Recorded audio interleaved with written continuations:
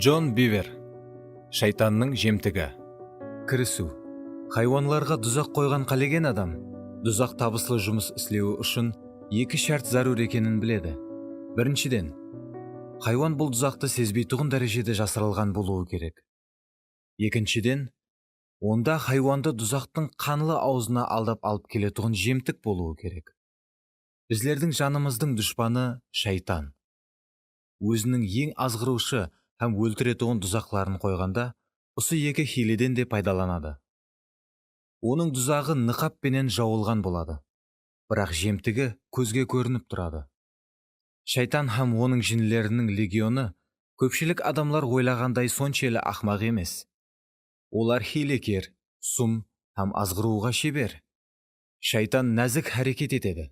Ол шыққан һәм тапқыр. Ол нұр періштесі ниқабы астында бола алатұғын ұмытпаң. Егер біздер Құдайдың сөзі дикарында жақсылықты жаманлықтан ажыратып үйренбеген болсақ, онда оның дұзақларын танып біле алмаймыз. Әрбір масихи дұсласатұғын оның ең азғырушы жемтіклерінің бірі бұл өкпе. Негізінде, дұзақта тұрған өкпе ешкімді өлімге жетелей алмайды. Бірақ егер біздер бұл шайтанның жемтігін алып, оны жүрегімізге кіргізіп қойсақ, әне, сонда ғана ол біздерді өлімге жетелеп баслайды. Бұндай адамды өкпелеп қалған деп атаймыз. Өкпелеп қалған адамлар мынаған ұқсаған көп қана жаман мүйелерді бере баслайды. Ғазеп, ашу, қызғаныш, ашушақлық, алауыздық, қайғы, ауру, жек көрушілік һәм көре алмаушылық. Өкпені кіргізіп, адамлар өз өмірлерінде төмендегі ақыбетлерді орып алады. Масқаралану, әрқилы хүкімлер, жарақатлар, бөлінулер, қарым-қатынастықтың бұзылуы, сатқынлық һәм сенімнен қайтушылық. Көбінесе өкпелеп қалған адамлар өзлерінің дұзаққа түсіп қалғанын түсінбейді. Олардың бар диққаты оларға қылған жаман қатынасларға қаратылады. Сондықтан өзлерінің қорқынышлы жағдайға түсіп қалғанын да сезбейді. Олар хақиқатлыққа жүзбе-жүз қараудан бас тартады.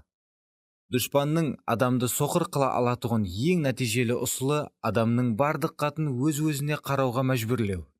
Сіз қолыңызда ұстап тұрған кітап, осы набыт қылушы дұзақтың бетін ашады, һәм қалай оның пәнжесінен құтылып, азат болу мүмкінлігін көрсетеді. Өкпелеуден азат болу әрбір масихи үшін оға да ахметлі. Себебі бұл дүнияда өкпелеулерге һәм азғырылуларға әлбетте дұсласатұғынымыз хақында иеміз Иса ескертеді. Лука 17:1-ге қараң. Бұл туралы ақшта һәм басқа елдерде уаз айтқанымда, тыңлаушылардың ярымынан көбісі тәубе ету үшін алдыға шықты. Бұл жетерлі дәрежеде үлкен процент, бірақ негізі бұл елі һәммесі емес. Менменлік көпшілік адамлардың тәубе етуіне кесент етіп, оларды орынларында ұслап қалады. Мен бұл дұзақтан адамлар азатлық алған уақытында олардың қалай шипа алғанын, мұқаддес рухқа толғанын һәм ибадатларына жауап алғанларын көрдім. Әдетте азатлық алған кезде олар жылдар бойы іздеп жүрген нәрсесін енді тапқанлығы туралы гуалық береді. 20-ші асырдың ақырына келіп, жәмәтлерде Құдай хақында білім бір қанша көбейді. Бірақ тілекке қарсы, әзір сенушілер, жетекшілер һәм жәмәтлер арасында еледе көбірек бөлінулердің болып атырғанын көріп тұрппыз. Бұның себебі мынау. Хақиқи сүйіспеншіліктің жоқлығы себеплі жәмәтлерде өкпелеу рухына орын берілген, һәм ол үлкен һәм терең тамырларын жайған. Білім адамды менмен қылады, ал сүйіспеншілік жігерлендіреді. 1 Коринфилерге 8:1. Көпшілік сенушілер бұл азғырушы дұзаққа түсіп қалған һәм үйренісіп кеткен. Олар бұны әпуайы өмір тәрізі деп есаплайды. Бірақ қуанышлы жаңалық соннан ібарат. Масих екінші рет жерге келерден алдын хақиқи сенушілер көз көріп, құлақ естпеген дәрежеде бірлеседі.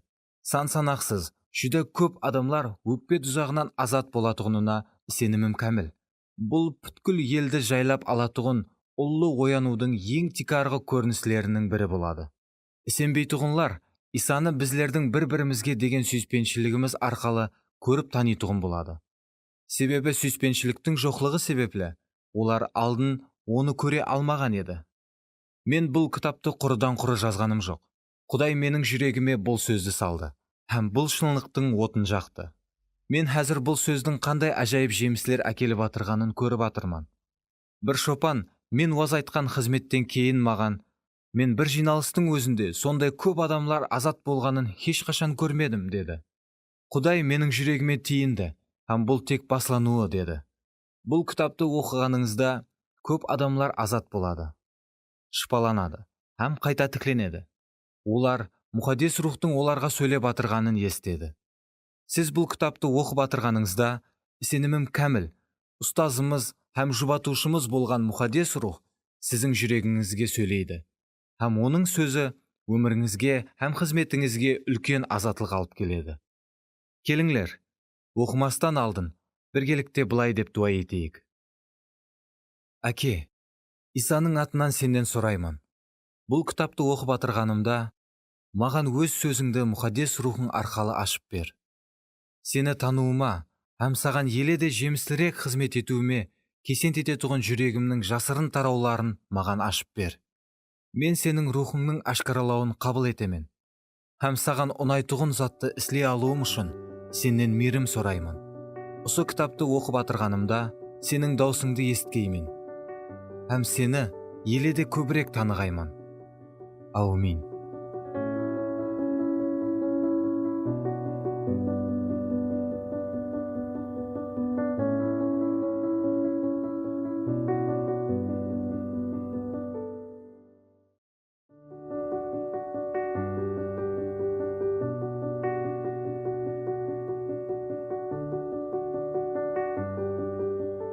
Джон Бивер. Шайтанның жемтігі. 1 бап. Мен өкпелеп қалғанман ба? Адамларды күнәға азғырушы нәрселердің келуі сөзсіз. Лука 17:1.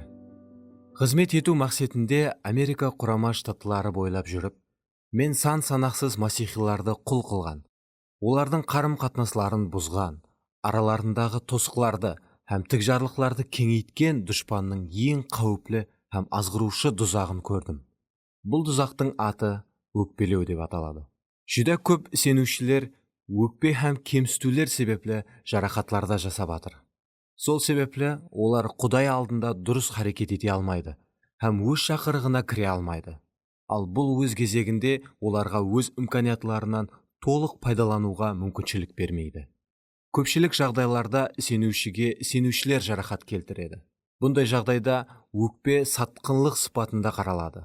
Забур жырларында Дауд қайғырып былай дейді: егер жауым мені кейісе, бұны көтере алар едім. Дұшпаным менен өзін жоғары қойса, оннан жасырынған болар едім. Бірақ сен маған теңлес болған адам, достым һәм жақыным. Біздер сырлас дос едік, Құдайдың үйіне бірге барар едік. Забур 54:13-15. Бұл адамлар сенің қасыңда бірге отыратұғын, бірге алғыс айтатұғын, ямаса хәтте жәмәтте уаз айтатұғын адамлар болуы мүмкін. Олар менен бірге біздер демалыс күндерін өткіземіз, әр қилы қызметлерге қатынасамыз, һәм бірге жұмыс істейміз. Ямаса бәлкім бұл еледе саған жақынырақ адамлар болуы мүмкін. Біздер біргелікте өсеміз, оларға өз сырларымызды ашамыз, олардың қасында жасаймыз. Қарым-қатынасы қаншелі жақын болған сайын, өкпе де соншелі ауыр болады. Ең күшлі жек көрушіліктер көбінесе ең жақын қарым-қатынасықта болған адамлардың арасында болады. Неке ажырасуы менен шұғыланатұғын адвокатлар сізге көплеген қорқынышлы һәм қатал уақияларды айтып бере алады. Өз жақылыларын өлтіргені хақында жаман хабарларды уақыты менен ғалаба хабар құраллары хабарлап тұрады. Біздердің өз үйіміз, біздер туылып өскен, біздерге пана болған, біздерді тәминлеген, мехір берген һәм алған өз үйіміз көбінесе біздердің жарақатларымыздың тамыры болады. Тарих біздерге ең қанлы ұрыс бұл бұқаралық ұрыс екенін көрсетеді. Бұнда туысқан туысқанына қарсы, ұл әкесіне қарсы, әкесі ұлына қарсы ұрсады.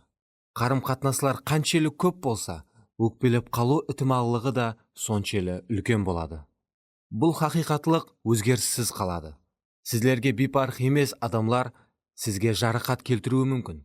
Сіз олардан көп нәрсені күтесіз, себебі сіз де оларға көп нәрсе берген боласыз. Адамнан күту қаншелік көп болған сайын, түскінлік те соншелік көп болады. Әзір жәмиетімізде эгоизм рауажланып жатыр. Адамлар тек өзлерін ойлайды. Атрапындағы адамларға ітібар бермейді. Һәм оларды жарақатлайды. Бұл біздерді таң қалдырмау керек. Мұқаддес кітап анық қылып, соңғы күндері адамлар өзін жақсы көретұғын болады, дейді. 2 Тимофей 3:2. Біздер осыған ұқсас сатыларды сенуші емес адамлардан күтеміз. Бірақ Павел бұны жамааттың сыртындағы адамларды нәзерде тұтып айтпаған. Ол масихилар туралы айтқан. Әзір жүда көп адамлар жарақатланған. Олардың кеуіліне тиген, оларды қапа қылған. Сондықтан олар өкпе рухын жүрегіне кіргізіп алған. Олар өкпелі, олар азғырылған, шайтанның тұзағына түскен. Бірақ олар шайтанның тұзағына түсіп қалғанын түсінбейді. Кім бұған айыпкер? Өздеріміз емес пе? Бұл дүнияда азғырылуларға ямаса өкпелеулерге дұсласпай жасау мүмкін емес екенлігін иеміз Иса анық қылып айтпады ма? Солай болса да, көпшілік масихилар осындай хүжімге ұшырағанында аң-таң болып өзлерін жоғалтып алады. Біздер өзлерімізді басқа ешкім бұндай надұрыс қатынасқа ұшырап көрмегендей етіп тұтамыз. Бірақ өзлерімізді сондай етіп тұтуымыз біздердің дұшпан алдында халсіз екенлігімізді көрсетеді. Һәм оған жүрегімізге ащы тамырды пайда етуіне шариғат жаратып береді. Соның үшін біздер азғырылулар һәм өкпелеулерге қарсы құралланып, хәмеше таяр болып тұруымыз керек. Себебі өкпелеу рухы хүжім қылғанда өзлерімізді қайтып тұтатұғынымыз һәм оған қайтып жауап беретұғынымыз келешегіміздің қандай болатұғынын белгілейді. Азғырушы дұзақ. Лука жазған Хошхабардағы 17:1-де азғырушы деген сөз грекше скандалон деген сөзден келіп шыққан. Мұқаддес кітаптың інгліс тіліндегі аудармасында бұл азғырушы деген сөз өкпе деген мәністі де білдіреді. Сондықтан автордың ойын толық жеткізу мақсатында азғырушы деген сөзді кейде өкпе сөзіменен аударамыз. Аудармашы еслетпесі. Білесіз бе, басында бұл сөз дұзаққа қойылған жемтікті білдірген. Демек, бұл сөз кімнің дүр жолына қойылған дұзақты аңлатады. Жаңа келісімде бұл сөз көбінесе дұшпан қалай адамларды өз дұзағына түсіретұғынын тәріплеу үшін қолданылады. Өкпелету. Бұл дұшпанның азғырушы құралы. Осы құралдың жәрдемінде ол адамларды өз құллығына түсіруге әрекет қылады. Павел жас Тимофейге былай деп насият береді. Иеміздің қызметшісі жәнжелпаз болмауы керек. Керісінше, ол менен мүлайым, тәлім беруге қабілетлі һәм сабырлы болуы тиіс. Және ол өзіне қарсы болғанларға әлпайымлылық пенен жол-жорық беруі лазым. Сонда мүмкін Құдай сол адамлардың да тәубеге келіп, хақиқатлықты білуі үшін жол ашар. Солай етіп, олардың ақылы кіреді һәм қалегенін іслету үшін өзлерін тұтқын қылған шайтанның тұзағынан құтылады. 2 Тимофейге 2:24-26. Ұрысып бір-біріне дұшпан болып қалған адамлар шайтанның тұзағына түсіп қалады һәм оның еркін орынлайтұғын құлына айланады. Оннан да қорқынышлысы, бұл адамлар шайтанның тұтқынлығына түсіп қалғанын әттекі аңламайды да. Адасқан ұлға ұқсап, олар оянуы керек. Сонда ғана олар өзлерінің қандай жағдайда тұрғанын көріп, өзлеріне келеді.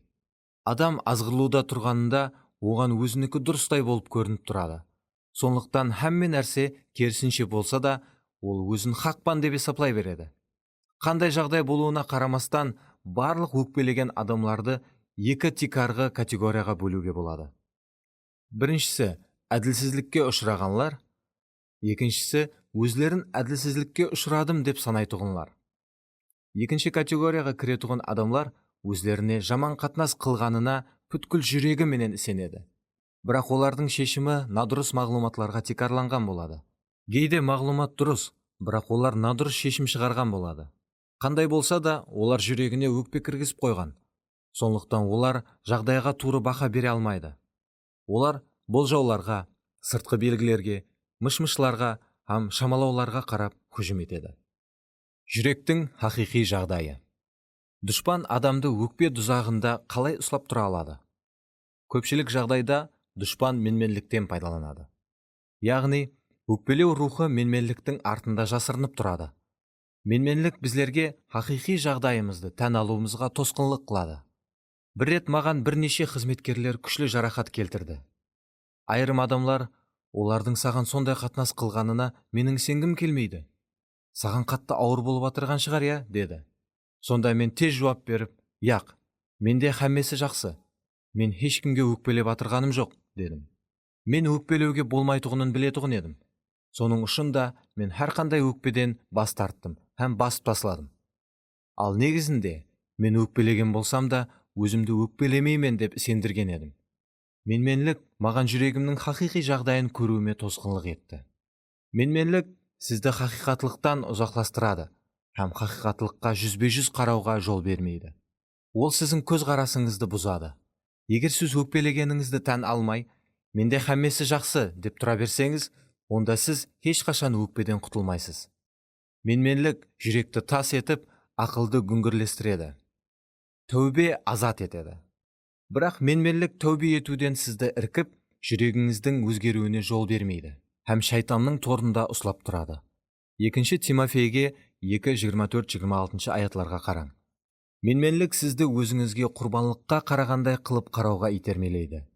Сонда сіздің мүнәсібетіңіз мынандай болады.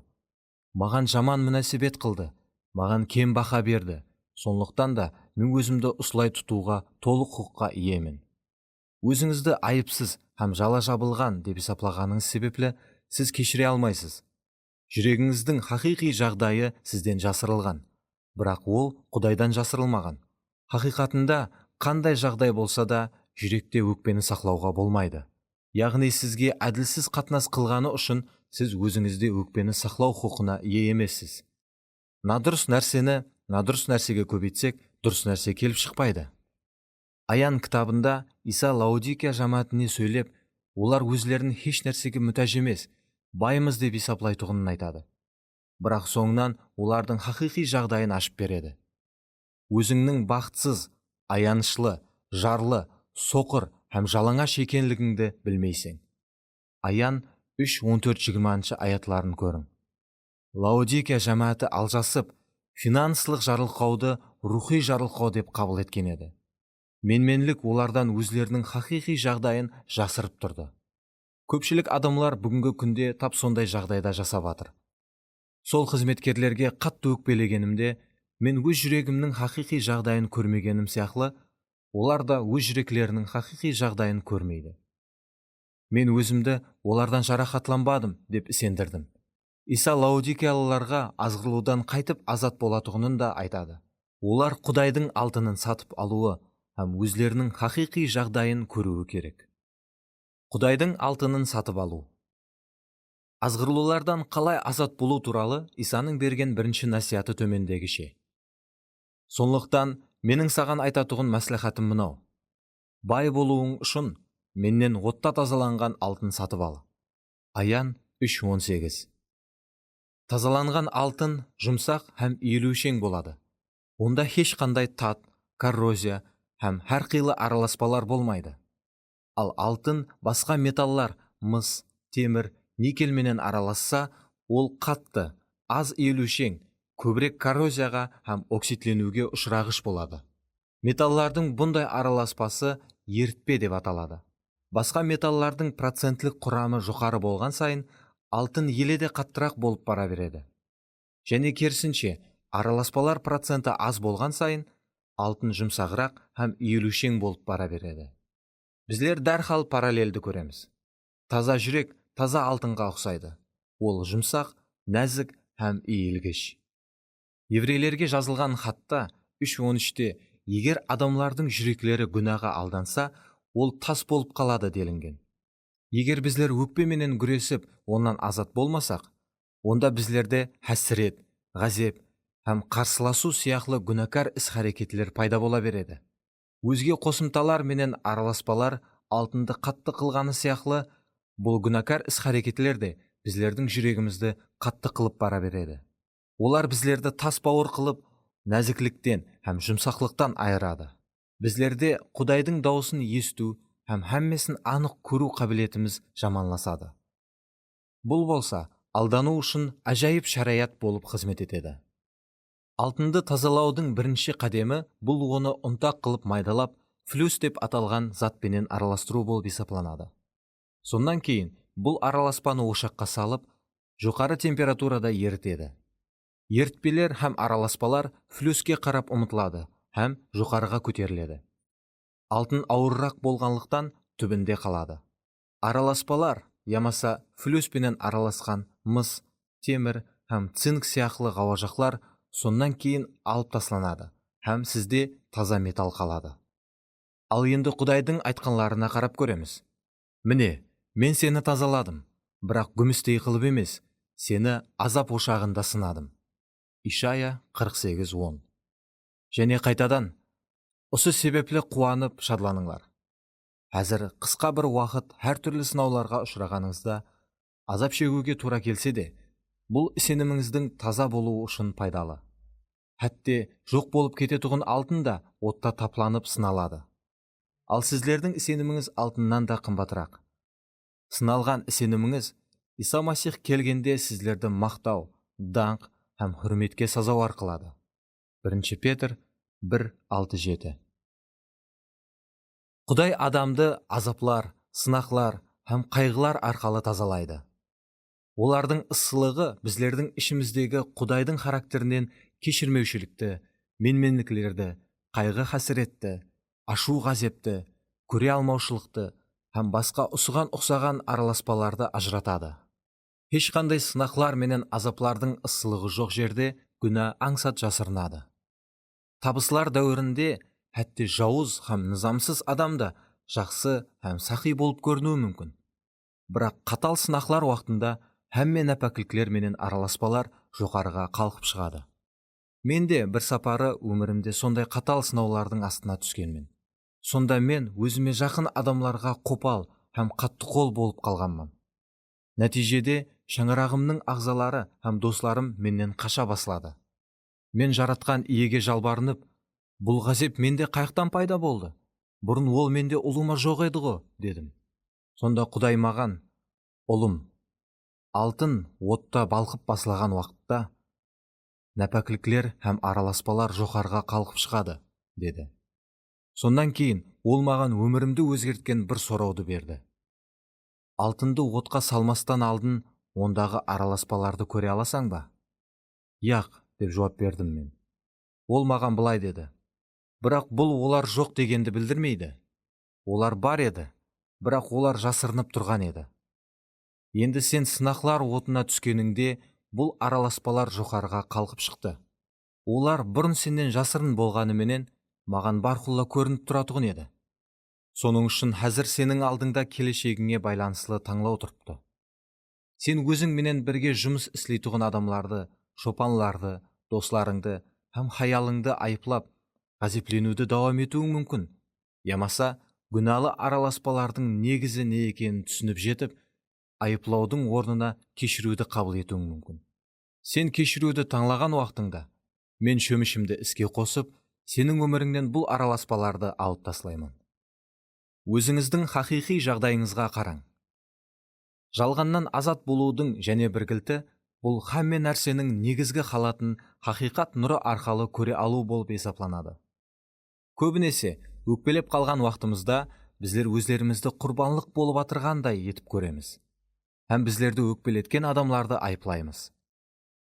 Ал күнәлі араласпалар жоғарыға қалқып шыққан уақытта өздеріміздің қайғы хасіретімізді, кешірмеушілігімізді, ғазебімізді, күншілігімізді һәм ашуымызды ақлап басылаймыз. Айырым уақытлары біздер хәттекі біздерді өкпелеткен адамларды еслеткенлерге де ашуланамыз. Сол себептен Иса мынандай мәслихат береді. Көруің үшін көзлеріңе сүртетұғын дәрі сатып ал. Аян 3:18. Нені көру үшін? Өзіңнің хақиқи жағдайыңды. Өзіңнің хақиқи жағдайыңды көру бұл азат болу үшін жалғыз жол. Тек сонда ғана біздер иеміз Исаның бұйрығына құлақ салып, ықыласлы түрде тәубе етеміз. Сіз басқаларды айыплауды тоқтатқан уақытыңызда ғана тәубе ете аласыз. Біздер басқаларды айыплап, өзімізді ақлап атырған уақытымызда рухи соқыр болып тұрамыз.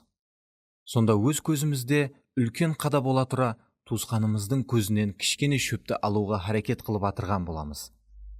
Бірақ біздерге хақиқат ашылған кезде біздер азатлық аламыз. Құдайдың рухы біздерге күнәмізді көрсеткен уақытында, ол барқұлла күнәні біздерге қоспай, біздерден бөлек халда көрсетеді. Яғни, ол айыпламайды, ал ашкаралайды. Сонда біздер айып емес, ал ашкара аламыз.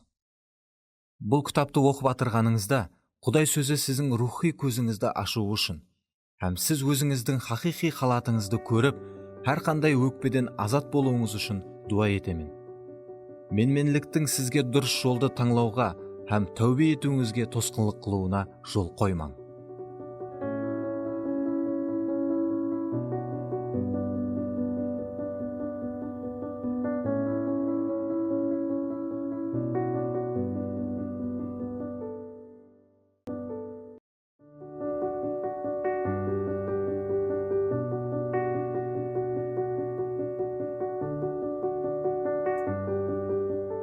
Джон Бивер, Шайтанның жемтігі. 2 бап. Көплер өкпенің қақпанына түседі. Сонда көп адамлар сенімнен қайтады. Бір-біріне сатқынлық іслеп, бір-бірін жек көреді. Көплеген жалған пайғамбарлар пайда болып, көп адамларды алдайды. Нызамсызлық көбейгенліктен көп адамлардың сүйіспеншілігі суиды. Бірақ ақырына дейін шыдаған құтқарылады. Матта 24:10-13. Матта жазған хош хабардың 24 бабында Иса ақыр заманның белгілері туралы айтады. Шәкіртлері оннан, сенің келуіңнің белгісі қандай? Деп сұрады. Әзір көп адамлар Иса келетұғын дәуірде жасап атырғанына сенеді. Иса жерге анық қайсы сәнеде қайтып келетұғынын анықлау мүмкін емес. Бұны тек әке біледі. Бірақ Иса қайтып келетұғын анық саатты һәм сәнені білмесек те, ол келетұғын мәусімді біле алатұғынымызды оның өзі айтты. Сол мәусім болса, әлі қашан келді. Әнжір ағашын мысалға алыңлар. Оның шақалары жұмсарып, жапырақ шығара баслағанда жаздың жақын екенін білесізлер. Сол сияқлы, сізлер ұсылардың хәммесін көргеніңізде, адам ұлының жақынлап есік алдында тұрғанын біліңлер. Матта 24:32-33. Мұхаддес кітаптағы пайғамбаршылықлардың жәмәтте, Израильда һәм дүнияда әзіргідей көп орынланып атырғанын бұрын ешқашан көрмедік. Сонлықтан біздер Матта жазған хош хабардың 24 бабында Иса сөретлеген дәуірде жасап атырмыз деп сенімменен айта аламыз. Диққатыңызды Исаның келуінен алдын болатұғын белгілердің біреуіне қаратың. Көп адамлар сенімнен қайтады. Айырым адамлар емес, ямаса тек біраз адамлар емес, ал көп адамлар сенімнен қайтады дейді. Сенімнен қайтады деген сөз сүрнігеді, азғырлуға түсіп қалады, өкпеге орын беріп қояды деген мәнсілерді білдіреді. Демек, көп адамлар азғырлуға түсіп, өкпеге орын беріп қояды, һәм сенімнен қайтады. Біріншіден, біздер бұл сенімнен қайтқан һәм өкпелеген адамлар кімлер деген сұрауды өздерімізге беруіміз керек. Масихилар туралы айтып атыр ма, ямаса барлық адамлар туралы ма? Бұл сұрауға жауапты кейінгі аяттан табамыз. Жауызлық көбейгенліктен көп адамлардың сүйіспеншілігі суиды. Матта 24:12. Бұл аяттағы сүйіспеншілік сөзі грек тіліндегі агапе деген сөзден алынған. Жаңа келісімде сүйіспеншілік деген сөз грек тілінде және филио деп те айтылады. Бірақ агапе менен филионың екеуі екі мәністегі сүйіспеншілікті береді. Филио бұл достар арасындағы сүйіспеншілікті білдіреді. Бұл шәртлі сүйіспеншілік. Филио былай дейді: сен маған қызмет қыл, сонда мен де саған қызмет қыламан. Ямаса, маған сыпайылықпенен қатынас қыл, сонда мен де саған сыпайылықпенен қатынас қыламан. Ал агапе болса басқа сүйіспеншілік. Бұл Құдайдың сүйіспеншілігі. Бұл шартсыз һәм кемшіліксіз сүйіспеншілік. Иса бұл сүйіспеншілікті біздерге ешейін береді. Құдай өз балаларының жүрегіне осы сүйіспеншілікті құяды. Ол адамның іслерінен ямаса қатынасынан келіп шықпайды. Агапе, хәтте өзінен бас тартқанларға да көрсетілетұғын сүйіспеншілік. Құдайсыз біздер тек эгоистлік сүйіспеншілікке ие боламыз. Эгоистлік сүйіспеншілік оны қабыл етпей қалған уақытта, ямаса күткен жауабын ала алмай қалған уақытта дәрхал тоқтайды. Бірақ агапе еш нәрсеге қарамастан сүюін давам ете береді. Агапе Исаның адамзатқа атанақ ағашта көрсеткен сүйіспеншілігі. Ол атанақта адамлардың күнәларын өзіне алып, біздердің һәммеміз үшін Құдайдан кешірім сұрады, һәм әрбір адам үшін құрбан болды. Әне, осы агапе. Адам Исаны қабыл еткен уақытында, осы агапе деп аталатұғын шартсыз сүйіспеншілікті қабыл етеді. Сондықтан агапе тек Құдайдан туылған масихиларда ғана болады. Матта 24 бап 12 аятта, әне осы агапе деп аталатұғын сүйіспеншіліктің суытығының иеміз Иса айтады. Жауызлық көбейгенліктен көп адамлардың сүйіспеншілігі суиды. Сондықтан да Иса айтқан бұл көп адамлар масихилар болып есапланады. Бір рет менің өмірімде мынандай бір уақия болды. Мен бір адамға өзімнің сүйіспеншілігімді көрсету үшін оған қолымнан келген һәмме нәрсені істедім. Бірақ әр сапары мен оған сүйіспеншілігімді ұсынған уақытта бұл адам мені сынға алғандай һәм маған қопалықпенен жауап қайтарғандай болып көрінді. Бұл бірнеше ай давам етті. Бір күн келіп, менің сабырым таусылды. Мен Құдайға, жетер енді бұл туралы менің сөйлеспесең болмайды. Әр сапары бұл адамға сенің сүйіспеншілігіңді көрсеткен уақытымда жауап ретінде мен оның тек қопалығын көремін, деп шағым еттім. Сонда ием маған былай деді: Джон, сен Құдайдың сүйіспеншілігіне деген сеніміңді рауажландыруың керек. Нені нәзерде тұтып атырсаң? Дедім мен. Ол маған Галатиялыларға 6 бап 8-9 аятлар арқалы жауап берді.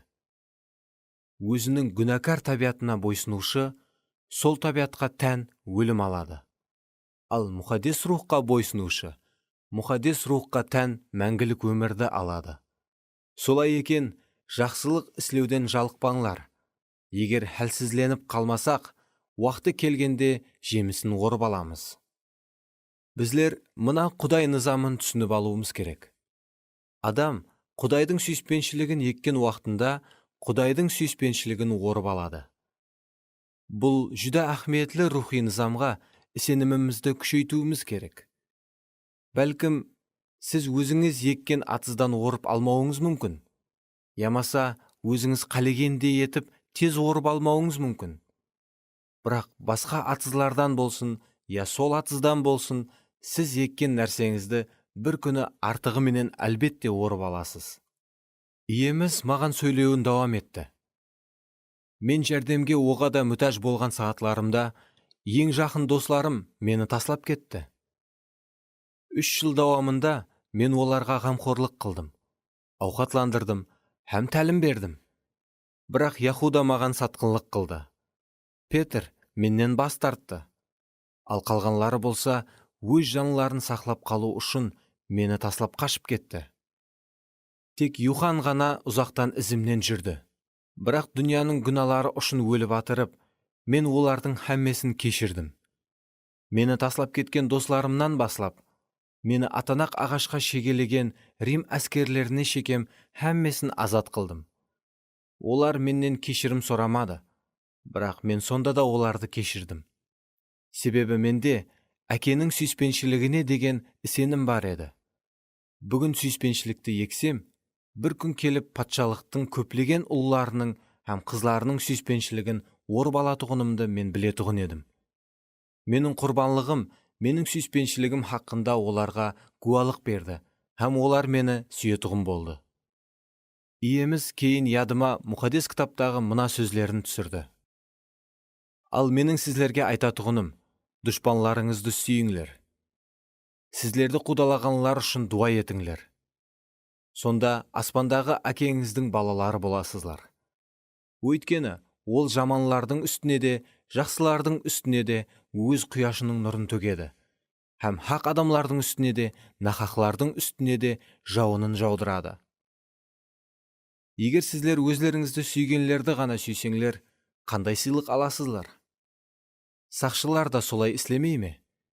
Сіздер туысқанларыңызбенен ғана сәлемлессеңлер, онда қандай өзгешелігіңіз бар? Бұтқа табынушылар да солай істемей ме? Матта 5:44-47. Ұлы күтулер. Сонда мен соны түсініп жеттім. Менің көрсеткен сүйіспеншілігім жуапсыз қалып атырған уақытлары, ол адамнан қайтпағаны менен мен сүйіспеншілікті мұқадес рухқа егіп атырған екенмін. Егер еге берсем, бір күні сүйіспеншіліктің зүрәтін орып аламан. Мен қайықтан болса да зүрәттің әлбетте болатұғынын түсініп жеттім. Енді кімдір менің сүйіспеншілігіме жауап қайтармаса, бұны әуметсізлік деп есапламайтұғын болдым. Керісінше, әр қашан кімге-дір сүйіспеншілік көрсеткен кезімде өзімді бақытлы сезе басладым. Мен басқалардан күтуден азат болдым. Егерде барлық масихилар бұны түсініп жеткенде ме еді, олар тәслім болмай һәм азғырлауға түспей, сүйіспеншілігін суытпаған болар еді. Әдетте, біздер ондай сүйіспеншілікті көрсетпейміз. Біздер көбінесе көрсеткен сүйіспеншілігімізге лайықлы жауап күте баслаймыз. Егер күткеніміздей жауап көрмесек, дәрхал жүрегімізге өкпе кіргізіп баслаймыз. Бұл эгоистлік сүйіспеншілік. Егер мен адамлардан бір нәрселерді күтсем, онда менің қапашылыққа түсетұғыным анық. Себебі олар менің күткен нәрселерімді бере алмай қалуы мүмкін. Ямаса ойлағанымнан дым аз етіп беруі мүмкін.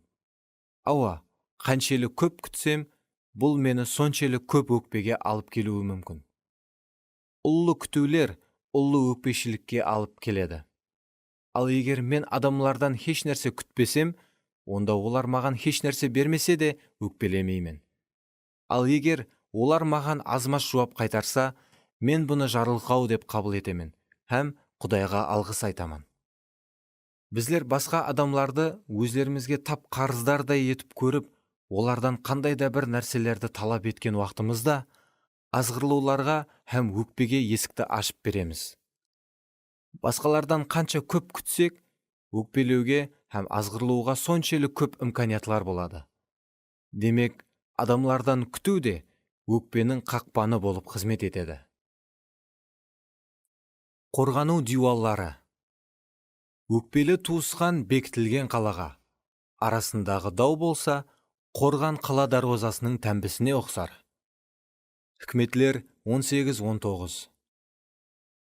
Өкпелеп қалған туысқанның жүрегін ашу, беккем қорғанлы қаланың дарвазасын ашудан да қиынырақ.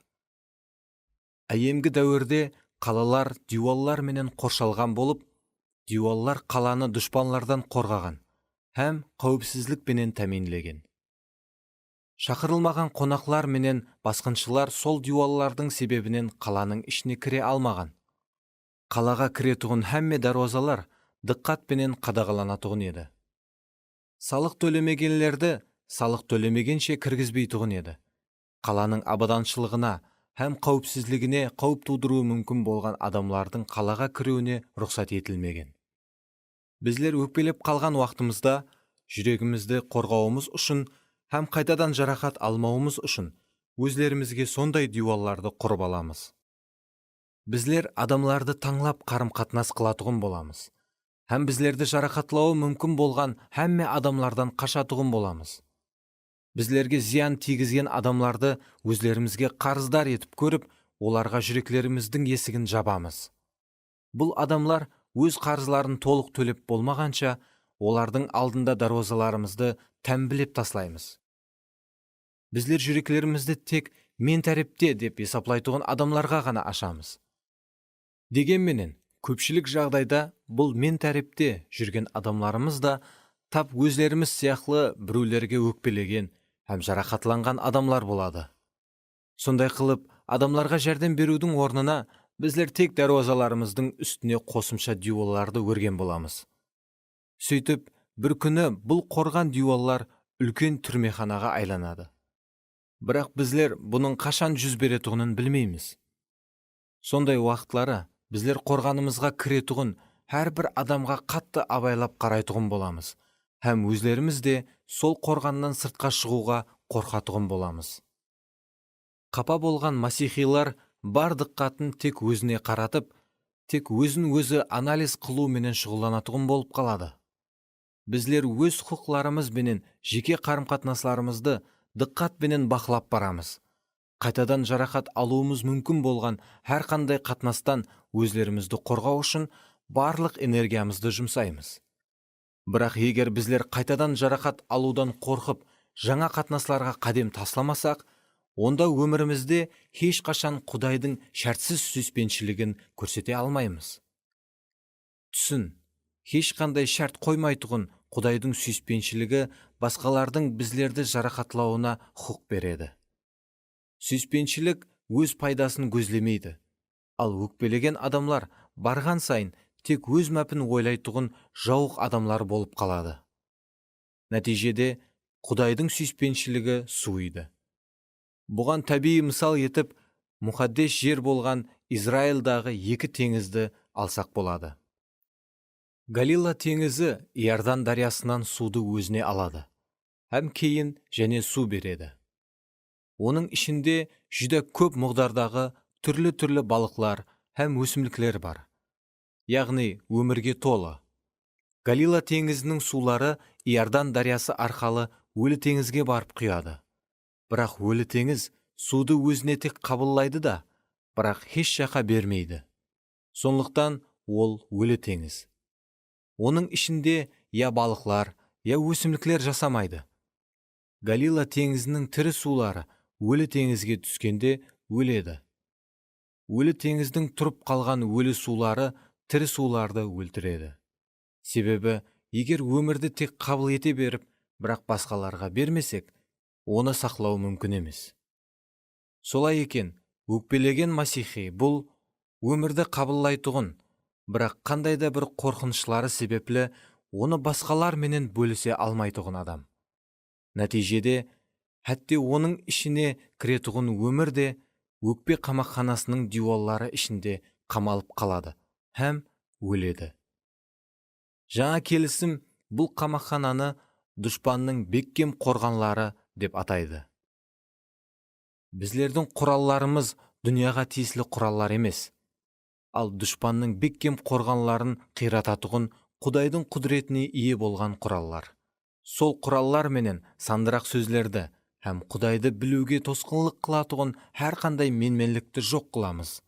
Масихқа бойсынбайтұғын әрбір ой пікірді Масихқа тұтқын етіп бойсындырамыз. 2 Коринфилерге 10 бап 4-5 аятлар. Дұшпанның беккем қорғанлары бұл дұшпанның жаратқан күшлі пікірлері. Адам бұл өтірік пікірге шын жүрегіменен сенсе, бұл пікір оның сана сезімінің ішіне әбден жайғасады, һәм дұшпанның беккем қорғанларына айланады. Дұшпан сол пікірлердің, яғни өз қорғанларының ішінде тұрып, адамды іштен басқарады. Сондықтан өкпелеген адам келген барлық мағлұматларды сол пікірлерге бойсындырады, яғни сол дұшпан қорғанларының ішіне қамайды. Басында олар бұл дюалларды қорғау үшін құрған еді, бірақ кейін олар азаплайтұғын һәм бұзатұғын дюалларға айланады. Себебі бұл пікірлер дұшпанның қорғанлары болып қызмет етеді, һәм Құдайды білуге, ямаса тануға әрқашан қарсы күреседі. Егер біздер өтміштегі өкпелердің, шетлетулердің һәм тәшвиштердің ішінде батып қалсақ, онда әрқандай мағлұматты бұзылған халында өтіріктей етіп қабыл ете береміз. Нәтижеде біздерде Құдайға деген сену үмканы қалмайды. Біздер әтте Құдайдың айтып атырған сөздеріне де сене алмай қаламыз. Біздер оның игілігіне һәм садықлығына гуманланамыз. Құдайды біздердің кеулімізге жарақат келтірген адамларға ұқсатамыз. Себебі дұшпанның қорғанлары Құдайдың келбетін де біздерге натуры етіп көрсетіп тұрады. Бірақ Құдай адам емес. Ол өтірік сөйлей алмайды. Санлар 23-19 аятқа қараң. Оның жоллары біздердің жолларымыздай емес. Оның пікірлері біздердің пікірлеріміздей емес. Ишая 55-8-9 аятларға қараң. Өкпелеген адамлар өз пікірлерінің дұрыс екенлігін дәлелдеу үшін мұқаддес кітаптан бір аятларды ізлеп табады. Бірақ бұл натуры әрекет. Себебі Құдай сөзінен дұшпанның ісін, яғни өкпемізді қорғау үшін пайдалануға болмайды. Егер біздерде сүйіспеншілік болмаса, бірақ мұқаддес кітапты білетұғын болсақ, бұл білім қатты қауіплі білім. Сүйіспеншіліксіз білім қиратушы күш болып есапланады. Себебі ол адамды менмен қылып, оны орынлаушыға емес, ал хүкім етушіге айландырады. 1 Коринфилерге 8 бап 1-3 аятларды көрің. Нәтижеде біздер кешірмеушілігіміз үшін тәубе етудің орнына тек өздерімізді ақлау менен ғана шұғылланатұғын боламыз. Бұл азғырылуымыз үшін әжайып ықылым. Себебі құрғақ білім Құдайдың сүйіспеншілігісіз адамды жолдан адастырады. Иса, көп адамлар сенімнен қайтады, азғыруларға түседі, сүрнігеді, өкпелейді, деп айтқаннан соң, дәрхал жалған пайғамбарлардың келетұғыны туралы ескертеді.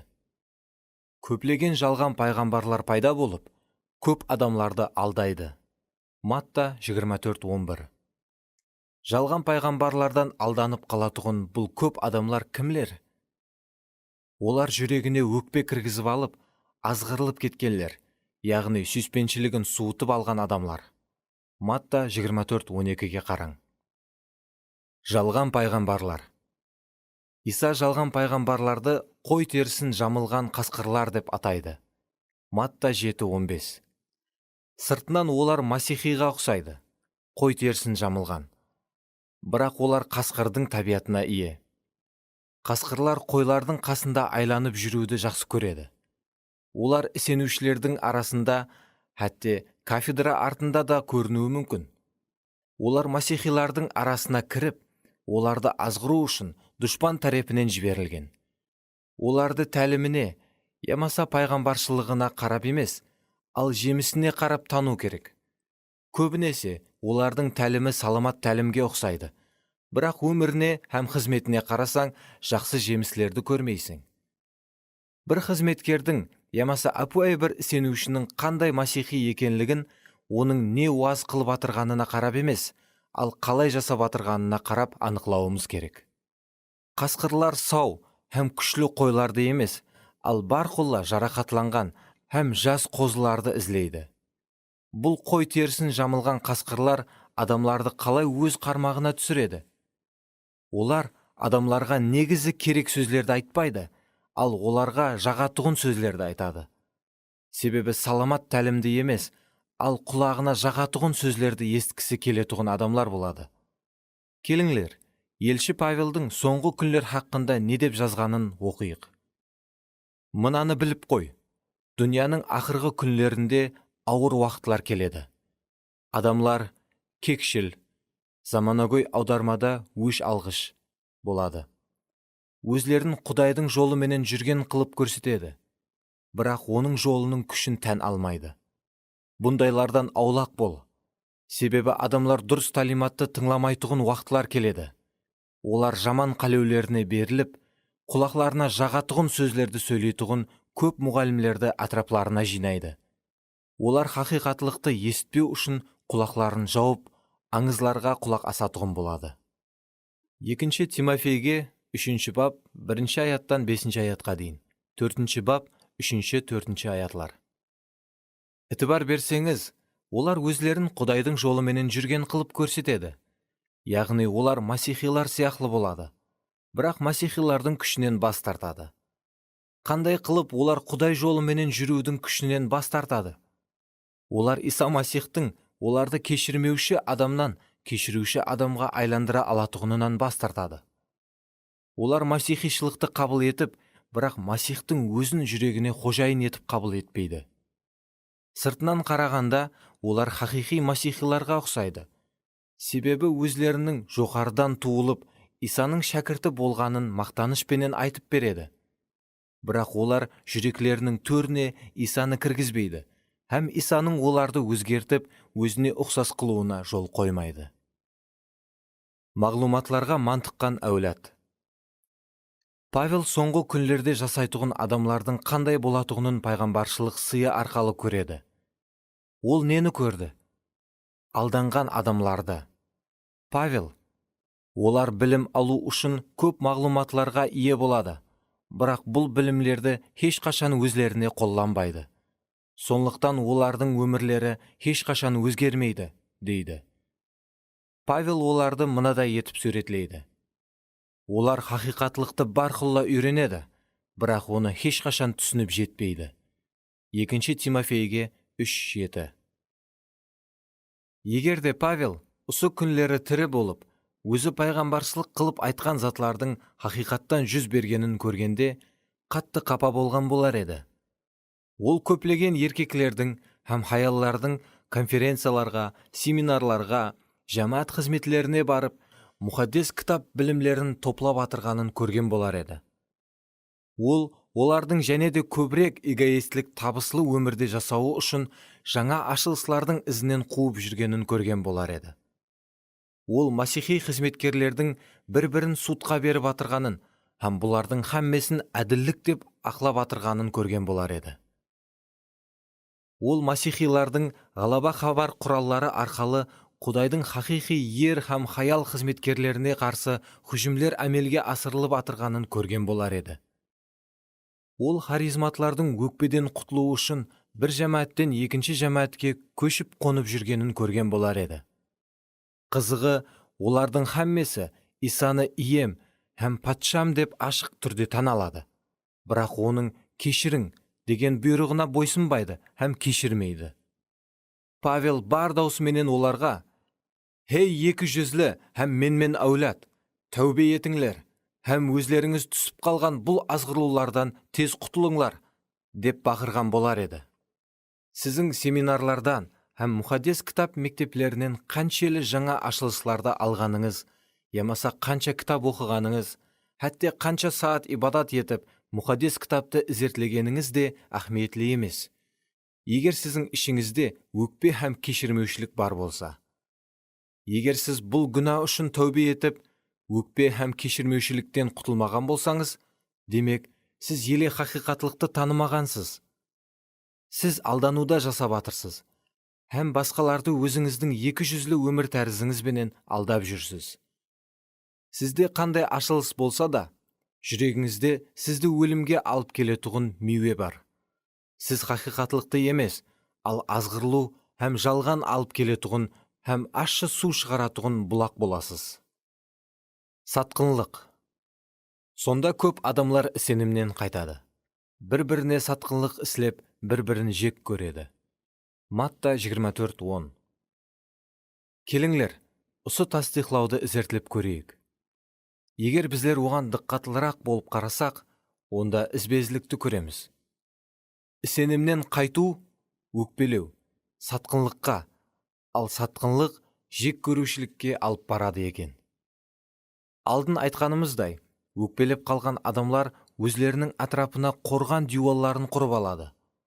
Олардың мақсеті өз-өзлерін қорғау болады. Олар өзлерін қайтып болса да қорғауды һәм қауіпсіз болуды қалайды. Бұл оларды сатқынлыққа мейл қылады. Олар біреуді сатқан уақытында өзлерін қорғауға, ямаса сатуы арқалы қандай да бір пайдаға ерісуге ұрынады. Бірақ кімді сатады? Әлбетте, олар менен жақын қарым-қатынасқа ие болған адамды. Сондай қылып, аспан патшалығында қандай уақытта сатқынлық жүз береді екен?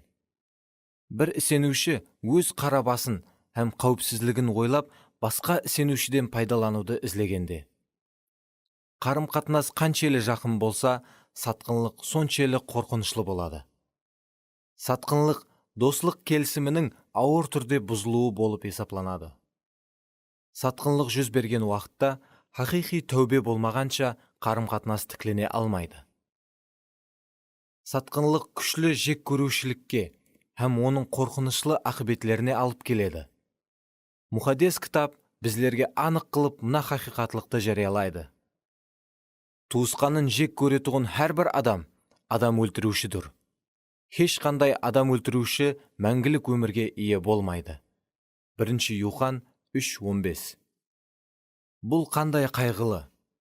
Себебі біздер әзір сенушілердің арасында өкпелеулердің, сатқынлықтың һәм жек көрушіліктің жиі болып тұрғанына куәміз. Бұл жаманлықлардың біздердің үйлерімізде һәм жәмәәтлерімізде кең тарқалғаны соншелі, біздер оларға хәтте үйренісіп те кеткенбіз. Сондай дәрежеде етіміз өліп кеткен. Хәтте бір қызметкердің басқа бір қызметкерді сотқа беріп атырғанын көрсек, бұған қапада болмаймыз. Сенуші ерлі зайыплылардың сотта бір-біріне арыз қылып, ажырасып атырғанлары біздерді енді таң қалдырмайтұғында болған. Бөлінулер жәмәәтлерге кіріп келді, һәм кең тарқала басылады. Бұл да біздерді таң қалдырмайтұғын болды. Көплеген қызметкерлер тарапынан іслеп шығылған сиясат әмелде толық әрекет етпекте. Оны аспан патшалығының, ямаса жәмәәттің жоғарғы мәпілерінің артына жасырады. Өздерін масихимыз деп жүрген адамлар маған жаман қатынас қылмайтұғынына һәм менен пайдаланбайтұғынына қашан сенімім кәміл болмағанша мен сотласаман дейтұғын болды. Сонда сенушілер жаңа келісімнің біздерге берген мына насихатын ұмытқан ба? Оннан көре нақақлыққа шыдағаныңыз жақсырақ болмас па еді? Тоналғаныңыз жақсырақ болмас па еді? 1 Коринфилерге 6:7. Исаның біздерге айтқан мына сөзлерін ұмыттық па? Ал менің сіздерге айтатұғыным, дұшпанларыңызды сүйіңлер, сіздерді қудалайтұғынлар үшін дуа етіңлер. Матта 5:44. Құдайдың біздерге берген мына бұйрықларын ұмыттық па? Ешбір нәрсені өз атақ абырайыңызды асыру үшін, ямаса мақтаншақлықпенен іслемеңлер. Ал әрбіріңіз кішіпейілдікпенен басқаларды өздеріңізден үстін деп есаплаңлар. Филиппилерге 2:3. Не үшін біздер бұл сүйіспеншілік низамлары бойынша жасамаймыз? Не үшін біздер бір-біріміз үшін жанымызды берудің орнына сатқынлық қылуға сондай шаққанбыз? Неге біздер алданып қалудан қатты қорқамыз? Бұның себебі төмендегідей. Біздердің сүйіспеншілігіміз суыған. Нәтижеде біздер тек өзлерімізді қорғауға һәм қауіпсіз қылуға ғана әрекет етеміз. Біздерге ғамқорлық қылуы үшін өзлерімізді Құдайдың қолына сенімменен тапсыра алмаймыз. Һәм сондықтан да өзлерімізге өзлеріміз ғамқорлық қылуға әрекет етеміз. Исаға жауызлық іслегенінде ол жауызлықпенен жауап бермеді.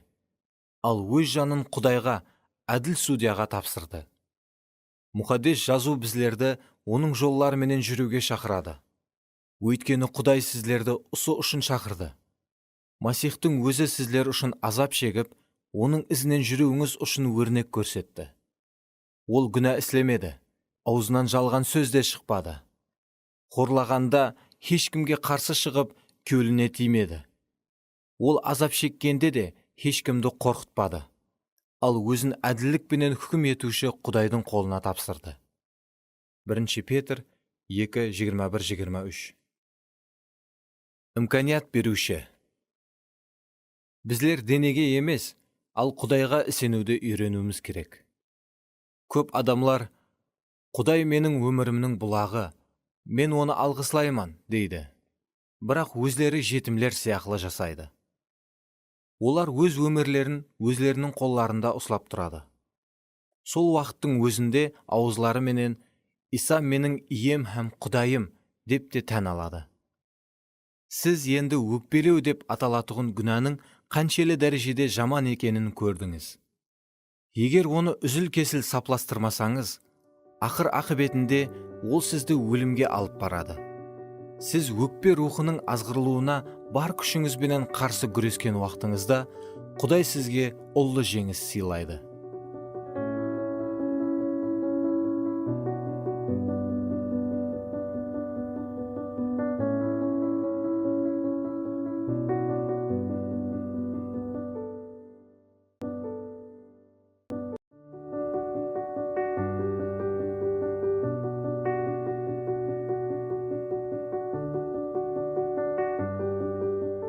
Джон Бивер. Шайтанның жемтігі. 3 бап.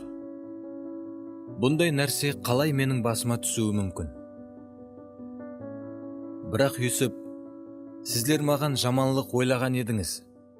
Бірақ Құдай көп адамлардың өмірін сақлап қалу үшін, әзір өзлеріңіз көріп тұрғаныңыздай, бұл жаманлықты жақсылыққа айландырды, деді. Жаратылыс 50:20. 1 бапта біздер барлық өкпелі адамларды 2 тайпаға бөлген едік. Біріншісі, хақиқаттан да жаман қатынасқа ұшыраған адамлар.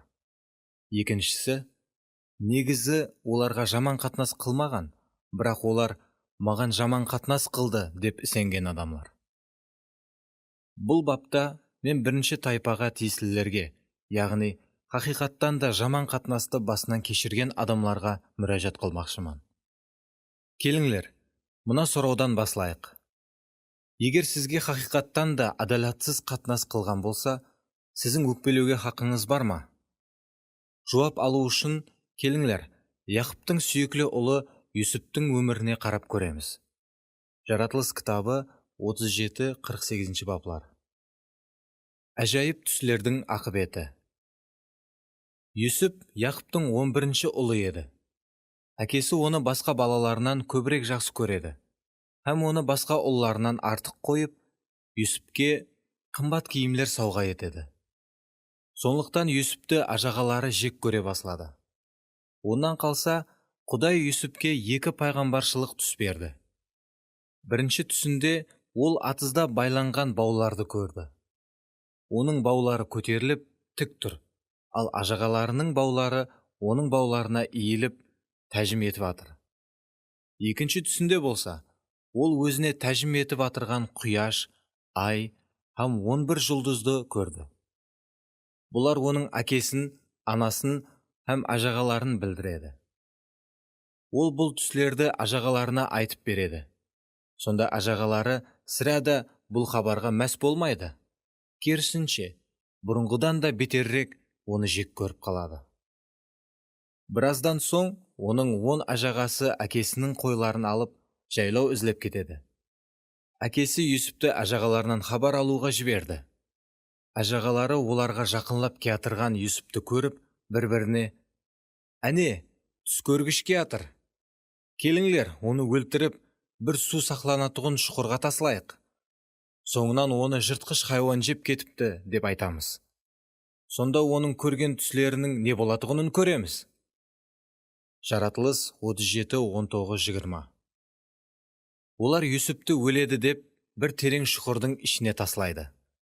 Ажағалары оның киімлерін шешіп алып жыртады. Һәм Юсіпті жабайы хайуан талап кетті деп әкесін інандыру үшін Юсіптің киімлерін хайуанның қанына бояйды. Бірақ ажағалары Юсіпті шұқырға таслағаннан кейін, олар Исмаилылардың Мысырға баратырған кәруанын көреді. Сонда Яхуда: «Ей, жігітлер, тоқтаңлар. Егер біздер оның бұл шұқырда өлуіне жол қойсақ, біздерге бұннан ешқандай пайда болмайды. Келіңлер, оны құлыққа сатып, бұннан біраз ақша табайық. Құлыққа сатылғаннан соң, ол біздер үшін өлген болып есапланады, һәм ешқашан біздердің тынышымызды алмайды. Ал өзлеріміз ақшаларды бөлісіп аламыз», деді. Бұл пікір бәріне мақұл түсіп, олар Юсіпті өтіп баратырған каруанға 20 шекел күміске сатып жібереді. Олар Юсіпке қатты өкпелі еді. Соның ұшында оны аямай, мирасынан һәм шаңырағынан айырып сатып жібереді. Бұлардың һәммесін Юсіптің өз туысқан ажағалары іслеп атыр еді. Олардың әкесі бір еді.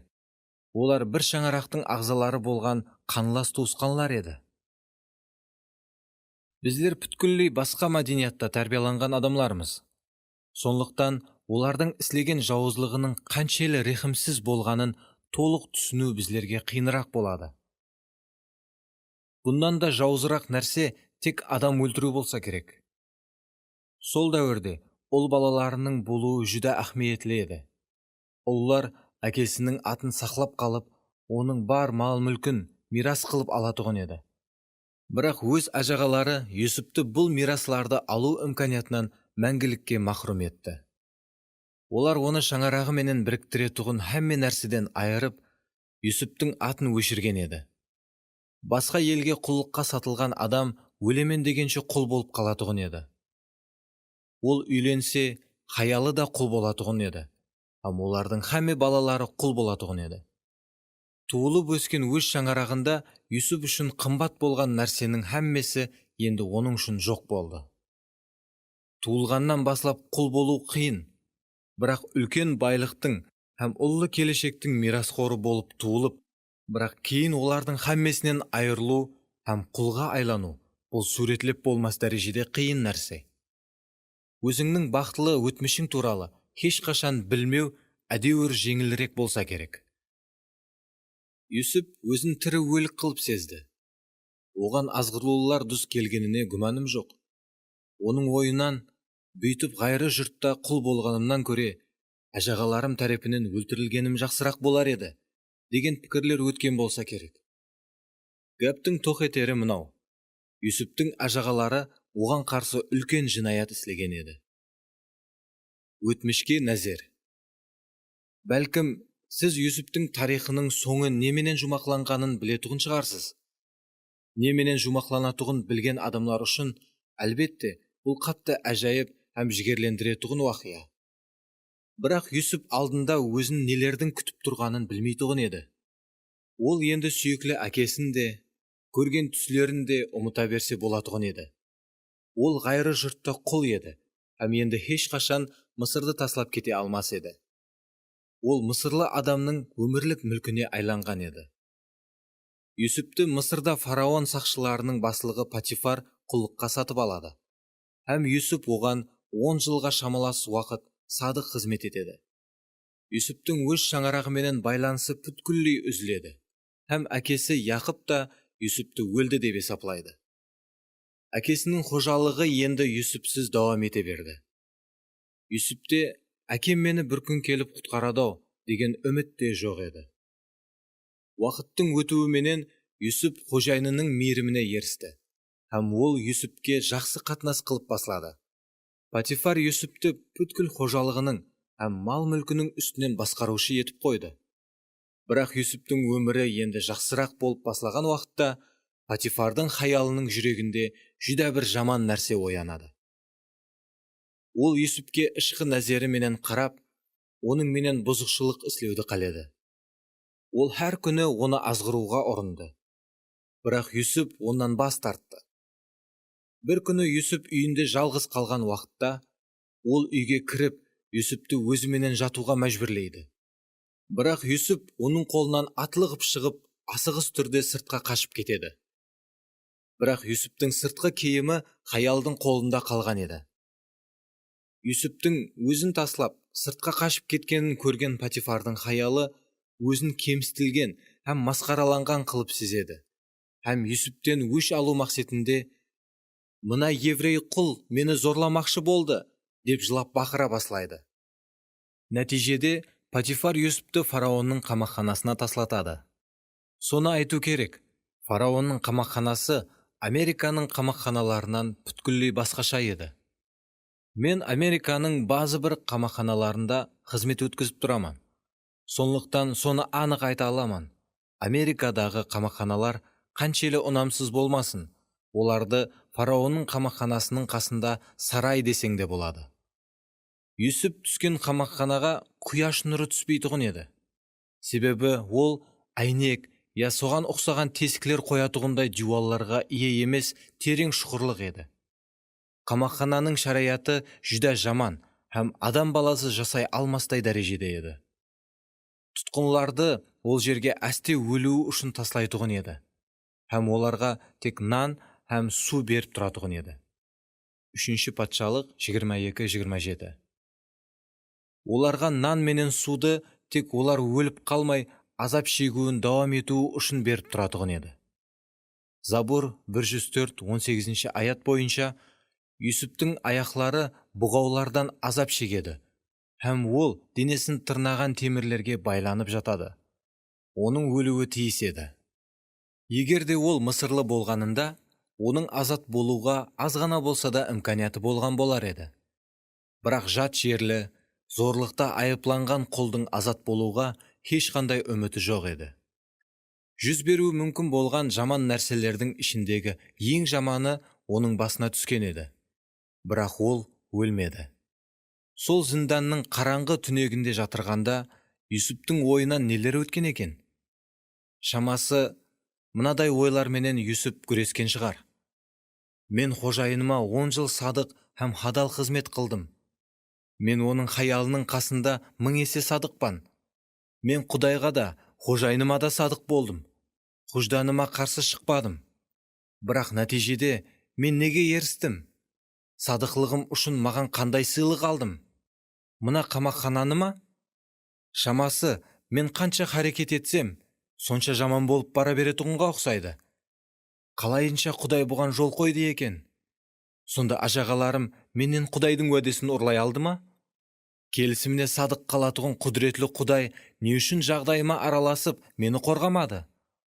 Сонда мейірімлі һәм садық Құдай өз қызметкерлеріне сондай қылып қамқорлық қыла ма? Мен өзі не үшін жазаланып атырман?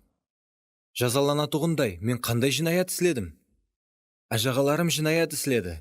Патифардың хаялы жинаят істеді. Бірақ олар емес, ал мен қамақханада отырыппан. Менің айыбым не? Құдайдың сөзлеріне һәм берген түслеріне сенгенім бе? Оның осындай ойлар менен күрескеніне сенімім кәміл. Қамақханада оның азатлығы жүдә шекленген еді. Бірақ бәрібір онда таңлау құқы бар еді. Қандай? Басына түсіп атырған уақияларға һәм өзіне қарсы ісленіп атырған жаманлықларға енді ол қандай жауап қайтарады? Құдайға сенуді давам ету керек пе, ямаса түңілушілікке түсу керек пе? Хадал болып жасауды давам ете беру керек пе, ямаса тәслім болу керек пе? Жаманлықларға жаманлықпенен жауап қайтару керек пе, ямаса жақсылықпенен бе? Өзі үшін кек алу керек пе, ямаса кешіру керек пе? Қандай жауапты таңлау оның өзінің қолында еді. Қамақханада да оның таңлау құқы бар еді. Юсуп алдын ажағаларына, кейін Құдайға өкпелеп һәм жауылып қала ма? Оның бұл дүнияда ұслап тұрған жалғыз үміті бар еді. Енді басына түскен сонша жаманлықтардан кейін ол Құдайдың берген уәделерінен сол үмітін үзе берсе бола ма? Һәммесі Құдайдың қолында ма? Бұл азаплар сынақлар еді. Негізі, Құдай бұл сынақлардан өткізуі арқалы оны хүкімдар болуға таярлап атырған еді. Бірақ бұл сынақлар таусыламан дегенше, Юсуп бұның таярлық екенлігін аңғарған да жоқ. Ол келешекте хүкімдар болғанда, өзінің хакімиятынан қалай пайдаланады? Мейірімсіздікпенен өзінің ғайры жұртқа сатып жіберген ажағалары оның қол астына келгенде, ол қолындағы биліктен қайтып пайдаланады. Юсуп өзінің шеккен азаплары арқалы Құдайға құлақ салуды үйреніп атырған еді. Оның ажағалары негізі Құдайдың қолланған құраллары болған еді. Юсуп Құдайдың уәдесін ұслап қала ала ма екен? Ол Құдайдың берген уәдесіне ерісу үшін Құдайды іздей ме екен? Юсуп жаслығында сол түслерді көрген уақытында бәлкім Құдай мені жақсы көреді. Сондықтан әкем мені һәмме балаларынан көбірек сүйеді. Құдай мені жақсы көргені үшін осы түслерді маған беріп атыр, деп ойлаған шығар. Құдай адамға билікті қызмет ету үшін береді, ал басқалардан ажыратып қою үшін емес. Бірақ Юсуп ол уақытта бұны еле түсінбейтұғын еді. Сондай таярлық дәуірлерден өтіп атырғанымызда, көбінесе біздер Құдайдың ұлылығына диққатымызды қаратудың орнына, жағдайларымыздың қатты ауыр екенлігіне қаратамыз. Нәтижеде, бұннан өзлеріміз азап шегеміз, һәм осы жаманлықлардың бәріне себепші болған айыплы адамды іздей береміз. Сондай уақытлары миымізге, Құдай бұл жаманлықлардың алдын алып, менің бұл азапларға түсуіме жол қоймауы мүмкін еді ғой, деген ой келеді. Һәм сол арқалы біздер енді Құдайды да айыплай баслаймыз. Юсуптың ойында, мен қолымнан келгенінше Құдайдың еркінде болуға әрекет қылдым, һәм оның низамларын бұзбадым. Мен Құдайға қарсыласпадым. Менің айыбым тек Құдайдың өзі маған берген түсті айтып бергенім. Нәтижесі не болды? Ажағаларым маған сатқынлық қылып, мені құлыққа сатып жіберді. Әкем мені өлді деп есаплайды. Сондықтан ешқашан Мысырға мені ізлеп келмейді деген пікірлер қинаған болса керек. Юсіп, менің басыма бұндай азап ақыретлердің түсуіне ең басылы айыпкер адамлар, бұлар өз туысқан ажағаларым деп санайтұғын еді. Бәлкім оның ойына, егерде Құдай маған түсімде көрсеткен жоғары дәрежені һәм хакимиятты бергенде, һәммесі басқаша болған болар еді.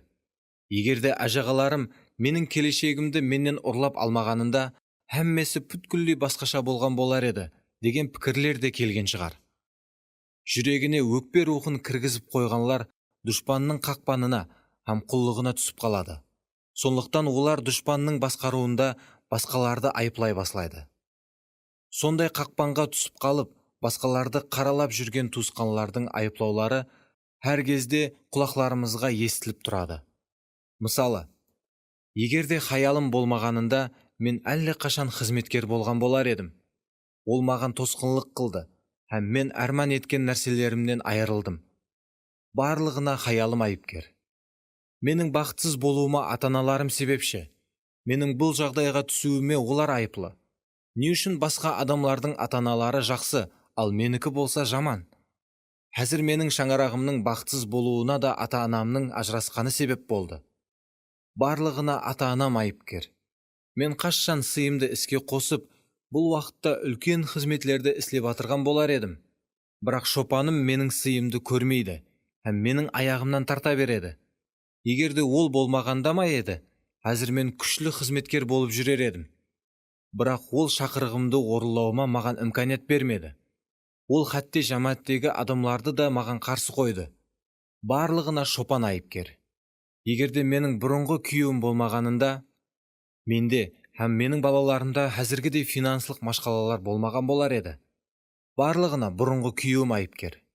Егерде жамааттегі ұсы хаял болмағанында, онда әзір жетекшілер менен қарым-қатынасым әжайып болған болар еді.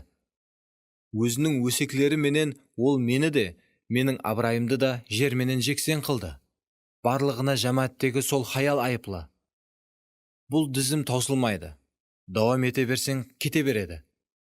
Өз бақытсызлығыңда, егерде сол адам болмағанында бәрі жақсы болар еді, бәріне сол айыплы деп өз машқалаң үшін басқаларды айыплау аңсат. Сіз өз түскінліклеріңіз һәм бақытсызлықларыңыз үшін басқаларды айыплы деп есаплайсыз ба? Мен мына хақиқатлыққа бар диққатыңызды қаратуды iltimos қылар едім. Дүниядағы ешбір адам, еркек болсын, хаял болсын, ямаса хәттегі шайтанның өзі де сізді Құдайдың еркінен шетке шығара алмайды. Сіздің тағдырыңыз толығыменен тек Құдайдың қолдарында ғана тұр. Құдай Юсіпке түслері арқалы әжайып көрініс берді. Бірақ ажағалары бұл көріністі жоқ қылу үшін бар күшіменен әрекет етті. Олар, Юсіптің түслері енді ешқашан орынланбайды деп ойлады. Олардың аузларынан, келіңлер, оны өлтіріп, бір су сақланатұғын шұқырға тасылайық. Сонда оның көрген түслеріне не болатұғынын көреміз. Деген сөздер шықты. Жаратылыс 37:20. Олар Юсіпті түслері менен қосып бүткіллей набыт қылмақшы болды. Олар Юсіпті тосаттан білмей қалған халда сатқан жоқ. Ал оны жоқ қылу үшін біле тұра бұраталаға сатып жіберген еді. Олар Юсіптің табысқа ерсуіне иненің ұшындай да имканият қалдырғысы келмеді. Бірақ сіздер қалай ойлайсызлар? Ажағалары Юсіпті құллыққа сатып жіберген уақытта, аспанда Құдай өз ұлына һәм мұқаддес рухқа қарап, енді біздер не қыламыз? Көрдіңіз бе?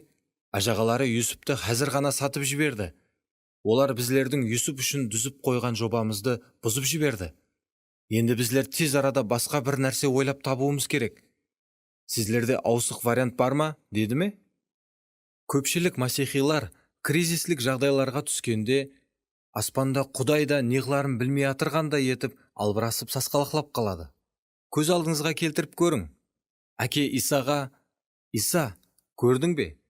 Гүлназды жұмыстан босатып жіберді. Себебі оның бір коллегасы ол туралы жалған өсек айтқан. Біздер енді не қыламыз? Жерде енді сенде қандай да бір бос жұмыс орынлары бар ма? Деп атыр. Ямаса, Иса Көззал 34 жасқа шықты, бірақ елі тұрмысқа шыққан жоқ. Сенде жер бетінде ол үшін қандайда бір үйленбеген жігітлер бар ма? Себебі Гөззалдың ең жақын достысы оның жігітіне жаманлаған. Мен сол жігітті Гөззал үшін таярлап қойған едім. Ол Гөззалға суып кетіп, оның сол жаманлаған достысына үйленіп кетті деп атыр. Бұл күлкілі һәм беймәні емес пе? Бірақ сондай қиын жағдайларға түскенімізде, біздердің реакцияларымыз Құдайды тап сондай қылып қабыл ететұғынымыз туралы гуалық береді. Келіңлер, Юсупты бүгін біздердің жамаатымыздың бір ағзасы деп көрейік. Егер ол біздердің көпшілігіміз сияқлы іс тұтқанда не қылған болар еді?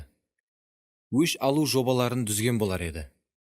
Ол өзін мынадай ойларменен жұбатқан болар еді. Бәрі алдымда, елі көрсетемен, оларды өлтіріп тынаман. Маған қылған іслері үшін оларды түбінде жоқ қыламан. Оларға іслеген ісіне елі пүшайман жегіземен. Бірақ егерде Юсуптың өз ажағаларына қатнасы сондай болғанында, Құдай оны сол зынданнан шығармай, ол өлемен дегенше сол жерде шіруін дауам еткен болар еді. Себебі, егерде ол сондай қалеулер һәм ниетлер менен қамақтан шыққанында, ол Израильдің келешектегі 10 руының әрбір басшысын өлдірген болар еді. Өлуі керек болған ажағаларының арасында Масих келіп шығуы керек болған рудың түп бабасы Яхуда да бар еді. Ауа, Юсуп пенен сондай аяусыз қатынас қылған сол адамлар Израильдің аталары еді. Ал Құдай болса Ибраимға оннан үлкен бір халық жарататұғынын уәде берген еді. Олар арқалы ақыр ақыбетінде иеміз Исаның өзі келуі керек еді. Бірақ Юсуп жүрегіне өкпенің кіруіне жол қоймады. Соның үшін оған һәм оның ажағаларына дүзілген Құдайдың жобасы олардың өмірінде толық орыланды. Бұндан да жаманырақ болуы мүмкін бе? Түрме Юсуп үшін тек терең ой жүрітетұғын уақыт емес, ал және де жаңа имканиятлар уақыты болды. Юсуптың қасына қамақханаға патшаның 2 қызметкері тұтқын болып түседі. Бір күні олардың екеуіне де Құдайдан түс беріледі. Юсуп бұл 2 түсті де таң қаларлық анықлық пенен оларға жорып береді. Юсуп біріншісіне былай дейді: 3 күн ішінде фараон сенің тағдырыңды шешеді, һәм сен бұрынғы қызметіңе қайтасаң. Оған бұрынғыдай шарап ұсынатұғын боласаң. Жаратылыс 40:13. Ал екіншісіне былай дейді: 3 күн ішінде фараон тағдырыңды шешіп, сені дарға астырады, һәм құслар келіп денеңді шоқиды. Жаратылыс 40:19. Юсуп 3 күннен кейін азат етілетұғын Хәмелдарға былай дейді: ісің жүріскеннен кейін мені есіңе ал. Маған жақсылық істеп, фараонға мен туралы айт, һәм мені бұл қамақханадан шығарып ал. Себебі мен еврейлердің жерінен ұрлап әкелінгенмен, бұл жерде де қамаққа тасланғандай еш нәрсе істемедім. Жаратылыс 40:14-15. Сол адам Юсуптың айтқанындай 3 күннен соң азат етіліп, қайтадан фараонның қызметіне кірісті. Бірақ қызметіне қайтқаннан соң, ол Юсуптың ілтимасын да өзінде ядынан шығарып жіберді.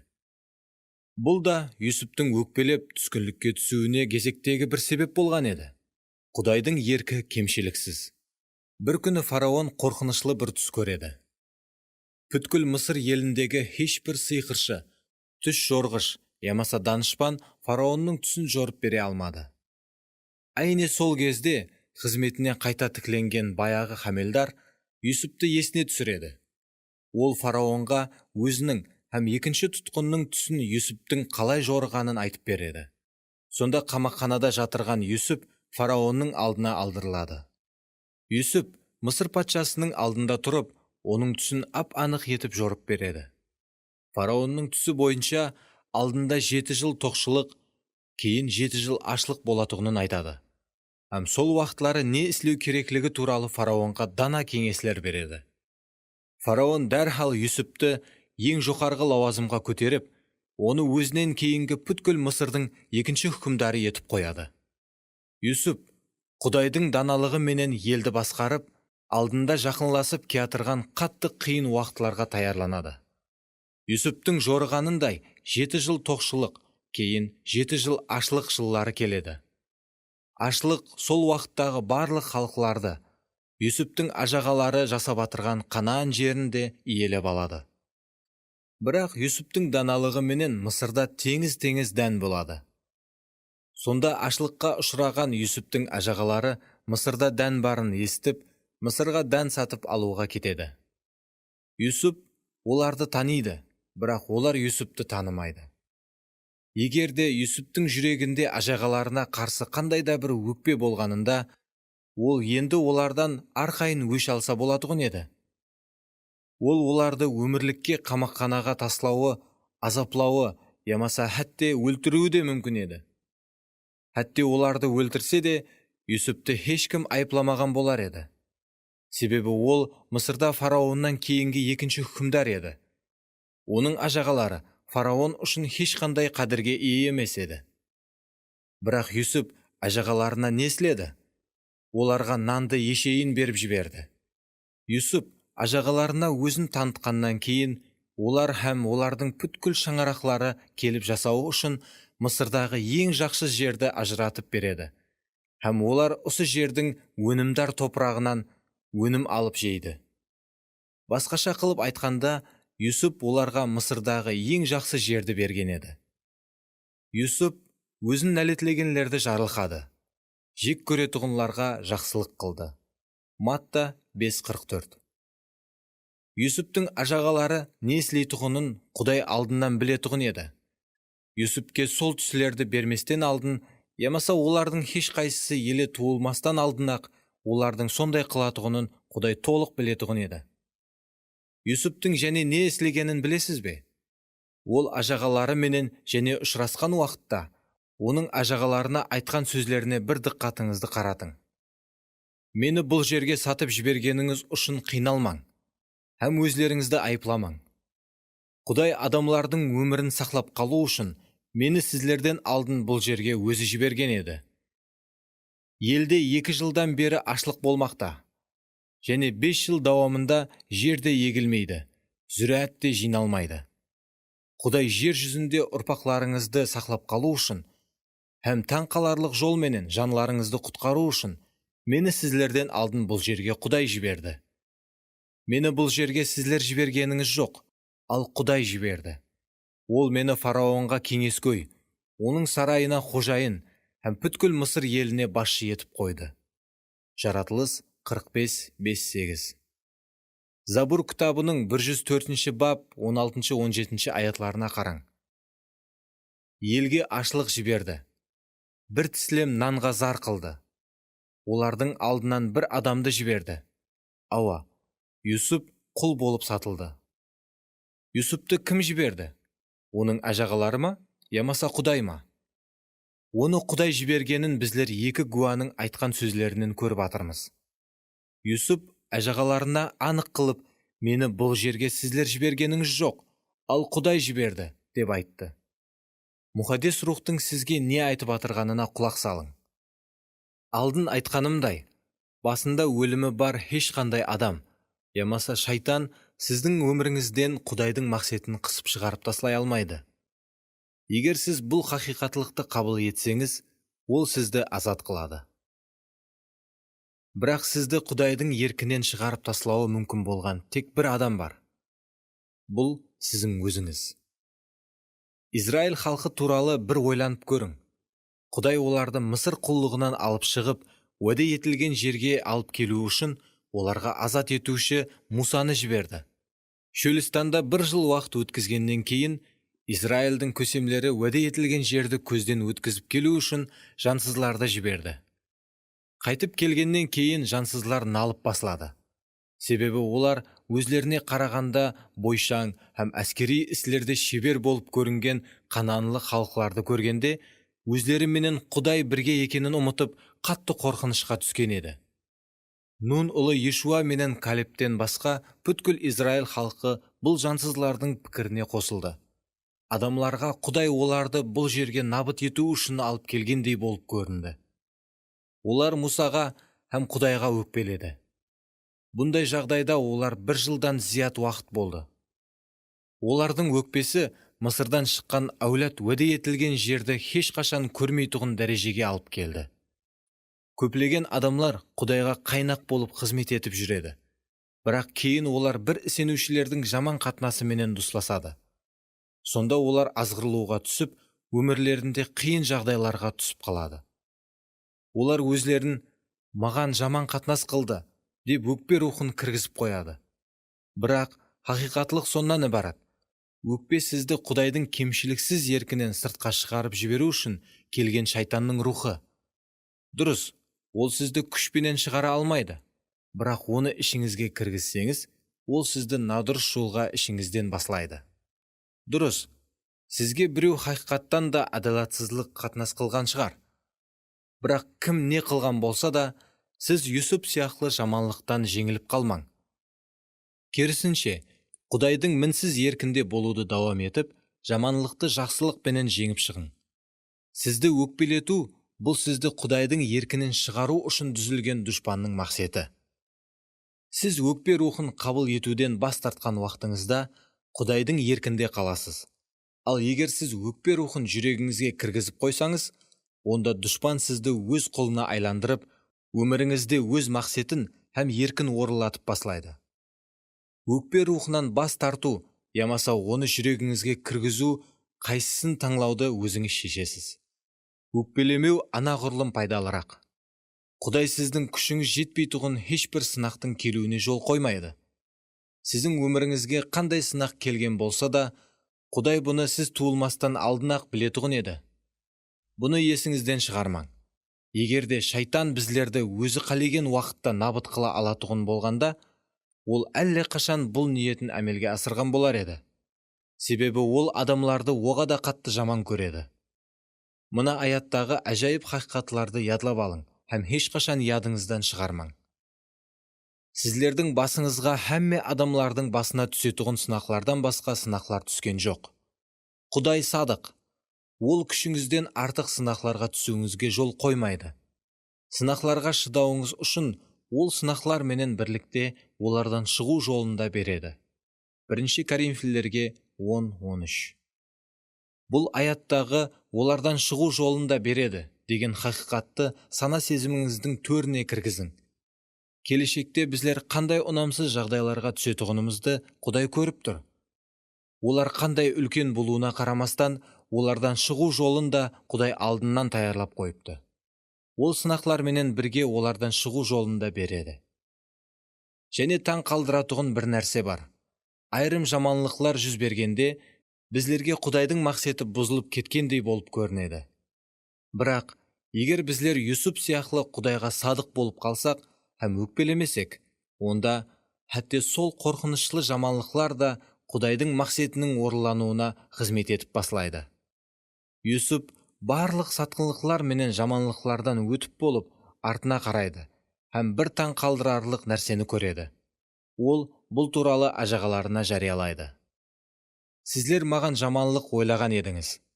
Бірақ Құдай көп адамлардың өмірін сақлап қалу үшін, әзір өзлеріңіз көріп тұрғаныңыздай, бұл жаманлықты жақсылыққа айландырды.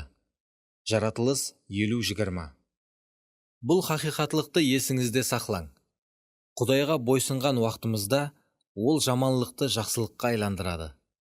Қандай жағдай болған болса да, Құдайға бойсынып, өкпе рухын қабыл етуден бас тартың, һәм ешқашан ешкімге өкпелемең. Солай етіп, Құдайға бойсыныңлар, шайтанға қарсы тұрыңлар, сонда ол сіздерден қашып кетеді. Яқып 4:7. Біздер жүрегімізге өкпені кіргізбеуіміз арқалы Құдайға бойсынамыз, һәм шайтанға қарсы тұрамыз. Түс, ямаса көрініс, бәлкім сіз бұны күткендей болып орыланбас. Бірақ Құдайдың сөзі һәм оның уәделері мәңгіге сенімлі болып қала береді. Құдайдың сөзі һәм уәдесі біздерді ешқашан алдамайды. Олар тек бір уақытта орыланбай қалуы мүмкін. Біздер Құдайға құлақ салмаған уақытымызда. Сатқынлықтың басқа түрі. Юсуп сияқлы өз жақынлары тарапынан сондай қорқынышлы қатынасларға һәм азапларға дүз келген адамлар аз. Оған жақынлары сатқынлық еткен еді, ал дұшпанлары емес. Егер де дұшпанлары сатқынлық қылғанында, оған сондай қатты ауыр болмаған болар еді. Бірақ бұлар оның өз ажағалары, қанлас туысқанлары. Олар негізі інісі Юсупке қамқорлық қылып, оны қайта қорғауы, жігерлендіруі һәм қоллап қуатлауы керек болған адамлар еді. Юсуп сенген адамлары һәм сүйенген жақынлары тарапынан жүдә рехимсіз сатқынлықларды һәм әділсіз қатынасқыларды өз басынан кешіреді. Бұндан да жаманырақ сынақлар болмаса керек. Бірақ Юсуп асла өкпелемеуді, ал кешіріп, не болса да Құдайға бойсынуды таңлады. Ал сіз қайсы жолды таңлайсыз?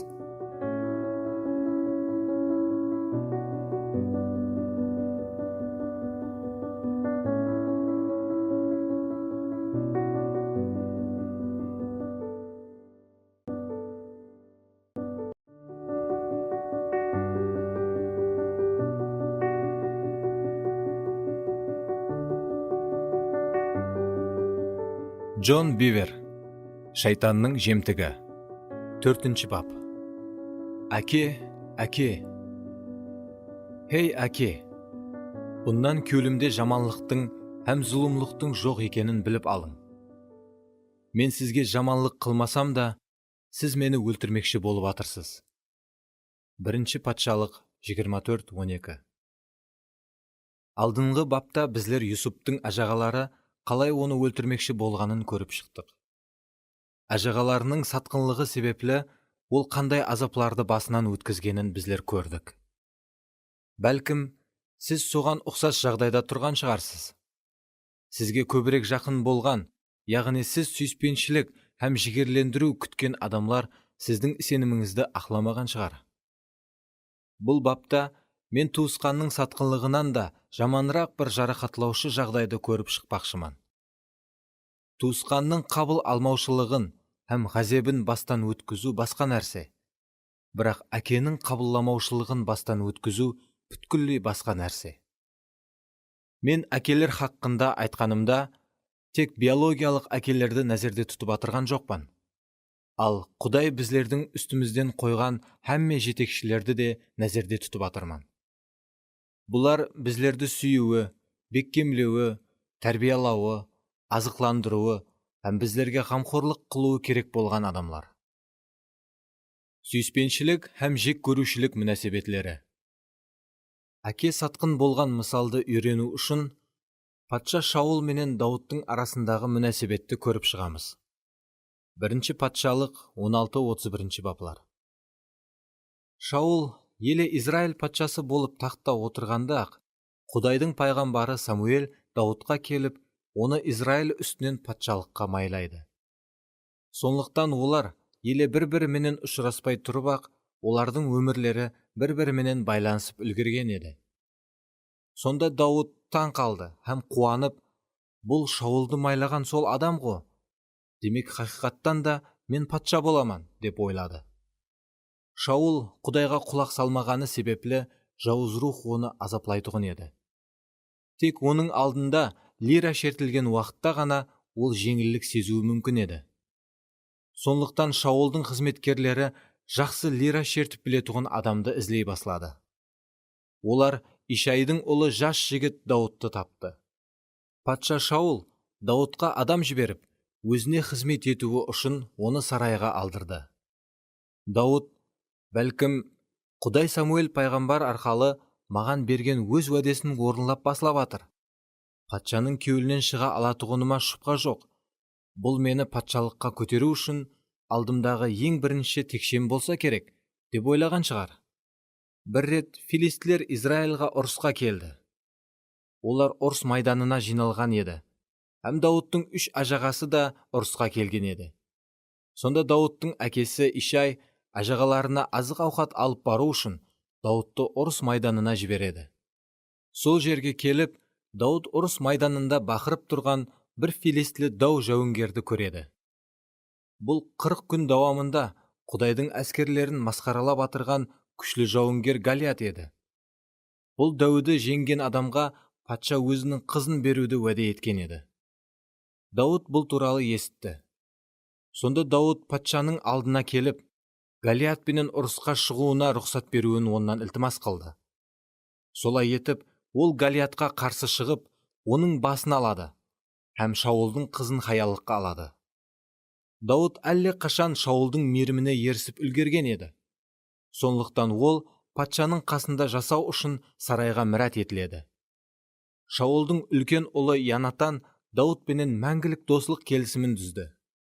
Дауд патша Шаулдың оған ісеніп тапсырған һәмме нәрсені бұлжытпай орындайды. Себебі Құдайдың мейірімлі қолы оның үстінде еді. Патша өзінің ұллары менен біргелікте бір дастархан басында оның ауқатлануын бұйырды. Дауд қатты қуанышлы еді. Ол сарайда жасады. Патша дастарханынан ауқат жеді. Патшаның қызына үйленді. Янатан менен досласты, һәм өзінің барлық әскери жүріслерінде табыслы болды. Ол Израиль халқының мейіріміне һәм сүйіспеншілігіне ерісті. Ол Самуэльдің пайғамбаршылығы орынланып атырғанын көрді. Шаул басқа барлық қызметкерлерден Даудты артық көрді. Ол Дауд үшін әкесі сияқлы болды. Шаул оны тәрбиялап, оған тәлім беретұғынына, һәм бір күн келіп, оны ұлы құрметпенен тақтқа отырғызатұғынына Даудтың сенімі кәміл еді. Дауд Құдайдың садықлығына һәм бұншелі жақсылықларына қатты қуанышлы еді. Бірақ күтілмегенде һәммесі өзгерді. Шаул менен Дауд біргелікте сауаштан қайтып келатырғанда, Израильдің барлық қалаларынан келген хаяллар Шаул мыңлағанын өлтірді, ал Дауд 10 мыңлағанын өлтірді, деп қосық айтып басылады. Бұл Шаулды қатты ғажеплендірді, һәм сол күннен баслап ол Даудты жек көре баслады. Дауд ол үшін лира шерткен уақытлары Шаул 2 мәрте оны өлтірмекші болып, оған қолындағы найзасын лақтырды. Мұхаддес кітап Шаул Даудты жек көрді дейді. Себебі Құдай оның менен емес, ал Даудпенен бірге екенін сезген еді. Дауд қашуға мәжбүр болды, һәм шөлістанға қашып кетті. Ол астын үстін болып кеткен уақияларды түсінбей, неге бұндай болып атыр? Патшам һәм тәрбияшым мені өлтірмекші. Мен не қылуым керек? Шаул Құдай тарапынан майланған қызметкер. Егер ол маған қарсы болса, менде табысқа ерісуге қандай имканият болады? Ол патша ғой. Ол Құдайдың халқын басқаратұғын Құдайдың адамы. Не үшін Құдай бұған жол қойып атыр? Деген ойлар астында қалды. Шаул Даудты Израильдің 3000 ағла әскерлері менен бір шөлістаннан басқа бір шөлістанға қудалап, бір үңгірден басқа үңгірге қуып жүрді. Енді патша болу хақындағы уәденің тек қана саясы қалған еді. Дауд енді сарайда жасамады, һәм патша дастарханынан ауқат жемеді. Ол ызғар үңгірлерде жасады, һәм шөлістанда жасайтұғын хайуанлар жеп тауыспаған қалдықлар менен ауқатланды. Ол енді патшаның қасында отырмайтұғын болды. Ал бір уақытлары оның менен бір сапта ұрыс алып барған күшлі әскерлер тарапынан қудаланды. Оның енді жылы төсегі һәм қызметкерлері болмады. Ол патша сарайы қызметкерлерінен енді мақтау сөздер естіпеді. Патша оның хаялын басқа бір адамға хаялыққа беріп жіберді. Ол уатаны жоқ қашқынға айланған еді. Байқадыңыз ба? Даудты Шаулдың қолына шайтан емес, ал Құдай тапсырған еді. Құдай бұндай болуына тек жол қойды ма, ямаса жүз берген нәрселердің һәммесін өзі жобаластырды ма? Бұл оның жобасы еді. Не үшін ол алдын Даудты сондай жақсылықлар менен жарылқады, бірақ кейін күтілмегенде оннан барлық нәрсені тартып алып қойды. Себебі Дауд үшін азғырылу һәм сынақ дәуірі басланған еді. Ол тек Шаулға емес, ал Құдайға да налып һәм өкпелеп баслауы мүмкін еді. Оның кеулінде Құдайдың даналығына һәм оны таңлағанына гүман тудырушы сұраулар көбейе баслады. Бұл қинаушы сұраулар азғырылу қаупін еледе күшейткен еді. Шаул бұл жас жігітті қандай қылып болса да түбінде өлтірмекші болды, һәм оның ақылсызлығы өсіп бара берді. Дауд түскінлікке түсті. Ноб қаласындағы руханилер Даудты патшаның қызметкері деп ойлап, оны үй һәм ауқатпенен тәминледі. Және де оған Голиаттың қылышын да берді. Олар Даудтың Шаулдан қашып келатырғанын білмейтұғын еді. Олар Дауд үшін Құдайдан соранды. Кейін оны патшаның күйеу баласы һәм садық әскер басылысы деп жақсылап жолға шығарып салды. Шаул бұл туралы естігенде, оның Ноб қаласындағы руханилерге қатты ғазебі келді. Ол жаратқан иенің 85 айыпсыз руханийін алдына алдырып өлтіртеді. Һәм олардың қаласындағы барлық тірі жанды, еркеклерді, хаялларды, жасларды, нәрестелерді, өгізлерді, ешеклерді һәм қойларды қылыштан өткізеді. Шаул амалеклерге сондай шара қолданып, олардың бәрін өлтіруі керек еді. Бірақ бұның орнына ол Құдайдың руханилерін һәм оларға тиесілі һәмме нәрсені өлтіртеді. Ол қорқынышлы һәм рехімсіз қанқор патшаға айланған еді. Сондай адамды бір уақытлары Құдай мұқаддес рухыменен қалай майлады екен? Бір күні Шаул Дауыттың Энгади шөлінде екенін білді, һәм өзіменен 3000 әскерді алып, оның ізінен кетті. Ол бір жерлерге келген уақытта, бір үңгірдің аузында тоқтап, хәжет үшін үңгірдің ішіне кіреді. Ал Дауыт болса, сол үңгірдің төрінде өз адамларымен жасырынып отыр еді. Шаул еш нәрсені сезбей, өзінің қасына патшалық шапанын шешіп қояды. Сонда Дауыттың қасындағы ашулы әскерлер Шаулды өлтірмекші болады. Бірақ Дауыт оларға Шаулды өлтіртпейді, һәм өзі білдірместен барып шапанның бір шетін кесіп алады. Шаул үңгірден шығып, біраз жерге кеткеннен кейін, Дауыт та үңгірден шығып, бір тастың үстіне мініп, Шаулдың ізінен бақырады. Шаул артына қарағанда, Дауыт жерге шекем иіліп, оған тәжім етеді. Кейін ол Шаулға былай дейді: «Хей әке, шапаныңыздың шалғайынан кесіп алынған қолымдағы мына қиындыға қараң. Бұнан кеулімде жаманлықтың һәм зұлымлықтың жоқ екенін біліп алың. Мен сізге жаманлық қылмасам да, сіз мені өлтірмекші болып атырсыз», деді. 1 патшалық 24:12. Дауыт Шаулға «Әке, әке» деп шын жүректен бақырған еді. Бұл түсініктірек болуы үшін оның не деп атырғанын басқаша сөздерменен айтамыз. «Әке, менің жүрегімнің қандай екеніне қара, маған әке бол, мен басшыға мүтәжбен». Дауыттың жүрегінде үміт бар еді. Әкелер қаяқта? Мен жәмәатлерде сан-санақсыз еркек һәм хаяллардың жүректеріндегі сондай қышқырықты естіттім. Олардың көпшілігі Құдайдың шақырығына ие болған жаслар. Олар өзлерін үйрететұғын, сүйетұғын һәм жігерленdiретұғын әкелерге зар болып нала шегеді.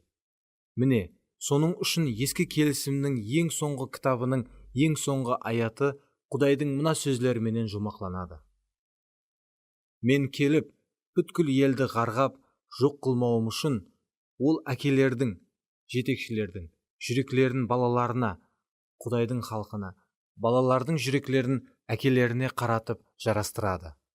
Малахия 4:6. Біздердің мәмлекетіміз 1940-1950 жылларда көп әкелерден айырылды. Һәм сондықтан бүгінгі күнде біздердің жағдайымыз жаманласып кетті.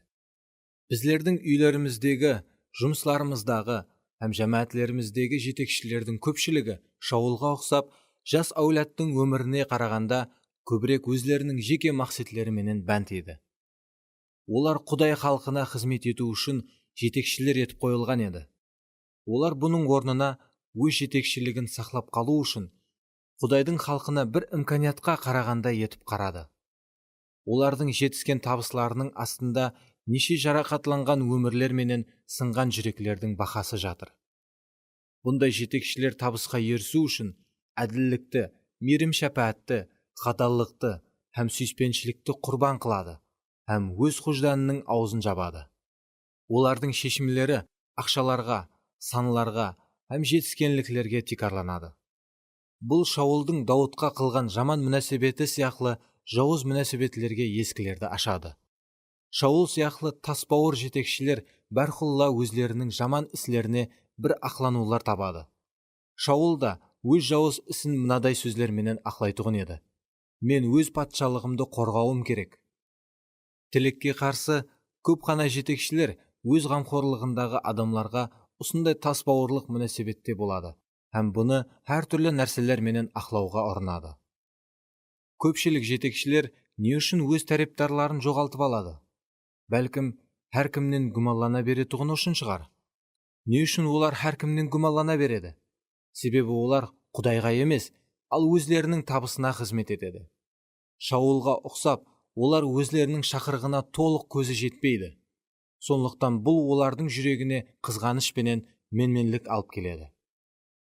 Олар басқа адамлардағы Құдайға ұнамлы қабілетлердің барлығын мойынлайды, һәм бұндай адамларды өзлеріне пайдалы болып тұрған уақытта пайдалануға таяр болады.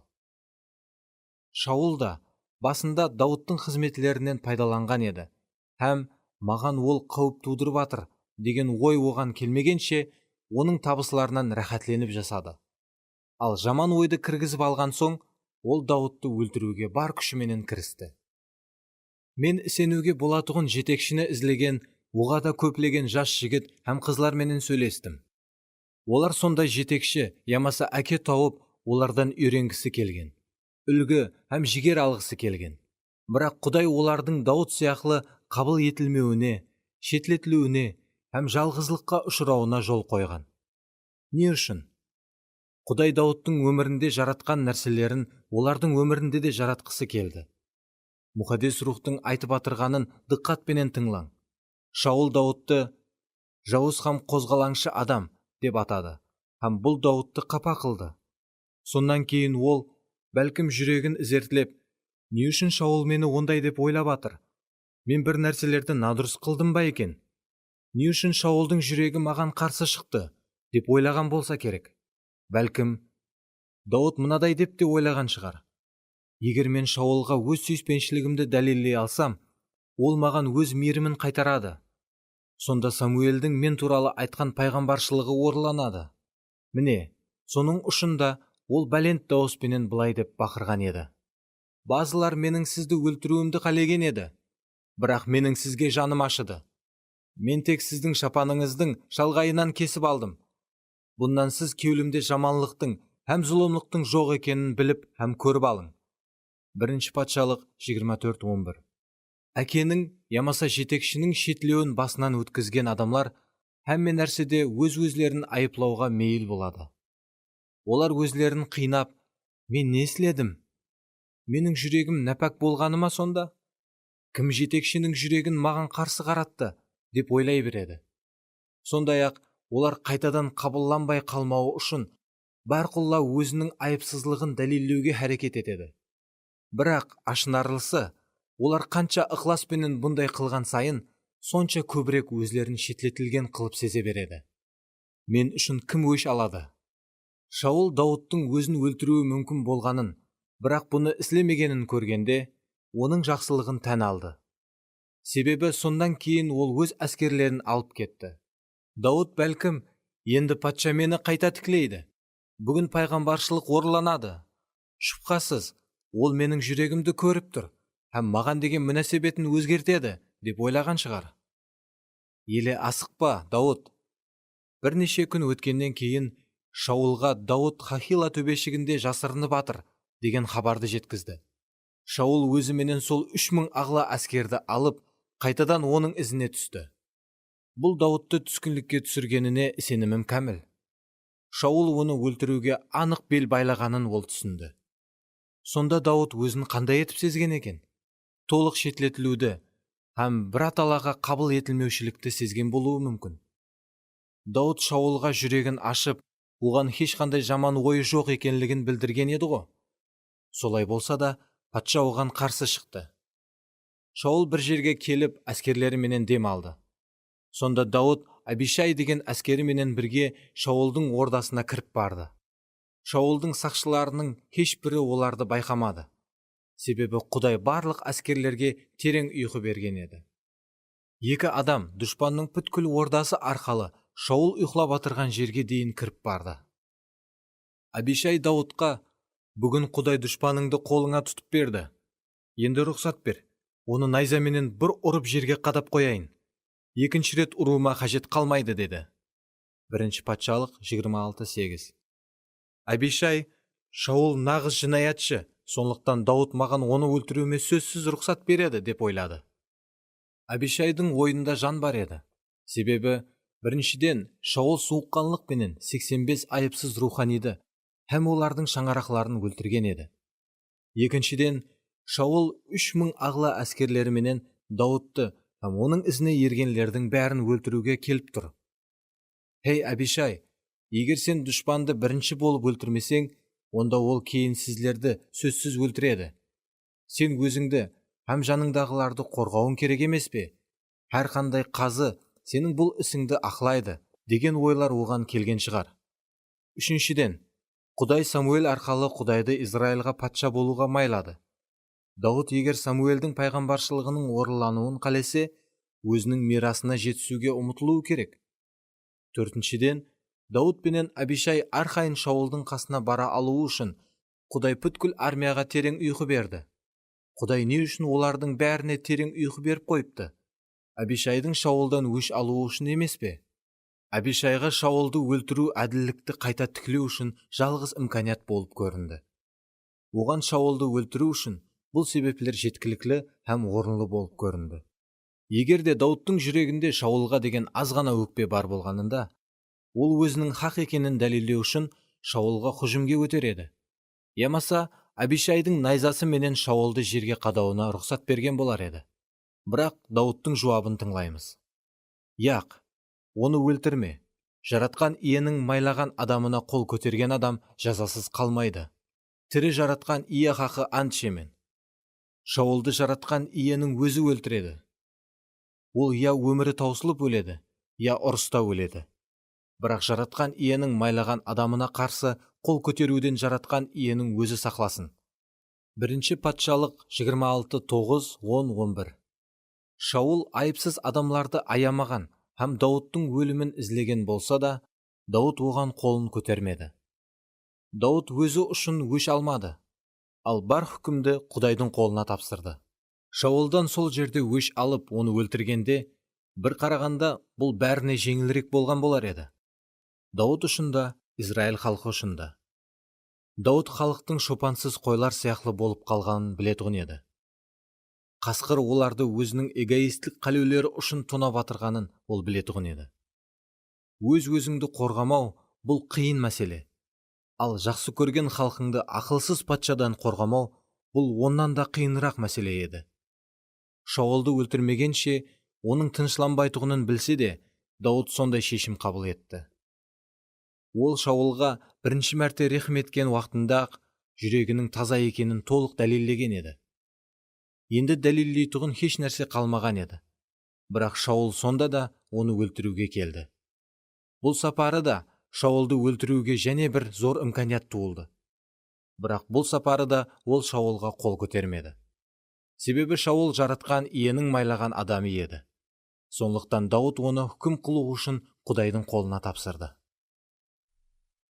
Бүгінгі күнде көпшілік адамлардың жүрегі Дауттікіндей ме?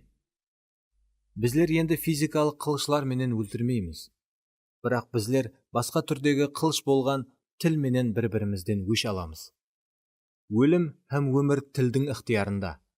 Hikmetler 18:21. Адамлардың үміті ақланбай қалғанда, ямаса бір әділсіздіктерге дүс келгенде, олардың жүрегіне ғазеп, өкпе һәм қайғы хәсрет кіруі мүмкін. Ғазепке һәм өкпеге толы жүректен шыққан жаман сөздер жәмәтлердің бөлінуіне, шаңырақлардың бұзылуына, некелердің шайқалуына һәм сүйіспеншіліктің өлуіне алып келеді.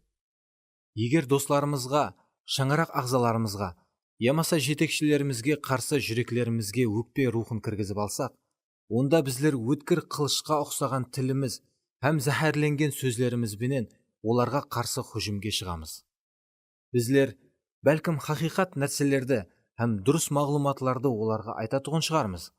Бірақ ниетлеріміз жарасу болмаса, бәрін қате іслеп атырған боламыз. Hikmetler кітабының 6 бап 16-19 аятларында туысқанлар арасына от салушы һәм бөліну алып келуші адам жаратқан ие үшін жеркенішлі деп айтылған.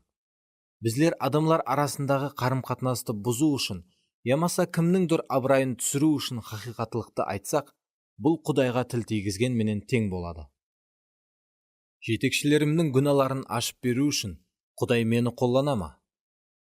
Біздердің қаялымыз екеуміздің әзіргі қызметіміз үшін Құдай есіктерді ашқанға шекем, 7 жыл давамында мен шопан жәрдемшісі қызметін алып бардым, һәм жаслар шопаны болдым. Сол уақытта біздердің жәмәатте мені һәм уазларымды ұнатпайтұғын бір адам бар еді. Әдетте мені бұндай затлар тынышсызландырмайды, бірақ бұл адам жәмәатте абырайлы жетекші еді. Оның ұлы менің топарымда еді. Құдай маған жасларға пәкілік һәм батыллық хақында уаз қылуды бұйырды. Менің уазларымды тыңлаған сайын, бұл жас жігіт жүрегінде көбірек ашқаралауды сезіп бара берді. Бір күні ол біздердің алдымызға келді. Ол қатты қайғыда еді, һәм көзлерінен жас аға баслады. Ол жарылды. Оның өз үйінде көрген нәрселері менің жасларды шақырып атырған нәрселеріме тура келмей тұғын екен. Сол уақиядан кейін оның әкесі менен құтылуға анық шешім қабыл еткен еді. Ол аға шопанның алдына барып, мені жалған айыплаулар менен айыплай баслады. Сондан кейін ол маған келіп, аға шопанның саған деген наразылықлары бар екен, бірақ мен сені қолап қуатладым деді. Ескертулер ауыспалы түрде маған қаратылғанын сездім. Ол маған сыртынан күліп қарап, бірақ ішінен мені жоқ қылуға ниет еткен еді. Жаслар топарының бірнеше ағзалары мені қызметтен босатпақшы болып атырғаны хақында хабарды естті. Бұл хабарды сол адамның ұлы жеткізген екен. Ол бұны маған жаманлық қылу үшін емес, ал тек үйінде әкесінен есткен сөздерін жеткізген екен. Бұл уақиялар себеплі мен албырап қалдым, һәм ішіме ғазеп кіргізіп алдым. Мен сол адамға барып сөйлестім. Ол, дұрыс, мен бұл сөздердің бәрін айтқанымды мойнылаймын, бірақ мен тек аға шопанның айтқан сөздерін айтып жүріппен деді. Арадан айлар өтті, һәм жағдайды өзгерту еш мүмкін еместей болып көрінді. Ол аға шопан менен ұшырасып алуыма еш имканият бермей, шопан екеуміздің арамыздағы барлық байланыстарды бұзды. Ол бұндай істі тек маған емес, ал оған жақпай қалған басқа һәмме қызметкерлерге де істеген екен. Біздер шаңырағымыз бенен ауыр басым астында қалып қойдық. Себебі сол жамаатте қаламыз ба, ямаса біздерді оннан қуып жібере ме білмес едік. Біздер үй сатып алған едік, һәм хаялым хамледар болып, біздердің баратұғын басқа еш жеріміз жоқ еді. Мені сол жамаатке Құдайдың өзі алып келгеніне мен сенетұғын едім, һәм менің оннан кеткім келмейтұғын еді. Менің хаялым қатты күйіп пісіп, қымбатлым, мен білемен, олар сені жұмыстан босатпақшы, маған һәмме іс туралы айтып атыр деді. Олар мені жаллаған жоқ, һәм Құдайдың келісімісіз олар мені босата алмайды, дедім мен оған. Ол мені жағдайға сап ақыл менен қараудан бас тартып атыр деп ойлады, һәм маған өзіме келуімді ілтимас қылды. Ақыры мені жұмыстан босату туралы шешім қабыл етілгенін білдім. Аға шопан жаслар топарында өзгеріслер болатұғынын жәмәатте жариялады. Мен елеге шекем, сол жетекші менен болған келіспеушілік туралы аға шопан менен сөйлескен жоқ едім. Маған біреулер келіп, аға шопан сенің менен, һәм ана жетекші менен ертең ұшыраспақшы деді. Құдай маған жүдә анық етіп, өзіңді қорғама, деп насият берді. Келесі күні мен шопаным менен ұшырасқанымда, ол офисінде бір өзі отырғанын көріп таң қалдым. Ол маған қарап, Джон, бұл жәмәатке сені Құдай жіберді. Мен сенің бұл жерден кетуіңе жол қоймайман деді. Мен жеңілдікті сездім. Құдай мені ең соңғы сәтте қорғаған еді. Ол маған, не үшін ол сізге соншелі қарсы? Ілтимас, оған бар, һәм қарым-қатынасларыңызды жақсылаң, деді. Сол ұшырасудан кейін көп өтпей, мен сол жетекшінің менің қызметіме байланысты қабыл еткен қарарының жазба дәлелін алдым. Бұл қағаздағы жазулар оның қателері туралы хақиқи дәлел еді. Мен оны аға шопанға алып баруға таяр едім. Сол күні мен өзімді дым қолайсыз сезе басладым. Һәм бұл сезімді жеңуге әрекет етіп, 45 минут давамында дуа еттім. Мен, Құдайым, бұл адам қадалы емес, ал низамды бұзушы. Оны ашкара қылу керек. Ол бұл қызметте бұзушы күш болып есапланады. Мен шопанға оның негізінде кім екенін айтып беруім керек, дедім. Мен өзімді ісендіруді давам етіп, оны ашкара қылуым шарт. Себебі менің көрсете жақ нәрселерім эмоциялар емес, ал нағыз хұжетлер менен фактілер. Егер мен бұны тоқтатпасам, низамсызлық бүткіл жәмәатке тарқап кетеді, дедім. Ақыры түскінлікке түсіп, аузымнан мына сөздер шығып кетті. Құдайым, мен оны ашкара қылғанымды сен қалемейсің. Мен сені дұрыс түсіндім бе? Мен бұл сөзлерді айтқанымда, Құдайдың тыныштылығы жүрегімді толтырып жіберді. Мен таң қалдым. Құдай менің еш нәрсе істегенімді қалемеді. Соның үшін мен де бұл дәлелдерді таслап жібердім. Кейінірек мен жағдайға анығырақ қарағанымда, мен жамаатты қорғауға қарағанда көбірек өзім үшін өш алуды қалегенімді түсіндім. Міне, менің негізінде қалеген нәрсем сол екен. Егер сол уақытта біреу маған сенің ниетің таза ма деп сұрағанда, мен 100% дұрыс, мен тек анық мағлұматларды ғана айта жақпан деп жауап берген болар едім. Бірақ та менің хабарламақшы болған мағлұматларым дұрыс, ал ниетлерім надұрыс болған екен. Арадан біраз уақытлар өтті. Бір күні мен жамааттың қасында дуа етіп тұрған едім. Сонда менен құтылуды қалеген сол адам машинада жамаатке келді.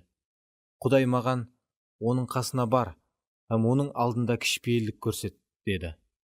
Мен дәрхал өзімді қорғап, я Құдайым, оның өзі маған келуі керек, һәммесіне ол айыплы, дедім.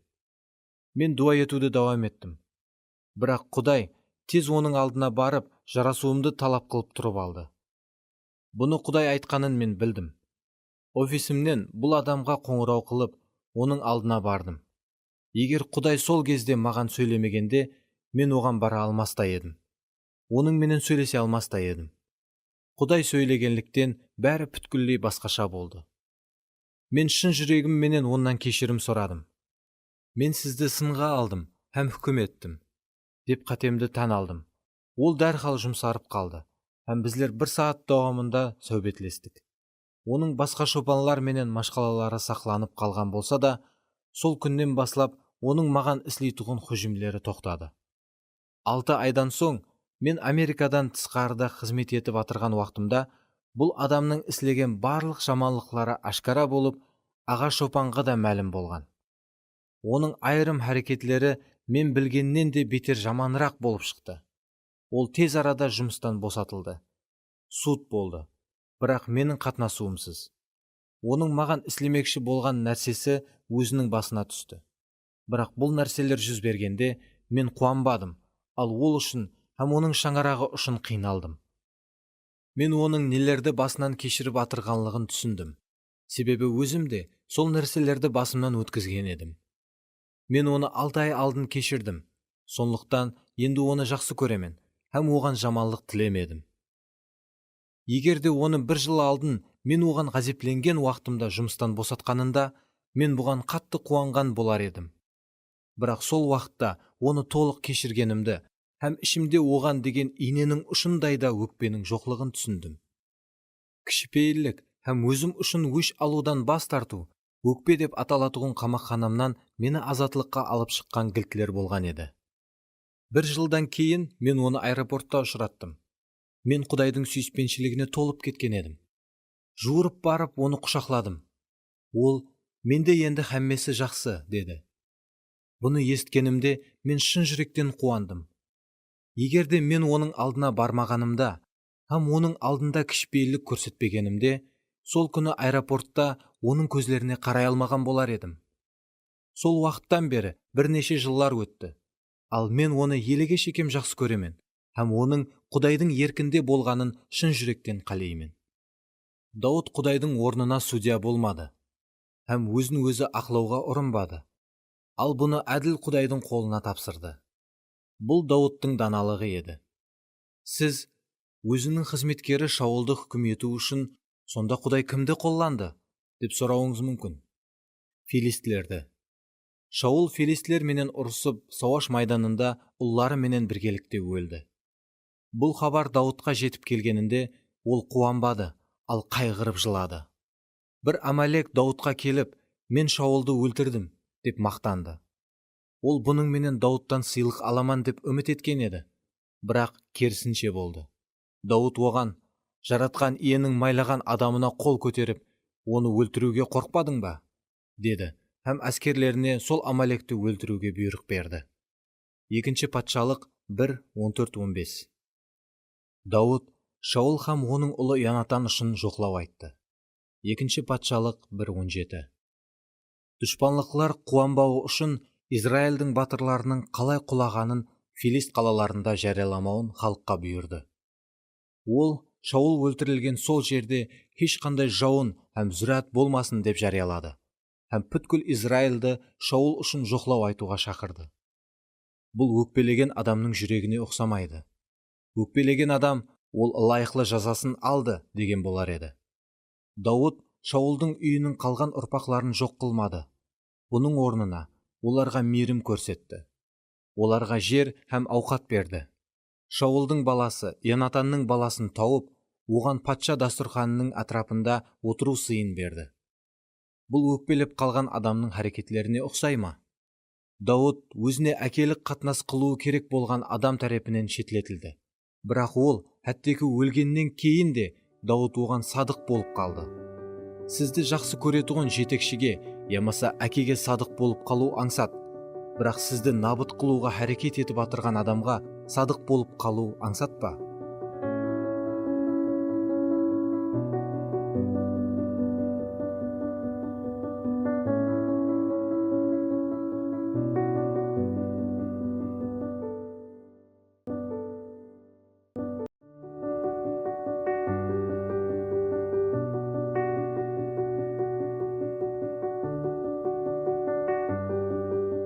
Джон Бивер.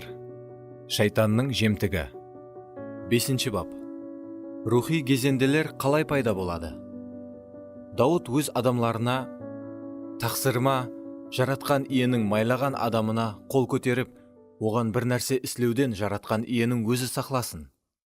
Себебі ол жаратқан иенің майлаған адамы, деді. Дауд осы сөзлері менен адамларына тыйым салып, Шаулға қол тигізуге рұқсат бермеді. 1 патшалық 24:7-8. Өткен бапта біздер, Дауд, маған әкелік қатынаста болады, деп күткен адамының оған қаншелі жаман қатынаста болғаны туралы көріп шықтық. Дауд өзінің не нәрседе қателескенлігі туралы түсінуге көп харекет қылды. Патша Шаулдың жүрегі не үшін оған соншелі дәрежеде жаулып қалды? Оның жүрегін қандай етіп енді өзіне қайтарса болады? Бір рет Шаул өзінің сайланды 3000 әскері менен Даудты өлтіруге шығады. Бірақ Құдай Шаулды өлтіруге Даудқа пұрсат береді. Дауд Шаулды өлтірмей, һәм өз әскерлеріне де өлтіртпей, оның жанын сақлап қалып, оған өз садықлығын дәлелдейді. Кейін Шаул кеткеннен соң, Дауд оның ізінен бақырады, һәм жерге дейін иіліп Шаулға былай дейді: «Хей, әке, мінекей, шапаныңыздың шалғайынан кесіп алынған қолымдағы мына қиындыға қараң. Мен сіздің шапаныңыздың шалғайынан кесіп алдым, бірақ сізді өлтірмедім. Бұннан кеулімде жаманлықтың һәм зұлымлықтың жоқ екенін біліп алың. Мен сізге жаманлық қылмасам да, сіз мені өлтірмекші болып атырсыз». 1 патшалық 24:12. Дауд өз жетекшісіне өз садықлығын дәлелдеген уақытта біраз жеңілдік сезді. Бірақ кейінірек оның құлағына «Шаул сені өлтіру үшін қайтадан жолға шықты» деген жаман хабар жетіп келеді. Шаул өзінің ағла әскерлері менен Дауттың жанын және ізлеп келген еді. Бірақ Құдай Шаулдың бүткіл әскерлеріне терең ұйқы береді. Сонда Дауд өз жолдасы менен Шаулдың қасына барады. Дауттың жолдасы Шаулды өлтіруге Дауттан рұқсат сұрайды. Бірақ бұл сапары да Дауд Шаулға қарсы қол көтеруден бас тартады. Себебі ол қандай да бір жол менен Құдай бұл әскерлерді ұйқылатып таслап, менің жүрегімді сынап көріп атыр, деп шешеді. Дауд Шаулға ұқсап, өз патшалығын бекемлеу үшін жақынын өлтіруге дейін барама, ямаса хақлық жолы арқалы тақтын мәңгі бекемлей алатұғын Құдайға сенуді таңлайма. Әне, ұсыны Құдай сынап көріп атырған еді. Сүйіклі туысқанларым, өзіңіз үшін өш алмаңлар, ал бұны Құдайға тапсырыңлар. Себебі Мұқаддес жазуда иеміз былай дейді: «Өш алу менің қолымда, сазайын өзім беремін». Римлілерге 12:19. Құдайдың өз құллары үшін өш алғаны әділдік болады. Бірақ Құдайдың құлларының өзлері үшін өш алғаны әділсізлік болады. Шаул өзі үшін өзі өш алуға ұрынған еді. Ол өзіне садық қызметкер болған Дауытты 14 жыл давамында қудалайды, һәм Құдайдың руханилері менен олардың шаңарақларын өлтіртеді. Дауыт ұйқылап атырған Шаолдың бас ұшында тұрғанда ахметлі сынаққа түседі. Бұл сынақ Дауыттың жүрегінде не барын ашып беруі тиіс еді. Ол елі бұрынғы адамгершіліклі шопан ба, ямаса Шаолға еліклеген жүрегі сұм һәм нақақ адамға айланды ма? Ол Құдайдың жүрегіне ұнайтығын адам болып қалды ма? Негізі, Құдайдың хақлығы қашан көрінетұғынын күтіп отырғаннан көре, жағдайды өз қолыңа алып, өзің шешіп таслаған анағұрлым аңсатырақ. Құдай өз қызметкерлерінің қаншелі дәрежеде құлақ салатұғынын сынап көреді. Ол біздерді сондай қиын жағдайларға бір мақсатпенен салады. Сондай уақытлары адамның ойына, егер мен хәзір өзім үшін өш алсам, бұл әділдік болады, һәм мені һәмме түсінуі керек, деген пікірлер келеді. Біздердің іс-харекетімізді қоллап қуатлап тұратұғын бір жақын адамды да Құдай арнаулы түрде қасымызға қояды. Бірақ өш алу Құдайдың жолы болмайды. Бұл күнәкар дүнияның даналығы һәм жерге тиесілі жол болады. Мен үстімде тұрған өз жетекшімнің қателерін ашып таслау туралы ойлап жүргенімде, егер оның қателерін мен ашып тасламасам, онда ол басқаларға да жаманлық қылуы мүмкін, деген ой менен күрескенім еле ядымда. Менің миымды, мен тек хақиқатлықты айтаман. Егер мен айтпасам, онда оның хилелерін басқа кім тоқтатады, деген ой иелеп алған еді. Басқа адамлар да оның қателерін ашып таслау керектігімді мақұллаған еді. Оның үстіне менің қолыма оның қателері туралы жазба дәлел келіп түскен еді. Дегенменен, мен бүгін Құдайдың сол дәлелді маған тек бір себеппенен бергенлігін білемен. Мені сынап көру үшін. Мен де сол мені жоқ қылмақшы болған адам сияқлы боламан ба? Ямаса мен Құдайдың хүкіміне, ал егер ол тәубе етсе, оның мехріне орын беремен бе? Құдай бұзылған жетекшілерден қалай пайдалана алады? Көп адамлар, не үшін Құдай үлкен қателер іслейтұғын, ал кейде ұлыма күнәкар жетекшілердің қол астына адамларды қояды, деп сұрайды. Самуэльдің балалығына бір қарап көріңлер. 1 патшалық 2 баптан 5 бапқа дейін. Самуэльді шайтан емес, ал Құдай Эли деген бұзылған руханидің һәм оның Хофни һәм Пинихас деген 2 бұзық ұлларының қол астына қойған еді.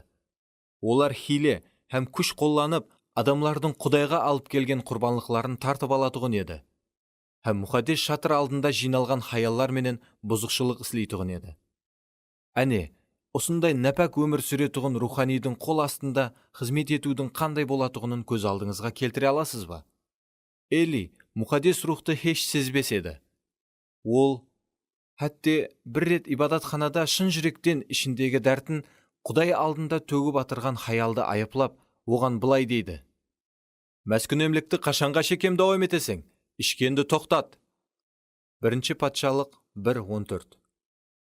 Соншелі дәрежеде бейпаруа, хәтте Құдайдың шатырында бұзықшылық іслеп атырған ұлларын тоқтатпаған адамның қол астында Самуэль кішкене уақыттан баслап қызмет қылады. Егер бүгін масихилар жәмәтте сондай басшының қол астына түсіп қалса, онда олардың көбісі өзлерін хорланған етіп сезер еді.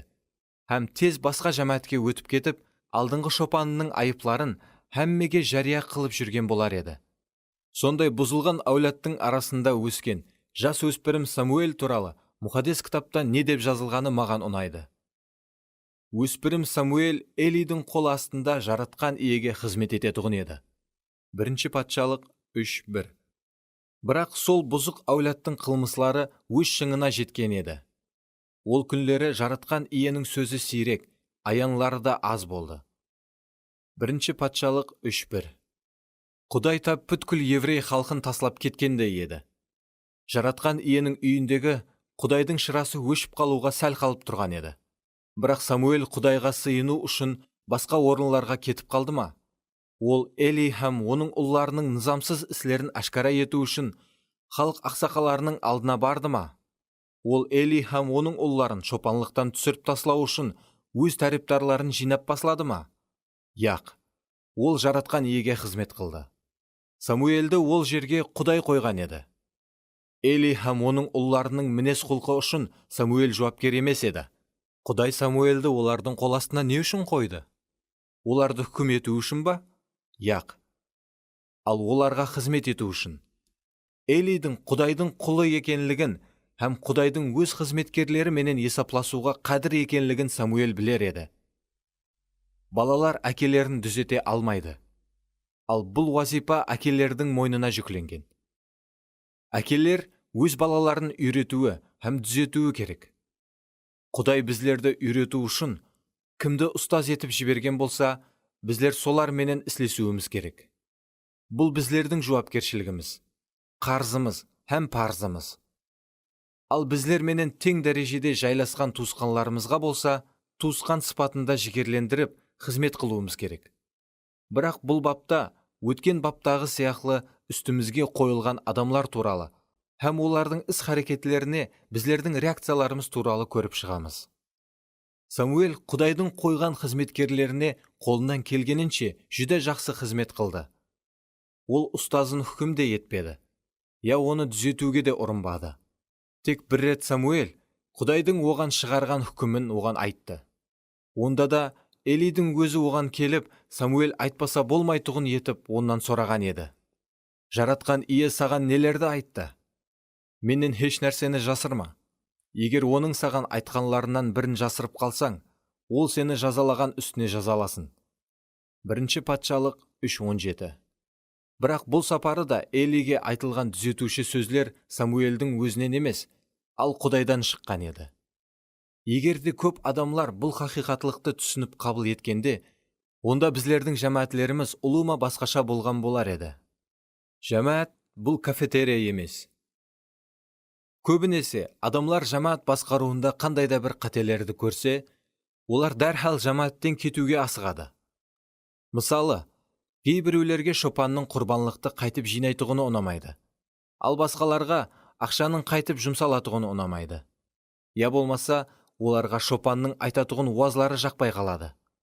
Біреулер, біздердің шопан дым қол жетпес, деп шағым қылса, екіншілер керісінше, біздердің шопан хадден тысқары қарапайым, деп шағым қылады.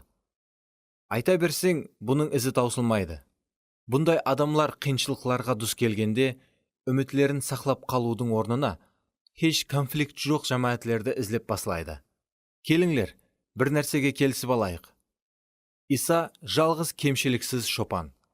Не үшін онда біздер қиыншылықларды жүзбе-жүз күтіп алып, оларды туыры шешудің орнына, дәрхал олардан қашып басылаймыз.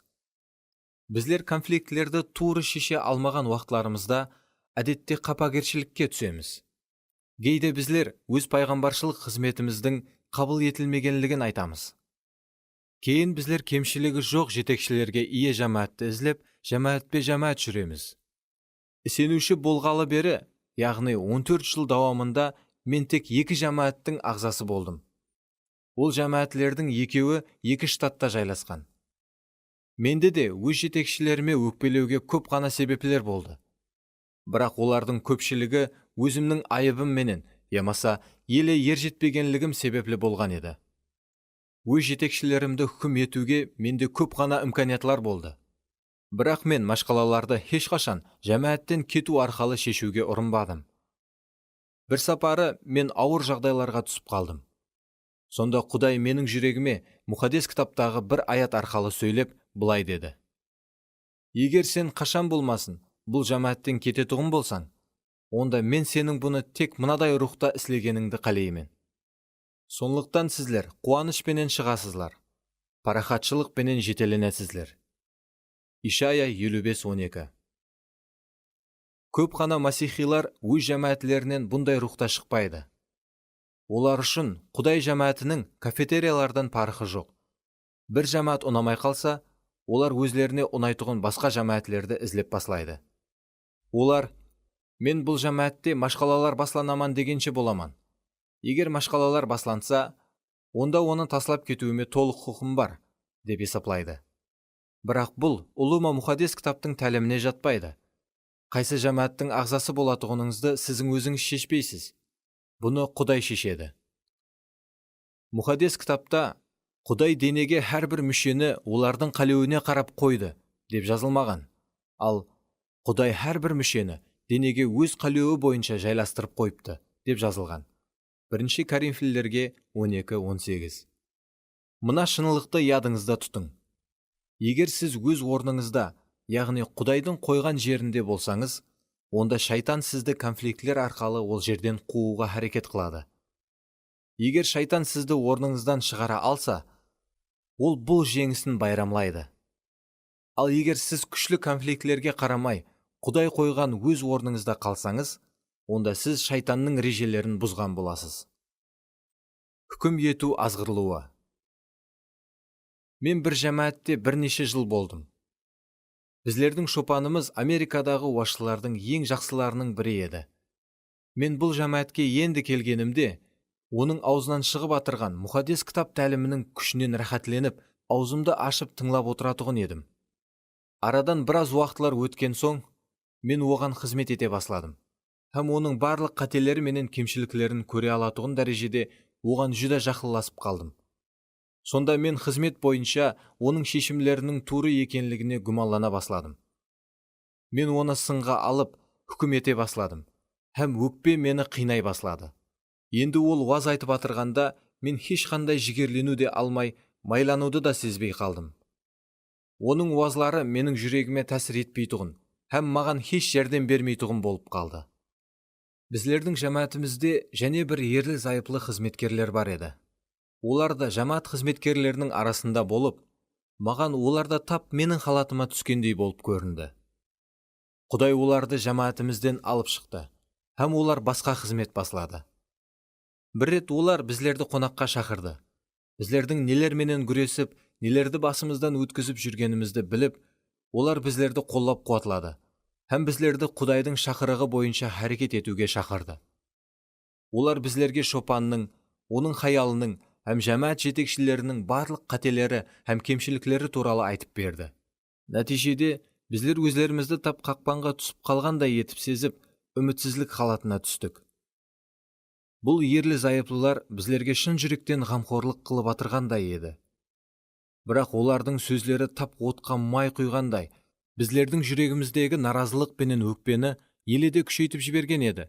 Мұқаддес кітап бұл туралы былай дейді: отын таусылса, от өшер, өсекші болмаса, дау сөнер. Хикметлер 26:20. Олардың біздерге айтқан нәрселері рас еді, бірақ бұл Құдайдың алдында надұрыс еді. Себебі олар біздердің жүрегіміздегі өкпені еледе күшейтіп атырған еді. Ол маған: біздер сенің Құдайдың адамы екеніңді білеміз. Соның үшін, жәмәтте сен осындай машқалаларға ұшырап атырсаң, деді. Олардың сөздері жағымлы естілер еді. Біздер хаялымыз екеуміз бір-бірімізге: болды, біздердің ауқалымыз оғада жаман. Енді бұл жәмәттен кетпесек болмайды. Біздерді сүйетұғын досларымыз бар. Олар біздерге рухи жақсы мәслихатлер бере алады. Олардың жәмәтіндегі адамлар біздерді һәм Құдайдың біздерге берген қызметін қабыл етеді, дедік. Сөйтіп біздер өз жәмәтімізден кетіп, жаңағы ерлі зайыплылардың жаңа жәмәтіне бара басладық. Бірақ бұл тек бірнеше ай давам етті. Біздер: болды, енді машқалалардан қашып құтылдық, деп айтқанымызбенен, ішімізде азаплардың еледе давам етіп атырғанын көрдік. Біздер рухта еш қуаныш сезбес едік. Біздер ол жәмәатты бекарға таслап кеттік. Енді біздердің ауқалымыз да солардыкіндей болып қалады, деген күшлі қорқыныш орап алды. Біздердің істеген барлық нәрсеміз тап біреудің мәжбүрлеуі менен өздеріміз қалемеген халда болғандай болып көрінді. Біздер мұхаддис рухтың жетегіне кіре алмай қалдық. Нәтижеде жаңа шопанымыз һәм оның хаялы менен қарым-қатынасымыз да жаманласа баслады. Ақыр соңында мен алдыңғы жәмәтімізге қайтып баруымыз керек екенлігін түсініп жеттім. Сырттан қарағанда, кейінгі жәмәт біздерді көбірек сүйіп, көбірек қабыл еткендей еді. Бірақ соған қарамастан, біздер алдыңғы жәмәтке қайтуды шешкенімізде, бұл Құдайдың еркі екенлігін дәрхал сезе басладық. Кейін Құдай маған: Джон, ол жәмәттен кетуді мен саған ешқашан айтқан жоқпан. Сені ол жәмәттен өкпе рухы алып кетті, деді. Конфликтте шопан менен оның хаялы айыплы емес еді. ал bizlerдің өзлерimiz айыплы едік. Олар bizlerді түсінуге әрекет қылды, һәм жүреклерінде bizlerdікі сияқлы болып атырған сұрауларға жауап табуға ұрынды. Сіз жәмәттен Құдайдың еркі бойынша кетпесеңіз, онда сіз ешбір жәмәтке жарылқау бола алмайсыз. Сіз Құдайдың еркінде болмасаңыз, онда әтте ең жақсы қарым-қатынасларыңыз да кескін һәм шиеленіскен болады. Біздер де хаялымызбенен бірге сондай Құдайдың еркінен сыртқа шығып кеткенімізді түсіндік. Өкпелеген адамлар жағдайларды һәм мағлұматларды натуры қабыл ете беретұғын болады. Олар енді Құдайдың басқаруында болмайды, ал тек үстіртін дұрыстай болған нәрселерді ғана қылатұғын болады. Біздер өз тұйғы сезімлеріміздің ішінде батып қалуға шақырылмағанбыз, ал хақиқатылық бойынша іс тұтуға шақырылғанбыз. Егер біздер Құдайға құлақ салсақ, һәм оны ізлесек, бірақ ол біздерге еш нәрсе демесе, онда не қылуымыз керек?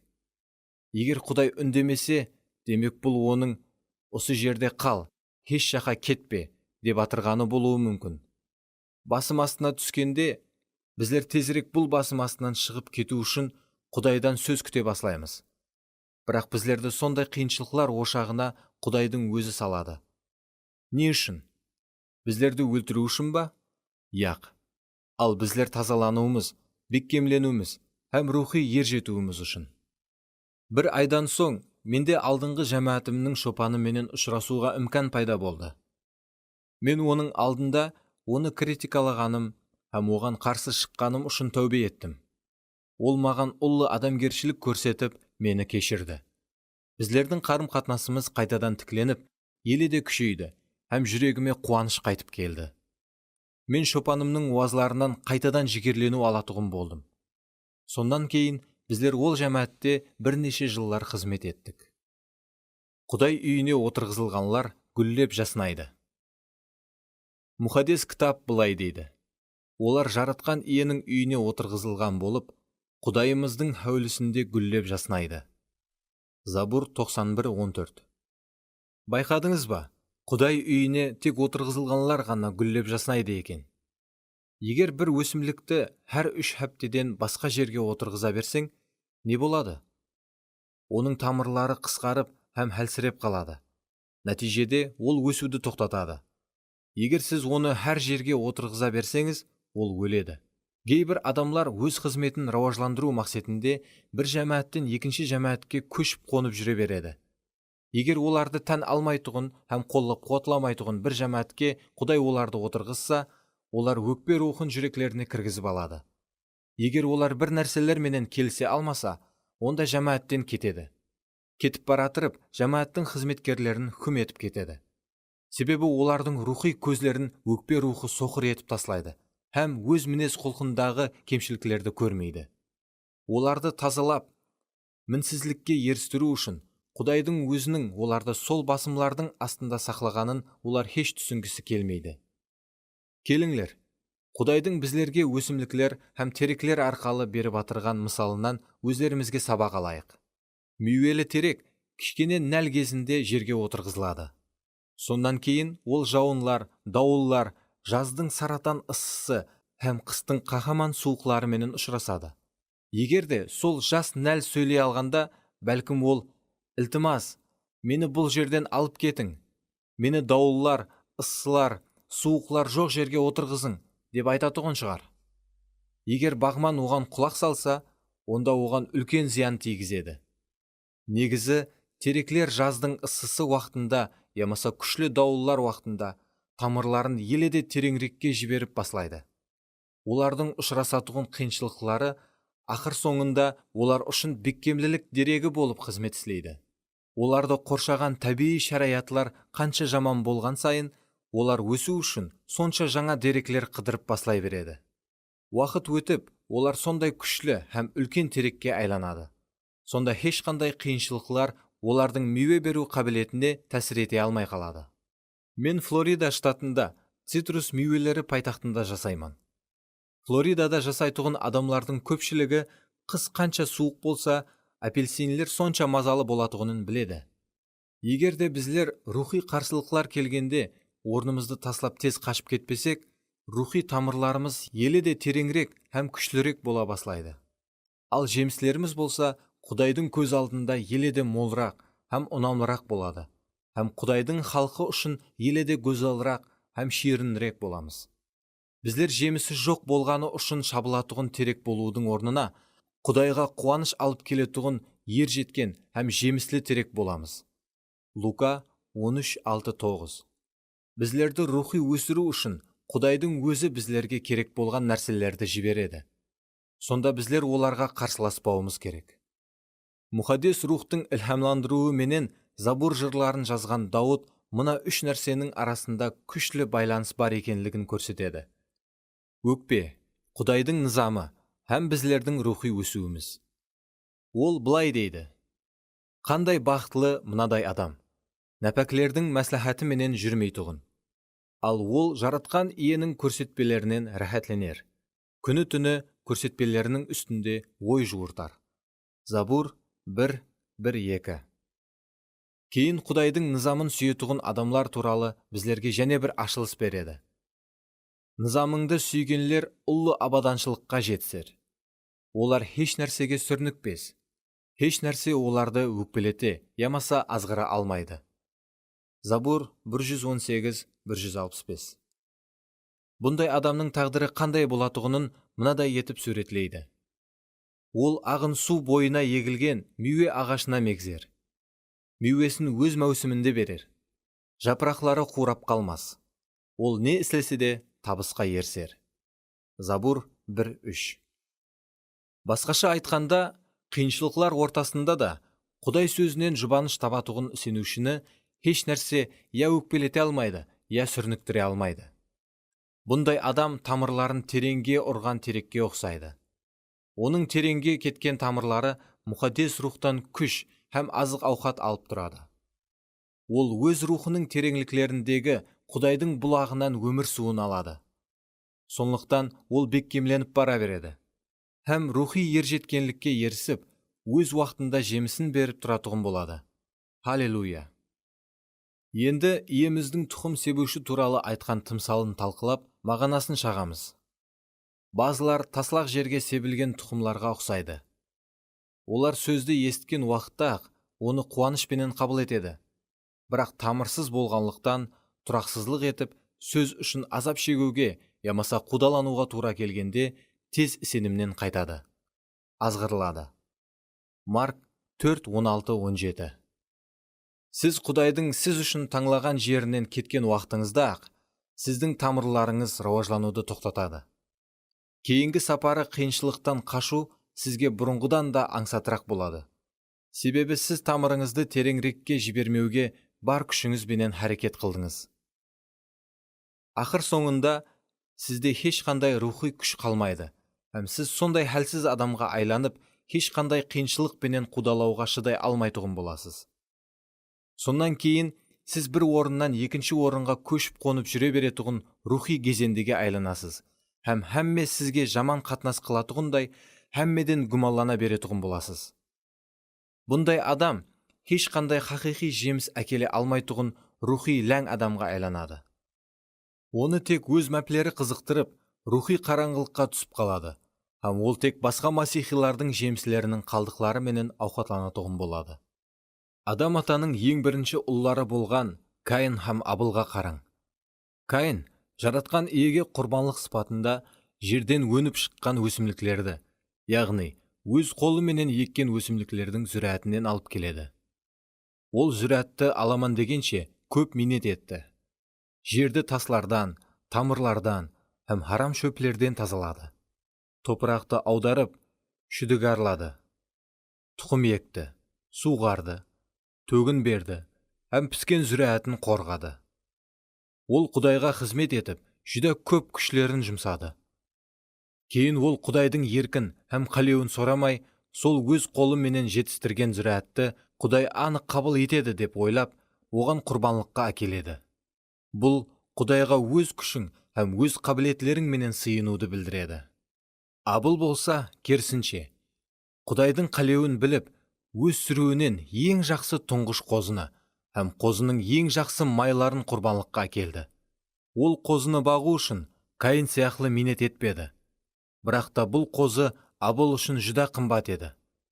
Олардың екеуіне де ата-аналары Эдем бағында не болғанлығын, Құдай қадаған еткен теректің мүйесінен жегенде жалаңаш болып қалғанлығын, сонда әнжір терегінің жапырақтары менен өз жалаңашлығын жабуға әрекет еткенлігін айтып берген еді. Жалаңашлығын жапырақлар менен жабу адамның өз күнәларын өз күші менен жабуға әрекет етуін білдіреді. Бірақ Құдайдың өзі олардың жалаңашлығын жабу үшін бір айыпсыз хайуанды құрбан қылып, оның терісінен оларға киім іслеп береді. Яғни, Құдай күнәларды растан да жауа алатұғын құрбанлықтың не екенлігін көрсеткен еді. Ал Адам ата менен Хауа ене өз ақылынан келіп шыққан халда өз күнәларын жаппақшы болған еді. Сондан кейін олар тек Құдайдың өзі ғана олардың жалаңашлығын жаба алатұғынын, һәм бұл үшін бір хайуанның қаны төгіліп, өлуі тиіс екенлігін түсінген еді. Құрбанлық арқалы Құдайдың мейірімі әрекетке түсті.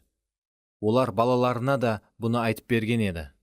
Бірақ Каин Құдайдың көрсеткен жолына құлақ салмай, өзі ойлап тапқан жол менен Құдайдың кеуілінен шыққысы келді. Сонда Құдай өзіне құрбанлық арқалы мейірім жолы менен келгенлерді ғана қабыл ететұғынын көрсетті.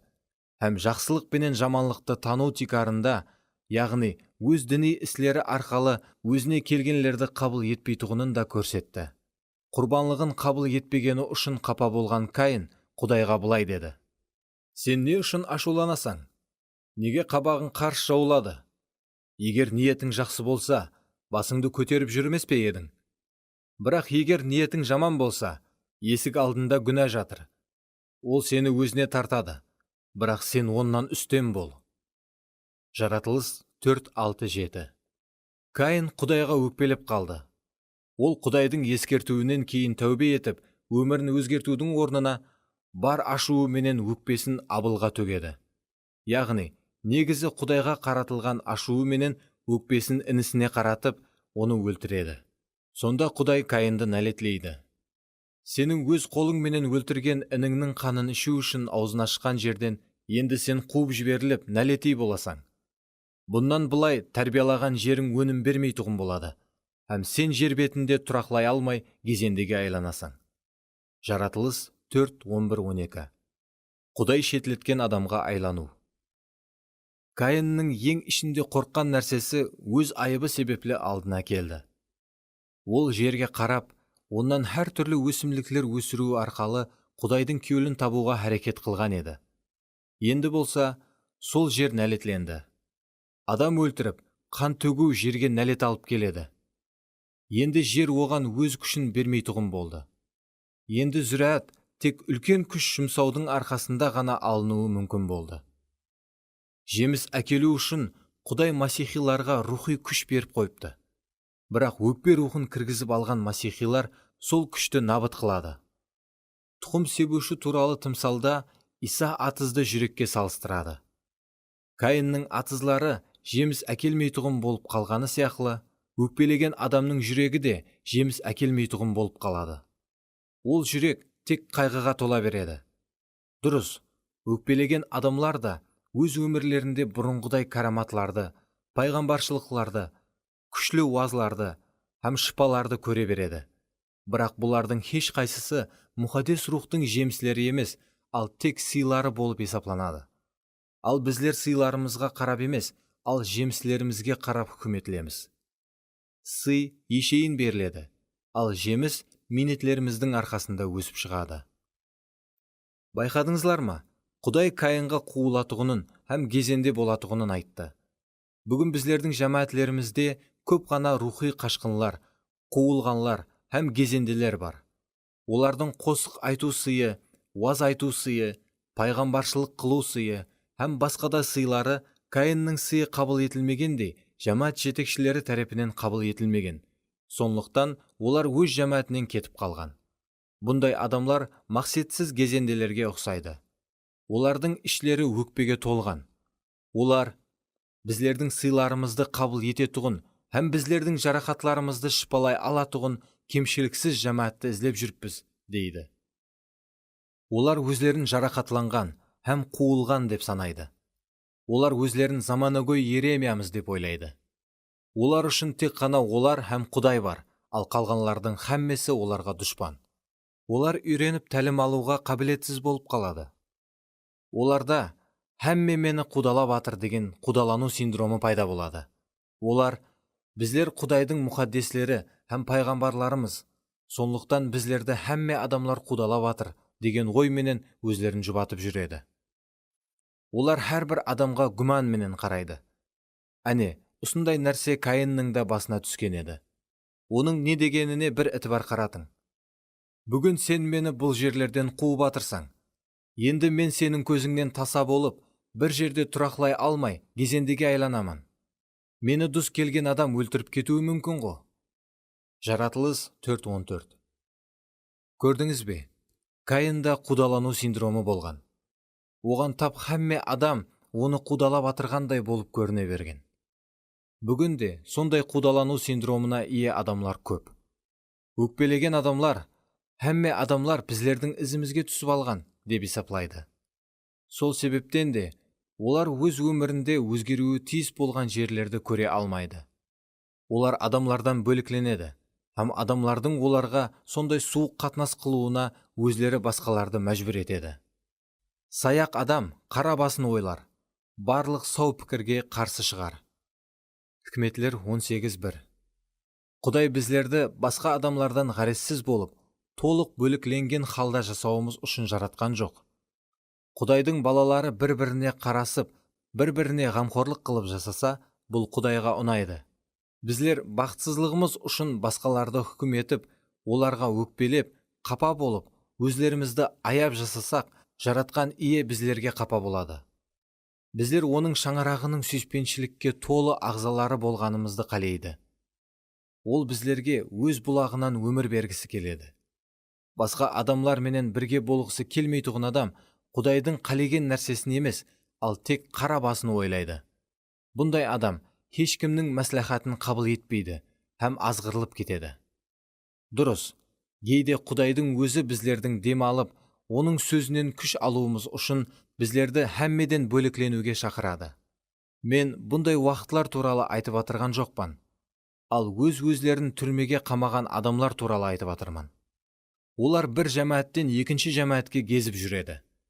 Олар біреулер менен жаңа қарым-қатынас құрып баслайды. Біраздан кейін қайтадан үзеді.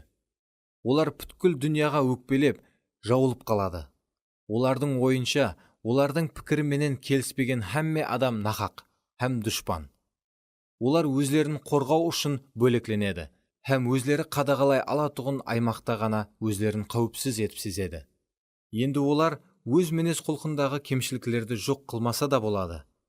Қиыншылықтар менен жүзбе-жүз ұшырасудың орнына олар сынақлардан қашуға әрекет қылады. Конфликтлі жағдайларға түскенде, негізі бұл олардың мінез құлқының жақсылануы үшін қолайлы пұрсат.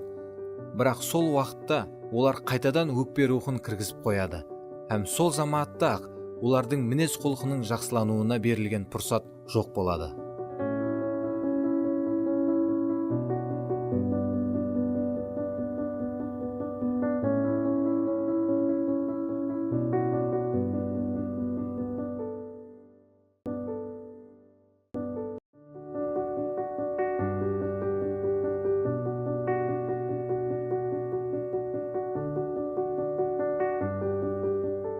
Джон Бивер. Шайтанның жемтігі. 6 бап. Хақиқатлықтан жасырыну. Хақиқатлықты бәрқұлла үйреніп, оны ешқашан түсініп жете алмайды. 2 Тимофей 3:7. Мен көп адамлардан мынадай сұрау естім. Мен қандай уақытта жамаатты, ямаса қызметті қалдырып кетуіме болады? Менің кетуім үшін ол жерде жағдай қаншелі дәрежеде жаман болуы керек? Мен, сізді сол жамаатке алып барған кім деп сұраймын. Көбінесе маған Құдай деп жауап береді. Сонда мен, егер сізді ол жерге Құдай алып барған болса, онда қашан оның өзі рұқсат етпегенше сол жерден кетуші болма. Егер Құдай сізге еш нәрсе демесе, онда бұл оның еш жаққа кетпе. Мен алып барған жерімде қал деп атырғанының белгісі деп жауап беремін. Егер Құдай сізге жамааттен кетуді бұйырса, онда оның жағдайы қандай болмасын, сіз ол жерден тынышлықпенен кетесіз. Сондықтан сіздер қуанышпенен шығасызлар, парақатшылықпенен жетеленесіздер. Ишая 55:12. Солай етіп, сіздің жамааттен кеткеніңіз басқа адамлардың іслеріне, ямаса гәплеріне тикарланбайды, ал мұхаддис рухтың жетегіне тикарланады. Қызметті таслап кету ешқашан сіздің жеке тәсірлеріңізге тикарланбауы керек. Жамааттен өкпе, ямаса хүкімменен кету бұл Құдайдың ерке емес. Адам мұхаддис рухтың жетелеу астында емес, ал жағдайлар астында әрекет қылуды үйренсе, онда ол өкпе рухының құрбаны болады. Һәм оның жетегінде жамааттен шығып кетеді. Құдайдың сөзі былай дейді: Құдайдың рухы менен басқарылатығынлардың һәммесі Құдайдың балалары. Римлілерге 8:14. Көрдіңіз бе? Бұл аятта ауыр жағдайлар менен басқарылатығынлардың һәммесі Құдайдың балалары деп айтылмаған. Жаңа келісім кітапларында ұл, бала, перзент деген сөздер бар. Олар грек тілінде дерлік барлық уақыт текнон һәм хиос деп қолданылады.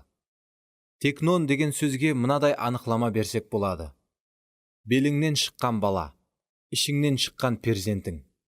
Менің тұңғыш ұлым Эдисон туылған уақытта, ол менің һәм хаялымның ішлерінен шыққан үшін Джон Бивердің баласы болды. Ол туылу үйінде жаңа туылған басқа балалардың арасында жатырғанда, сіз оны басқа балалардан айыра алмаған болар едіңіз. Әтте менің ең жақын достарым менен жақынларым да туу үйіне келгенде, оны басқа балалардың арасынан айыра алмас еді. Оның кімлігін білдіретұғын қағаз, ол жатырған жерге жабыстырып қойылған болып, тек сол қағаздағы жазуларға қарап, оның менің балам екенін білуі мүмкін еді. Себебі кішкене нәрестелер бір-біріне жүдә ұқсас болады. Әне осындай жағдайда ұл, бала, перзент деген сөздердің орнында текнон деген сөз қолданылады. Сол уақытта кішкене Эдисон Джон һәм Лиза Биверлердің текноны, баласы еді. Римлілерге 8:15-16 аятларда әне осы текнон деген сөз қолданылған. Себебі сізлер өздеріңізді және құл етіп, қорқыныш беретұғын рухты емес, ал Құдайдың баласы қылған мұхаддис рухты қабыл еттіңіз. Осы рух арқалы Құдайды әке жаным деп шақырасыз. Мұхаддис рухтың өзі біздердің рухымызбенен бірлікте Құдайдың балалары екенлігіміз хақында гуалық береді. Адам Иса Масихты ием деп қабыл еткен уақытында, ол жоғарыдан, Құдайдан туылады. Һәм сол себеплі енді ол Құдайдың баласы, текноны болады. Юхан 1:12. Грек тіліндегі жаңа келісімде ұл, бала, перзент дегенді білдіретұғын екінші сөз хиос деген сөз. Жаңа келісімде бұл сөз көп мәрте мынадай адамды сөретлегенде қолданылған: ата-анасынан мінез құлқын мирас етіп алған һәм оларға ұқсайтұғын перзент. Яғни, мінез құлқына һәм іс-әрекетлеріне қарап, оның кімнің ұлы екенлігін тануға болады. Менің ұлым Эдисон біраз өскеннен кейін ол маған ұқсап басылады. Һәм өзін мендей етіп тұта басылады. Ол 6-ға шыққанда, біздер хаялымыз екеуміз қызмет бойынша бір жаққа кеттік. Һәм оны ата-анамыздың үйіне қалдырып кеттік. Менің анам сонда Лизаға Эдисон құйып қойғандай әкесінің дәл өзі деген. Сол уақытта мінез құлқы жағынан ол маған қатты ұқсайтұғын еді. Ол өскеннен соң болса, маған бұрынғыдан да бетер ұқсайтұғын болды. Енді оны тек менің белімнен шыққаны үшін ғана емес, ал түр-түсі менен мінез құлқы маған ұқсайтұғын болғаны үшін менің балам екенлігін тануға болады. Егер әпуайы тілде түсіндіретұғын болсақ, текнон бұл кішкене нәрестелер менен еле ер жетпеген балаларды, ал хиос бұл ер жеткен балалар. Келіңлер, Римлілерге 8 бап 14 аятқа және бір нәзер таслайық. Құдайдың рухы менен басқарылатығынлардың һәммесі Құдайдың балалары, хиос. Бұл жерде хиос деген сөз қолданылған. Егер байқаған болсаңыз, ер жеткен балалар ғана Құдайдың рухының жетегінде өмір сүреді екен. Ержетпеген масихилар Құдай рухының жетегіне толық ере алмайды. Көбінесе олар жағдайларға қарайды. Олар қиыншылықтарға дүс келгенде өз ақылына, ямаса сезімлеріне сүйенеді. Себебі олар тек Құдайдың рухының жетегі тикарында ғана әрекет қылуды елі үйренбеген, яғни елі рухи ержетпеген. Эдисон ержеткен сайын оның мінез құлқы да рауажланып бара береді. Ол қанша ержетсе, мен оған сонша үлкенірек жауапкершіліктерді сеніп тапсыра беремін. Егер ол ержетпей қалса, бұл жүдә жаман болады. Құдайдың еркі біздердің ержетіп баруымыз, ал нәресте болып қалуымыз емес. Ұлым Эдисонның мінез құлқы әртүрлі жоллар менен рауажланды. Сол жоллардың бірі бұл оның қиын жағдайларға түсуі болды. Ол мектепке барып баслағанда бірнеше бұзақылар менен дусласты. Мен бұл қопал балалардың менің ұлыма қарсы айтқан һәм істеген нәрселері туралы есткенімде, мектепке барып, оларға өзім жақсылап сабақ беріп қойғым келді. Бірақ мен бұның натуры екенлігін түсіндім. Себебі менің араласуым Эдисонның толық ержетуіне тосқынлық қылған болар еді. Сондықтан біздер хаялымызбенен оған үйде мәслихатлар беруменен шеклендік. Һәм оны оқуда болуы мүмкін болған қудалауларға таярладық. Оның мінез құлқы қиыншылықтар арқалы һәм біздердің мәслихатлерімізге құлақ салуы арқалы бекемленіп барды. Бұл Құдайдың біздер менен тұтатуғын жолына ұқсайды. Мұқаддес кітап Иса туралы былай дейді: Ол Құдайдың ұлы, Хюос болса да, шеккен азаплары арқалы бойсынуды үйренді. Еврейлерге 5:8. Физикалық өсу бұл уақыт мәселесі. 2 жасар бірде-бір баланың бойы 1,80 сантиметр болмайды. Ақылы жақтан өсу тәлім алу барысы арқалы жүз береді. Бірақ рухи өсу уақыт мәселесі де емес, тәлім мәселесі де емес. Рухи өсу бұл құлақ салу мәселесі.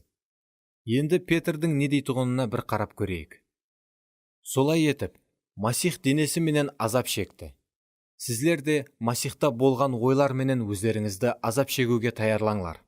Себебі денесі азап шегіп батырған адам күнә іслеуді тоқтатады. 1 Петр 4:1. Күнә іслеуді тоқтатқан адам Хюос, яғни Құдайға толық құлақ салуға еріскен перзент болады. Ол рухи ержеткен адам. Ол өз жолларын емес, ал Құдайдың жолларын таңлайды. Иса басынан өткізген ауыр азаплар арқалы құлақ салуды үйренгені сияқлы, біздер де ауыр жағдайларға түсуіміз арқалы құлақ салуға үйреніп барамыз. Конфликтлер менен азапларға түскенімізде, Құдайдың біздерге мұқаддес рухы арқалы айтқан сөзіне құлақ салсақ, біздер рухи өсеміз, һәм ержетіп барамыз. Мұқаддес кітапты құры білу рухи өсудің кілті болып есапланбайды, ал Құдай сөзіне құлақ салу кілт болып есапланады. Әне, сондықтан да біздердің жамаатымызде тәубе еткеніне 10 жылдан өткен, аятларды, хәтте айрым бапларды ядлап алған, мың уазларды есткен, һәм жүдә көп кітапларды оқыған, бірақ елеге дейін рухи памперске мүтәж сенушілер бар. Әр сапары олар ауыр жағдайларға дүс келгенде, мұқаддес рухтың жетегіне ерудің орнына өз ақылы һәм өз сезімлері бойынша іс тұтады. Олар Құдайдың қорғауын іздеудің орнына өз-өзлерін қорғап баслайды. Олар хақиқатылықты барқұлла үйренеді, бірақ ешқашан оны түсініп жете алмайды. 2 Тимофейге 3:7. Олар алған рухи білімлерін өмірлерінде қолданбайды. Сондықтан олар хақиқатылықтың мәнісін еш толық түсінбей кетеді. Егер сіз рухи өсуді һәм ержетуді қалесеңіз, онда өміріңізде еркін әрекет ету үшін хақиқатылыққа толық азатлық берің. Хақиқатқа құлақ салмай, ал тек оның хақиқат екенін ақылың менен мақұллап қою жеткілікті емес. Өз-өзіңді қорғау. Неге кейбір адамлар құлақ салмай, тек өзін өзі қорғай береді? Себебі өкпе. Өкпе сақлау адамда жалған сезімді пайда етеді, һәм ол өзін өзі тап бір жаман заттан қорғап атырғандай қорғай береді. Өкпе сізге еш қашан өз мінез құлқыңыздағы кемшіліктерді көрсетпейді, ал айыптың бәрін толығыменен басқа адамға тағып қояды. Сонда сіз өз мінез құлқыңыздағы кемшіліктерге һәм қателерге ұлыма нәзер қаратпайсыз. Себебі сіздің бардық қатыңыз сіздің кеуіліңізге тиген адамның кемшіліктерінде һәм қателерінде тұрады. Нәтижеде конфликтлерді туры шешуіңіз арқылы сіздің мінез құлқыңызды рауажландыруға қаратылған Құдайдың әрекетін өзіңіз-ақ бүткілдей жоққа шығарасыз. Өкпелеген адам өкпенің себебін анықтағысы келмейді һәм ақыр соңында рухи кезендеге айланады. Жақында бір хаял маған өзінің достысы туралы айтып берді. Оның достысы өз жәмәтінен кетіп, басқа жәмәтке барып баслаған екен. Ол жаңа жәмәтінің шопанын үйіне түслік ауқатқа мірәт етеді. Түслік ауқатында шопан онан, «Не үшін сіз өз жәмәтіңізден кеттіңіз?» деп сұрайды. Ол өзінің жәмәтіндегі барлық машқалалар туралы айтып береді. Шопан оны ақырына дейін тыңлап болып, оны жұбатуға ұрынады.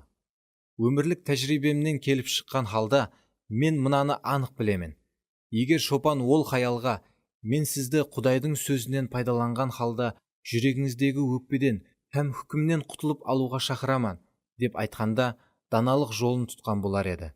Ямаса, менің сізге мәслихатым, сіз өз жәмәтіңізге қайтып барың һәм Құдай сізді қашан ол жерден тынышлықпенен шығармағанша сол жерде қалың деп кеңес бергенде дұрыс қылған болар еді. Егер хақиқаттан да Құдай сізді өз жәмәтіңізден тынышлықпенен алып шықса, онда сіз ешқашан бұрынғы жәмәтіңізді қаралап, ол жерден не үшін кеткеніңізді ақылауға ұрынбайсыз. Һәм ол жерде болған машқалаларды да додалап ямаса хүкім етіп отырмайсыз. Өйткені бұған сізді итермелейтұғын басым астында болмайсыз. Біраз уақыт өткеннен соң жаңағы хаял кейінгі шопанын да һәм оның жәмәтін де алдыңғы жәмәтін қаралағандай етіп қаралап баслайтұғыны анық. Егер жүрегімізде өкпені сақлап жүрген болсақ, онда біздер барлық нәрсені сол өкпе арқылы көретұғын боламыз. Бір ескі тымсал бар. Арқа Америкаға қоныс басуға келген адамлар топар-топар болып өздеріне жаңа қоныс ізлеп, батысқа қарай жолға атланыпты. Олар көп жолларды басып өтіп, бір жаңа қалаға келіпті. Қаланың дарвазасына кіре жерде бір төбешіктің үстінде бір ғарры отырған екен. Ол данышпан екен. Қоныс басуға киятырған адамлар бұл жаңа қаланың қандай қала екенін білу үшін сол ғаррыменен сәлемлесіпті. Һәм оннан, «Ата, біздерге айтыңызшы, бұл қалада қандай адамлар жасайды?» деп сұрапты. Сонда данышпан ғарры олардың сұрауына сұрауменен жауап қайтарып, «Ал сіздердің шыққан қалаңызда қандай адамлар жасайтұғын еді?» деп сұрапты. Адамлар, «Біздердің таслап шығып киятырған қаламыз жүдә жаман қала. Онда жасайтұғын адамлар барып тұрған өсекшілер, жүдә хилегер һәм оңбаған адамлар. Олардың бәрі ұры һәм өтірікші» деп жауап беріпті. Сонда ғарры данышпан оларға, бұл қаланың адамлары да тап сол сіздердің таслап шыққан қалаңыздың адамларындай» деп жауап беріпті. Сонда адамлар оған, ата, сізге рахмет, сіз біздерді өздеріміз зорға құтылған бәлелерге қайттан түсуден сақлап қалдыңыз деп мінедаршылық білдіріп, қалаға кірмей жолларын алға давам етіпті. Кейін қоныс басуға басқа адамлардың топары келіпті. Олар да данышпан ғаррыменен сәлемлесіп, оннан, «Ата, бұл қалада қандай адамлар жасайды?» деп сұрапты. Сонда данышпан ғарры олардың сұрауына да сұрауменен жауап қайтарып, «Ал сіздердің шыққан қалаңызда қандай адамлар жасайтұғын еді?» депті. Адамлар оған, «Біздердің қаламыз жүдә әжайып қала. Ол жерде жүдә әжайып адамлар жасайды. Ол жерде біздердің жүдә жақын достарымыз бенен жақын адамларымыз қалды. Ол жерде һәмме бір-біріне жәрдем бергісі келеді. Ешкім еш нәрсеге мұқтаж емес. Себебі һәмме бір-біріне ғамқорлық қылады. Егер бір адамның мұқтажлығы шығып қалса, бүткіл жәмиет оған жәрдем беруге жиналысады. Ол жерден кетуіміз біздерге қатты қиын болды. Бірақ батысқа кетіп, кейінгі әулетларымызға жаңа жерлер таярлауымыз керек болғаны үшін бұл жерге келіп тұрыппыз» депті. Сонда данышпан алдыңғы адамларға айтқандай етіп, бұл қаланың адамлары да тап сол сіздердің таслап шыққан қалаңыздың адамларындай» деп жауап беріпті. Сонда сол адамлар қуанысып, «Құдайға шүкір, онда біздер бұл қалада қоныс басып қалайық» десіпті. Адамлар өзлерінің бұрынғы қарым-қатынастарына қайтып қараса, кейінгі қарым-қатынастарына да тап сондай етіп қарайды. Сіз өз жәмәтіңізден қайтып шықсаңыз, кейінгі жәмәтке сондай етіп кіресіз. Қандай рухта шықсаңыз, сондай рухта кіресіз. Қандай қарым-қатынастардан ажырассаңыз, сондай қарым-қатынастарға және кіресіз. Иса былай дейді: сіздер кімнің күнәларын кешірсеңлер, Құдай да оның күнәларын кешіреді. Сіздер кімнің күнәларын кешірмесеңлер, Құдай да оның күнәларын кешірмейді. Юхан 20:23. Біздер ішімізге өкпе һәм кешірмеушілік рухын кіргізіп қойсақ, онда біздер адамлардың күнәларын кешірмейміз. Егер біздер өз жәмәтіміз, ямаса қандай да бір адам менен өкпе рухының басқаруында ажырассақ, онда кейінгі жәмәтке де һәм кейінгі қарым-қатынастарға да сол рухтың жетегінде барамыз. Кейін ол жерде де машқалаларға дұс келгенімізде, ол жерменен де сол рухтың басқаруында аңсат ажырасып кетеміз. Сонда бұрынғы қарым-қатынастарымыз арқалы алған ескі жарақатларымыздың үстіне жаңа жарақатлар түседі. Статистика бойынша екінші мәрте тұрмыс құрған шаңырақлардың 60% қайтадан ажырасып кетеді. Америкада шаңырақ сұрауларымен шұғылданатұғын Рокфорд институтының берген мағлұматы. Адам өзінің алдыңғы некесінен қандай рухта шықса, кейінгі некесіне сол рухта кіреді. Алдыңғы өмірлік жолдасын кешірмеген адам сол кешірмеушілік рухыменен екінші өмірлік жолдасының өміріне кіріп барады. Олар өз кемшіліктерін көрмейді, ал тек басқаның қателерін көреді, һәм тез айыплап баслайды. Олар конфликтілерге ұшырағанда, хәтте өз рөлінің қандай болатұғынын да білмейді. Ең жаманы, олар қайтадан жарақатланудан екі есе қорқып, екі есе хүжімге өтеді. Бұл қағида тек неке менен ажырасуға ғана байланыслы емес, ал барлық қарым-қатынастарға тиесілі. Бір рет біздердің қызметімізге жаңа бір адам келді. Ол алдыңғы қызметінде басылығы менен конфликтке ұшырап, ішіне өкпе кіргізіп алған екен. Бірақ бұл уақияға көп уақытлар болған еді. Һәм мен Құдайдың оны біздер менен жұмыс істеуге мұрат еткенімізді қалеп атырғанын сездім. Мен оны өз өкпесін жеңу үстінде жұмыс істеп атыр деп ойладым. Мен оның алдыңғы басылығына қоңырау етіп, оны жұмысқа шақырмақшы болып атырғанымды айттым. Ол мені мақұллап, дұрыс істеп атырсыз. Менің ойымша, ол сіздер менен жұмыс істеп атырғанда толық шипа табады, деп жауап берді. Сондан кейін мен олардың екеуіне де, мен сіздердің қарым-қатынастарыңыздың шипаланып, толық қайта тікленуі үшін дуа етіп атырман, деп айттым. Сөйтіп біздер оны жұмысқа алдық. Ол біздердің командамызға келгеннен кейін дәрхал машқалалар пайда бола бастады. Мен оның сұрауларын шешуге әрекет қылдым. Бірақ менің әрекетлерім оған тек уақытынша жеңілдік беріп атырғандай еді. Ол өзінің алдыңғы қарым-қатынастарында алған ойлары менен түсініктерінен сірә құтыла алмастай болып көріне бастады. Бұрынғы түсініктері оның мийлерін билеп алған еді. Біраздан соң ол мені хәтте былай деп айыплай бастады. Сіз де алдыңғы баслықтай болып маған қарым-қатынас қылып атырсыз. Мен дым-тынышсызланып қалдым. Себебі оның біздер үшін істейтұғын жұмысынан көре, оның өзінің жарылқанып кетуі біздер үшін көбірек ахметке ие еді.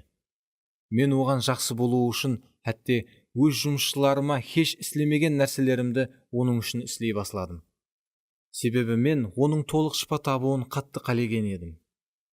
Арадан 2 ай өткенде ол қызметтен кетуге арыза жазды. Ол өзін бұрынғы жағдайға қайтқандай етіп сезген еді. Кетіп баратырып ол маған: «Джон, мен енді ешқашан масихилардың қызметінде жұмыс істемеймін», деді. Мен оны жарылқадым, һәм оның қайтып кетіп баратырғанына қарап тұрдым. Біздер оны һәм оның хаялын жақсы көреміз. Өкініштісі, онда таслап кетіп баратырған қызметі үшін күшлі майлану бар еді. Бәлкім, ол басқа тарауларда табысқа ерісуі мүмкін. Мен ол кеткеннен соң ішімде тынышсыздық сезе басладым. Һәм Құдайды іздеп, оннан: «Құдайым, сен де, мен де оның бұл жерге келіп қызмет істегенін қалеген едік қо. Бірақ сонда не үшін ол тез кетіп қалды?» деп сұрадым. Арадан бірнеше хәпте өткеннен соң, Құдай менің бұл сұрауыма менің достым болған бір дана шопан арқалы жауап берді. Ол маған былай деді: Құдайдың еркі біздердің конфликтлі жағдайлардан қашпауымыз, ал оларды тура шешіп үйренуіміз. Бірақ егер адам оларды шешпей, ал олардан қашуды жүрегінде шешсе, онда Құдай оны зорламайды, ал қашуына көп мәрте жол қояды. Кейін достым мысал ретінде Изабельден қашқан Ильяс пайғамбарды келтірді. 3 патшалық 18-19 баблар. Ильяс пайғамбар жаңа ғана Израильді бұтқа табынушылыққа жыққан жалған пайғамбарларды жеңіп, оларды өлтіріп жіберген еді. Бұл жалған пайғамбарлар Баал-хам Аштартаның пайғамбарлары болып, олар патшаның хаялы Изабельдің дастарханынан ауқатланатұғын еді. Изабель бұл хабарды есткенде Ильясты ертеңге шекем өлтіретұғынын жариялайды. Құдай Ильястың Изабельге қарсы шыққанын қалеген еді. Бірақ бұның орнына Ильяс онан қашып кетеді. Ол сондай күшлі үмітсіздікке түсіп, әтте өзіне өлім тілеп басылайды. Ол сондай қорқынышқа түсіп, Құдайдың тапсырмасын орындай алмай қалады. Құдай оған өз періштесін жіберіп, оны 2 нан менен ауқатландырады. Һәм Хореб тауына қарай 40 күн, 40 түн қашуына жол қояды. Ол тауға жеткенде, Құдай онан: «Ильяс, сен бұл жерде не қылып жүріпсің?» деп сұрайды. Қызық сұрау, солай емес пе? Құдайдың өзі оны нан менен азықландырды, һәм тауға дейін қашып келуіне жол қойды. Бірақ ол жаңа тауға келгенде, онан: «Сен бұл жерде не қылып жүріпсің?» деп сұрайды. Себебі Құдай оның ауыр жағдайлардан қашып құтылуды шешкенін білер еді. Құдайдың жобасы Ильястың машқаладан қашуы емес еді, бірақ сонда да оның қашуына жол қойды. Кейін жаратқан ие Ильясқа былай деді: «Келген жолың менен ізіңе қайтып, шөл арқалы Дамаскке бар. Ол жерге барғаныңда Хазаелді майлап, Арамға патша етіп қой. Немши ұлы Ехуды майлап, Израильға патша етіп, ал Абел-Мехолалы Шафат ұлы Элишаны майлап, өзіңнің орныңа пайғамбар етіп қой». 3 патшалық 19-15-16. Элиша һәм Ехудың қызметі арқасында Изабельге һәм оның құдайсыз іслеріне шек қойылды. 4 патшалық 9-10 баблар. Бұл тапсырманы Ильяс жұмақлаған жоқ, ал Құдайдың оған «Өзіңнің орныңа пайғамбар етіп майла» деп бұйырған орынбасары жұмақлады. Сол шопан маған және былай деді: «Егер біздер жүрегімізде ауыр сынақлардан өтпеуді анық шешкен болсақ, онда Құдай біздерді олардан азат етеді. Әтте бұл оның мінсіз еркі болмаса да». Кейінірек мен Саналар кітабының 22 бабында жазылған тап соған ұқсас уақияны еследім. Билам үлкен сыйлық үшін Израильді нәлетлегісі келді. Ол Құдайдан басында «Барсам бола ма?» деп сұрайды. Бірақ Құдай оған «Балақ жіберген адамлар менен барма» деп өзінің еркін ашып береді. Кейін Муаплы хакімлер бұрынғыдан да көбірек пұл һәм сыйлық пенен және оған келеді. Сонда Билам қайтадан Құдайдың еркін сұрайды. Ол: «Муаплылар көбірек пұл һәм сыйлық алып келді ғой, бәлкім енді Құдайдың пікірі өзгерген шығар» деп ойлайды. Қандай ақмақшылық! Бірақ бұл сапары Құдай оған олар менен бірге баруға рұқсат береді. Не үшін Құдай өз шешімін өзгертті?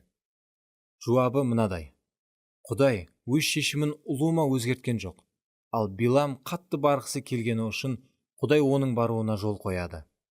Әне, соның ұшында ол Муаплы хакімлер менен кетіп баратырғанда, Құдайдың ғазабы оған қарсы от болып жанады. Құдай біздерге әлдеқашан өзінің еркін анық ашып берген болса да, біздер оннан басқа нәрсені сұрай беріп, оның ғазабіне тиюіміз мүмкін. Ақыр соңында ол біздерге рұқсат беруі мүмкін. Әтте бұл оның еркі болмаса да, һәм бұл ақыр соңында біздерге жарылқау болмайтұғын болса да. Кейде біздер кемсітілулерге һәм ұнамсыз қарым-қатынасларға дұс келеміз. Һәм бұл көбінесе біздерді еледе күшейту һәм бекемлеу үшін жіберілген Құдайдың режесі болуы мүмкін. Бірақ сол кездері біздер олардан бар күшімізбенен қашамыз. Машқалаларды шешуден бас тарту біздерді сол машқалалардан құтқармайды, ал тек уақытыншалық жеңілдік береді. Бірақ машқаланың тамыры сол тұрсында тұра береді. Мен жұмысқа алған сол жас жігітпенен болған уақияда маған жақсы сабақ болды. Алдыңғы қарым-қатынасларын өкпе һәм ашу рухының басқаруында үзіп таслаған адам менен кейін жақсы қарым-қатынас құру мүмкін емес. Жақсы қарым-қатынас құра алу үшін ол толық шипа алуы керек. Жігіт алдыңғы басылығын кешіргені хақында көп мәрте айтқан еді, бірақ негізі кешірмеген екен. Сүйіспеншілік барлық өкпе һәм кемсітілулерді ұмытып, келешекке деген үмітті сақлап қалады. Егер біздер хақиқаттан да өкпені жеңген болсақ, онда шын жүрегімізбенен жарасу жолларын қыдырып баслаймыз. Бәлкім, елі қолайлы уақыт келмеген шығар, бірақ біздер қарым-қатынасты қайта тікілеу үшін шын жүректен имканият іздеп баслаймыз. Менің бір дана достым сәл кейінірек маған былай деді: аузы күйген мұздай суды да үплеп ішеді деген ескі мақал бар. Растан да, бүгін шөлін қандыру үшін берілген мұздай суды да үплеп ішетұғын жүдә көп адамлар бар. Себебі олардың өтміште аузы бір рет күйген, һәм енді олар бұны хеш ұмыта алмайды һәм кешірмейді. Иса біздердің жарақатларымызды өз жолы арқалы шпалағысы келеді. Бірақ бұл жол қандайда бір қиыншылықтарды тудыруы мүмкін болғаны үшін біздер Исаға яқ керек емес дейміз. Исаның жолы шипаға һәм рухи ержетуге алып баратұғын жол болып, ол кішіпейіллік һәм өзіңнен бас кешу жолы деп аталады.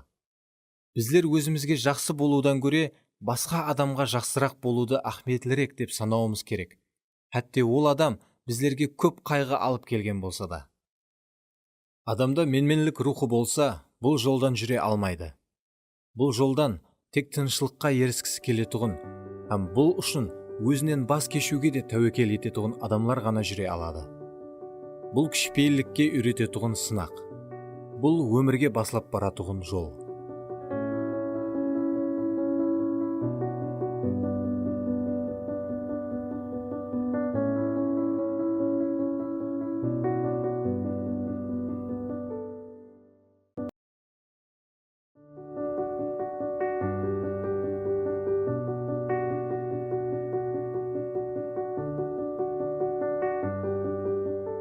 Джон Бивер. Шайтанның жемтігі. 7 бап. Сенімлі тикар.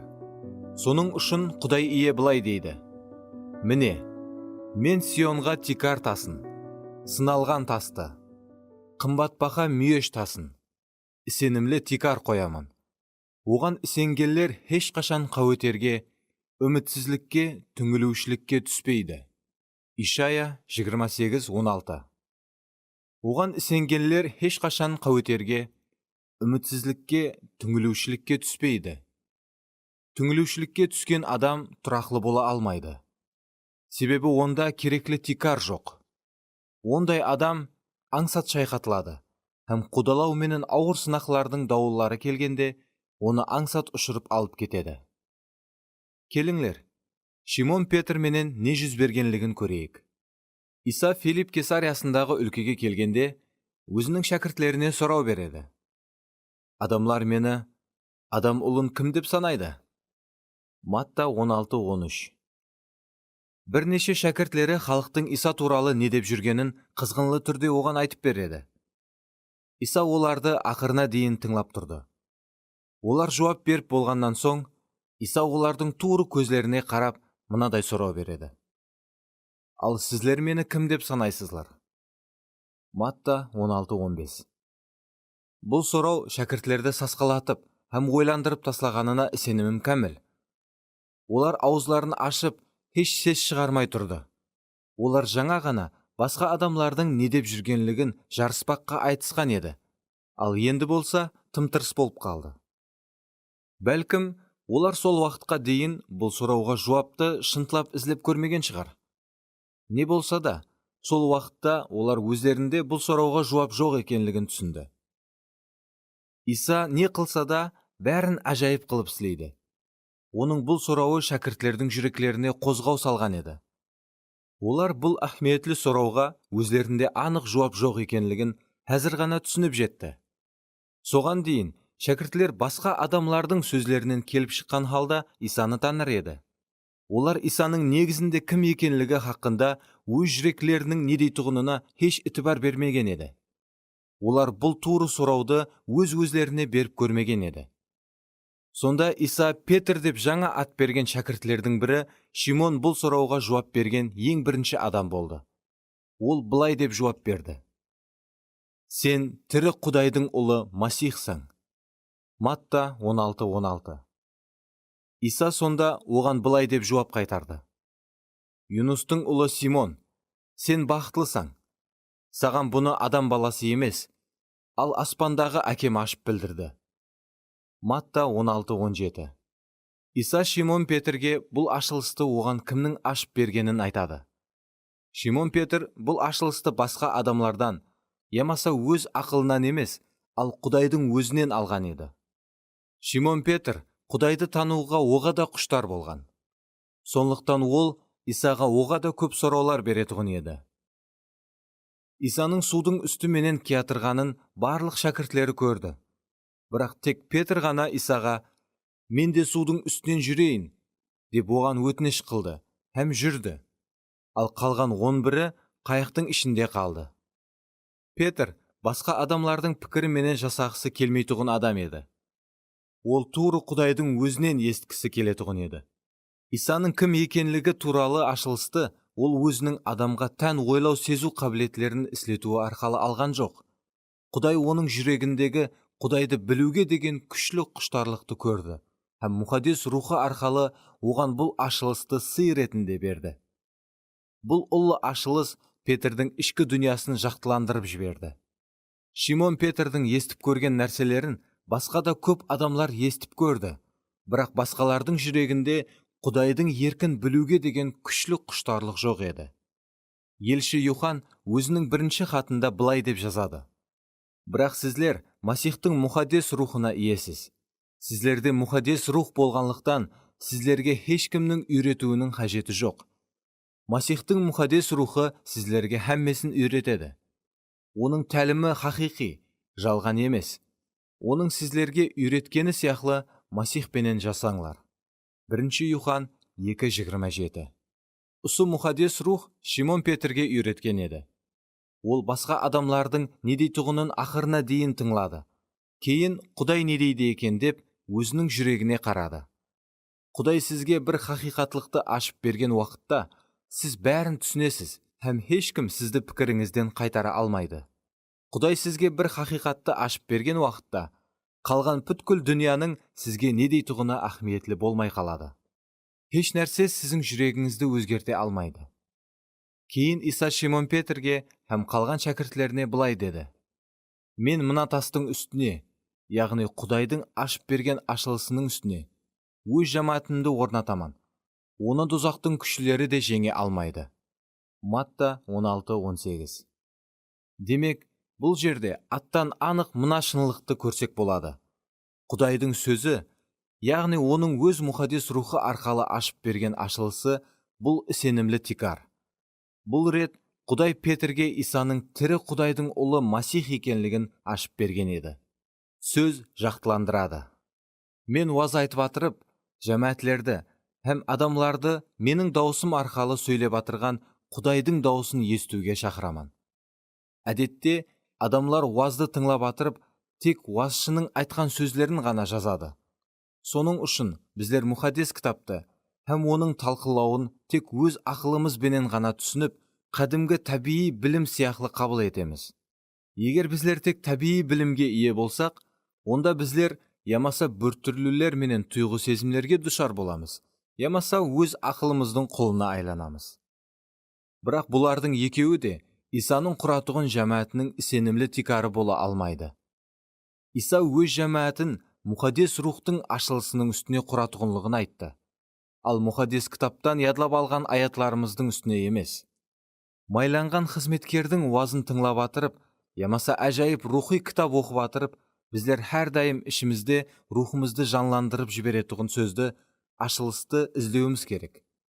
Бұл Құдайдың біздерге өзі ашып беретұғын сөзі. Әне, сол сөз біздерге нұр һәм рухи түсінік алып келеді. Забур жырларының авторы да бұл туралы айтады. Мәнісі ашылғанда сөзлерің нұр шашады, садаларға ақыл береді. Забур 118-130. Құдайдың сөзі тек ақылымызға емес, ал жүрегімізге ашылыс арқалы кірген уақытлары, ол ішкі дүниямызды жақтыландырып жібереді, һәм рухи әжайып түсінік береді. Мен уаз тыңлап атырған уақытлары көбінесе мынадай болады. Уазшы бір темада сөйлеп атыр, ал Құдай менің жүрегімнің ішіне ұлыма басқа нәрсені ашып беріп атыр. Бірақ та Құдай сол уазшының айтып атырған бір сөздерін алып, сол сөздер арқалы жүрегіме ашылыс береді, һәм ол ішкі дүниямды нұрландырып баслайды. Мұқаддес рух қалеген жолы арқалы менің үшін Құдайдың ашылысын бере алады. Құдай біздерді сол ашылыслары арқалы өзгертеді. Ол садаларды рухи өскен адамларға айландырады. Рухи түсінігі азларды рухи түсінігі бай адамларға айландырады. Жүрегімізді жақтыландырып жіберетұғын Құдай сөзі сенімлі тикар болып, Иса өз жамаатын сол тикардың үстіне құрады. Иса Құдайдың ашылысын тасқа ұқсатады. Тас тұрақлылықтың һәм беккемліліктің белгісі. Исаның екі үй туралы айтқан тымсалын ядыңызға түсірің. Олардың біріншісі жартастың үстіне, ал екіншісі құмның үстіне құрылады. Құдаланулар, азаплар һәм қиыншылықлар екі үйдің де басына түседі. Сонда құмның үстіне құрылған үй қатты қиралып қалады, ал тастың үстіне құрылған үй құламай беккем тұрады. Кейде Құдайдан естуіміз керек болған нәрсені Мұқаддес кітаптан таба алмауымыз мүмкін. Мысалы, мынадай сұрауларға Мұқаддес кітаптан жауап таба алмаймыз. Кімменен тұрмыс құруым керек? Қай жерде жұмыс істеуім керек? Қайсы жамаатте болуым керек? Бұндай сұраулар дым көп. Бұл сұрауларға жауапты біздер Мұқаддес кітаптың ашылысы арқалы алып, шешім қабыл етуіміз керек. Құдайдан сөз алмай, өз ақылымыз бенен ғана шешім қабыл етсек, онда біздердің шешіміміз құмның үстіне құрылған үй сияқлы болады. Құдайдың біздерге өз рухы арқалы ашып берген нәрсесін ешкім ұрлап кете алмайды. Сол ашылыс біздердің барлық іслеріміздің сенімлі тикары болуы керек. Болмаса, өзлерімізге ауыр сынақлар һәм азаплар келген уақытта біздер аңсат азғырылып кетеміз. Иса Құдай сөзін әркімнің әр қилы етіп қабыл ететұғыны туралы әжайып тымсал айтты. Біреулер Құдайдың сөзін қуанышпенен қабыл етеді, бірақ сөздің жүрегіне терең тамыр ұруына жол қоймайды. Себебі ол адам Құдай сөзін сезімлерге берілген халда тек ақылыменен қабыл етеді. Базылар таслақ жерге себілген тұқымларға ұқсайды. Олар сөзді есткен уақытта-ақ оны қуанышпенен қабыл етеді, бірақ тамырсыз болғанлықтан тұрақсызлық етіп, сөз үшін азап шегуге, ямаса қудалануға тура келгенде тез сенімнен қайтады. Марк 4:16-17. Біздер тамыр һәм тикар деген сөздерді аңсат бір-бірінің орнына қоллана аламыз. Себебі олардың екеуі де тұрақлылықты көрсетеді. Олар өсімлік һәм имарат үшін беккемлілік дерегі болып қызмет етеді. Құдайдың ашылысы үстіне тикарын құрмаған адам тұрақсыз болады. Гүман, азғырылу һәм өкпе дауыллары оны аңсатқана алып кете алады. Көп ғана адамлардың рухи жағдайлары сондай. Олар Иса сұрау бергенде албырап қалған шәкіртлерге ұқсайды. Олар басқалардың сөздері менен, біреулердің гуалықлары, ямаса уазлары менен ғана өмір сүреді. Олар басқа адамлардың пікірлері менен сөздерін хақиқатлық деп қабыл алады. Һәм Мұқаддес рухтың кеңесін, ямаса жетелеуін ізлемейді.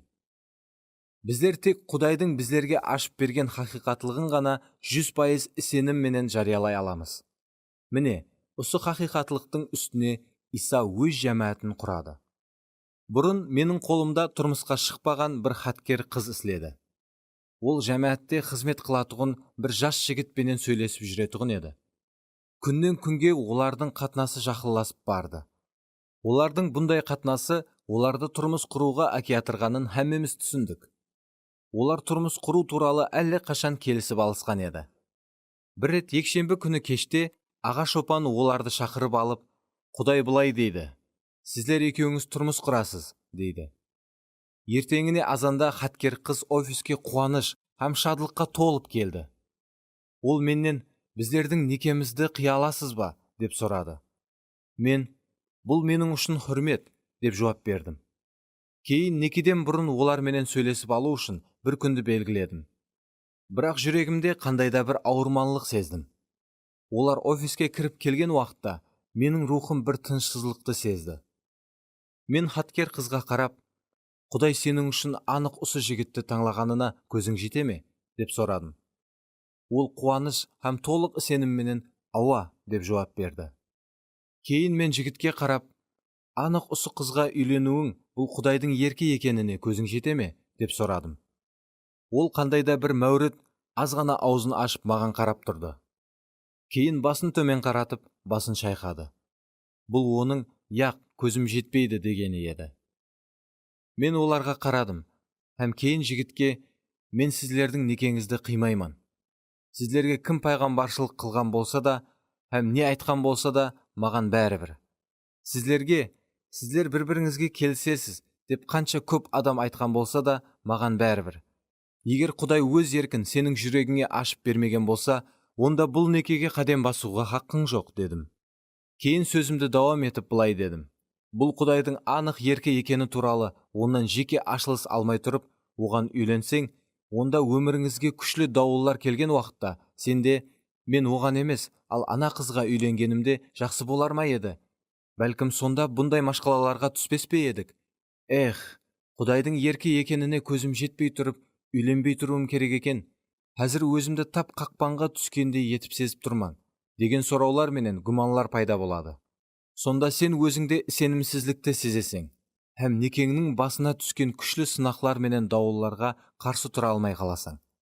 Сен барлық жолларында тұрақсыз екі ойлы адам болып қаласаң. Ал сынақлар менен дауыллардың келетұғыны аттан анық. Мен оларға, артық ұшырасуыңызға еш қажет жоқ, кете берсеңіз болады, дедім. Һәм оларды шығарып салдым. Жігіттің жүзінде жеңілдікті сезгенін көрдім. Ал қыз қатты қапа болып қалды. Кейінгі хәпте офисте атмосфера жүде ауыр болды. Бірақ мен оларға хақиқатлықты айтқанымды білер едім. Қыз үшін сынақ уақытлары басланған еді. Егер Құдай хақиқаттан да сол жігітке тұрмысқа шығатұғынын оған айтқанда, онда Құдайдың сол жігітке де ашып беретұғынына ол сенуі керек, һәм маған да Құдайға да өкпелемеуі керек. Мен оған оннан ұзақлас, һәм оның Құдайдан өзі жауап алуына имканият бер, деп мәслихат бердім. Ол тап сондай қылды. Арадан 3 хәпте өтті. Олар менен, және ұшырасып сөйлесіп алуымызға бола ма, деп рұқсат сұрады. Мен дәрхал жүрегімде қуаныш сездім, һәм ұшырасуға қайылшылық бердім. Бұл сапары жігіт офиске қуанышқа толып кірді. Ол маған, Құдайдың бұл қызды маған хаялыққа беріп атырғанына иненің ұшындай да гуманым жоқ. Бұған толық көзім жетеді, деді. 7 айдан кейін олар тұрмыс құрды. Сіз болашақ өмірлік жолдасыңыз туралы, достарыңыз туралы, ямаса жәмәатың туралы Құдайдан анық ашылыс алған уақытыңызда, дұшпанға сізді олардан айыру қатты қиын болады.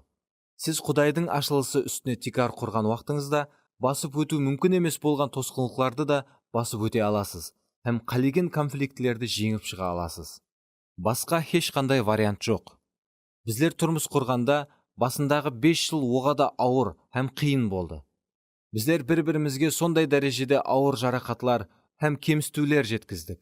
Хәтте некеге дейін арамызда болған нәзік қатынас һәм әжайып сүйіспеншіліктің ізі де қалмағандай болып көрінді. Біздерді ажырасудан тек бір нәрсе ғана сақлап қалған еді. Екеуміз де некеміздің Құдайдан болғанын білер едік. Біздерде Құдайдан ашылыс бар еді. Сондықтан да біздер ешқашан ажырасуды бір вариант сипатында көрген емеспіз. Біздердің анық шешіп алған жалғыз қарарымыз мынадай еді. Не болса да, Құдайдың біздерді толық шпалайтұғынына һәм өзгертетұғынына сену. Қанша азарлар болмасын, екеуміз де өзлерімізді бұған бағышладық. Маған тәслім болуға һәм қолды сілтеп бәрін таслап кетуге ойлар келген уақытта, мен Құдайдың некем хақында маған берген уәделерін есіме түсірдім. Мен Құдайдың құрған нәрсесін һәм біздердің мұқаддес ауқамымыз үшін берген жарылқауларын бұзбақшы емес едім. Құдайдың маған берген уәделерінің бірі мынадай еді. Сіздер хаялыңыз екеуіңіз маған қызмет етесіздер. Құдай маған бұл уәдені берген уақытта мен бұны ап-аңсат көз алдыма келтіре аламын, себебі қызмет етуіміз үшін Құдайдың қолы екеумізді де қоллап қуатлап тұр, деп ойлаған едім. Кейін шаңырағымыз күшлі дауыллар менен сынақлардың астына түсіп қалған уақытта, Құдайдың бұл уәдесіне сену маған қатты қиын болды. Бірақ бәрібір бұл уәдеге сенуді шештім. Некемізге ұрыс жәнжелілер менен менменлік араласқаны себеплі табиғи үміт жоғалып болған еді. Бірақ бәрібір жүрегімде кәріматлы өмір тұқымы жасар еді. Бұл кәріматлы өмір тұқымы Құдайдың уәдесі еді. Бұл уәде қиын дәуірлерде менің үшін якір, ямаса тырнақ тас болып қызмет еткен еді. Құдайдың уәдесі орындалды. Ол біздердің қарым-қатынасымызды тек шипалап қана қоймай, бұрынғыдан да бетер бекемірек қылды. Біздер конфликтлерде бір-бірімізді кешіруіміз, һәм өзлерімізге кереклі сабақларды алуымыз арқалы рухи өсіп бардық. Әзір хаялымыз екеуіміз Құдайға бірге қызмет етіп атырмыз. Әзір Лиза менің жалғыз сүйіклі ярым, һәм ең жақсы достым. Және де ол Құдайдың әжайып қызметкері. Мен оған һәммеден де бетер көбірек сенемін. Тұрмысымыздың басындағы ауыр һәм қиын 5 жылды басымыздан кешіріп болған соң, мен сол нәрсені түсініп жеттім. Біздерде өзлеріміз көрмейтұғын һәм асла тән алмайтұғын көп қана кемшіліктер бар. Құдай конфликтлер арқалы сол кемшіліктерімізді жарыққа шығарады һәм көз алдымызға әкеліп көрсетеді. Мен Құдайдың ұлы даналығын тән аламын. Мені Лиза менен қосқанда оның даналығы еді. Мен оған үйленбесімнен алдын болашақ хаялым болатұғын қыз үшін беріліп дуа ететұғын едім. Өмірімдегі ең ахметлі таңлау бұл қош хабарға құлақ салу, ал екіншісі өмірлік жолдас таңлау еді. Болашақ өмір жолдасым үшін көп дуа еткенім себеплі, һәм Құдайдың оны маған көрсететұғынына сенімім кәміл болғаны себеплі, мен біздердің тұрмысымызда басқалардыкіндей еш машқала болмайды деп ойлайтұғын едім.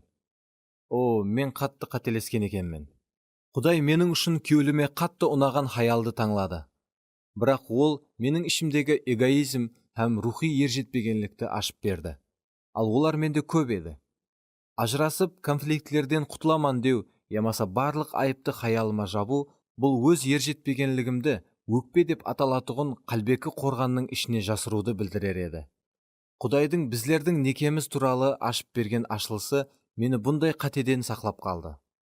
Әзір мен бұл баптың баслы мәнісінен біраз бір шетке шығып тұрмақшыман. Бұл қатарларды оқып атырып, кейбіреулеріңіз, бәлкім, мен тұрмыс құрғанымда сенуші емес едім, деуіңіз мүмкін. Сізге Құдай былай дейді. Ал некеде болғанларға мен мынаны бұйырамын. Анығырағы мен емес, иеміз солай бұйырған. Хаял адам күйеуі менен ажыраспасын. Егер ажырасса, я күйеуісіз қалсын, я өз күйеуі менен жарассын. Ер адам да хаялы менен ажыраспасын. Туысқанларым, кім қандай жағдайда шақырылған болса, Құдай алдында сол жағдайда қалсын. 1 Коринфилерге 7 бап 10-11 һәм 24 аятлар.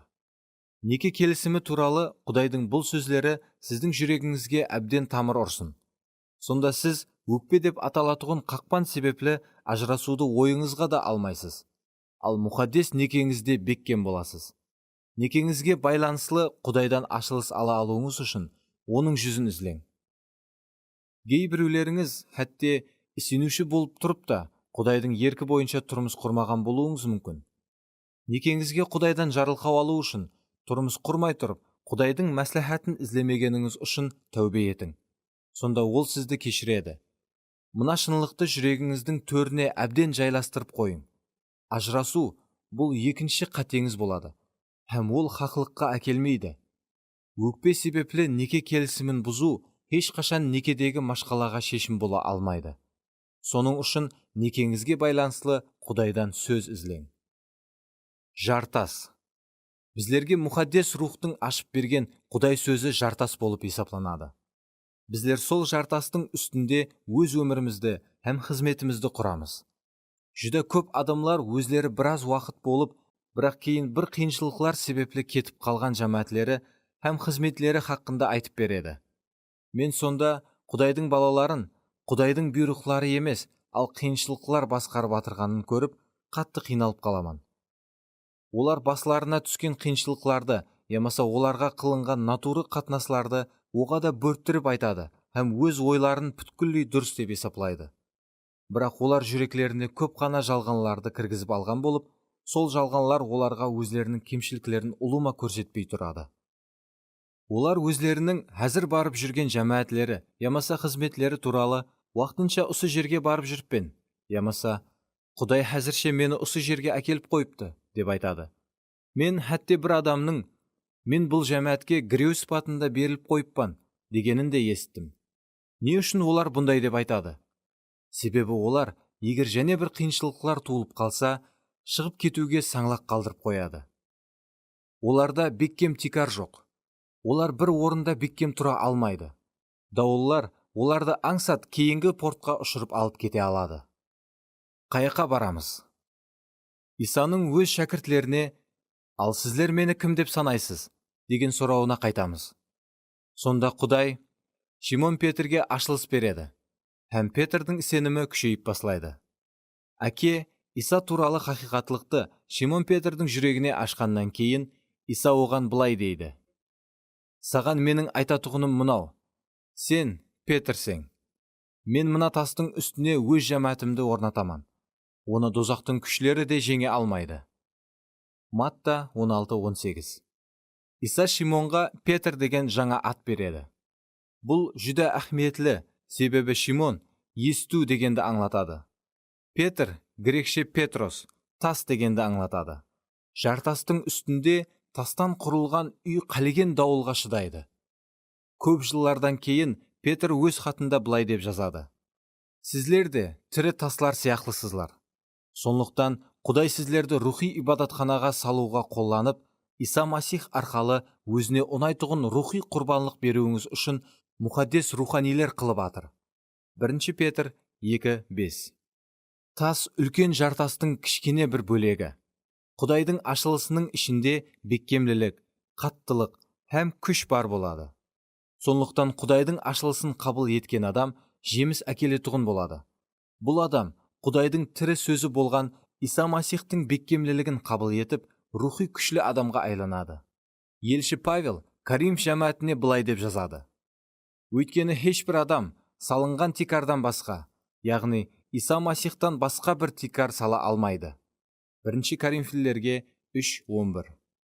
Біздер Құдайдың тірі сөзі болған Иса Масихты ізлеп басылағанымызда, ол біздерге өзін ашып береді. Һәм біздер сенімде еледі беккемленеміз. Исаның жер бетіндегі өмірінің ақырғы күнлер келгенде, оның шәкіртлерінің өмірі қиынласады. Діни қызметкерлер менен яхудилер Исаны өлтіру мақсатында оның ізіне түседі. Юхан 5:16. Бір рет Исаның ізіне еріп жүрген аламан, Исаны күшпенен ұслап, оны патша етіп қоймақшы болды. Бірақ Иса ол жерден кетіп қалды. Юхан 6:15. Сонда шәкіртлері, не үшін ол ондай қылды? Бұл оған һәм біздерге әжайып үмкәният еді ғой, десті. Оларды тынышсызлық билеп алды. Жағдай қауіплі түске кіріп атырған еді. Біздер өз үйлерімізді һәм жұмысларымызды таслап, һәм барлық нәрсемізді құрбан етіп, бұл адамның ізіне ердік. Біздер оның болашақ патша екенлігіне сенеміз. Яхия шомылдырушы бұл туралы жариялады. Һәм Филипп Кесариясында Шимон Петр бұл туралы гуалық берді. Біздерде 2 гуа бар. Бірақ сонда не үшін ол әзіргі басшылардың ғазебіне тиіп атыр? Не үшін ол өз-өзіне қарсы гөр қазып атыр? Не үшін ол өзінің шәкіртлері болған біздерге, «Хей, сенбейтұғын адасқан әулет, қашанға дейін сіздер менен бірге боламан?» деп айтады. Масихтың ізіне еру үшін барлық нәрсесін қалдырып шыққан адамлардың жүректерінде өкпе пайда бола бастады. Кейін оннан да жаман болды. Иса бір түсініксіз нәрселерді, жалған талиматқа ұқсап кететұғын нәрселерді айтты. Сіздерге шынын, хақиқатын айтаман. Адам ұлының денесін жеп, қанын ішпесеңлер, сіздерде өмір болмайды. Менің денемді жеп, қанымды ішкен адамда мәңгілік өмір бар. Һәм мен оны ақырғы күні тірілтемен. Себебі менің денем хақиқи азық, қаным хақиқи ішімлік. Денемді жеп, қанымды ішкен адам менде жасайды. Мен онда жасайман. Юхан 6:53-56. Олар, Иса не деп айтып атыр өзі? Оның сөздері ақылға сыймайды ғой, деп ойлады. Бұл елі бәрі емес. Ол бұлардың һәммесін Капернаумда мәжілісхана басшыларының алдында айтты. Исаның бұл сөздерін түсіну оларға оғада қиын болған еді. Шәкіртлерінің көбісі бұны естіп, «Қандай қиын сөздер? Бұны кім қабылдай алады?» деді. Юхан 6:60. Исаның оларға берген жауабы жүдә әжайып. Шәкіртлерінің бұған наразы болғанын біліп, Иса былай деді: «Бұл сөздер сенуіңізге тосқынлық қылып атыр ма?» Басқа аудармаларда бұл сөздер сіздерді азғырылуға салып атыр ма? Юхан 6:61. Олар оның шәкіртлері еді. Иса олардың айрымларының өз өмірін хәлсіз тикар үстіне құрғанлығын білер еді. Сондықтан бұл хәлсіз тикарды Иса ашып беріп, оларға өз жүректеріндегі хақиқаттың қаншелі дәрежеде сайыз екенін көруге имканият берген еді. Олардың бәрі де Шимон Петр сияқлы хақиқатлықты қатты сүюші емес еді. Исаның сөздерін сыйдыра алмағанлардың не қылғанына қараң. Сол уақыттан баслап Исаның шәкіртлерінің көбісі кетіп қалып, енді оның менен жүрмейтұғын болды. Юхан 6:66. Ітібар берің, шәкіртлердің көбісі деп қойыпты. Иса Филипп Кесариясында «Адамлар мені кім деп санайды?» деп сұрағанда, сол шәкіртлердің көбісі кейбіреулері шомылдырушы Яхия, кейбіреулері Ильяс, ал базылары Еремия, ямаса пайғамбарлардың бірі деп санайды, деп тез жауап бергенлер еді. Олардың тикары Құдайдың ашылысы емес, ал адамлардың гәп сөздері еді. Өкпе оларды Исадан алып кеткен еді. Бүгінде көп адамлар өкпе себеплі өздерін алданған етіп сезіп Исадан кетеді. Олар хақиқатлықты көре алмады, себебі олардың бар диққаты өздерінің эгоисттік қалеулеріне қаратылған еді. Сондан кейін Иса 12 шәкіртінен «Сіздер де кетпекшімсіз?» деп сұрайды. Сонда Шимон Петрдің оған қандай жауап қайтарғанына нәзір қаратайық. Симон Петр жауап беріп: «Ием, біздер кімге барамыз? Сенде мәңгілік өмір сөздері бар. Біздер сенеміз, һәм білеміз, сен Құдайдың мұхаддесісің» деді. Юхан 6:68-69. Иса ол адамларға: «Ілтимас, менен кетіп қалмаңлар. Көрдіңіз ғо, жаңа мені көп шәкіртлерім таслап кетті. Енді сіздер кетіп қалсаңыз, мен не қыламан?» деп жалынған жоқ. Яқ, ал ол: «Сіздер де кетпекшімсіз?» деп сұрады. Шимон Петрде де кеткен шәкіртлері сияқлы Исаға өкпелеуге имканият болған еді. Бірақ та оның Исаға берген жауабына және бір диққатыңызды қаратың. «Ием, біздер кімге барамыз?» Оның Исадан есткен нәрселері оны да ойландырып қойған шығар, бірақ оның ішінде Құдайдан ашылыс бар еді. Филипп Кесариясында ол Құдайдан Исаның кім екенлігі хақында ашылыс алған еді. «Сен түрі Құдайдың ұлы, Масихсың». Матта 16:16. Сондықтан әзір ол күшлі сынақлар ортасына түскенде, жүрегіне беккем орналасқан хақиқатлықты жариялаған еді. «Сенде мәңгілік өмір сөздері бар. Біздер сенеміз, һәм білеміз, сен Құдайдың мұхаддесісің». Петр Филипп Кесариясында Иса туралы алған ашылысы себеплі осындай деп жариялаған еді. Ауа, Петр Құдайдың тірі сөзі болған жартастың үстіне құрылған тас еді. Сондықтан ол сынақ уақытлары өкпеге һәм азғырылуға беріліп, Исадан кетіп қалған жоқ. Басым астында болатұғын реакциялар. Ауыр сынақлар адамның хақиқи халатын ашып береді. Бұл менің тез-тез айтып тұратұғын сөзім. Басқаша етіп айтқанда, ауыр сынақлар сіздің рухи халатыңыздың негізінде қандай екенлігін анық етіп ашып береді. Ауыр сынақлар сіздің жүрегіңіздің негізгі жағдайын ашып көрсетеді. Демек, ауыр басым астына түскенде, сіздің өзіңізді қайтып тұтатығыныңыз, яғни реакцияларыңыз сіздің негізгі болмысыңызды ашып көрсетеді. Бәлкім, сіздің жайыңыз 5 этажлы, бәлент һәм әжайып шеберлікпенен безетілген көззал сарай шығар. Бірақ та, егер ол құмның үстіне салынған болса, онда ол хауарайы жақсы һәм су тасқыны жоқ уақытлары әжайып, салтанатлы һәм ұлы болып көрініп тұрады. Сіздің сарайыңыздың қасында 1 этажлы әпуайы жай тұрыпты дейік. Ол хеш көзге түспейді. Сіздің көззал һәм бәлент сарайыңыздың қасында ол ұлыма сықылсыз болып көрініп тұрады. Бірақ та, ол көзге көрінбей тұрған бір беккем нәрсенің үстіне, яғни тастың үстіне құрылған. Дауыл һәм су тасқынлары бұл үйлерге келемен дегенше 5 этажлы жай әжайып болып көрініп тұрады. Бірақ дауыл һәм су тасқынлары оларды соққылағанда 5 этажлы жай құлап, қатты қиралып қалады. Ал күшлі емес дауылларға шыдам берсе де, бірақ күшлі дауылларға шыдам бере алмайды. Ал әпуайы 1 этажлы жай құламайды. Жай қанша бәлент болса, оның құлауы да сонша жаман болады, һәм сонша көзге түседі. Жәмәттегі кейбір адамлар Филипп Кесариясындағы Исаға тез жауап берген адамларға ұқсайды. Олар ауыр сынақлар келгенде орынларында бекем тұра алмай құлайды. Сыртынан қарағанда олар 5 этажлы бәлент жайдай, күшлі, бекем һәм көзал болып көрінуі мүмкін. Олар хәтте бірнеше хәлсіз сынақларға да шыдам берген болуы мүмкін. Бірақ хақиқи күшлі сынақлар келген уақытында олардың негізгі халаты айқын көрінеді. Сондықтан өз-өзіңізді тексеріп көрің. Өздеріңізге мына сұрауларды беріп, оларға анық жауап берің. Бірінші, сіздің өміріңіз адамлардың пікірлерінің үстіне құрылмаған ба? Сіз өз өміріңізді адамлардың гәп сөздерінің үстіне құрып жүрген жоқсыз ба? Екінші, сіз растан да өз өміріңізді Құдай ашылысының үстіне, яғни мұхаддес рухтың сізге ашып берген сөзінің үстіне құрғансыз ба? Жаратқан иені ізлеуді дауам етің, һәм жүрегіңізге құлақ салың.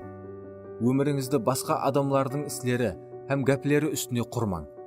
Құдайды ізлең, һәм оның сіздің жүрегіңізге ашып берген ашылысы үстіне өміріңізді құрың.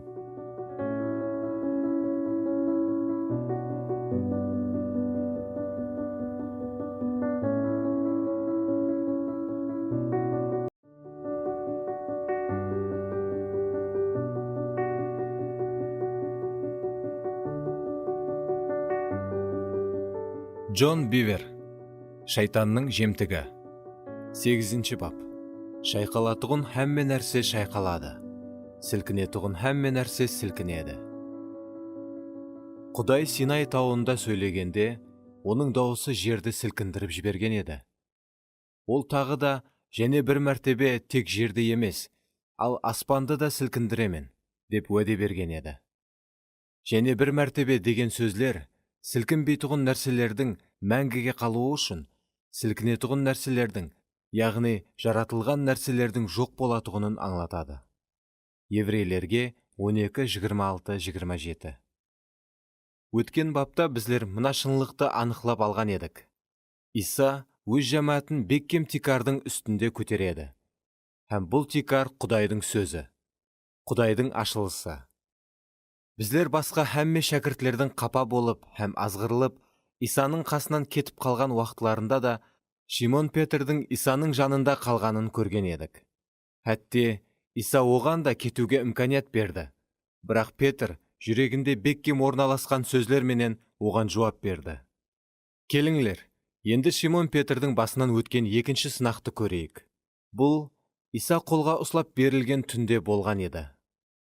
Иса өзінің 12 шәкіртіменен бірге кешкі ауқатты жеп, Құдайды алғыслап отырған еді. Күтілмегенде, Иса оларға таң қалдырарлық бір нәрсені айтты. Мені сататұғын адамның қолы, менің қолымменен бірге дастарханда. Адам ұлы, Құдай алдын ала белгілегендей баратыр. Бірақ оған сатқынлық қылушы хәсірет шегеді. Лука 22:21-22. Қандай мәлімлеме? Бүгінгі күнде бұны бомба таслағандай болды деп айтады. Иса өзіне сатқынлық қылатұғынын ең бастан-ақ білер еді. Бірақ оның шәкіртлері бұл туралы енді естті.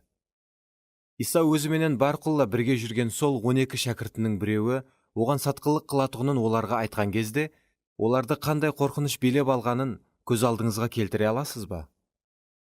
Шәкіртлер бір-бірінен бұл істі істейтұғын қайсысымыз деп сұрай басылады. Лука 22:23. Олар өзлерінің арасында сатқынлық қыла алатұғын біреудің барлығына хайран болған еді. Бірақ дәрхал оның кім екенін анықлау қалеуі натуры болған еді. Бұны олардың сөзі қайтып жұмақланғанына қарап білуімізге болады. Сатқынның кім екенлігін дәрхал анықлау қалеуі менменліктен һәм өзлерін көбірек сүюден келіп шыққан еді. Себебі кейінгі аятта жазылған мына уақиғаға қараңлар. Шәкіртлер арасында қайсысының ең ұлы болып есеплануы керек екені хақында бір тартыста пайда болды. Лука 22-24. Көз алдыңызға келтіріңдер. Иса оларға: мені тез арада бас руханилердің қолына тапсырады. Олар мені өлтіру үшін римлілердің қолына тапсырады. Римлілер мені масқаралайды, жүзіме түкіреді, қамшылап сабайды, һәм атанақ ағашқа шегелеп өлтіреді. Бірақ мені оларға сатып беретұғын адам сізлердің араңызда. Менің менен бірге бір табақтан ауқат жеп отыр, деді. Шәкіртлер бұны есіткенде дәслеп сатқынның кім екенлігін анықлауға ұрынып басылады. Бірақ кейін дәрхал қайсымыз ұлымыз деген тартысқа өтті. Олар өзлерін дым жаман тұтқан еді. Олар мирасқа таласып атырған кішкене балалар сияқлы еді. Олардың Иса менен ұлыма жұмысы жоқ еді. Олар тек хакимият менен лауазымға бар күшіменен ұмтылып атырған еді. Не деген эгоизм! Егерде мен Исаның орнында болғанымда, олардан: «Хей, сіздер өзі менің айтқан нәрсемді естіңдер ме? Сіздердің менің кішкене болса да жұмысыңыз бар ма?» деп сұраған болар едім. Бұл жерде біздер ұстаздың өз шәкіртлеріне қаншелі сабырлылық һәм қаншелі сүйіспеншілік менен қатынас қылғанына үлгі көреміз. Егерде біздер Исаның орнында болғанымызда, көпшілігіміз: «Болды, қане көзімнен жоқ болыңлар, мен басымнан өте жақ ұлы азаплар туралы сіздерге айтсам, сіздер тек қайсыңыз ұлы болатұғыныңыз туралы ойланып атырсызлар», деген болар едік. Қапа болу үшін қандай имканият! Қайсы шәкірті бұл тартысты баслағанын біздер шамалап тапсақ болады? Шимон Петр. Себебі ол шәкіртлердің арасында басқарғысы келіп, әдетте бірінші болып сөз баслайтұғын еді. Бәлкім ол басқаларға: «Білесіз бе, мен де ием сияқлы су үстінен жүргенмен» деп, я болмаса Исаның тірі Құдайдың ұлы Масих екенлігі хақында ашылысты ең бірінші мен алдым деп тез-тезден еслетіп тұрған болуы мүмкін. Және де таудың басында Исаның түр-түсі өзгергенін һәм Муса менен Ильясты көргенлігін де айтқан болуы мүмкін. Петр құрыдан құры өзінің 12 шәкірттің арасында ең басылысыман деп ойлаған жоқ. Бірақ оның бұл сенімі сүйіспеншілік үстіне емес, ал менменлік үстіне құрылған еді. Иса оларға қарап: «Олар өзлерін патшаның ұлылары сияқлы емес, ал әпуайы дүнияның адамлары сияқлы тұтып атырғанлығын айтты. Миллетлердің патшалары өз халықлары үстінен үстемлік етеді. Оларға билік етушілер халықтың қайырқомлары деп аталады. Бірақ сіздер бұндай болмаңлар. Керісінше, араңызда ең үлкен болған ең кішідей болсын. Басшы да қызметшідей болсын. Қайсы бірі ұлы? Дәстүрхан басында отырған ба? Ямаса қызмет етіп тұрған ба? Дәстүрхан басында отырған емес пе? Бірақ мен сіздердің араңызда қызметшідеймін». Лука 22-25-27. Електен өткізудің, ямаса кепшікпенен желпудің мақсаты. Шимон Петр Исаның кім екенлігі туралы ашылысты алғаныменен, ол елі Масихтың кішіпейілігіне ие емес еді. Ол өзінің өтміштегі жеңіслерін һәм менменшіліклерін құрылыс материаллары сияқлы пайдаланып, солардың тикарында өз өмірін һәм қызметін құрмақшы еді. Елші Павел тикар бұл Иса Масих деп жариялайды, һәм бұл тикардың үстіне масихиларды дұрыс өмір құруға шақырады.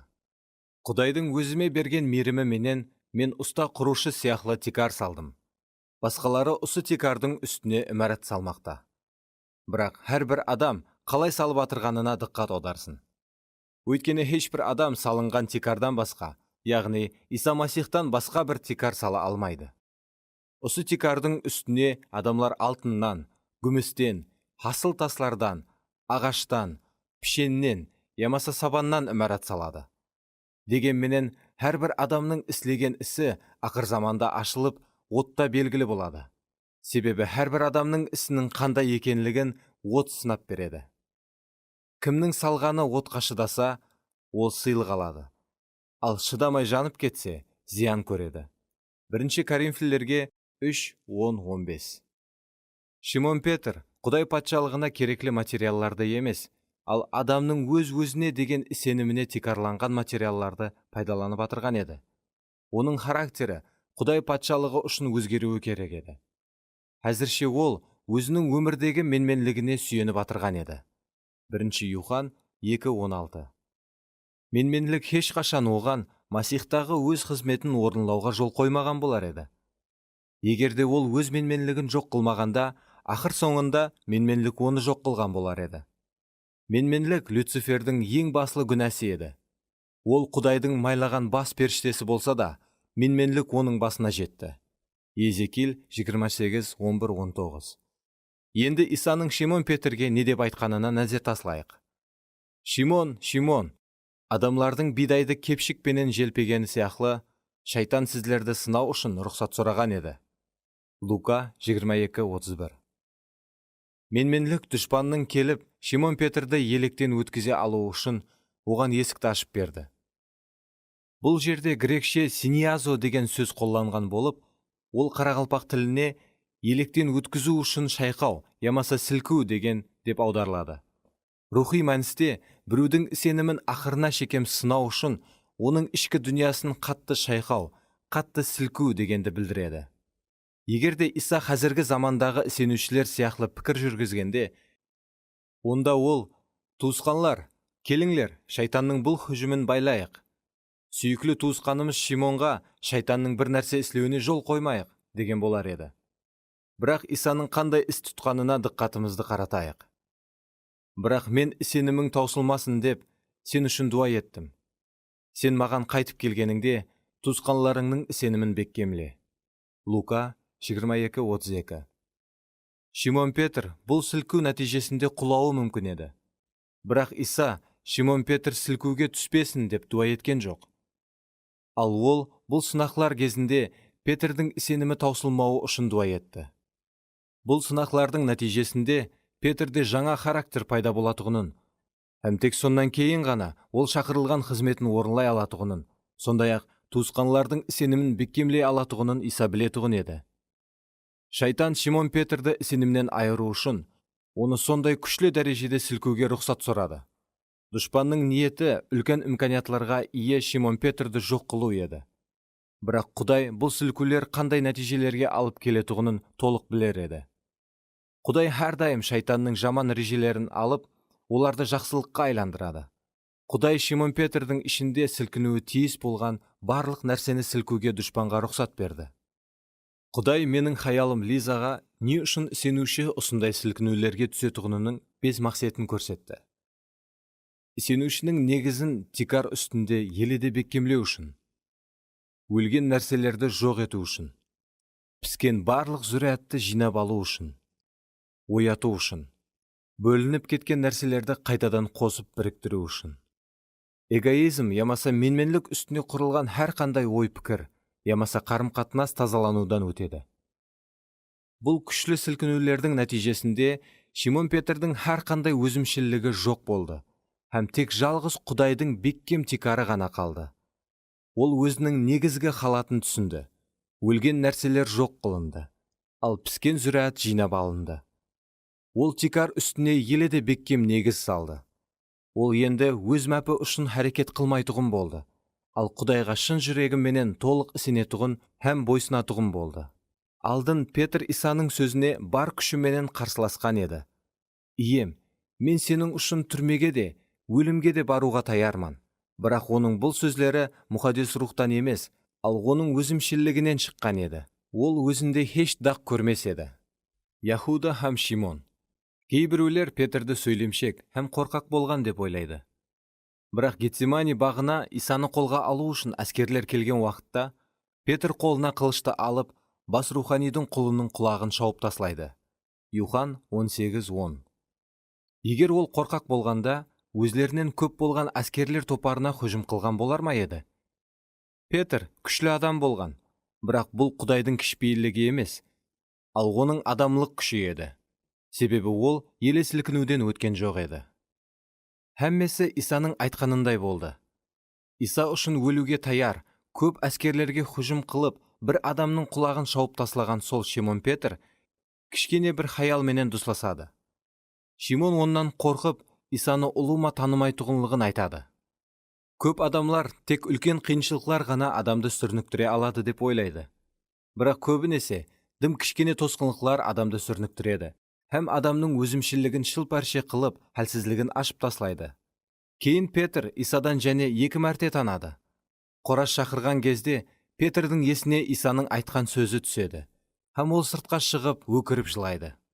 Оның барлық өзімшілігі шыл-пәрше болған еді.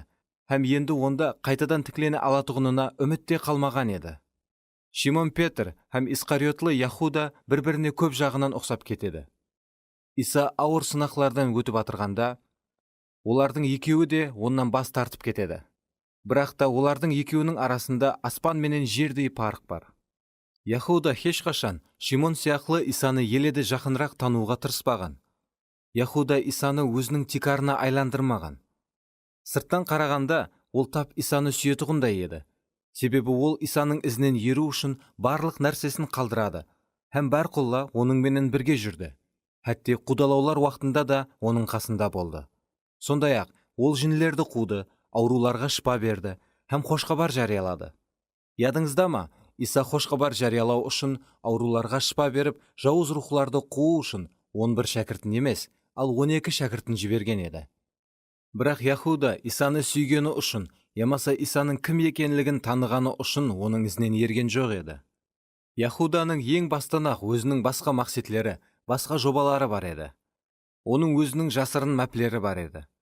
Бірақ ол бұл жасырын мәплері үшін ешқашан тәубе еткен емес. Оның мына сөздері арқалы оның негізгі ниетлерін анықласақ болады. Исаны сіздерге ұслап берсем, маған не бересіздер?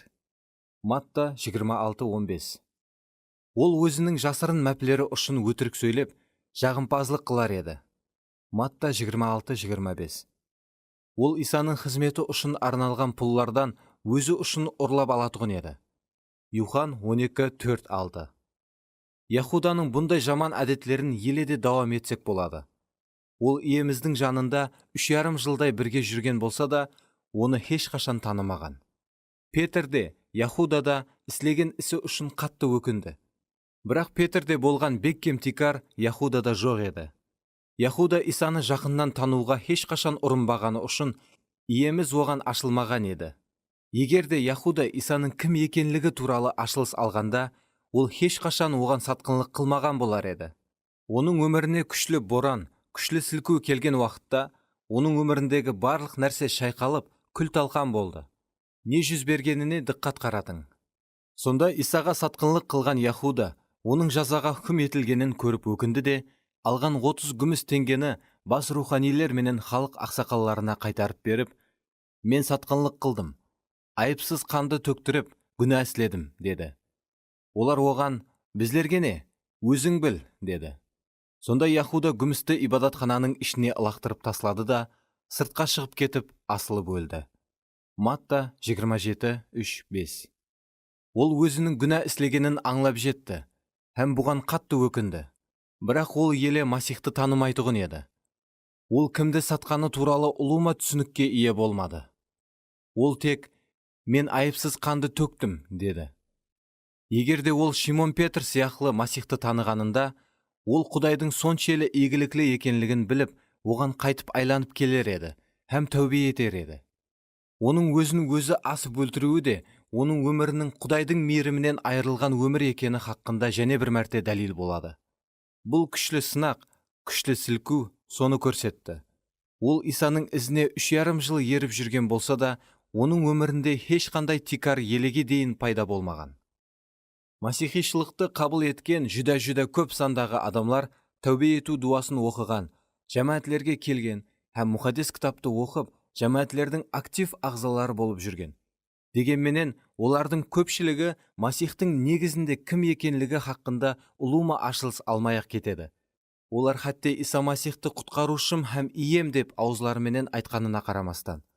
Сондықтан да, олардың өміріне күшлі сынақлар, күшлі сілкулер келгенде, олар азғырлауға түседі. Құдайға қапа болады, һәм оның ізінен еруді тоқтатады. Мен сондай адамлардың, Құдай менің үшін еш нәрсе қылған жоқ, мен Масихи болуға әрекет еттім, бірақ өмірім қайта жаман болып кетті, деген сөзлерін, ямаса, мен дуа етіп, Құдайдан бір нәрсе сұрап едім, бірақ ол ешқандай жауап берген жоқ, деген сөзлерін өз құлақларым менен есіттім. Бұндай адамлар өз өмірлерін Исаның аяқлары алдына ешқашан қоймаған адамлар. Олар тек өзінің жасырын мәплері үшін оның ізінен ерген. Олар Исаға қызмет ету арқалы өз мәпіне ерсемен деп ойлаған. Соның үшін олар сынақ уақытларда азғырылуға түседі, һәм оған қапа болады. Міне, бұндай адамлар туралы иеміз мынадай суретлеме береді. Базылар таслақ жерге себілген тұқымларға ұқсайды. Олар сөзді есткен уақытта оны қуанышпенен қабыл етеді. Бірақ тамырсыз болғанлықтан тұрақсызлық етіп, сөз үшін азап шегуге, ямаса қудалануға тура келгенде тез сенімнен қайтады, азғырылуға түседі. Марк 4:16-17. Олардың не үшін тез сенімнен қайтатұғынын, азғырылуға түсетұғынын байқадыңыз ба? Ешқандай тамырға, тикарға ие болмағаны үшін. Грек тілінде сенімнен қайтады деген сөз нашүкір һәм наразы болады, қапа болып ғазепленеді, сүрінігіп құлайды деген мәнсілерді береді.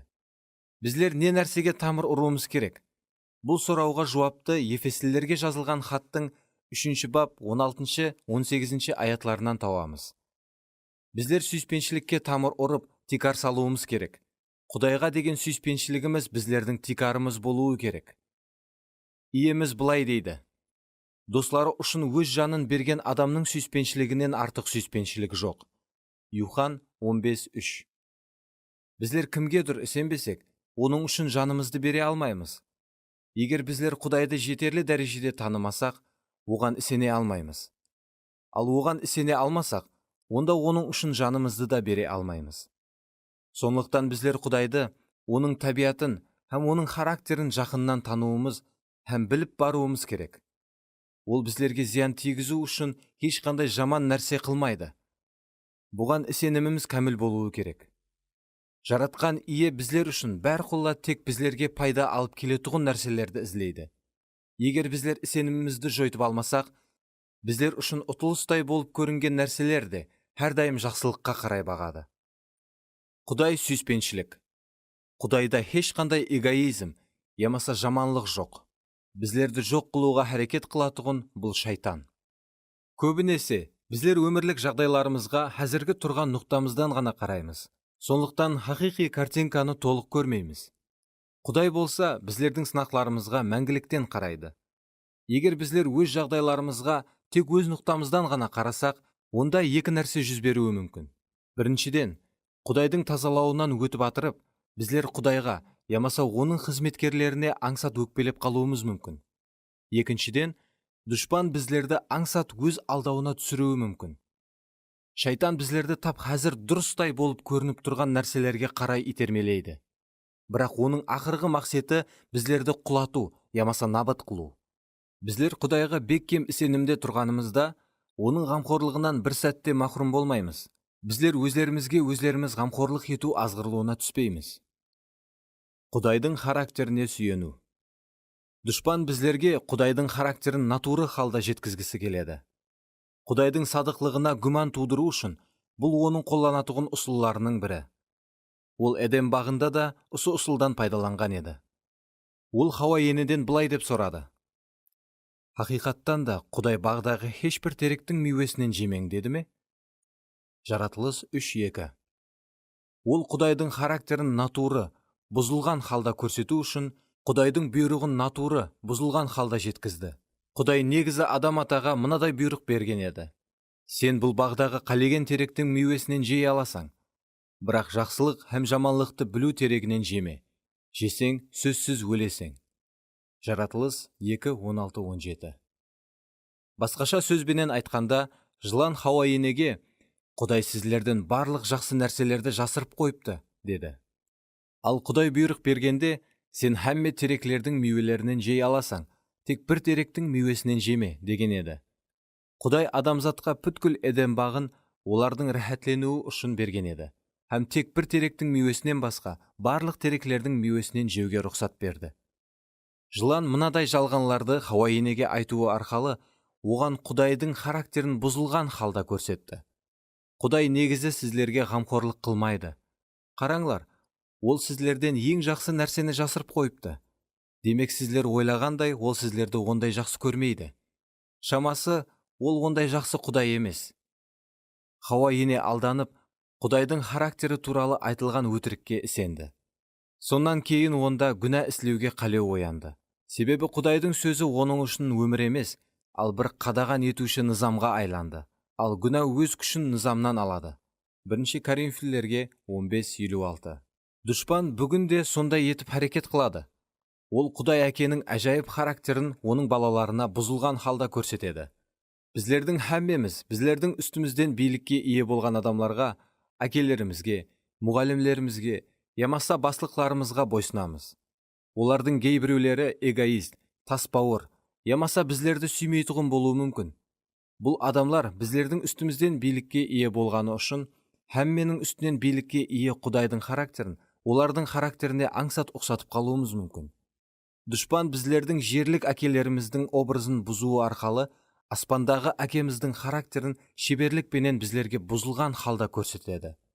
Құдай былай дейді: мен келіп, бүткіл елді қарғап, жоқ қылмауым үшін, ол әкелердің жүректерін балаларына, балалардың жүректерін әкелеріне қаратып жарастырады. Малахия 4:6. Құдайдың характері һәм табиаты оның қызметкерлерінің характерінде көрініп тұруы керек. Сонда бұл басланған шпадан дерек беріп тұрады. Құдай сізге зиян келтіру, ямаса сізді өлтіру мақсатында еш нәрсе қылмайды. Сіздің өміріңізде ол не қылса да, бәрін сіздің ең жоғарғы игілігіңіз үшін істейді. Сіз бұл хақиқатлықты түсінген уақытыңызда өзіңізді толығыменен оған бағышлай аласыз, һәм қуанышпенен өз жаныңызды жаратқан ие үшін бере алатұғын боласыз. Егер сіз өзіңізді толығыменен Исаға беріп, оның ғамқорлығында жасап атырған болсаңыз, онда сіз азғырлауға түспейсіз, һәм өкпелемейсіз. Себебі сіз енді өзіңізге емес, ал Исаға тиесілі боласыз. Өкпе һәм түңілушілік рухында жүрген адамлар кімлер? Олар көбінесе Исаның жүзін емес, ал қолын ізлеп оған келген адамлар болады. Олар Исаға: ием, сенің үшін не істейін? Деудің орнына: ием, менің үшін не істейсің? дейді. Егер Исаға сондай қатынас жасайтұғын болсақ, онда тез арада үлкен түңілушілікке түсетұғынымыз анық. Диққатымыз тек өз-өзімізге қарап тұрса, біздер ұзақты көре алмайтұғын кеселікке шатыламыз. Нәтижеде, біздер өмірімізде болып атырған жағдайларға сенім көзлеріменен қарай алмайтұғын болып қаламыз. Өміріміз хақиқаттан да Исада жасырылған уақытта, біздер оның характерін түсініп, оның қуанышын бөлісе алатұғын боламыз. Сонда біздер сенімде сілкінбейміз, шайқатылмаймыз һәм құламаймыз. Егер жағдайларға қарап жұмақ шығаратұғын болсақ, онда біздер тез өкпелегіш боламыз. Бұл мұқаддес рухтың көзлеріменен қарауға жатпайды. Құдай маған көбінесе өзім ойлағандай етіп жауап бермейді, ямаса мен қатты күткен уақытта жауап жібермейді. Бірақ қазір өткен өміріме һәм басымнан кешкен уақияларға қарасам, Құдайдың даналығын һәм һәммесін ең туыры жолменен шешкенін көремен. Біздер балаларымызға тәрбие бергенде, оларға ең жақсы тілеклерменен һәм ең жақсы ұсуларменен тәрбие береміз. Бірақ кейде олар бұны түсінбейді. Балаларымыз үлкейіңкірегенде, олардың пайдасы үшін сондай іс тұтқанымызды оларға түсіндіруге әрекет қыламыз. Кейде олар біздерді түсінбейді, ямаса түсінгісі келмейді. Себебі олар еле жас. Бірақ олар өседі һәм бір күні біздерді түсінеді. Кейде біздер олардың құлақ салғышлығын, сүйіспеншілігін, ямаса ержеткенлігін тексеріп көргіміз келеді. Біздердің аспандағы әкемізбенен қарым-қатынасымыз да соған ұқсайды. Сенім рухына ие адам Құдайдың ниетін түсінбеген кезлері де оған былай дейді: әке, мен сенің ниетлеріңді түсінбей тұрман, бірақ бәрібір саған сенемін һәм құлақ саламан. Еврейлерге жазылған хаттың 11 бабында біздер көп ғана сенім қаһарманлары туралы оқимыз. Олардың кейбіреулері өз өмірлерінде Құдайдың уәделерінің орындалғанын көрмесе де, бәрібір сенімде ақырына дейін бекем қалғанлығын көреміз. Сенімі себеплі хаяллар өз марқұмларын тірілген халда қайтарып алды. Ал айрымлары еледе жақсырақ тірілуге ерісу үшін азатлықтан уаз кешті һәм азапланып өлтірілді. Және кейбіреулері масқараланып қамшы жеді, хәтте шынжырлар менен байланып қамаққа салынды. Сенімі себеплі олар таспенен ұрылды, пышқыменен кесіліп екіге бөлінді, қылыштан өткеріліп өлтірілді. Қой һәм ешкінің терілерін жамылып, сергіздан болып жүрді. Жоқшылықта жасады, қиыншылықларға ұшырады һәм хорлық көрді. Дүния бұл адамларға лайық емес еді. Олар шөллерді, тауларды, үңгірлерді һәм төлелерді кезіп себіл болды. Олардың хаммесі де сенімі себеплі Құдай тарапынан қошаметленген болса да, уәде етілгенді алмады. Еврейлерге 11:35-39. Олар өз өмірлерінде былай деп шешім қабыл еткен: біздердің ізлегеніміз Құдай. Оған ұнау үшін қандай төлемлерді төлеуіміз керек болса да төлейміз. Олар Құдайдың уәделерінің орындалғанын көрмей дүниядан өтіп атырған уақытларында да оған беккем сенімде қалған. Оларды ешкім һәм еш нәрсе я азғыра алмаған, я өкпелете алмаған. Егер біздер де оларға ұқсап Құдайға деген сондай күшлі сүйіспеншілікке һәм сенімге ие болсақ, онда біздер Масихқа терең тамыр ұрып, рухи өскен масихилар боламыз. Сонда дауыллар қанша күшлі болса да, біздерді сенімнен қозғалта алмайды. Бұндай қабілет адамның күшлі еркінен келіп шықпайды. Ал біздер жоғарыдан келген мейірім сыйы болып, ол өзіне сенуден толық бас кешіп, тек Құдайға сенуді таңлаған әрбір адамға беріледі. Бірақ сіз Құдайға толық сүйене алуыңыз үшін барлық нәрсені өз қолларында ұстап тұрған жаратқан Құдайды тануыңыз керек. Мейірім кішіпейілділерге беріледі. Шимон Петр енді өз ұлылығы менен мақтана алмайтұғын болды. Ол бұрынғы оған тән болған өз-өзіне сенушіліктен айырылған еді. Ол өз күшіне сенудің бейхуда екенлігін аттан анық көрді. Ол бұрынғы менменліктен айырылып, кішіпейіл болған еді. Енді ол Құдайдың мейірімін алуға ең жақсы талабанға айланған еді. Себебі Құдай өз мейірімін кішіпейілділерге береді. Кішіпейілділік Құдайдың мейірімін алу үшін ең ахметлі шарт. Кейін Петр өз хатын жазғанда бұл сабақты толық өзлестіргенлігін көреміз. Хей жаслар, сол сияқлы сіздер де ақсақалларға бойсыныңлар. Һәммеңіз бір-біріңізбенен кішіпейіл қатынаста болыңлар. Себебі Құдай менменлерге қарсы тұрады, бірақ кішіпейілділерге өз мейірімін береді. 1 Петр 5:5. Петр толық үмітсізлікке түсіп қалудан сәл қалды. Біздер бұл туралы Құдайдың періштесінің қабір басында Магдалалы Мариямға айтқан сөзі арқалы көреміз. Енді барып, оның шәкіртлеріне һәм Петрге, ол сіздерден бұрын Галилада болады. Өзінің айтқанындай, оны сол жерде көресіздер, деп айтыңлар деді. Марк 16:7. Періште Петрдің бір өзінің атын атап айтты. Себебі Петрдің толық сынып кетуіне сәл қалып тұрған еді. Бірақ оның ішінде Құдайдан берілген тикар бар еді. Күшлі сілку себеплі бұл тикар сынып кетпеді. Қайта бұрынғыдан да бетер беккемірек болды. Иса Петрді тек кешіріп қана қоймай, оны толық қайта тікіледі. Күшлі сілкулерден кейін Петр жамаатты көтеруде ең басылы адамлардың бірі болуға таяр болды. Петр Масихты атанаққа шегелеуге қатынасқан бас руханилердің һәм үлкен аламанның алдында Масихтың қайта тірілгенлігін батырлықпенен жариялады. Енді ол бір қызметші қызбенен емес, ал жоғарғы кеңес ағзалары менен жүзбе-жүз дусласуға таяр еді. Ол халық ақсақалларының һәм бірнеше мыңлаған халықтың алдында мәртлікке һәм батырлыққа толып, билікпенен жүдә күшлі уаз айтты. Тарихтың айтуынша, Петр ұзақ жыллар Құдайға садық қызмет етіп болған соң, басы төмен қаратылған халда атанақ ағашқа шегеленеді.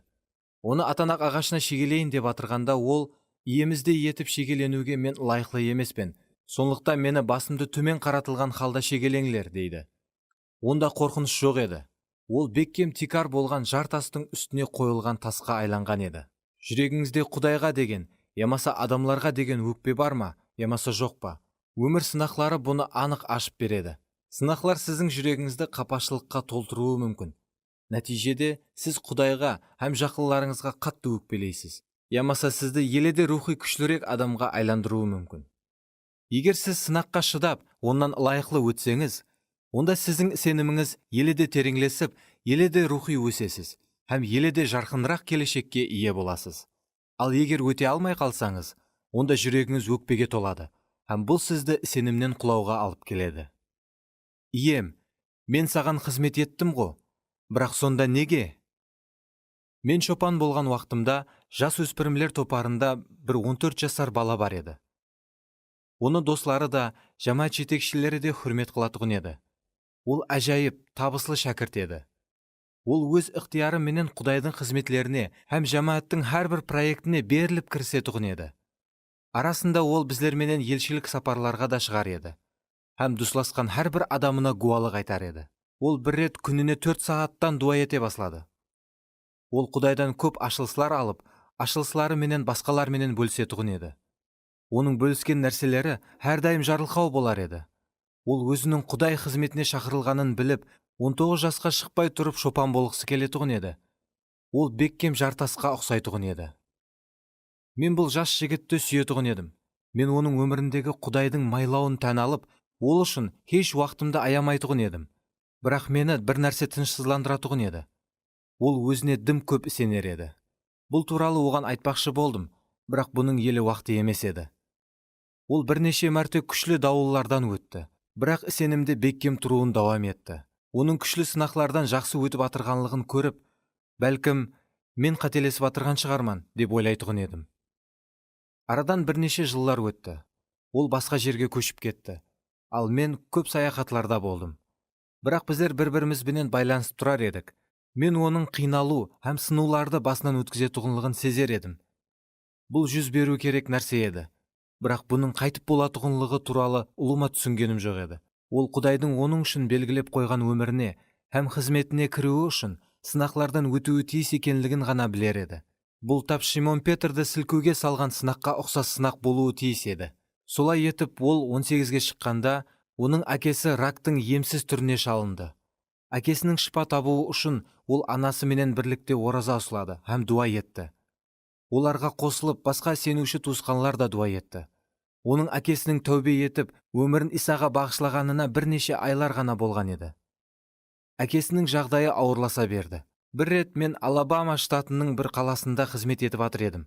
Хаялым маған қоңырау етіп, сол жігітпенен дәрхал сөйлесуім керектігін айтты. Мен оған қоңырау еттім, һәм оны кімніңдір жұбатып жігерлендіруі керек екенлігін түсіндім. Қызметтен соң мен машинама отырып, оның үйіне қарай кеттім. Һәм бүткіл түн бойы ұйқыламай, азанғы сағат 4-те оның үйіне келдім. Оның әкесінің жағдайы соншелі ауыр болып, тілден де қалған еді. Врачлар оның тек бірнеше күн жасайтұғынын айтты.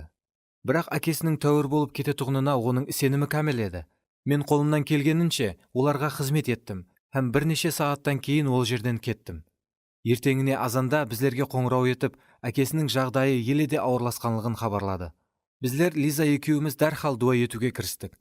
Біздер дуа етіп атырғанымызда Құдай менің хаялыма көрініс берді. Хаялым көріністе жігіттің әкесін аспанға алып кетуі үшін Исаның оның жанында тұрғанлығын көреді. Ярым сағаттан соң жігіт қоңырау етіп, әкесінің дүниядан өткенін хабарлады. Ол маған бұрынғыдай сенімде беккем тұрғандай болып көрінді. Бірақ бұл тек басы екен. Сол күні кеште ол әкесінің өлгенін айту үшін өзінің ең жақын достарының біреуіне қоңырау етеді. Достының үйінде трубканы алғанда ол жылап атырған дауысларды естеді. Ол, «Хау, олар менің әкемнің өлгенін әлде қашан есткен бе?» деп хайран қалады. Бірақ олар басқа нәрсе үшін жылап атырған екен. Жаңа ғана оның достысы аварияға ұшырап қайтыс болған екен. Бір күннің ішінде ол һәм әкесін һәм ең жақын достысын жойтқан еді. Күшлі сынақ басланған еді. Ол албырап, кеулі түсіп кетіп, бозарып қалады. Құдайдың хұзыры оны таслап кеткендей еді. Бір айдан соң ол үйіне машинада баратырып, екі машинаның дүгісіп атырғанын көреді. Ол сондай жағдайлардың құрбаны болған адамларға бірінші медициналық жәрдем беріп білетұғын болғанлықтан машинасын тоқтатады. Қараса, дүгіскен екі машинаның айдаушылары да оның жақын достары екен. Ол оларға жәрдем беру үшін харекет етіп атырғанда, екеуі де оның қолларында жан тапсырады. Сонда менің сол жас достымның сабыр кесесі таусылады. Ол 3 сағат тоғайда жүріп, Құдайға, «Сен қайықтасаң, сен маған, сенің жұбатушыңман» деген едің. Бірақ менде еш қандай жұбаныш жоқ деп бақырып дуа етеді. Құдай тап онан жүз бұрып кеткендей еді. Бірақ негізінде оны Құдай емес, ал оның өз күші тәрк еткен еді. Ол Құдайға қатты наразы болды. Не үшін ол бұлардың бәрінің болуына жол қойды? Ол шопанына, анасына, ямаса маған қарсы ғазепленген жоқ. Ол Құдайға өкпелеп, оған қарсы ғазепленді. Оны түңілушілік өз ішіне жұтып жіберген еді. Құдай оның жүда терең қайғыға жолығуына жол қойған еді. Ол Құдайға, «Құдай, мен саған қызмет еттім, һәм көп нәрселерден бас кештім. Бірақ қазір сен мені таслап кеттің», дер еді. Ол, «Мен Құдайға қызмет ету үшін көп нәрселерді қалдырдым. Солар үшін енді Құдай маған қарыздар», деп санайтұғын еді. Көп адамлар осыған ұқсас, біреулері көбірек, біреулері азырақ, Қиын жағдайларға, жоғалтуларға, жарақатларға һәм үмітсіздіктерге ұшырасады. Сонда көплері Құдайға қапа болады. Себебі олар: мен Құдай үшін көп нәрселерді істедім, сондықтан енді солар үшін Құдай маған қайтаруы керек деп ойлайды. Олар натуры ниетпенен Құдайға қызмет қылады. Біздер Құдайға не үшін қызмет етуіміз керек? Еткен қызметіміз үшін, онан жарылқау алу үшін ба? Яқ. Біздер Құдайға оның Құдай болғаны үшін һәм біздерге әлі қашан істеген істері үшін қызмет қыламыз. Құдайға қапа болған адамлар оның біздерді азатлыққа ерістіру үшін қаншелі ұлы төлемді төлегенлігін білмей тұғын адамлар. Құдайға наразы болған адамлар, Құдайдың оларды мәңгілік өлімнен құтқарғанлығын білмей тұғын адамлар, ямаса ұмытқан адамлар. Адамлар жағдайларға мәңгілік көзқараспенен қараудың орнына уақытынша дүнияның көзқарасыменен қарайды. Сонан кейін сол жас жігіт жәмәатке баруды тоқтатты. Ол нәпәк адамларменен досласып, һәм түнгі кешелерде шағалмаслық қыла баслады. Құдайға қатты болған ол Құдайдан ұзақласып, ол туралы еш нәрсе естігісі келмей тұғын болды. Бірақ бұндай натуры жолда ол 2 хаптеде жүргеннен кейін, оның жүрегі оны ашқаралайды. Бірақ бәрібір ол Құдайға жақынласудан бас тартады.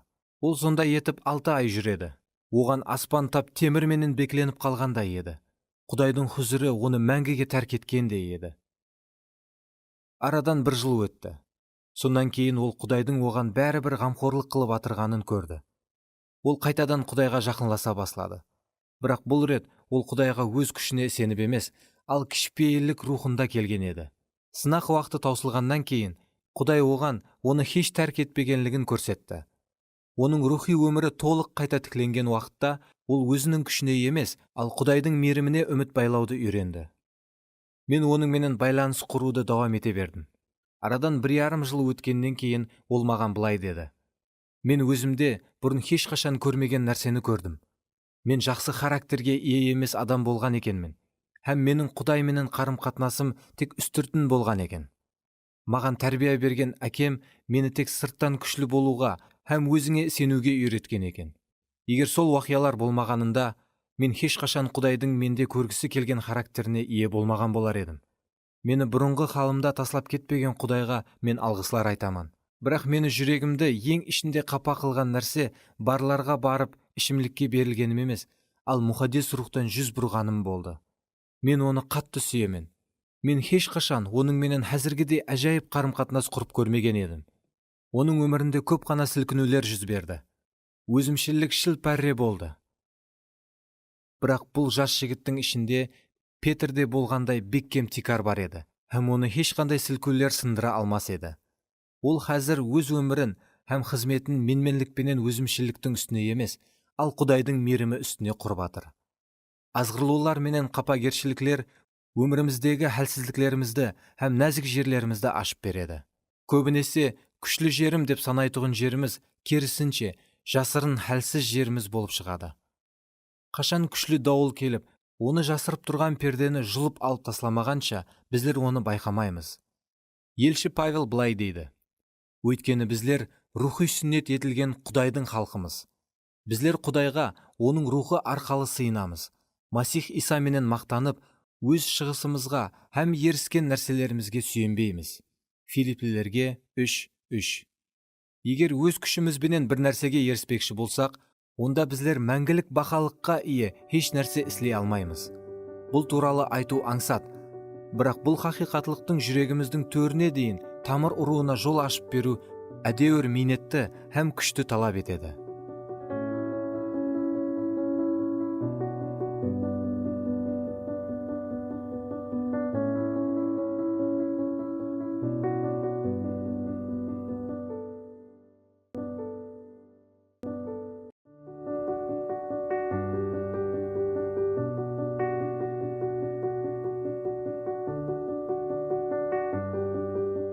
Джон Бивер, Шайтанның жемтігі.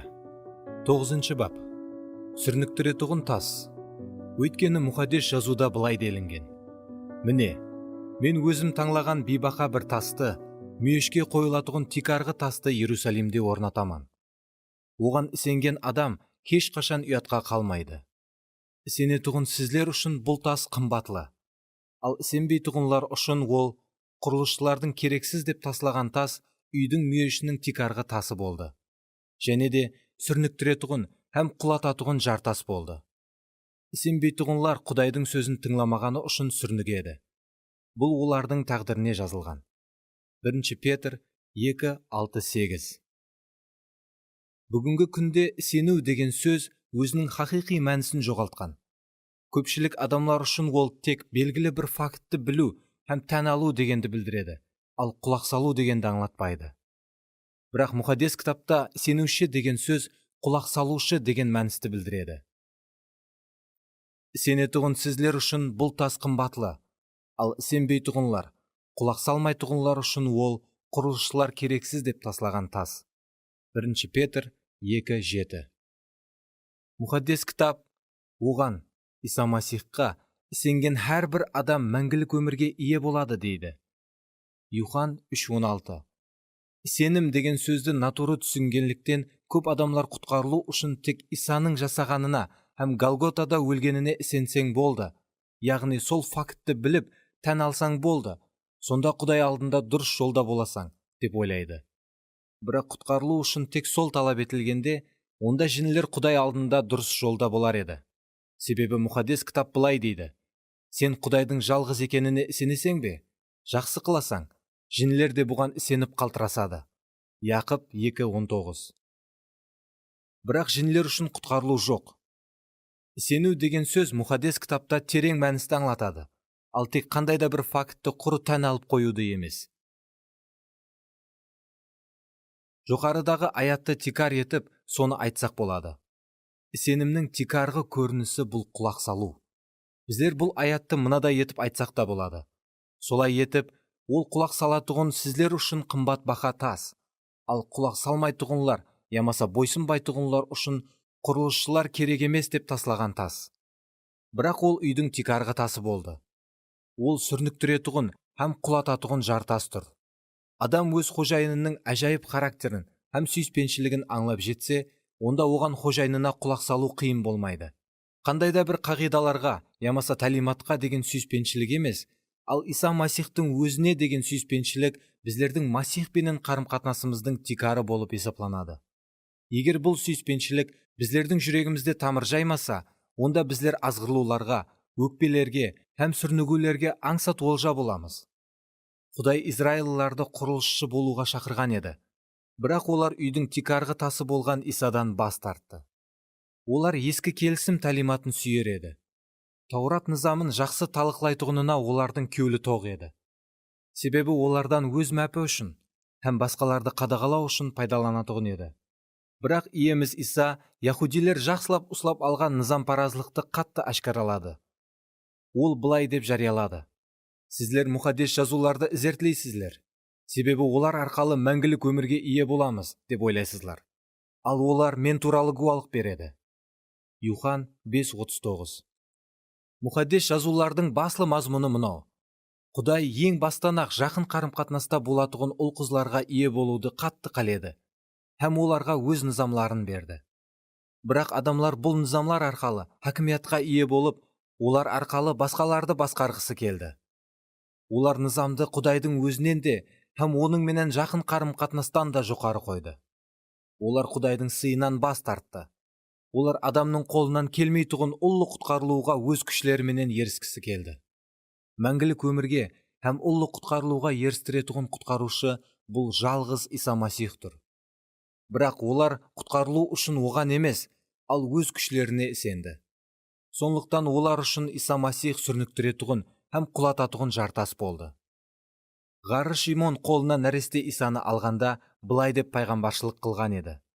Міне, бұл нәресте Израилда көп адамлардың құлауына һәм қайта тікленуіне себепші болады. Лука 2:34. Көрдіңіз бе? Иса Масих көп адамлардың құлауына һәм қайта тікленуіне себепші болған. Бұл дүнияға тынышлық әкелуге келген ол, ақыр соңында өзіне сенбегенлерге құлау, набыт болу, ал өзіне сенгенлерге қайта тіклену, құтқарылу әкелді. Иса һәм азғырлулар. Екшембілік мектеплерде Исаны көбінесе қандай етіп суретлейді? Ол мейірімлі шопан сыпатында жойтылған қозыны тауып, қолларына көтеріп сүруге алып келатыр. Ямаса, Иса кішкене балаларды құшақлап, һәм тізелеріне мінгізіп отыр. Иса балалардың үстіне қолын қойып, оларға сүйіспеншілік пенен күлімлеп қарап, мен сені сүйемен деп атыр. Бұлардың бәрі дұрыс, бірақ бұл оның толық көрінісі емес. Сол Иса парисейлердің соқта хақлығын айыплап, «Хей жыланлар, улы жыланлардың тұқымлары, сіздер қалай етіп дозақ жазасынан қашып құтылмақшысызлар?» дейді. Матта 23:33. Ол ибадатханада қолына қамшы алып, ақша алмастырушылардың столларын лақтырып таслайды. Юхан 2:13-22. Бір рет ол бір адамды ізінен еруге шақырады. Бірақ ол Исадан дәслеп өлген әкесін жерлеп қайтуға рұқсат сұрайды. Сонда иеміз оған былай деп жауап береді: өз өлгенлерін жерлеуді өлілерге қалдыр. Ал сен барып, Құдайдың патшалығы туралы жарияла. Лука 9:59-60. Бұндай мысаллар жүдә көп. Егер Исаның қызметін жақсылап зерттеп көрсек, біздерге өз қызметі уақытында көп адамларды қапа қылған һәм азғырлауға, түсінбеушілікке салған адам ашылады. Келіңлер, бірнеше мысал келтірейік. Иса парисейлерді азғырлауға салды. Көпшілік жағдайларда Иса діни жетекшілерді қатаң айыплап, оларды үлкен түсінбеушілікке, азғырлауға, сүрнігуге салды. Олар азғырылды, һәм Исаға қарсы ашуға толып, оған жаулып қалды. Сондықтан да жек көрушілік пенен олар Исаны атанақ ағашқа жіберді. Бірақ Иса оларды сүйіп, оларға хақиқаттылықты айтты. «Хей екі жүзлілер, Ишая пайғамбар сізлер туралы алдын ала дұрыс айтқан. Бұл халық сыйлар мені тіліменен, ал кеуілері тұр менен алыс. Олар маған босқа сыйынып, адам ойлап тапқан парызларды үйретер». Матта 15:7-9. Исаның бұл сөздері оларды қатты қапа қылды, һәм олар азғырылды. Қараңлар, сондан кейін дәрхал оның шәкіртлері оған былай дейді. Сонда оның шәкіртлері қасына келіп, оннан: «Бұл сөзді естігенде парисейлердің ашуланып қалғанын білдің бе?» деп сұрады. Матта 15:12. Сонда Исаның берген жауабын зерттеп көріңлер. Иса оларға: «Аспандағы әкем екпеген әрбір өсімлік түп тамыры менен жұлып тасланады. Оларды қойыңлар. Олар соқырлардың соқыр жетелеушілері. Егер соқырды соқыр жетелесе, екеуі де шұқырға құлап түседі», деді. Матта 15:13-14. Демек, азғырлаулар Құдайдың патшалығын әкеміз екпеген әрбір нәрседен тазалайды екен. Кейбір адамлар Құдай жібермесе де, өзлерінің қалеуі менен бір жамаатке, ямаса бір қызметке қосылады.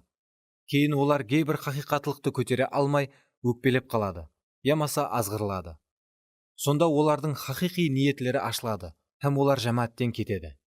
Кейде жамаат қызметінен, ямаса жамааттың өзінен айырым адамлар кетіп қалады.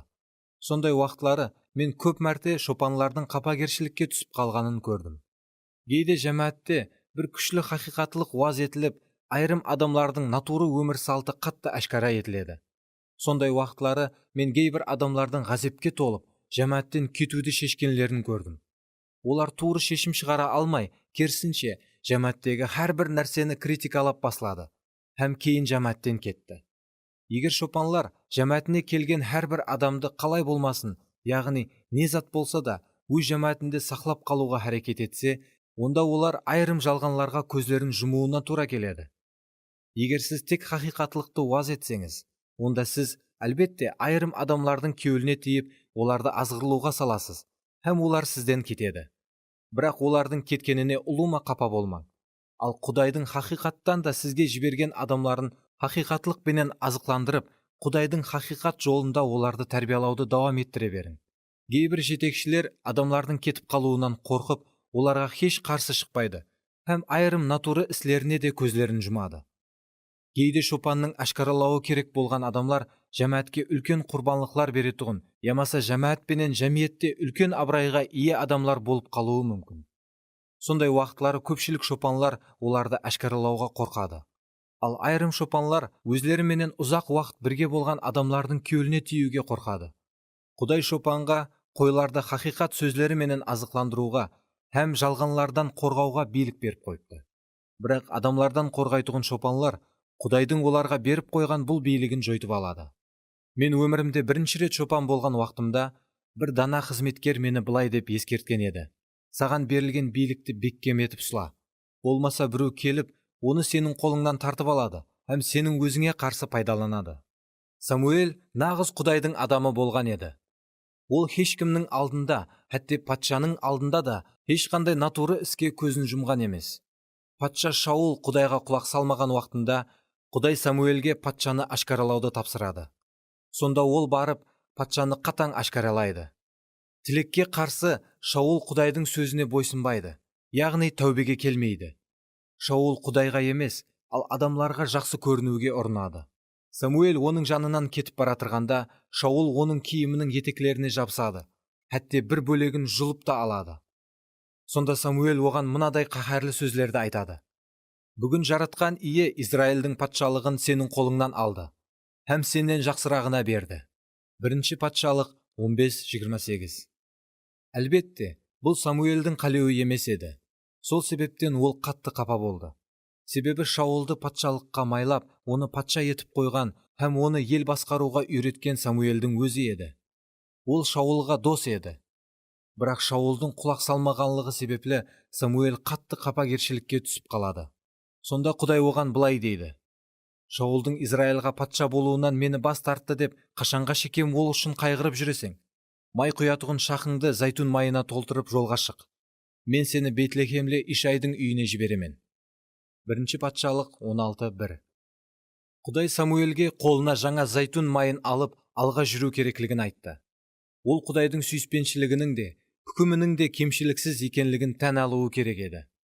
Егер Құдай Шаулдан бас тартқаннан соң да Самуэль бәрібір Шаулға келгенінде, онда Самуэльде жаңа зайтун майы болмас еді.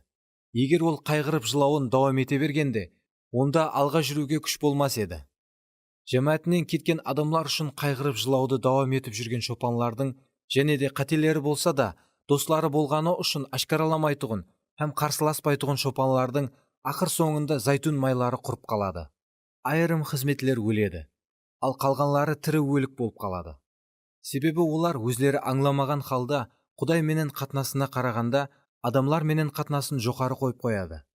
Мұқаддес кітап Исаны қалдырып кеткен адамлар үшін оның қиналғанлығы хақында еш нәрсе айтпайды. Оның жүрегі тек әкенің еркін орындауға құштар еді. Соның үшін да ол жүда көп адамларға пайда алып келе алды. Менің ядымнан бір уақия ешқашан шықпайды. Мен бір мәрте бір жамаатте уаз айттым. Ол жамааттың пайда болғанына 1 жылдай болған екен. Бірінші екшембі күні мен тәубе ету һәм бірінші сүйіспеншілікке қайту туралы уаз айттым. Мен анық сол туралы уаз айтуым керектігін білсем де, уаз уақытында бір қарсылықты сездім. Қызметтен кейін шопан маған: «Бүгін таңда Құдай маған сіздің айтқан нәрселеріңізді көрсеткен еді. Бірақ менің адамларым бұл туралы естуге таяр емес деп ойлаған едім», деді. Сонда менің хаялым шопанға мынадай сұрау берді. Кейін хаялым бұл сұрауды беруге Мұқаддес рухтың оны жетелегенін сезгенлігін айтты.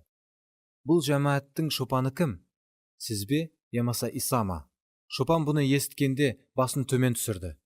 Ол бір айдай бұрын Құдай маған осы нәрсені, яғни адамлар нені көтере алатұғынын, нені көтере алмайтұғынын өзі білетұғынын айтқан еді, деді. Кейін шопан жамаатымыздың 1/3 бөлегі ешқандай өзгерістің болуын қалемейтұғын консерваторлардан ібарат. Олар я алғыста, я уазда еш нәрсе өзгермеуін қалейді, деді. Біздер шопанды беккен бол һәм тек Құдайға бойсын деп жігерлендірдік. Оның жамаатінде біздер 4 мәрте қызмет өткіздік. Бірақ барған сайын қызмет ету қиынласа берді. Біздер оның қаласынан кеткен кезімізде мен өзімді тап үстімде қара тас тұрғандай етіп сездім. Мен бұның себебін түсінбедім һәм өзімді кем-кемнен жаман сезе бердім. Әдетте мен жамаатте болғанымнан соң жүрегімді қуаныш толтырады. Сондықтан не үшін бұндай болып атырғанының себебін түсіне алмадым. Ақыры мен Құдай менен аулақта қалғанымда оннан: «Әке, мен не нәрсені натуры қылдым? Менің қатем қай жерде? Не үшін рухымда бұндай күшлі ауырмалықты сезіп атырман? Ямаса мен шопанның хакимиятын тартып алдым ба?» деп сұрадым. Құдай маған: «Аяқларыңыздағы шаңды қағып кетіңдер», деді. Лука 9:5. Құдайдан бұндай сөзді есткен уақытымда мен қатты аң-таң болдым. Мен дуа етуді һәм ондан сұрауды дауам еттім. Бірақ қайтадан «Аяқларыңыздағы шаңды қағып кетіңдер» деген жауапты естім. Ақырында мен Құдайға құлақ салдым. Мен аяқларымдағы шаңды қаққан кезімде жүрегімді қуаныш толтырып жіберді. Мен хайран қалып, бірақ, о Құдайым, не үшін бұндай қылуым керек болды? Олар маған хүжім қылмады, ямаса мені қаласынан қуып жібермеді ғой, деп сұрадым. Сонда ол маған сол жамаат жетекшілерінің һәм басқа көп ағзаларының оның оларға айтқан сөзін қабыл етпегенлігін көрсетті. Оларға және уақыт бер, ием, дедім мен. Хәтте мен оларға 50 жыл берсем де, олар бәрібір өзгермейді. Олар өз жүректерінде бекем шешім қабыл етіп болған. Сонда мен сол шопанның не нәрседе қателескенін түсіндім.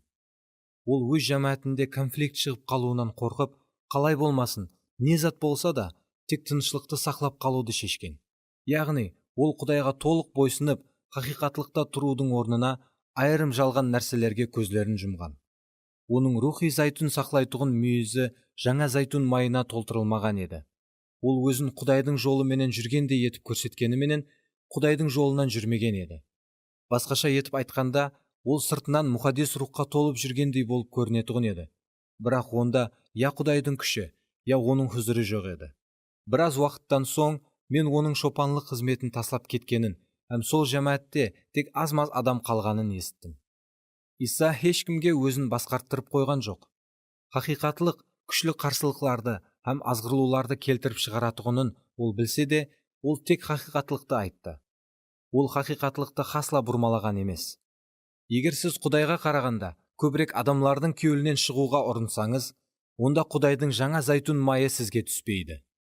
Хақиқатлықты айтқаныңыз себеплі басқалардың кеуіліне тиіп, оларды азғырылуға салатұғыныңызды білсеңіз де, тек Құдайдың сөзін айтуға һәм оның еркін орындауға бекем шешім қабыл етің. Иса өз қаласының тұрғынларын түсінбеушілікке, азғырылуға, сүрінуге салды. Иса қызмет ету үшін өзі өскен қалаға келді. Бірақ басқа қалалардағыдай адамларға азатлық һәм шипа бере алмады. Адамлардың ол туралы не деп айтқанына қарайық. Ол ағаш ұстазының баласы емес пе? Оның анасының аты Мәриям, інілерінің аты Яқып, Юсуп, Симон, Яхуда емес пе? Оның һәмме қарындаслары да біздің арамызда емес пе? Ал бұлардың һәммесі онда қаяқтан пайда болды екен, деді де, оны тән алмады. Ол себеплі түсінбеушілікке һәм азғырылуға түсті. Сонда Иса оларға, пайғамбардың барлық жерде қадірі бар.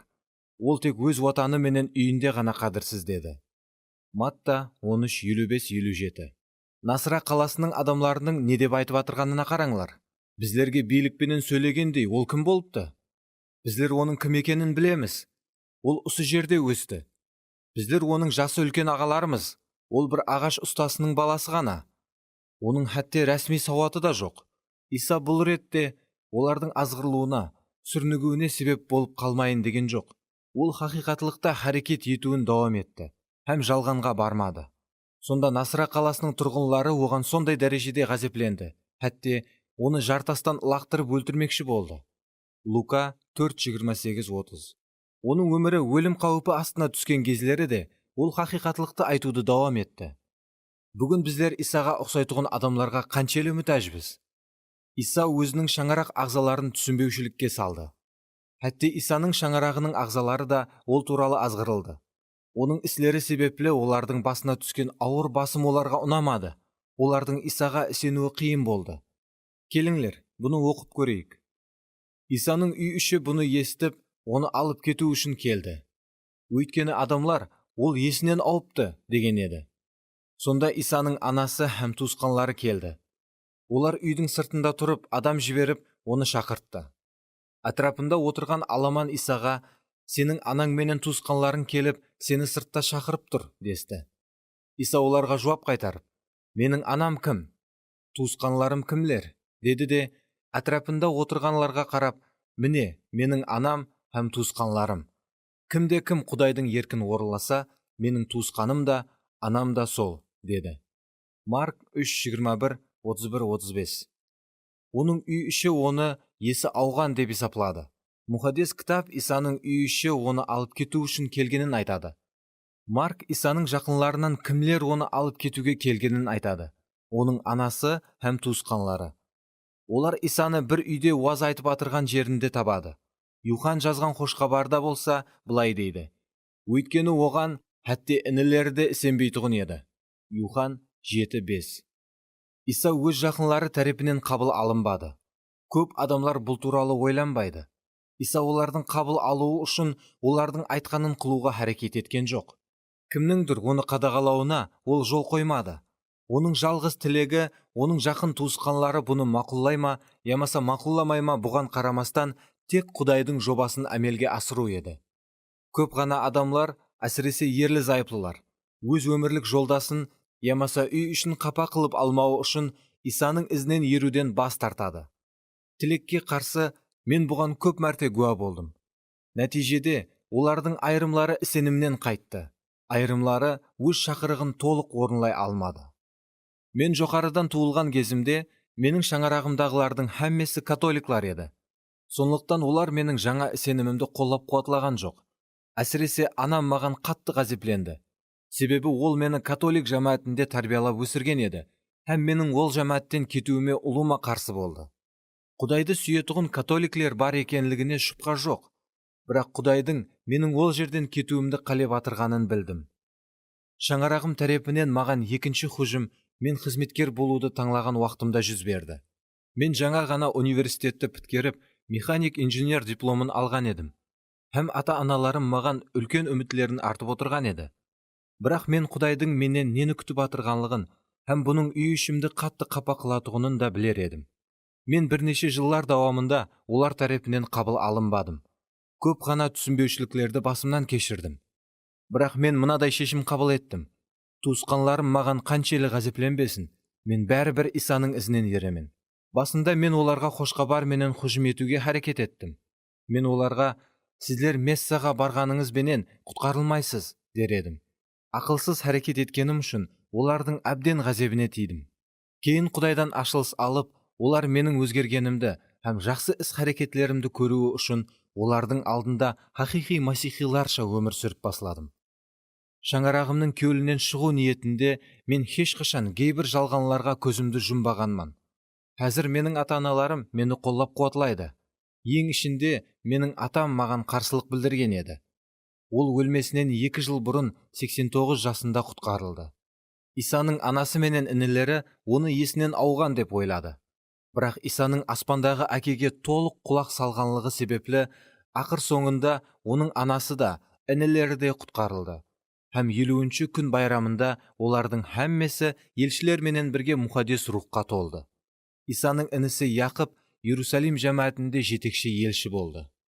Егер үй ішіміздің ағзаларының көлінен шығу ниетінде Құдайдың біздерге ашқан хақиқатларына біраз көзлерімізді жұмсақ, онда біздер өмірімізде жаңа зәйтүн майынан айырыламыз.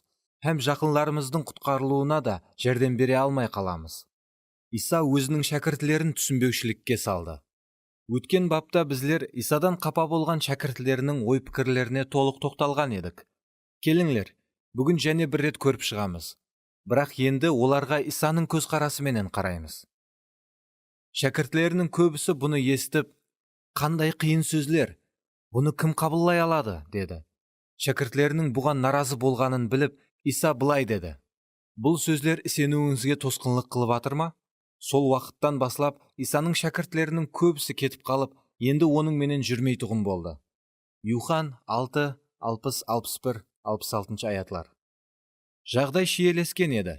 Діни жетекшілер Исаны қалай өлтіру туралы кеңесе баслады. Оның өсіп ер жеткен Насыра қаласы оннан бас тартты.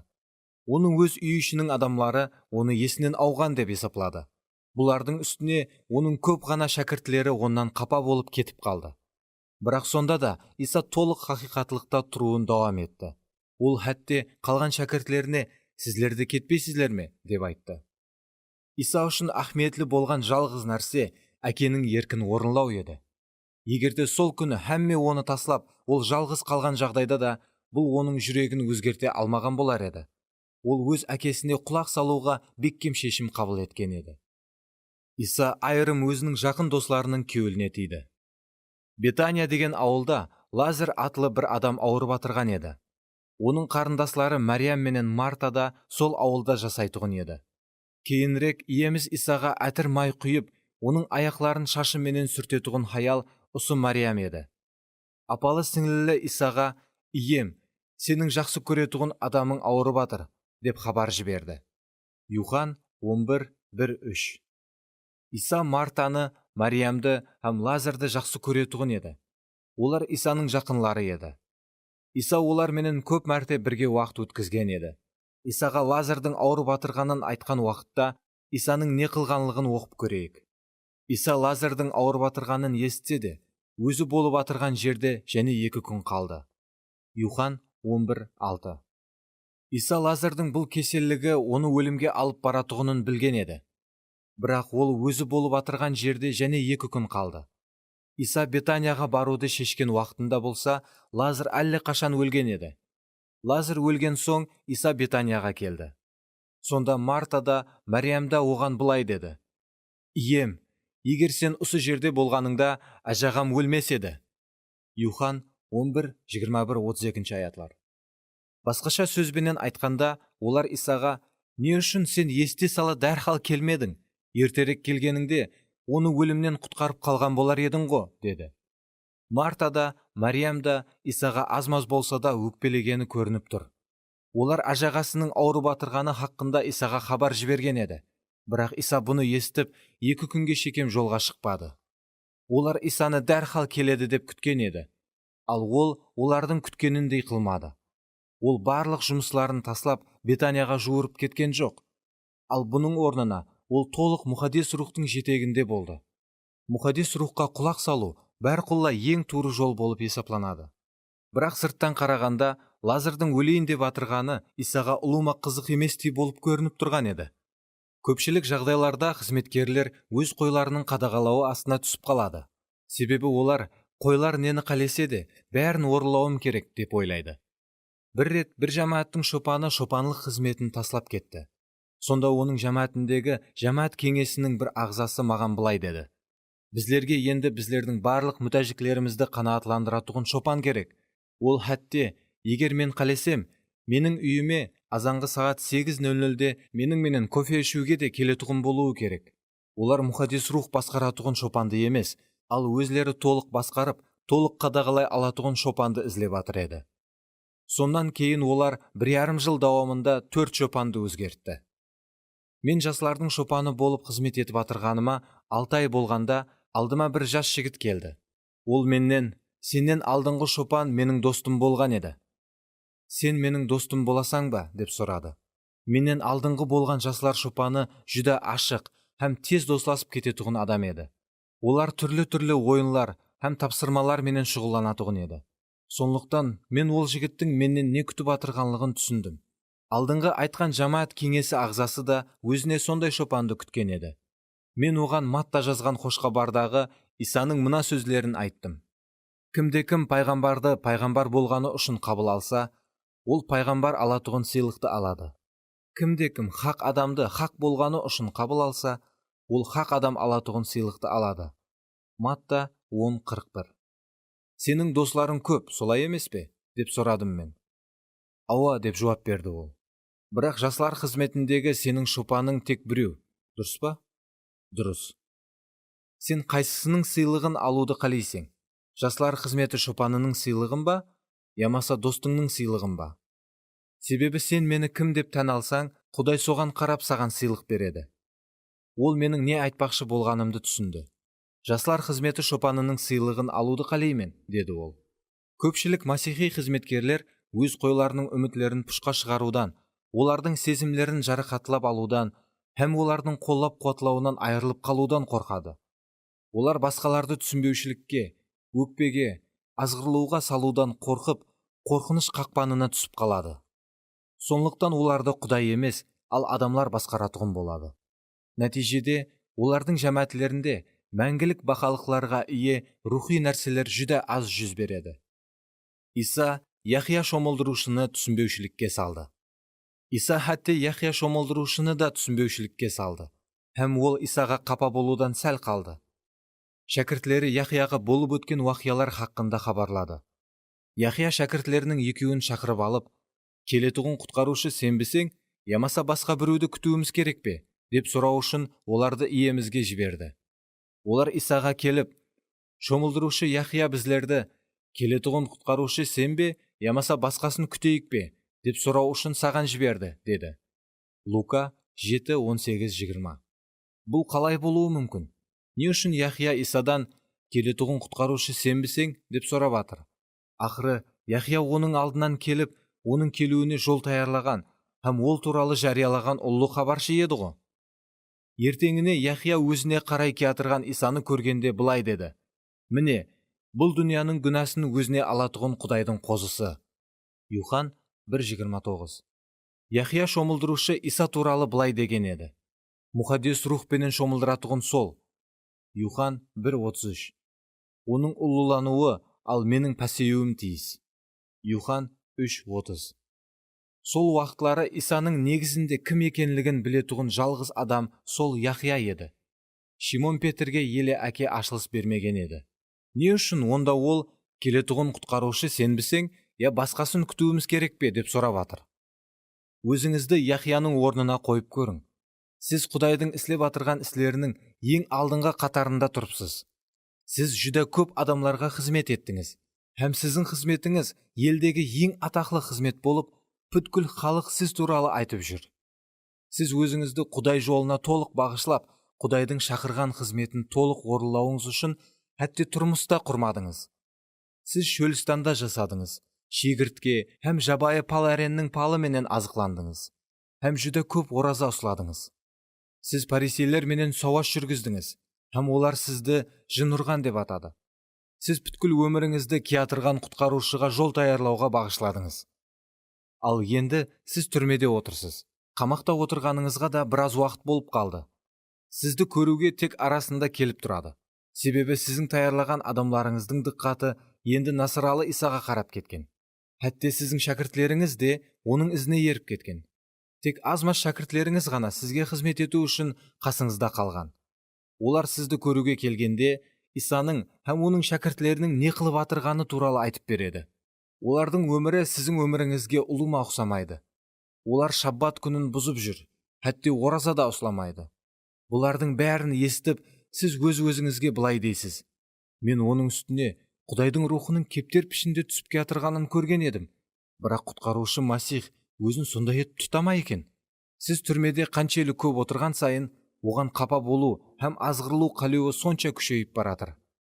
Мен оған жол таярлау үшін бүткіл өмірімді бағышлаған едім. Бірақ ол әтте түрмеге мені көру үшін бір ретте келген жоқ. Бұндай болуы мүмкін емес. Егер ол хақиқаттан да Масих болатұғын болса, неге мені түрмеден шығарып алмайды? Мен бірде-бір қылмыс істемедім ғой ақыры. Соның үшін сіз екі шәкіртіңізді шақырып алып, оларды Исаның алдына мына сұрауменен жібересіз: келетұғын құтқарушы сенбісең, я басқасын күтейік пе? Келіңлер, Исаның Яхияға не деп жауап бергеніне қарайық. Сол уақытта Иса ауру менен кеселлерге һәм жауыз рухларға шалынған көплеген адамларға шипа беріп, көп соқырлардың көзін ашқан еді.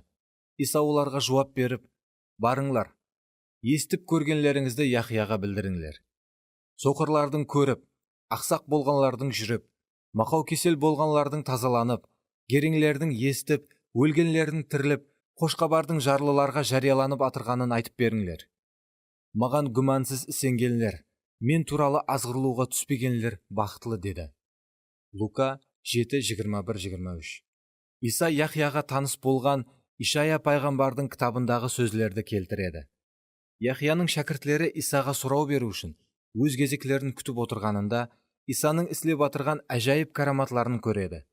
Бұл Ишая пайғамбар кітабының 29 бап 18 аят, 35 бап 4-6 аятлар һәм 61 бап 1 аятларындағы сөзлердің орыланып атырғанының дәлелі еді. Бұл караматлар Исаның хақиқаттан құтқарушы Масих екенлігіне анық гуалықлар болған еді. Бірақ Иса бұған және мына сөзлерді де қосады: маған күмәнсіз сенгенлер, мен туралы азғырылуға түспегенлер бақытлы. Басқаша айтқанда ол былай деді: Яхия, сен не үшін бұл нәрселерді басыңнан өткізіп атырғаныңды түсінбей атырсаң, һәм менің жолларымды түсіну де саған қиын болып атыр. Бірақ мен туралы азғырылушы болма, себебі мен сенің күткенің сияқлы әрекет етпеймін. Ол Яхияны өз түсінігі бойынша Құдай жолына бақа бермеуге шақырды. Яхияға Құдайдың жобасы толық ашылмаған еді. Бүгін біздерге де Құдайдың жобасы толық ашылмауы мүмкін. Бірақ Иса оны жігерлендіріп, Сен өзіңе тапсырылған тапсырманы жақсы орынладың. Сенің сыйлығың үлкен. Тек мен туралы азғырлауға түсуші болма, деді. Кешірім сұрауға тура келмейтұғын өкпе, азғырылу. Сіз, әтте Құдай жолларын жақсы үйренген болсаңыз да, бәрібір Яхия сияқлы Исаға қапа болып, ол туралы азғырылуға түсуіңізге себеплер табылуы мүмкін. Егер сіз шынында да оны сүйсеңіз, һәм оған ісенсеңіз, онда оған қапа болмауға, һәм ол туралы азғырылуға түспеуге бар күшіңізбенен әрекет қыласыз. Себебі сіз оның жолларының, сіздің жолларыңыздан бәрқұлла дым бәлент болатұғынын түсінесіз. Егер сіз Иса сияқлы бәрқұлла Құдайдың рухына құлақ салып жасасаңыз, онда адамлар сізге қапа болып, сіз туралы азғырылуға түседі. Юхан жазған қошқабарда Иса былай дейді: самал қалеген жерінде еседі. Оның дауысын естесіз, бірақ қаяқтан келіп, қаяққа кететұғынын білмейсіз. Мұқаддес рухтан туылған әрбір адамда осындай. Юхан 3:8. Сіз мұқаддес рухтың жетегі астында әрекет қылған уақытларыңызда айырым адамлар сізді түсінбейді. Сонда олардың наразылығы, ямаса түсінбегені үшін хақиқатта әрекет етуді тоқтатушы болмаң. Адамлардың кеуілінен шығаман деп, мұқаддес рухтың жетегінен бас тартушы болмаң. Петр бұл туралы былай дейді: солай етіп, Масих денесі менен азап шекті. Сізлер де Масихта болған ойлар менен өзлеріңізді азап шегуге таярлаңлар. Себебі денесі азап шегіп батырған адам күнә іслеуді тоқтатады. Бұнан былай, дүниядағы өміріңіздің қалған бөлегінде адамның жаман қалеулері бойынша емес, ал Құдайдың еркі бойынша жасаңлар. 1 Петр 4:1-2. Сіз Құдайдың еркін орынлап жасап баслағаныңызда, адамлардың қалеулерін орынламайсыз. Нәтижеде қарсылықларға һәм азапларға ұшырасасыз. Иса діни жетекшілер тарапынан жүдә көп мәрте қарсылықларға ұшырады. Діни жетекшілер Құдай тек орнатылған діни шәртлер ішінде әрекет қылады деп санайды. Олар өзлерін Құдайдың дәргайына бара алатұғын жалғыз адамлар деп ойлайды. 2000 жыл бұрын Иса Масих мұқаддес рухтың жетегінде әрекет еткен уақытында діни қызметкерлерді қапа қылып, оларды азғырылуға салған болса, әзір де Исаның ізінен жүріп, мұқаддес рухтың жетегінде әрекет ететұғынлар діни қызметшілердің ғазебіне тиіп, оларды азғырылуға салатұғыны шүбһасыз. Елші Павелге қарсы шөлкелместірілген қудалаулар бұған айқын мысал бола алады. Сол уақытлары кейбір адамлар Павел сүннет етілуді талап етіп атырған діни қызметкерлердің шәртлеріне көніп, атанақ ағашқа тикарланған қошқабарға біраз өзгеріс кіргізді деген өсек тарқатады. Айырым галатылар хәтте бұл өсекке сене баслайды. Бірақ Павел оларға аттан анық етіп, өз көз қарасын түсіндіріп береді. Маған қараң, дейді Павел. Діни қызметкерлер мені жан жақтан қысқыға алып атыр. Егерде мен сүннет етілу туралы уаз айтқанымда, олар маған ұсыншелі қарсы шығатұғын ба еді? Атанақ ағашы құтқарылуымыз үшін жалғыз жол. Мен ұсы хақиқатлықта тұрғаным үшін оларды азғырылуға, түсінбеушілікке салып атырман. Бірақ мен бұл хақиқатлықтан басқа еш нәрсе айтажақ емеспен. Галатыларға 5:11. Біздер өзлеріміз үшін шын жүректен мынадай шешім қабыл етуіміз керек. Мен қандай қарсылықларға ұшырасам да, қандай төлем төлеуіме тура келсе де, тек Құдайдың рухының жетегінде боламан. Сонда біздер адамлардың, ямаса жағдайлардың басым астында хақиқатқа қарсы шешім қабыл етпейміз. Себебі біздер әлі қашан туры шешім қабыл етіп болған боламыз.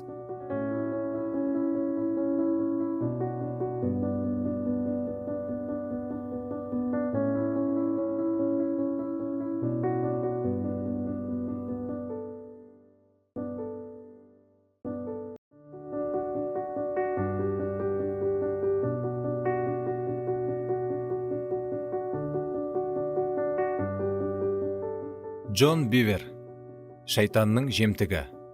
10 бап. Оларды түсінбеушілікке салмауымыз үшін. Сондықтан бұннан былай бір-бірімізді хүкім етпейік. Керісінше, туысқаныңызды азғыруға салмауға, һәм оның сеніміне зиян келтірмеуге тырысыңлар. Римлілерге 14:13. Иеміз Иса жер бетінде қызмет етіп жүргенінде, көп ғана адамлардың оған өкпелегені туралы алдыңғы бапта көріп шықтық. Бір қарағанда, Иса қай жерде болмасын, дерлік барлық жерде адамлар оған қапа болып, һәм шұқаланып қалғандай болып түйіледі. Бұл бапта бұл сұраудың екінші тәрепін көріп шығамыз. Иса жаңа ғана өзінің шәкіртлері менен Капарнахум қаласына келді. Олар басқа қалаларда қызмет етті, һәм енді қысқа, бірақ зәрурлі дем алуға келді.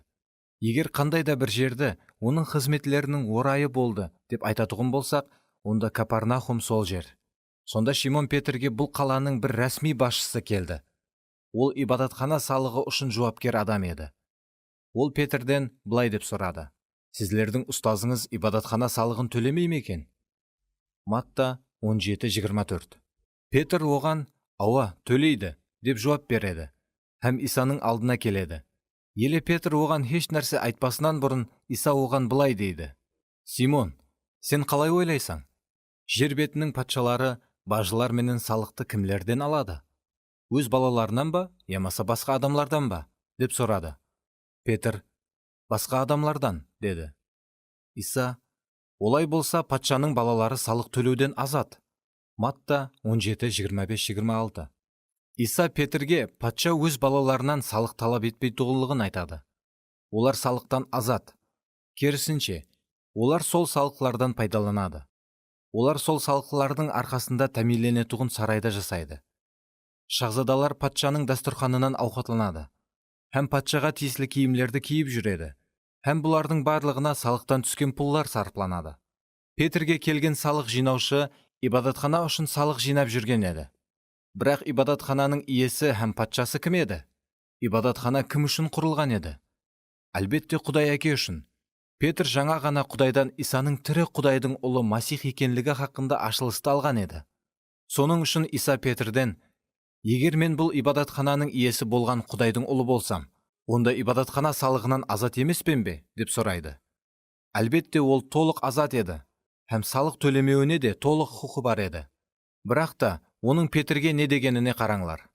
Бірақ оларды түсінбеушілікке, азғырлауға, сүрнігуге салмауымыз үшін теңізге бар да, қармақ салып, ең бірінші ілінген балықты ал. Оның аузын ашсаң, 4 драхмалық бір күміс теңгені табасаң. Оны алып, менің өзің үшін оларға төле. Матта 17:27. Ол жаңа ғана азат екенін дәлелдеген еді. Бірақ сол адамларды түсінбеушілікке, азғырлауға, өкпелеп қалуға, сүрнігуге салмауы үшін ол Петрге: яқшы, төлейміз, деді. Оның Петрге теңізге барып, қармаққа түскен ең бірінші балықтың аузынан күміс теңге табатұғынын айтуы оның азат екенлігіне және бір дәлел болып қызмет етеді. Құдай Әке оларды хәтте салық үшін керек болған пұллар менен де тәминлеген еді. Иса бүткіл жер шарының иесі. Ол Құдайдың ұлы. Жер һәм оны толтырып тұрған барлық нәрселер ол арқалы жаратылған һәм оған бағынады. Солай екен, Иса сол балықтың аузында күміс теңге болатұғынын білді. Ол бұл пұлларды табу үшін жұмыс істеуі шарт емес еді. Себебі ол Құдайдың ұлы еді. Бірақ сонда да ол салық төлеуге һәм адамларды өкпелетпеуге, қапа қылмауға, кеулене тимеуге қарар етті. Бұл растан да алдыңғы бапта біздер көрген Иса ма? Ол ешкімнің кеуіліне қарамай, адамлардың сүрнігуіне себеп болған жоқ па еді? Ол салық төлеуден азат екенін дәлелдеді. Бірақ сонда да былай деді: оларды азғырлауға, түсінбеушілікке, сүрнігуге салмау үшін барып салық төле. Бұл екі пікір бір-біріне ұқсаспай тұрғандай болып көрініп тұрған жоқ па? Бұған жауапты келесі аяттан табамыз. Сол уақытта шәкіртлері Исаның жанына келіп, аспан патшалығында ең ұлы кім? Деп сұрады. Иса бір баланы шақырып алып, оны олардың ортасына тұрғызып қойып былай деді: сіздерге шынын айтып тұрмын. Кеуілеріңізді өзгертіп, балалар сияқлы болмасаңлар, аспан патшалығына кіре алмайсызлар. Солай етіп, кімде-кім өзін ұсып бала сияқлы пәс тұтса, сол аспан патшалығында ең ұлы болады. Матта 18:1-4. Бұл жерде шешуші сөз дізбегі пәс тұтса деген сөзлер. Сондан сәл кейінірек Иса бұған еледе толығырақ түсінік береді. Бірақ сіздердің араңызда бұндай болмасын.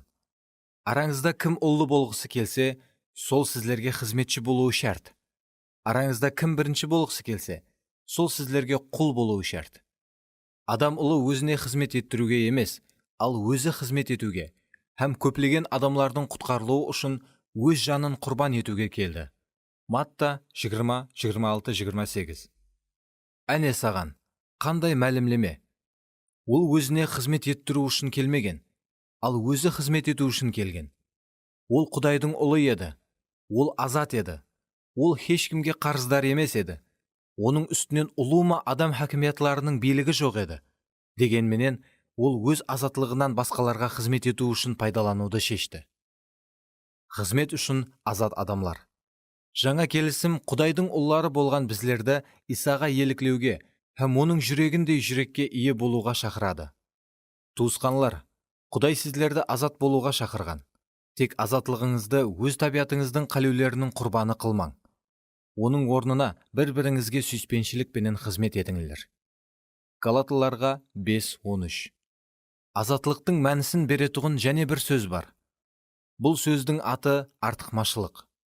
Тірі Құдайдың балалары болған біздер өз азатлығымыздан, ямаса артықмашылығымыздан өз-өзлерімізге қызмет ету үшін пайдаланбауымыз керек. Азатлық басқаларға қызмет ету үшін қолданылуы керек. Қызмет бұл ықтиярлы түрде етілетұғын минет. Байлауда мәжбүри һәм ықтиярсыз етілетұғын минет бұл құллық. Құл мәжбүри түрде өз еркісіз қызмет ететұғын адам.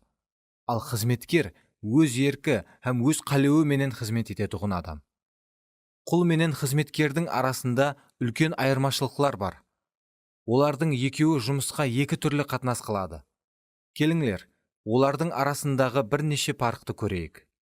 Құл мәжбүри түрде қызмет етеді, ал қызметкер іске өз еркіменен кіріседі. Құл берілген жұмысты ғана істейді, онан артығын істемейді. Ал қызметкер артығыменен істейді һәм өз имканиятларынан барынша пайдаланады. Құл тек 1 шақырым жүреді, ал қызметкер 2 шақырым жүреді. Құл байланған, ал қызметкер азат. Құл өз құқы үшін күреседі, ал қызметкер өз құқыларынан бас тартады. Мен жүрегінде өкпе сақлап жүріп қызмет ететұғын көп қана масихиларды көрдім. Олар салық төлеп атырғанда тоңқылдап өз қарсылығын көрсетеді һәм наразылық пенен береді. Олар низам құллығынан азат болғанына қарамастан, елеге дейін низамның құллары болып өмір сүреді. Олар жүреклерінде елі құл адамлар. Ең қайғылысы, олар жаңа келісімді тикар етіп, сол низамларды жаратып алған. Олар Исада болған қатынаспенен қызмет қылмайды. Олар қызмет үшін азат етілгенлігін білмейді. Сондықтан олар басқалардың мәпі үшін емес, ал өз мәпі үшін күресуді давам етеді. Павел бұндай қатынасты римлилерге һәм коринфилерге жазған хаттарында ашқаралайды. Жейтұғын ауқатлар хақында сұраулар сол жердегі сенушілерді низам құллығына түсіріп атырған еді. Павел оларға былай деп жазады: сенімі хәлсіз адамды оның пікірлері хақында тартыспай қабыл етіңдер. Мысалы, біреу һәмме нәрсені жеуге болады деп сенеді, ал сенімі хәлсіз болған тек палыз өнімлерін ғана жейді. Римлилерге 14:1-2. Иса анық етіп адамды аузынан енген нәрсе емес, ал аузынан шығатұғын нәрсе харамлайтұғынын айтқан еді. Бұл арқалы ол сенушілер үшін барлық азық ауқат хадал екенлігін түсіндіреді. Марк 7:18-19. Соған қарамастан, Павел елеге шекем бұтқа арналған көштен харамланып қалудан қорқып, көш жей алмайтұғын сенімі хәлсіз сенушілердің барлығын айтады. Иса бұл туралы анық көрсетпе бергеніне қарамастан, бұндай сенушілер елеге дейін арқайын көш жей алмас еді. Ал бұтларға берілген құрбанлық көшін жеуге келсек, хабарымыз бар. Бұт дүнияда негізінде ешқандай ахметке ие емес, һәм жалғыз Құдайдан басқа Құдай жоқ.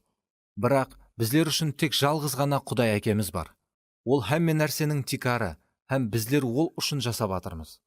Және де біздердің тек жалғыз ғана иеміз Иса Масих бар. Һәмме нәрсе ол арқалы жаратылған. Біздер де ол себеплі жасап атырмыз. Дегенменен, сенушілердің һәммесі де осындай білімге ие емес. Олардың айырымлары бұл көшті жегенде өзлерінің бұрынғы бұтпаразлық әдеті бойынша елеге дейін оны бұтқа берілген құрбанлықтың көші деп есаплайды. Сондықтан олардың құжданы қиналып, өзлерін ыпласладық деп ойлайды. 1 Коринфилерге 8:4-6-7 аятлар. Рим һәм Коринф қаласындағы жамаатлерде сенімі басқаларға қарағанда күшлілеу сенушілер болған. Һәм олар сенімі хәлсіз сенушілердің көзінше көш жеп, оларды азғырлауға, түсінбеушілікке, сүрнігуге салған. Сол дәуірде адамлар хайуанларды бір бұтларға құрбанлық қылып, кейін айырым көшлерін базарларда сататұғын болған. Сенімі хәлсіз сенушілер сол көшлерді жеуден қорқып, оларды жемеген. Ал сенімі күшлілеу сенушілер бұтлардың хеш нәрсе емес екенлігін біліп, бұл көшлерді алып арқайын жейтұғын болған. Һәм бұл үшін олардың құжданы қиналмаған.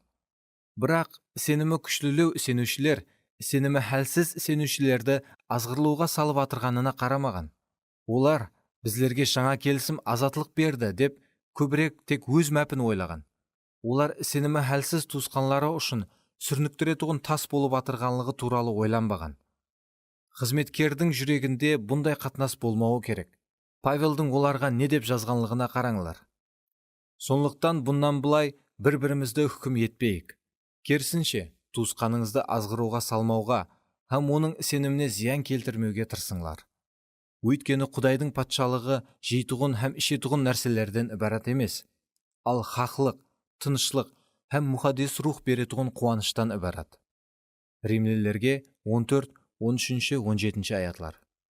Павел: туысқанлар, келіңлер, Құдайдың патшалығының негізінде мына үш нәрседен хақлық, тынышлық һәм мұхаддес рух беретұғын қуаныштан ібарат екенлігін ұмытпайық дейді.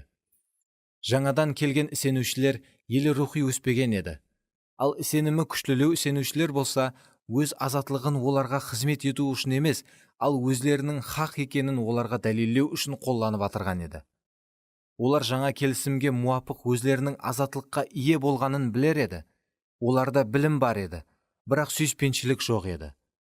Сүйіспеншілік болмаса, құры білім адамды менменлікке алып келеді һәм құлатады. Исаның жүрегі бұндай болмаған. Онда білім де, сүйіспеншілік те толық бар еді. Иса ибадатхана салығын төлеуге хақылы емес екенлігін Петрге ашып берді. Бірақ басқаларға қызмет ету үшін өз мәпінен бас тартудың қаншелі ахметлі екенлігіне үлгі көрсетті. Исаның қалеуі біздер азатлығымызды тек өз мәпіміз үшін, тек өз хақымызды қорғау үшін пайдаланбауымыз. Яғни, азатлығымыз басқалардың азғырлауына һәм сүрнігуіне себеп болмауы керек. Павел бұл ескертуді Масихтағы өз құқыларын білетұғын, бірақ Құдайдың жүрегіне ие емес болған қызметкерлерге жазған еді. Солай етіп, сенің білімің себеплі, бұл сенімі хәлсіз туысқаның набыт болады. Бірақ Масих ол ұшында құрбан болған ғой. Сіздер осы тәрізде туысқанларыңызға қарсы күнә істеуіңіз арқалы һәм олардың қиналып атырған құжданын азапқа түсіруіңіз арқалы Масихқа қарсы күнә істеген боласызлар. 1 Коринфилерге 8, 11, 12. Сенімі хәлсіз туысқанларға сондай қатынас жасағанымызда, иеміздің кішкене балалары болған оларға азғырлауға һәм сүрнігуге себепші боламыз, һәм сол арқалы азатлығымыздан күнә істеу үшін пайдаланған боламыз. Өз құқыларымыздан бас тарту. Иса ибадатхана салығын төлемеу құқына, яғни азатлыққа ие екенін дәлелдеп болып, бірақ кейін бұл құқынан бас тартып, кішіпейілікке үлгі көрсетті. Бірақ кімде-кім маған сеніп тұрған мына кішкенелердің біреуін азғырса, оның мойнына үлкен дігірман тасы байланып, терең теңіздің түбіне батырылғаны оған жақсырақ болар еді. Адамларды азғырушы нәрселер себеплі дүния хәсірет шегеді. Азғырушы нәрселердің болуы сөзсіз, бірақ азғыру кім арқалы келсе, сол адам хәсірет шегеді. Егер сені қолың, ямаса аяғың азғырса, оны шауып тасла. Екі қолың менен, ямаса екі аяғың менен мәңгілік отқа тасланғаннан көре, бір қолың, ямаса аяғың менен өмірге еріскенің өзіңе жақсырақ. Егер сені көзің азғырса, оны ойып тасла. Екі көзің менен дозақ отына тасланғаныңнан көре, жалғыз көзің менен өмірге еріскенің өзіңе жақсырақ. Абайлаңлар, мына кішкенелердің еш қайсысында кемсітуші болмаңлар. Себебі сіздерге айтатұғыным, олардың аспандағы періштелері аспандағы әкемнің жүзін һәмме уақыт көріп тұрады. Матта 18:6-10. Матта жазған хошхабардың бұл бабында көп мәрте азғырылулар туралы айтылған. Иса біздерге анық етіп, күнәға азғырушы барлық нәрседен азат болуымыз керектігін айтады. Демек, жаңа келісім адамы болған біздер айрықша құқыларға ие болсақ та, егер өмірге ие болуды қалесек, онда туысқанларымызды азғырлауға алып келетұғын барлық іслерден бас кешуіміз керек.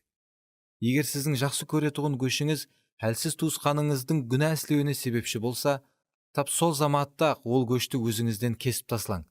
Бәлкім сіз онда не үшін Иса көп адамлардың сүрнігуіне себепші болды деп сұрауыңыз мүмкін.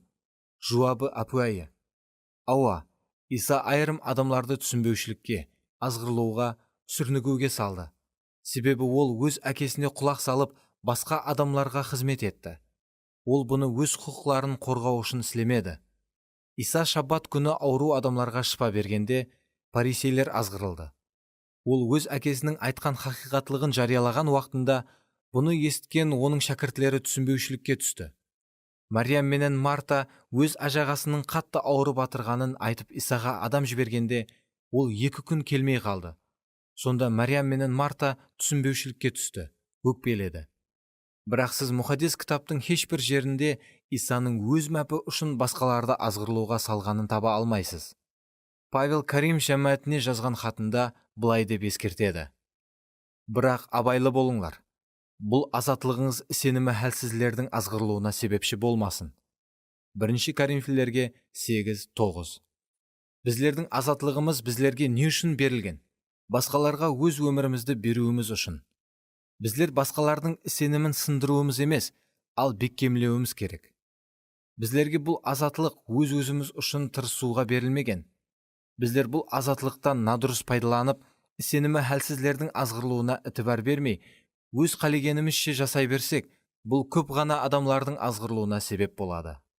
1 Коринфилер 8 бап 9 аятта берілген мына ескертуге және бір мәрте құлақ салыңлар. Бірақ абайлы болыңлар. Бұл азатлығыңыз сенімі әлсіздердің азғырлауына себеп болмасын. Бұл бұйрықтың қайтып бұзылғанына бір мысал келтірейін. Мен Индонезияға 2-ші елшілік сапарыма хаялым Лизаны, балаларымды, һәм оларға қарайтұғын тәрбияшыны да алып жүрдім.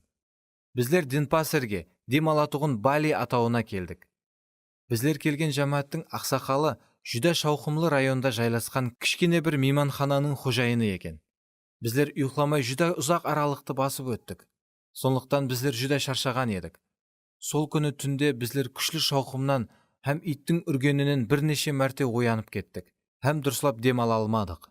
Ертеңіне біздер Яхваға кеттік, һәм 2 хапте давамында басабас қызметте болдық.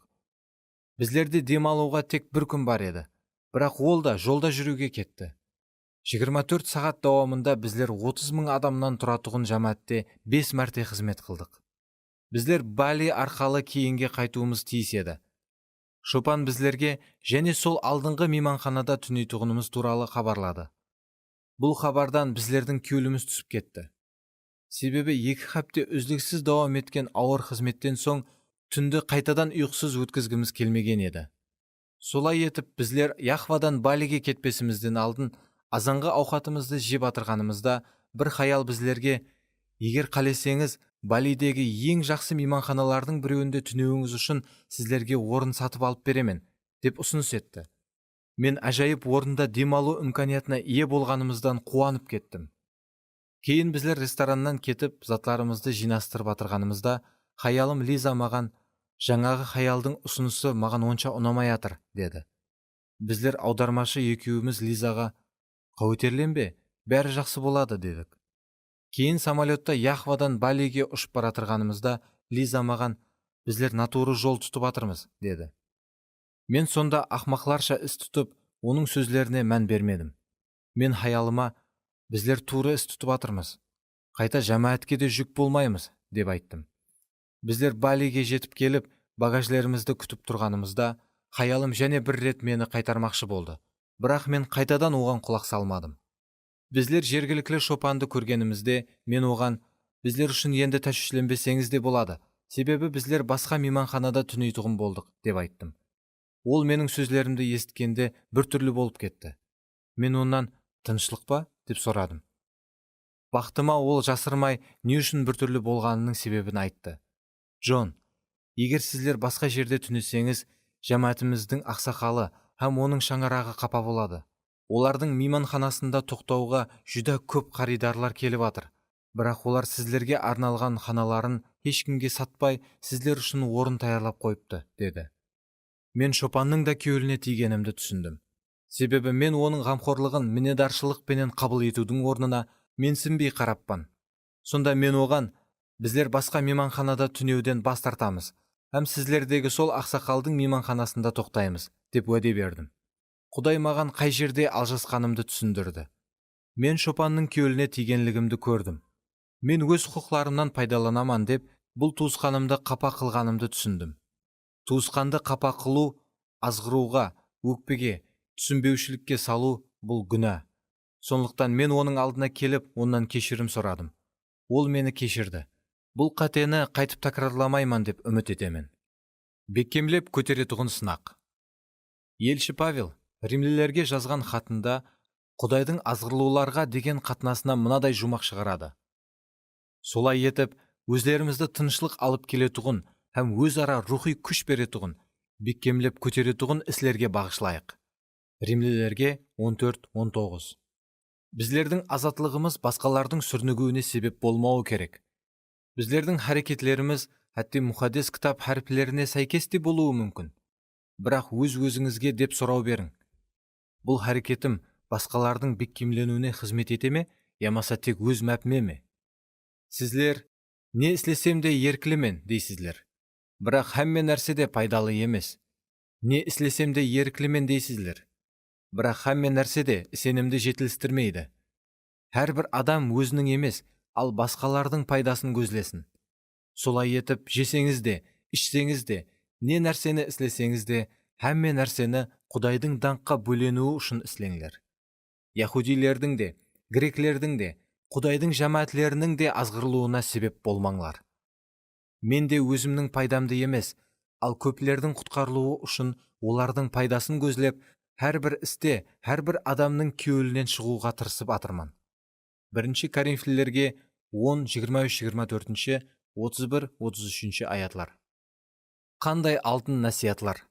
Даналыққа толы бұл аятлар арқалы мұқаддес рух сіздің өміріңіздің әрбір тарауына өз нұрын шашқысы келіп тұр. Мен сізді шақырамын. Мұқаддес рухқа рұқсат берің. Мұқаддес рухтың нұрына ішіңіздегі жасырын болған барлық натуры ниетлеріңізді, тек өз мәпіңізді ойлаған уақытларыңызды алып шығың. Өміріңіздің әрбір тарауында мұқаддес рух сізді һәмме адам үшін қызмет етуге шақырады. Оның шақырығын қабыл етің. Масихтағы өз азатлығыңыздан өз жеке құқыларыңызды қорғау үшін емес, ал басқаларды азат ету үшін пайдаланың. Бұл Павелдің қызметлерінің де бір шарты еді. Ол былай деп жазады: қызметімізге сөз келмесін деп, ешкімге, ешбір нәрседе тосқынлық жасамаймыз.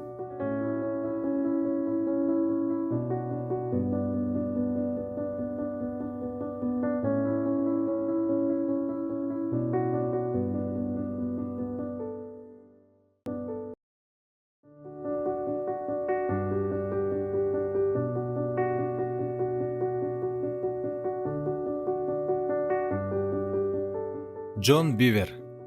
Шайтанның жемтігі. 11 бап. Кешірім.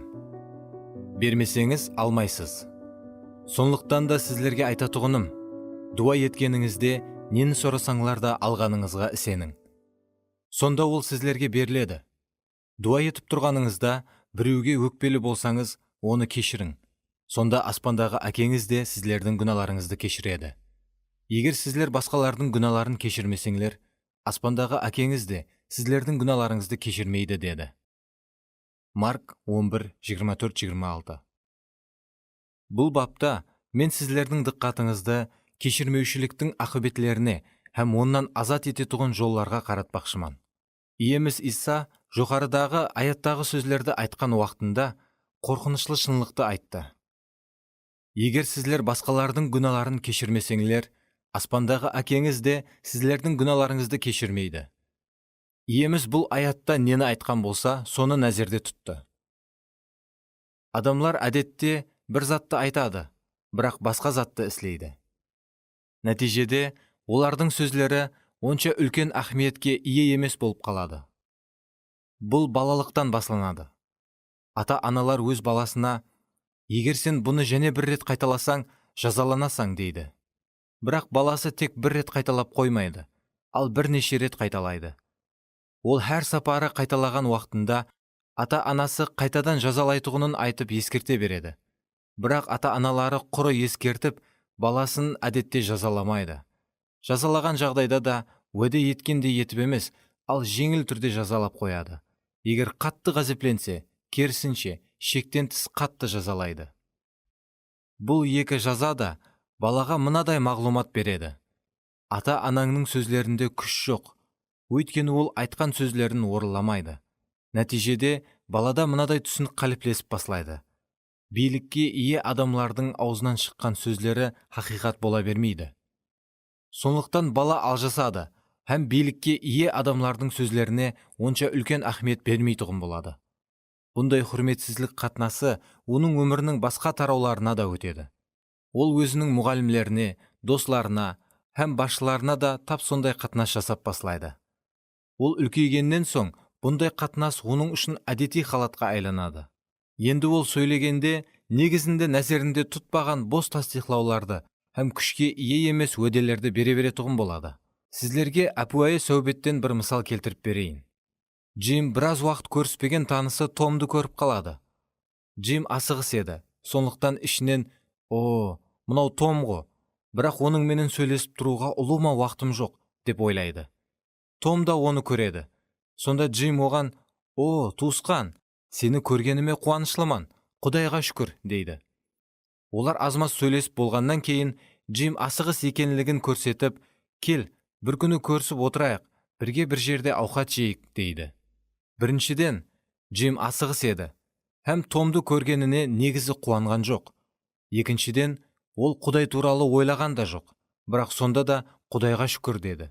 Үшіншіден, онда негізі Том менен көрісіп, бірге ауқат жеу ниеті болған да жоқ. Ол айтқан сөздерін ұлыма орынламақшы емес еді. Ол тек Томнан тезірек құтылу үшін сондай деп атырған еді. Солай етіп, хақиқатында Джимнің айтқан сөздерінің бәрі құры айтылған бос сөздер еді.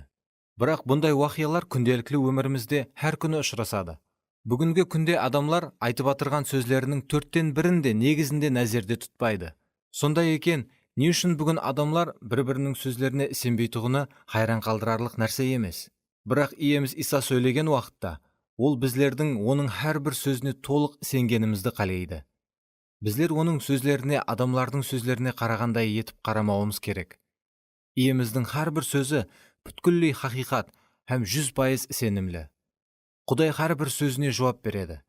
Әтте біздер садық емес болып қалған жағдайда да, ол бәрібір садық болып тұра береді. Ол біздердің жәмиетімізде жоқ болған хақиқаттың, хақлықтың һәм хадаллықтың шыңында жасайды. Иеміз Иса, егер кешірмесеңлер, онда аспандағы әкеңіз де сіздердің күнәларыңызды кешірмейді деген уақытында, ол әне соны нәзерде тұтып айтқан еді. Егер алдыға және бір қадам таслайтұғын болсақ, онда біздер оның қошқабарда бұны тек бір мәрте емес, ал бірнеше мәрте тәкрарлағанын көреміз. Иса бұл ескертудің оға да ахметлі екенлігін көрсетеді. Егер сіздерге күнә істегенлерді кешірсеңлер, аспандағы әкеңіз де сіздерді кешіреді. Ал егер сіздерге күнә істегенлерді кешірмесеңлер, әкеңіз де күнәларыңызды кешірмейді. Матта 6:14-15. Кешіріңлер, сонда сіздер де кешірілесіз. Лука 6:37. Сондай-ақ аспандағы әкеміз дуасында да бұл шынлықты көреміз. Біздерге күнә істегенлерді кешіргеніміздей, біздердің де күнәларымызды кешіре көр. Матта 6:12. Қызық, бүгін қанша масихилар тап өзі басқаларды кешіргендей етіп, Құдайдың өзін кешіргенін қалайды екен. Дегенменен, олар тап сол дәрежеде кешіріледі. Біздердің жәмәтлерімізде кешірмеушіліктің сондай күшлі дәрежеде кең тарқалғанлығы соншелі. Біздер иеміздің бұл ескертуіне онша ахмет бергіміз келмейді. Бірақ арамызда кешірмеушілік қаншелі кең тарқалған болмасын, хақиқат өзгермейді. Басқаларды шын жүрегімізден кешіру, босатып жіберу һәм қайта тіклеу оға да ахметлі хақиқатлық. Себебі біздер жүректерімізде басқа адамларды қай құрақым кешірсек, өзлеріміз де сол құрақым кешірімге ие боламыз. Мен Филиппин атауларында жасайтұғын бір масихи туралы әжайып гуалық естім. Оны бұрыннан танитұғын менің достарым маған бұл масихи туралы жазылған бір мақаланы көрсетті. Оның бизнесі жүдә жақсы гүллеп жаснап тұрғанлығы себеплі, ол бірнеше жыллар давамында Құдайдың шақырған қызметіне яқ деп келген. Ол жүдә көп пұллар табатұғын еді. Бірақ ақыр соңында оның Құдайға құлақ салмауы оның басына жетіп, ол жүрек қастелігіне ұшырайды һәм емлеуханаға түседі. Ол операция уақытында жаны үзіледі һәм ол өзінің бейіш дарвазаларының сыртында тұрғанлығын көреді. Оның жанында Иса тұрған еді. Иса оған оның өзіне құлақ салмағанлығын айтады. Сонда ол Исаға жалынып, егер менің өмірімді және ұзайтсаң, мен саған қызмет етуге уәде беремін дейді. Жаратқан ие оған келісім береді. Бірақ оның жанын денесіне қайтармастан бұрын иеміз Иса оған дозақты көрсетеді. Ол сонда өзінің хаялының анасының дозақ отында жанып атырғанлығын көреді. Ол қаттыға таң қалады. Себебі оның қайненесі тірі кезінде тәубе ету дуасын оқып, өзін масихиман деп айтып жүрген һәм жәмәтке баратұғын болған. Сонда ол иемізден, не үшін ол дозақта деп сұрайды. Жаратқан ие оған, ол өзінің ағайынлерінің біреуін кешіруден бас тартты. Сондықтан ол кешіріле алмайды, деп жауап береді. Кешірім һәм рухи өсу. Біздер өз қызметлерімізде де көп мәрте кешірмеушілік қақпанларына түскен адамларды көрдік. Мен Индонезияда қызметті баслағанымда, бір бай бизнесменнің үйінде тұрдым. Олар үй іші менен құтқарылмаған болса да, мен қызмет етіп атырған жәмәатке баратұғын еді. Мен оның үйінде болғаныма бір хәпте болғанда, оның хаялы құтқарылды. Ал кейін оның өзі де 3 баласы да тәубе етті. Олардың өміріне азатлық келді, һәм үйінде атмосфера бүткілдей өзгеріп кетті. Олардың үйін бір ұлы қуаныш толтырып жіберді. Олар менің Индонезияға хаялымменен және келмекші болғанымды естігенде, біздерді үйінде жасауға мұрат етті. Һәм біздерді бүткіл шаңырағымыз үшін, әтте балаларымызға қарайтұғын тәрбияшылар үшін да самолетқа билет сатып алып беруді ұсынды. Біздер келіп, олардың жәмәтінде 10 мәрте қызмет алып бардық. Мен тәубе ету һәм Құдайдың хұзыры туралы уаз айттым. Қызмет уақытында көп адамлар тәубе етіп, көз жастарын төкті, һәм зал Құдайдың хұзыріне толды. Бизнесмен бүткіл шаңырағы менен жамаат қызметлеріне қатынасты. Сол қалада тұратұғын оның анасы да барлық қызметлерге қатынасты. Ол да біздердің балаларымызға авиабилетлерді сатып алу үшін көп ақша тікті. Бір хәптелерден соң ол хаял менің тура көзлеріме қарап, «Джон, не үшін мен бір ретте Құдайдың хұзырын сезбедім?» деп сұрады. Біздер жаңа ғана азанғы ауқатты жеп болып, қалған адамлардың бәрі дастархан басынан тұрып кеткен еді. Ол, мен хамме қызметлерге қатынастым, һәм сенің айтқан әрбір сөзіңді диққатпенен тыңладым. Мен тәубе ету үшін алдыға шықтым, һәм тәубе де еттім, бірақ бір ретте Құдайдың хұзырын сезбедім, деді. Мен оның менен біраз сөйлескенімнен соң оған, келің, сіздің Құдай рухына толуыңыз үшін дуа етейік, дедім. Мен қолларымды оның үстіне қойып, оның мұқаддес рухты қабыл етуі үшін дуа ете басладым. Бірақ Құдайдан ұлыма ешқандай белгі болмады. Кейін Құдай менің рухыма, ол өз күйеуін кешірген жоқ, оған өз күйеуін кешіруі керек екенлігін айт, деп сөйледі. Мен қолларымды оның үстінен алдым. Мен оның күйеуінің әлде қашан дүниядан өткенін білер едім. Бірақ оған қарап, Құдай маған көрсетті, сіз өз күйеуіңізді еле кешірмеген екенсіз, дедім. Ол, ауа, бірақ оны кешіру үшін қолымнан келген барлық нәрсені қылдым, деп жауап берді. Кейін ол маған күйеуінің оған қандай жаманлықтарды істегенлігін айтып берді. Сонда не үшін оған күйеуін кешіруі қиын екенлігін түсіндім.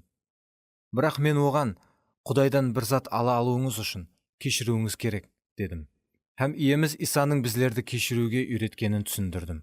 Сіз оны өз күшіңізбенен кешіре алмайсыз. Сіз бұны Құдайға алып келіп, Құдай сізді кешіруін сұрауыңыз керек. Сонан кейін сіз күйеуіңізді кешіре аласыз. Сіз өз күйеуіңізді босатып жіберуді қалайсыз бе? Ауа, деді ол. Мен оған мынадай әпуайы дуа менен дуа етуге жәрдем бердім. Аспандағы әкеміз, мен өз күйеуімді кешірмегенім үшін сенен ием Иса Масихтың атынан кешірім сұраймын. Жаратқан ие, мен оны өз күшімменен кешіре алмайтұғынымды білемін. Себебі кешіру өз қолымнан келмей атыр. Бірақ қазір сенің алдыңда мен күйеуімді жүрегімнен босатып жіберемін. Мен оны кешіремін. Ол бұл сөздерді айтар-айтпастан көзлерінен көз жастар аға баслады. Мен оған, қолларыңызды көтеріп, жаңа тілдерде дуа етуді баслаң, дедім. Сонда өмірінде бірінші мәрте ол әжайып аспан тілдерінде дуа ете баслады. Біздер сонда Құдайдың хұзыріне толып кеткеніміз соншелі, Құдайдың жүзі алдында қалтырауға һәм терең құрметке бөлендік. Ол 5 минут давамында жылады. Bizler біраз сөйлестік. Кейін мен оған Құдайдың хұзырында рахатленуді ұсыныс еттім. Ол Құдайға табынуды давам етті. Ал мен оның жалғыз өзін сол бөлмеде қалдырып, сыртқа шығып кеттім. Бұл хабар оның баласы менен келініне жеткенде, олар таң қалды. Олар оның жылағанын ешқашан көрмегенін айтты. Оның өзі де соңғы мәрте қашан жылағанын еслей алмай, «Хәтте күйеуім қайтыс болғанда көзімнен бір тамшы жас шыққан жоқ еді», деді. Сол күні кешкі қызметте ол суға шомылдырылу рәсімінен өтті. Сондан кейін 3 күн давамында оның жүзін әжайып қуаныш тәрк етпеді. Онан алдын оның бұндай етіп қуанып жүргенін еш еслей алмаймын. Ол кешірмеген уақытында кешірмеушілік қамақханасында тұтқынлықта еді. Бірақ ол күйеуін кешіріп, оны босатып жіберген заматта өміріне Құдайдың күші кіріп келді. Һәм ол хақиқаттан да Құдайдың хұзырын сезе алатұғын болды. Кешірмеген қызметші. Кешірмеушілік пенен өкпенің ақыбеті адамды ең жаман жерге алып барады. Кешірмеушілік һәм өкпе азат адамды қорқынышлық қамақхана тұтқынына айландырады. Бұл туралы иеміз Иса Матта жазған Қошқабардың 18 бабында аттан анық етіп түсіндіріп береді. Ол шәкіртлеріне қапа қылған туысқанлар менен қалай жарасу керектігіне жол көрсетеді. Жарасу туралы кейінгі бапларда көріп шығамыз. Сонда Петр Исаға келіп, «Ием, маған қарсы күнә істеген туысқаныма неше рет кешірім берсем болады? 7 ретке дейін бе?» деп сұрады. Матта 18:21. Петр өзін қатты кеңпейіл етіп көрсетіп атырман деп ойлады. Ол барлық нәрсені хадден тысқары етіп көрсетуді жақсы көрер еді. Ол иеміздің түр-түсі өзгерген тауда былай деген еді: «Ием, біздердің бұл жерде болғанымыз қандай жақсы. Егер қалесең, мен бұл жерге 3 қос құраман. Біреуін саған, біреуін Мусаға, біреуін Ильясқа». Матта 17:4. Ал енді болса, ол 7 ретке дейін кешіруге таяр екенін ұстазға көрсетіп, бұндай кеңпейілдігі менен оны таң қалдырмақшы болған еді. Бірақ ол ұстаздан жүдә таң қалдырарлық жауапты естеді. «Саған 7 ретке дейін емес, ал 70 жердегі 7 ретке дейін кешірім ет деймін». Матта 18:22.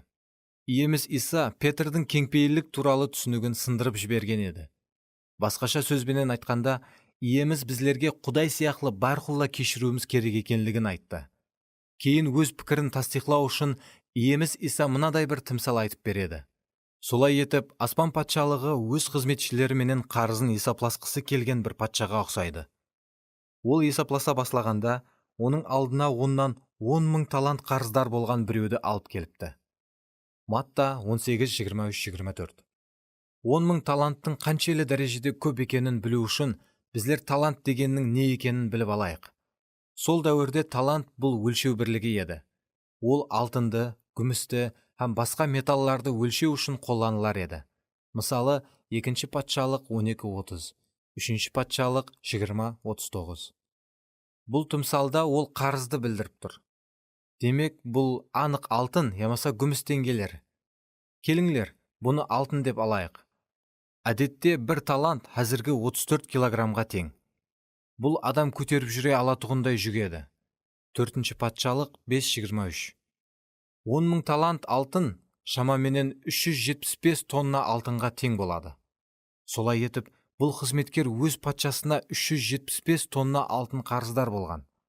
Әзір бір унция 28,3 грамм алтын 375 ақш долларына бақаланады.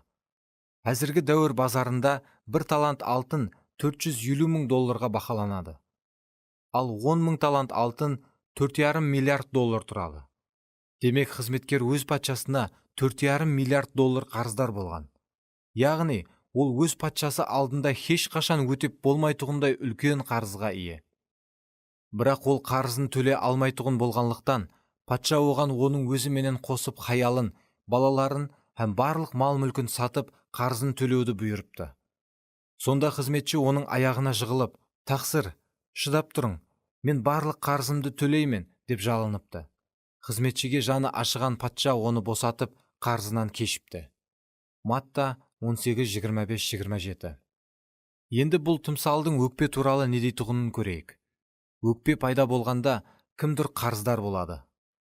Сіз ол маған бұл үшін жауап береді деген сөзді естіп көрген шығарсыз. Солай екен, кешірім бұл қарызлардың бәрін кешіріп жіберуге тең. Патша аспандағы Құдай әкемізді білдіреді.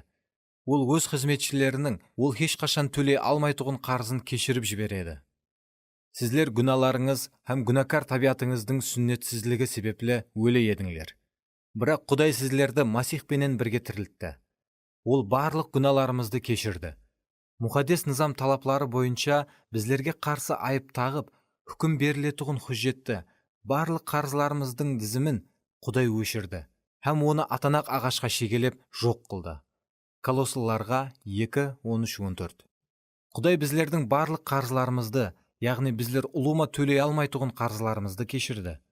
Біздер Құдайға қарыздар болған нәрселерімізді қайтарып бере алатұғындай ешқандай имканият жоқ. Сонлықтан Құдай біздерге ұлы құтқарылуды сауға ретінде берді. Иеміз Иса біздердің барлық қарызларымызды өзі төледі. Өз патшасына қарыздар болған сол қызметкер біздердің һәр бірімізді білдіреді. Біздердің һәр біріміз Құдайға қарыздармыз. Бірақ ол сол шектен тыс ұлы қарызларымыздың бәрін Иса себеплі толық кешірді. Ал қызметші сыртқа шығып, өзіне 100 динар қарыздар болған бір қызметші жолдасын ұшыратып, маған беретұғын қарызыңды бер, деп оны буындыра баслапты. Матта 18:28. Бір динар жұмысшының бір күнлік ісхақысын білдіреді. Әзіргі күнде ақшта орташа айлыққа қарап есаплайтұғын болсақ, 100 динар $4000 тұрады. Тімсалдың кейінін оқимыз. Сонда оның жолдасы аяғына жығылып, шыдап тұр, мен қарызымды төлеймін, деп жалыныпты. Бірақ ол жолдасының сөзін тыңламай, өзіне беретұғын қарызын төлемегенше оны қаматтырып таслапты. Матта 18:29-30. Бұл қызметкердің оған қарыздар бір жолдасы бар екен. Қарызы шамаменен бір жыллық айлықтың 3/1 бөлегі. Егер сіз бір жыллық айлығыңыздың 3/1 жоғалтсаңыз, бұл сізге ұнар ма еді? Бірақ оның $4,5 миллиард қарызы кешірілгенін ядыңыздан шығармаң. Ол хәтте бір өмір жұмыс істесе де, бұндай ақша таба алмас еді. Басқалардың біздерге қарсы қылған қылмысларын $4000 теңлестірсек, онда біздердің Құдайға қарсы қылған қылмысларымыз $4,5 миллиард болады екен. Бәлкім, біреу біздерге қатты жаман нәрсе қылған шығар, бірақ бұл біздердің Құдайға қарсы қылған қылмысларымыздың алдында еш нәрсе болмай қалады. Бәлкім, сізге ісленген жаманлық дүниядағы ең үлкен жаманлықтай болып көрінуі мүмкін. Бірақ сіз өзіңіздің Исаға қаншелі жаман қатынаста болғаныңызды аңлап та жете алмайсыз. Ол айыпсыз болса да, біздердің айыпларымыз үшін құрбанлық қозысы болып бауызланған еді. Кешіре алмаған адам Құдайдан алған соншелі үлкен кешірімді ямаса түсінбеген, ямаса ұмытқан адам. Құдай оның қаншелі үлкен қарызын кешірді.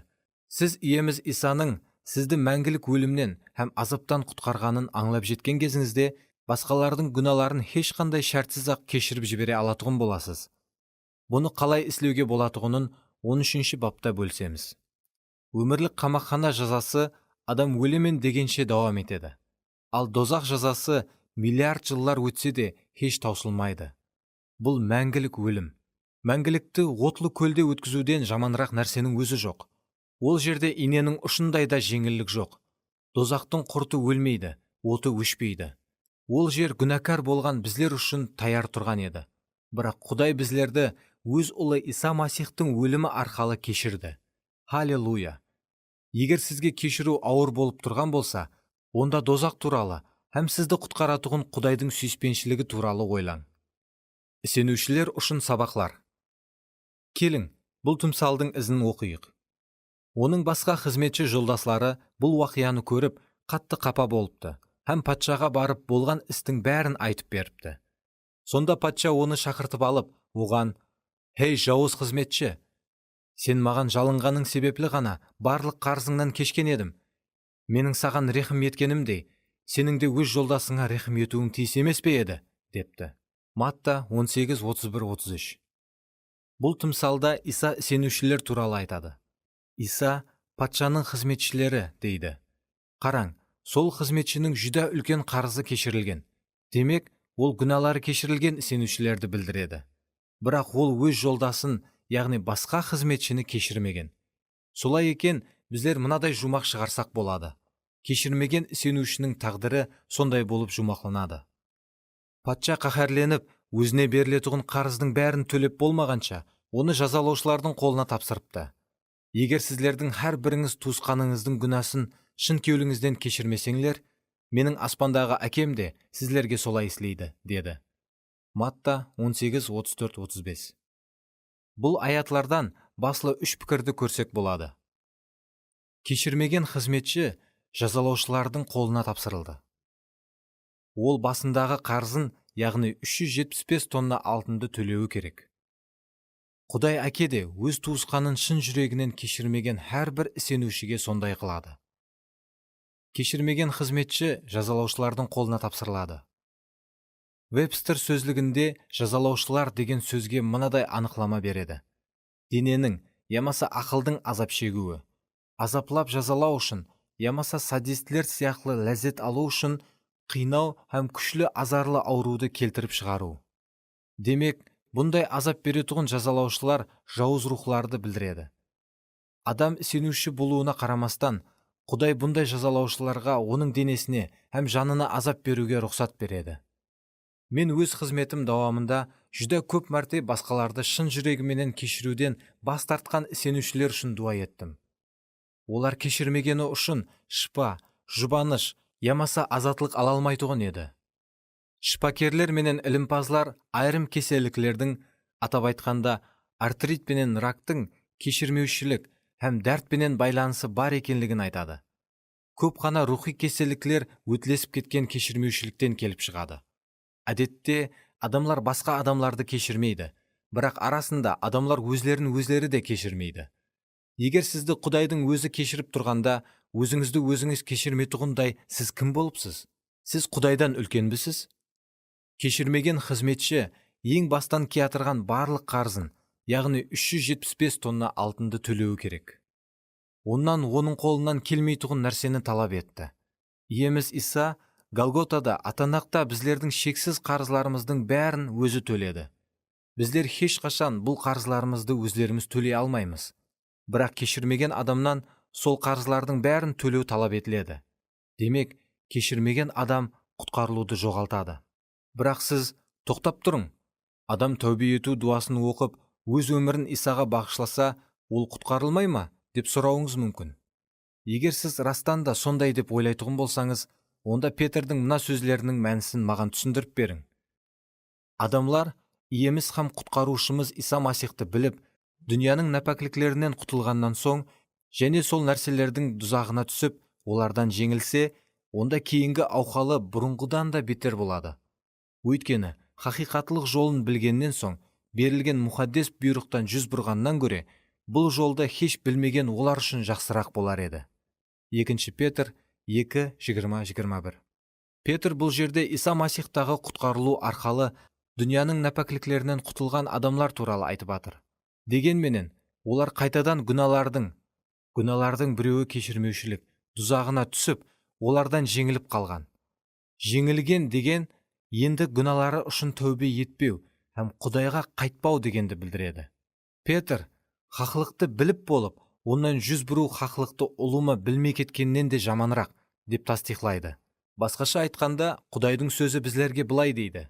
Мәңгілік өмір сыйын қабыл етіп болып, оннан біратала жүз бұрғаннан көре, ұлыма еш құтқарылмаған жақсырақ. Елші Яхуда болса, жәмәтте 2 мәрте өлген адамлар туралы суретлейді. Қарақалпақша аудармада, күзде мүйесіз қалып өлген, тамыры менен жұлып тасланған тереклерге ұқсайды, деп айтылған. 2 мәрте өлген деген мынаны білдіреді. Адам алдын масихсіз өлі болған. Кейін Исаға келіп тірілген. Бірақ кейін Құдайдың жолынан шығып кетіп қайтадан өлген.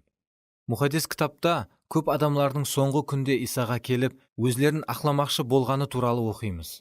Заманның ақырғы күнінде көбісі маған, ием, біздер сенің атыңменен пайғамбаршылық етіп, сенің атыңменен жинлерді қуып шығармадық па? Сенің атыңменен көп караматлар істемедік пе? дейді. Сонда мен оларға, мен сіздерді ешқашан таныған емеспін. Менден аулақ кетіңлер, хей низамды бұзушылар, деп ашық айтаман. Матта 7:22-23. Олар Исаны таныған. Олар Исаны ием деп атаған. һәм оның атынан караматлар істеген. Бірақ Иса оларды танымаған. Сонда Иса соңғы күнде кімлерді таниды? Елші Павел деп жазады. Бірақ Құдайды сүйген адамды Құдай біледі. 1 Коринфилерге 8:3. Демек, Құдай өзін сүйген адамларды танитұғын екен. Сіз, мен Құдайды сүйемен, мен тек мені жарақатлаған туысқанымды сүймеймін деуіңіз мүмкін. Бірақ бұндай жағдайда сіз алжасасыз. Себебі деп жазылған. Егер кімде-кім Құдайды сүйемен деп туысқанын жек көрсе, ол өтірікші. Себебі көзге көрінетұғын туысқанын сүймеген адам көзге көрінбейтұғын Құдайды қалай сүйе алады? 1 Юхан 4:20. Азғырылу һәм алдану жүда қорқынышлы нәрсе. Себебі азғырылып алданған адамлар шын жүрегіменен өзінің хақ екенлігіне сенеді. Ол нахақ болса да хақпан деп ойлайды.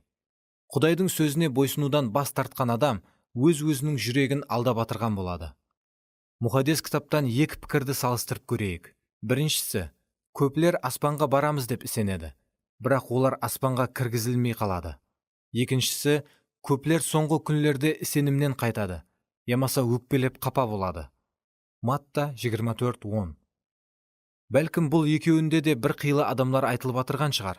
Кейбір сенушілер кешірмеушіліктен соншелі дәрежеде азап шегеді. Олар хәтте сол азаптан өліп құтыламан деп ойлайды, һәм өз өлімін күтіп жүреді. Бірақ бұл алдану һәм азғырылу. Біздер кешірмеушіліктен тап қазір-ақ құтылып алуымыз керек. Болмаса, кейін кеш болады. Һәм біздерден төлеу қолымыздан келмейтұғын нәрсе талап етіледі. Сенушінің жарақаты һәм өкпесі қанша үлкен болмасын, бәрібір ол шын жүрегіменен кешіруі керек. Егер ол кешіруден бас тартса, Құдай әке де оның күнәларын кешірмейді. Иеміз Иса һәм шәкіртлер оны толық түсінуі үшін бұл туралы аттан анық етіп айтады.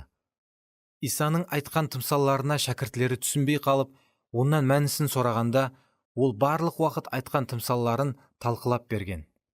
Бірақ бұл тымсалды айтқанда түсінбейтұғындай еш нәрсе қалдырмай, бәрін аттан анық қылып айтады. Ол кешіруден бас тартқан әрбір адамды рехімсіз хүкім күтіп тұрғанына ешқандай күмән қалдырмайды. Иса басқа жағдайларда да, егер кешірмесек, онда кешірілмейтұғынымызды жүдә анық етіп бірнеше рет айтады. Ядыңызда ма? Ол біздерде емес. Ол нені айтса, соны нәзерде тұтады. Жәмәтте бұндайды көп ұшырата бермейміз. Көбінесе, сенушілер не үшін кешіре алмайтұғынына көп қана сылтаулар һәм бәнелер табуға ұрынады.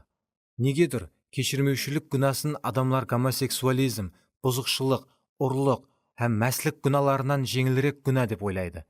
Бірақ та кешіруден бас тартқан әрбір адам басқа үлкен күналарға батқан адамлар сияқлы Құдай патшалығына кіре алмайды. Кейбіреулер бұл сөзді жүдә қатаң уаз сияқлы қабыл етуі мүмкін. Бірақ мен бұл сөзді рехімсіз һәм қатаң уаз деп емес, ал рехімлілік хабары һәм мейірімлілік ескертуі деп қабыл етемін. Сіз мына екі жолдың қайсысын таңлайсыз? Біріншісі, бүгін сіз мұқаддес рух тарапынан ашқараланып, ақылландырылып, шын жүректен тәубе етесіз һәм кешірілесіз. Ал екіншісі, сіз кешіруден бас тартып, соңғы күнде Құдайдың сізге «Мен сені танымайман, менің қасымнан кет» деген қатаң хүкімін естесіз. Бірақ енді тәубе етуге кеш қалдыңыз.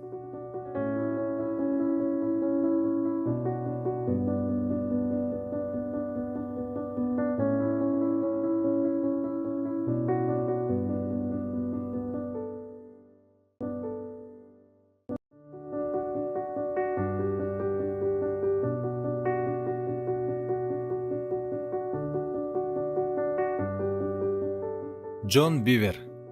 Шайтанның жемтігі. 12 бап. Өш алу бұл қақпан. Ешкімнің жаманлығына жаманлықпенен жауап қайтармаңлар. Һәм менің ойы бойынша жақсы деп саналған іслерді істеуге тырысыңлар. Римлілерге 12:17. Өткен бапта анық көргеніміздей, кешірмеушілікті ұстап тұру бұл кімдідір өзіңе қарыздар деп санауды білдіреді. Бір адамға байланысты құқ бұзылғанда, әдетте құқы бұзылған адам құқын бұзған адамды өзінің қарыздары сияқлы етіп көреді. Ол қаржылай, ямаса моральлық қандай да бір төлемді күте баслайды. Біздердің суд системамыз жәбір шеккен адамның құқын қорғауменен шұғылданады. Адамлар қарызын талап еткені үшін суд іслері келіп шығады. Бір адам екінші адамның құқын бұзып, оған жәбір келтірген уақытта, адамның әділдігі ол істеген ісі үшін суд алдында жауап беруі һәм айыбы үшін төлем төлеу керек дейді. Кешірмеген қызметкер де өз достынан қарызын қалай болмасын алуды қалегені үшін оны қазыларға тапсырды. Бұл әділдік болуы мүмкін, бірақ хақлық жолы емес. Сүйіклі туысқанларым, өзіңіз үшін өш алмаңлар, ал бұны Құдайға тапсырыңлар. Себебі мұқаддес жазуда иеміз былай дейді: өш алу менің қолымда, сазайын өзім беремін. Римлілерге 12:19. Құдайдың балалары өзлері үшін өш алмайды, бірақ кешірмеген уақытымызда біздер өш алуға ұрынып батырған боламыз. Біздер өш алуды қатты қалейміз, жобаластырамыз һәм әмелге асырамыз. Біздерге қашан қарызын толық төлемегенше кешірмейміз, һәм қанша төлем төлеу тиіс екенлігін тек өзлеріміз анықлаймыз. Бірақ егер біздерге келтірілген зиян үшін қанша төлем төлеу керектігін өзлеріміз белгілесек, онда біздер өз-өзлерімізді Құдайдың орнына судья қылған боламыз. Бірақ Құдайдың сөзі былай дейді: низам шығарушы һәм хүкім етуші судья жалғыз Құдай. Тек қана ол құтқаруға һәм набыт қылуға құдіретлі.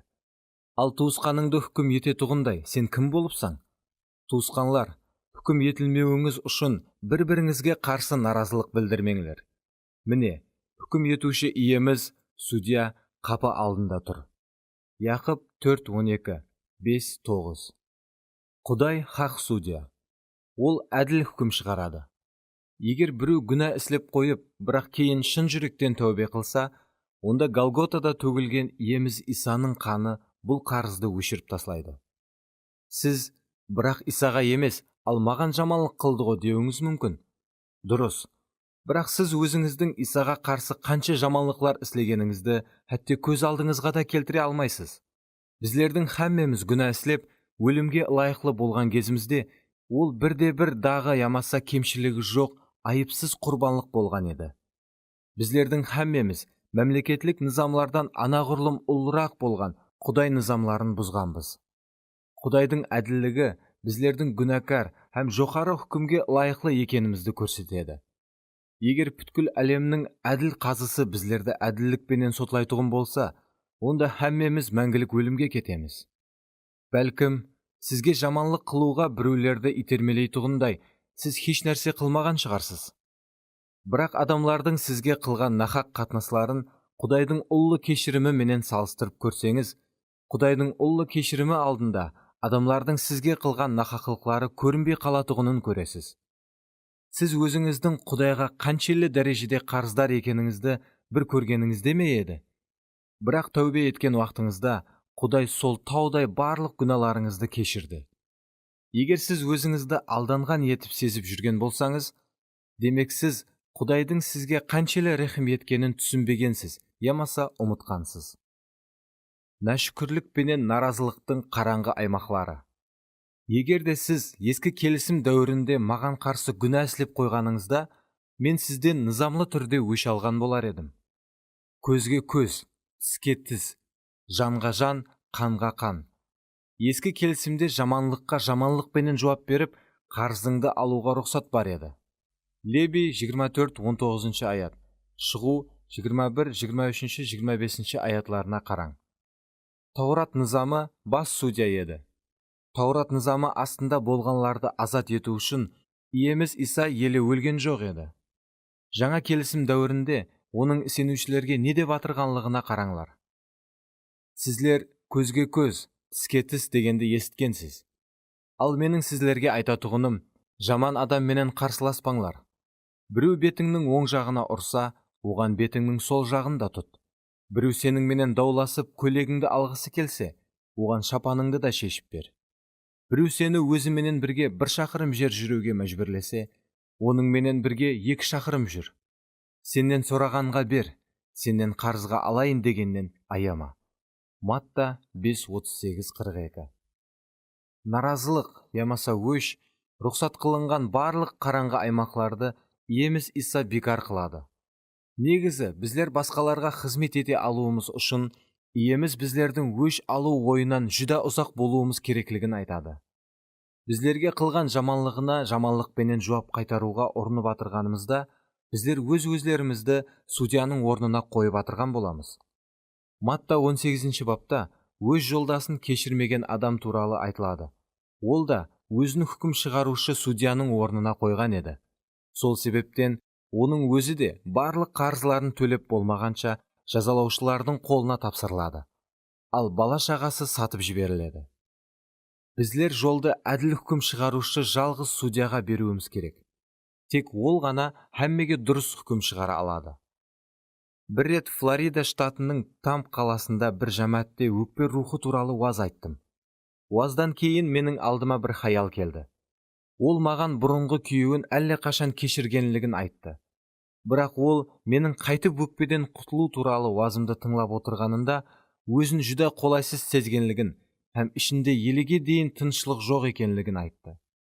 Мен оған жұмсақ дауыспенен, демек сіз оны елеге дейін кешірмегенсіз, дедім. Яқ, кешірдім. Мен кешірім көз жастарын төккенмен, деді ол. Сіз жылаған болсаңыз да, оны еле босатып жібермеген болуыңыз мүмкін, дедім. Яқ, мен оны кешірдім. Маған оның еш нәрсесі керек емес. Маған айтшы, ол сізге не қылды? Менің күйеуім жамааттың шопаны еді. Ол мені һәм 3 баламызды таслап, жамаатте бір жетекші хаял менен бірге қашып кетті. Оның көзлерінде көз жаслар көріне баслады. Ол сөзін давам етіп, күйеуім маған, сенің менен тұрмыс құрғаным Құдайдың еркі болмаған екен. Құдайдың маған деген еркі ана хаял менен тұрмыс құруым екен, деді. Күйеуім және ол хаял менің қызметім үшін үлкен ғазине болып тұр. Себебі ол маған саған қарағанда көп жәрдем береді. Ал сен менің үшін тосқынлық бола бересің. Мені сынға ала бересің. Біздердің некеміздің бұзылуына тек сен айыпкерсің. Ал менің ұлыма айыбым жоқ, деді. Әлбетте, оның күйеуінің азғырылғанына һәм хаялы менен балаларын тасбауырларша таслап кеткенлігіне шүбһә жоқ. Оның хаялы қатты азап шекті, һәм күйеуінен қарызын төлеуін күтті. Ол қандай қарызды күтті? Алимент ямаса балаларына материалдық жәрдем бе? Яқ. Себебі оның кейінгі күйеуі шаңарағын толық тәминлеп тұрған еді. Ол таслап кеткен күйеуінен қандай қарызды күтер еді? Ол бұрынғы күйеуінің оның алдына келіп, мені кешір, мен нахақ екенмін, ал сен хақ екенсің. Енді мені қайтып жазаласаң да хақлысың, деп тән алуын күтер еді.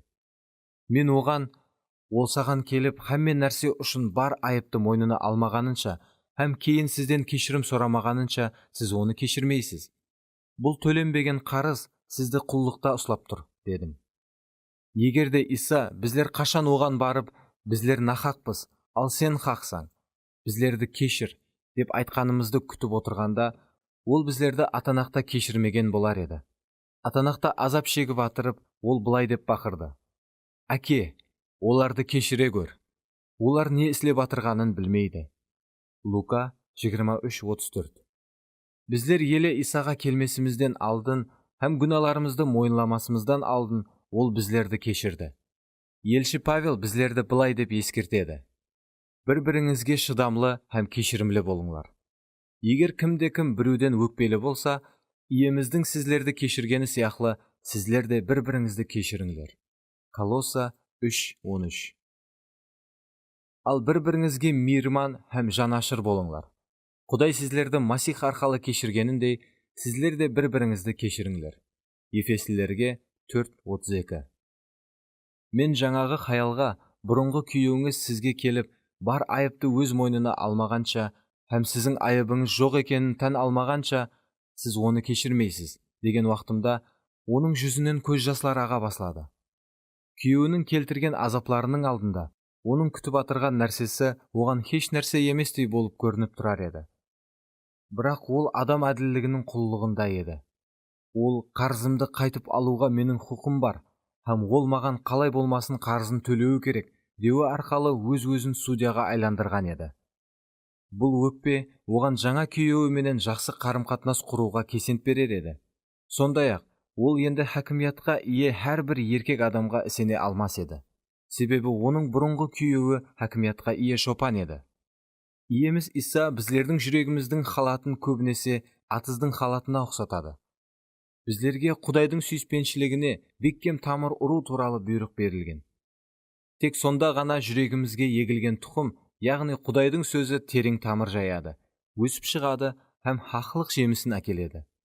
Бұл жеміс мыналардан ібарат: сүйіспеншілік, қуаныш, тыныштық, сабырлылық, мейірімділік, қайырқомлық, садықлылық, мүлайімділік һәм өзін тұтып білу. Галатиялыларға 5:22-23. Бірақ атыз тек өзіне егілген тұқымларды ғана өсіріп шығара алады. Егер біздер жүрегімізге қарыз, кешірмеушілік һәм өкпе тұқымларын ексек, онда Құдайдың сүйіспеншілігінің орнына харам шөплер өсіп шығады. Харам шөплер ащы тамырдан өсіп шығады. Фрэнсис Френджипейн ащы тамырға мынадай зор анықлама береді: ащы тамыр бұл орынланылмаған кек. Кек ямаса өш, қалегеніңдей етіп алынбаған уақытта ащы тамыр пайда болады. Еврейлерге жазылған хаттың авторы бұл туралы ашық айтады: «Һәммеменен тату болып жасауға һәм мұхаддес болуға тырысыңлар. Мұхаддеслікке ие болмай тұрып, ешкімде иемізді көрмейді. Араңыздағы ешбіріңіз Құдайдың мейірімінен айырылып қалмауы үшін һәм араңызда сіздерге зиян тигізіп, көплерді зәһәрлейтұғын ащы тамыр көгеріп шықпауы үшін бір-біріңізге жақсылап қараңлар». Еврейлерге 12:14-15. Көрдіңіз бе, ащы тамыр біздерге зиян тигізіп, көплерді зәһәрлей алатұғын күшке ие екен. Бұл зәһәрленетұғын көплер кімлер? Матта 24 бап 10 аятта иеміз Иса соңғы күнлерде көп адамлардың сенімнен қайтатұғыны, ямаса өкпелейтұғыны хақында айтады. Зәһәрленетұғын көплер сол сенімнен қайтатұғын көп адамлар емес пе? Ащы тамыр бұл тамыр. Егер оны суғарсаң, қорғасаң һәм азықландырсаң, ол кем-кемнен күшейіп, тереңлесіп бара береді. Егер тамырды басында жұлып тасламасаң, уақыт өтіп кеткеннен соң оны жұлу дым ауыр болады. Өкпе күн сайын өсетұғын нәрсе. Сондықтан Павел біздерге мынадай әжайып насият береді: ғазепленсеңіз де күнәсілемеңлер. Құяш батқанша ғазептен қайтыңлар, шайтанға жол бермеңлер. Ефесілерге 4:26-27. Болмаса, хақлық жемісінің орнына біздер ғазеп, өкпе, налу, көре алмаушылық, жек көрушілік, наразылық һәм алауыздылық өнімдерін көреміз. Иеміз Иса бұлардың һәммесін жаман мейуелер деп атады. Матта 7:19-20. Мұхаддес кітап өкпені таслап, тыныштыққа ерісуге бар күшіменен ұрынбайтұғын әрбір адамның ақыр соңында қарамланатұғынлығын айтады. Сонда хәтте қымбат ғазине болып есапланған нәрсе де ақыр соңында кешірмеушіліктің ащы тамырына айланады. Болуы мүмкін болған патшаның харамланып қалуы. Біздер бұл кітапта Шаул һәм Дауд патшалар хақында көріп шыққан едік. Патша Шаул өз қызметкері Даудқа байланысты нақақ, әділсіз һәм жүдә жаман қатынас қылған уақытында да Дауд оған садық болып қалады. Шаулдан өш алуға Даудқа 2 рет әжайып имканият берілген болса да, ол өзі үшін өш алуға ұрынбайды. Дауд Құдайдың жүрегіндегідей мәрт адам болған еді. Ол өзі менен Шаул ортасындағы мәселені әділ шешуді Құдайға қойып береді. Шаулға Құдайдың хүкімі келген уақытта болса, Дауд бұған қуанбайды. Ал Шаул үшін қайғырып жылады, себебі оның жүрегінде Шаулға байланысты ешқандай ащы тамыр жоқ еді. Шаул өлген соң Дауд тақтқа отырады. Ол өз елін бекемлеп, әскери жақтан үлкен табыстарға еріседі һәм тақтың хақиқи иесі екенін дәлелдейді. Ол бірнеше хаялларға үйленеді. Олар Даудқа көп балалар туып береді. Оның тұңғыш ұлының аты Амнон, ал үшінші ұлының аты Абшалом болады. Амнон аналары басқа болған Абшаломның қарындасы Тамараны сұмлық жолыменен қолға түсіріп зорлайды. Ол өзін ауыр кесел болғандай етіп тұтады. Оны әкесі Дауд көруге келгенде, ол әкесінен «Маған қарындасым Тамара ауқат даярлап берсін» дейді. Тамара келіп ауқат пісіріп берген уақытында Амнон үйіндегі барлық қызметшілерін шығарып жіберіп, Тамараны зорлайды. Ол харам ниетін әмелге асырып болған соң, Тамараны жек көріп қалады һәм қызметшілерін шақырып, «Мынаны менің көзімнен жоқ қылың» деп бұйрық береді. Ол патшаның пәк қызының намысына тиіп, оны масқара қылған еді. Екінші патшалықлар 13 бап. Сонда Абшалом қарындасын үйіне әкеліп, оған қарайды, һәм ажағасы Амнонға еш нәрсе демейді. Абшалом Амнонға деген үлкен жек көрушілікке толған еді. Абшалом әкесі Дауыттан ажағасы Амнонды жазалауын күтеді. Патша Дауыт болған уақияны естігенде қатты қаһарленеді, бірақ ешқандай шара қолданбайды. Абшалом әкесінің болған уақияға ешқандай әділ үкім шығармағанын көргенде қатты ғазепке толады. Алдын Тамара патшалардың қызлары киіп жүретұғын әжайып киімлерді киіп жүретұғын еді. Ал енді болса, ол ұят һәм масқарашылыққа киінген еді. Ол жүдә сұлу қыз болған еді. Сондықтан халық алдында да үлкен құрметке ие еді. Енді болса, ол жалғыз өзі жасауы керек болды. Ол бұзылған болып есапланып, енді тұрмысқа шыға алмас еді. Бұл әділсізлік болған еді. Себебі Тамара патшаның тапсырмасы менен Амнонға қара батырған уақытында оның намысына тиген еді. Оның бақытлы өміріне шек қойылған еді. Бірақ бұл нызамсыздықты келтіріп шығарған Амнон тап еш нәрсе болмағандай жасап жатыр еді. Бұл ауыр дәрт тек жалғыз Тамараның басына түскен еді. Абшалом әр күні үлкен дәрт астында жасап жатырған қарындасын көрер еді. Маликаның бақытлы өмірі жаман түске айланған еді. Әкем Амнонға әділ жаза шығарады деп ойлап, Абшалом 1 жыл патшадан әділ үкім күтеді. Бірақ Дауыт ешқандай шара қолданбайды. Сонда Абшалом әкесіне өкпелейді, һәм нахақ Амнонды жек көреді. Арадан 2 жыл өткенде, оның жек көрушілігі оның жүрегінде Амнонды өлтіру жобасын пайда етеді. Ол, әкем қарындасым үшін әділ үкім шығармады. Енді әкемнің орнына өзім қарындасым үшін өш аламан деп ойлады. Ол патшаның барлық ұллары үшін зияпат өткізеді. Оның жаман ниетінен хабар жоқ Амнон да зияпатқа келеді. Һәм Абшалом оны өлтіреді. Өшін алып болған соң, ол Гешурға қашып кетеді. Бірақ оның әкесіне деген өкпесі бұрынғыдан да бетер үлкейіп бара береді. Әсіресе, ол патша сарайынан ұзақ-ұзақларда жасап атырған уақытларында оның жүрегіндегі өкпе еледе тереңлесіп барады. Абшаломның жүрегіне ащы тамыр терең жайғасып үлгерген еді. Сол себептен ол Дауыттың кемшіліктерін һәм қателерін көріп басылайды. Дегенменен ол әкесінің оны сарайға алдырғанын қаледі. Бірақ Дауыт оны жанына шақырмады. Бұл тап отқа май құйғандай оның өкпесін еледе күшейтті. Бәлкім оның кеуілінде мынадай ойлар болған шығар. Халық менің әкем менен мақтанып жүр. Бірақ адамлар тап соқыр сияқлы әкемнің негізінде қандай адам екенін көрмейді. Ол тек Құдайдың атынан пайдаланады, бірақ негізі өз пайдасын көздейтұғын өзімшіл адам. Ол хәтте патша Шаулдан да жаман адам. Шаул Амалеклердің патшасын һәм оның ең жақсы қойлары менен малларын өлтірмегені үшін тақтынан айырылды. Ал менің әкем болса, өзінің ең садық әскерінің хаялы менен бұзықшылық қылды. Кейін ол өз күнәсін жасыру үшін өзінің садық әскерін өлтірді. Оның өзі қанқор һәм бұзық. Соның үшін ол Амнонды жазалаған жоқ. Ол жаратқан Құдайға қалбекі сыйынады. Абшалом Гешурда 3 жыл жасады. Уақыт өтіп, Дауыт тынышланды, һәм тұңғыш ұлы Амнонның өлімінің күйігі де басылды. Сонда Иоаб патшаны Абшаломды алып келуге көндіреді.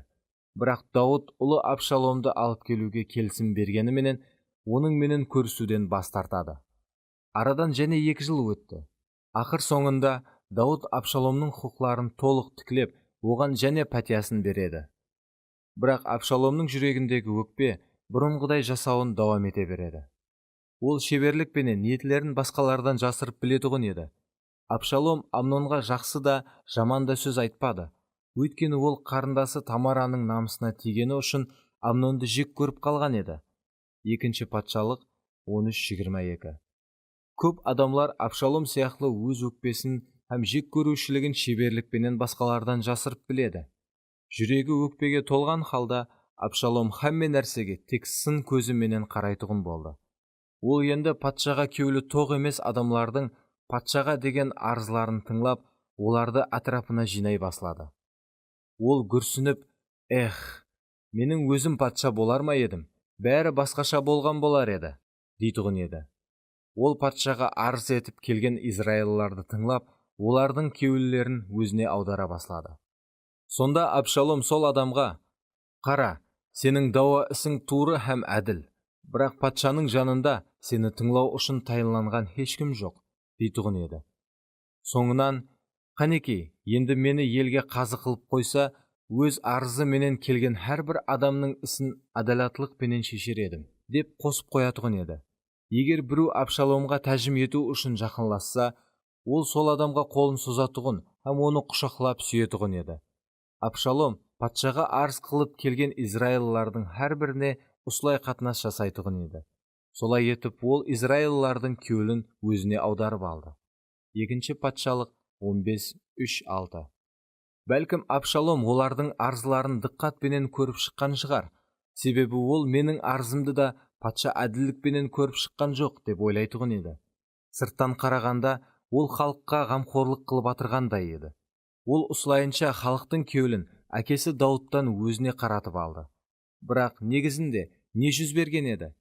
Ол хақиқаттан да халыққа ғамқорлық қылды ма, ямаса оның ниеті тек әкесі Дауытты тақтан түсіріп, орнын иелеу болды ма? Басқалардың қателерін табу бойынша қанигелер. Абшалом Израиль халқын өз тарапіне аударып, әкесі Дауытқа қарсы көтеріліске шықты. Сонда патша Дауыт өз өмірін құтқарып қалу үшін Иерусалимнен қашуға мәжбүр болды. Сол уақытта Абшалом тап өз патшалығын әлдеқашан құрып үлгергендей болып көрінген еді. Ол бүткіл халықты ізіне ертіп, әкесі Дауытты өлтіру үшін оның ізінен түседі, һәм Дауыттың әскерлері менен ұрысқа түседі. Дауыт өз әскербасыларына: «Ұлым Абшаломды өлтіріп қоймаң» деп бұйрық бергеніне қарамастан, ұрыста Абшалом өледі. Негізінде Абшаломның басына жеткен нәрсе оның кеуіліндегі өкпе һәм жүрегіндегі ащы тамыр. Онда патша болуға үлкен қабілетлер һәм имканиятлар бар еді. Ол тақтқа мирасқорлардың бірі еді. Бірақ сондай үлкен имканиятларға ие болған адам өз әкесін өзіне қарыздар деп есаплағаны үшін һәм оны кешіруден бас тартқаны үшін жаңа күшке толған дәуірінде шерменде болып әлемнен өтеді. Әкесін өзіне қарыздар деп есаплағаны һәм кешірмегенлігі оны харамлаған еді. Харамлану бұл жарамсыз болу дегенді аңлатады. Өкпе Абшаломды жарамсыз қылған еді. Жамаатлерде жәрдемшілер өз жетекшілеріне қызмет етіп атырып, оларға көп өкпелейді. Олар өз жетекшілерін сынға ала беріп, тез арада олардың қателерін табу бойынша қанеге болып кетеді. Жетекшілері не қылса да, біреулерді қызметке қойса да, қатесін көре беретұғын болады. Себебі олардың рухи көзқарасы менен мақсетлері бұзылған. Сондықтан олар енді Құдайдың көзқарасы менен көре алмайтұғын болады. Олар енді өзлерінің өмірдегі баслы мақсетін нахақ жетекшінің тәсірінен һәмме адамларды құтқару деп есаплап баслайды. Һәм жетекшіге өкпелеген, наразы һәм жақын емес адамлардың кеуілерін өзіне қарату ісіне шын жүректен беріледі. Олардың тәсірі астына түсіп қалған адамлар еле еш нәрсені аңлап жетпей атырып-ақ жамаатте, ямаса қызметте бөліну жүз береді. Яғни Абшаломның уақиясы және қайталанады. Кейде олардың жүргізген бақылаулары дұрыс һәм анық болады. Бәлкім Дауыт та ұлы Амнонға бір шара қолдануы керек болған шығар. Бәлкім растан да жетекшінің қате жіберетұғын кейбір жерлері бар шығар. Бірақ әділ судья кім? Сіз бе, ямаса Құдай ма? Тек бір нәрсені есіңізден шығармаң. Сіз нені ексеңіз, соны орып аласыз. Дұшпанлық ексеңіз, дұшпанлық орып аласыз. Абшаломның өмірінде болған уақия һәм әзіргі дәуірде жүз беретұғын сондай уақиялар, яғни өкпе деп аталатұғын ащы тамырдың рауажланып баруы, белгілі бір уақыт давамында әсте-әсте рауажланып баратұғын барыс. Біздер көбінесе жүрегімізге өкпе кіргенлігін білмей қаламыз. Ащы тамыр өзінің рауажлану барысының басында дерлік білінбейді. Бірақ оны азықландыра берсек, ол өсіп тереңлесе береді. Сондықтан еврейлерге жазылған хаттың авторы біздерді бір-бірімізге диққатпенен жақсылап қарауға шақырады. Араңыздағы ешбіріңіз Құдайдың мейірімінен айырылып қалмауы үшін һәм араңызда сіздерге зиян тигізіп, көпілерді зәһәрлейтұғын ащы тамыр көгеріп шықпауы үшін бір-біріңізге жақсылап қараңлар. Еврейлерге 12:15. Құдай біздерді дұрыслауы үшін біздер жүректерімізді ізертлеп, оған толық ашуымыз керек. Өйткені тек Құдайдың сөзі ғана жүректеріміздің төріне кіріп барып, жасырын ой ниетлерімізді ашкара қыла алады. Еврейлерге 4:12. Мұхаддис рух жданымызға сөйлеп, біздерді ашкаралайды. Біздер оның ашкаралауына үлкен ітібар беріп, оған қарсыласпауымыз керек. Егер сіз өкпеңіз бар болса да, Құдайдың ашкаралауына ітібар бермей, оған қарсыласып жүрген болсаңыз, онда Құдайдың алдында тәубе етің, һәм жүрегіңізді мұхаддис рухқа ашың. Бір рет бір қызметкер өз қызметі туралы менің кеңесті.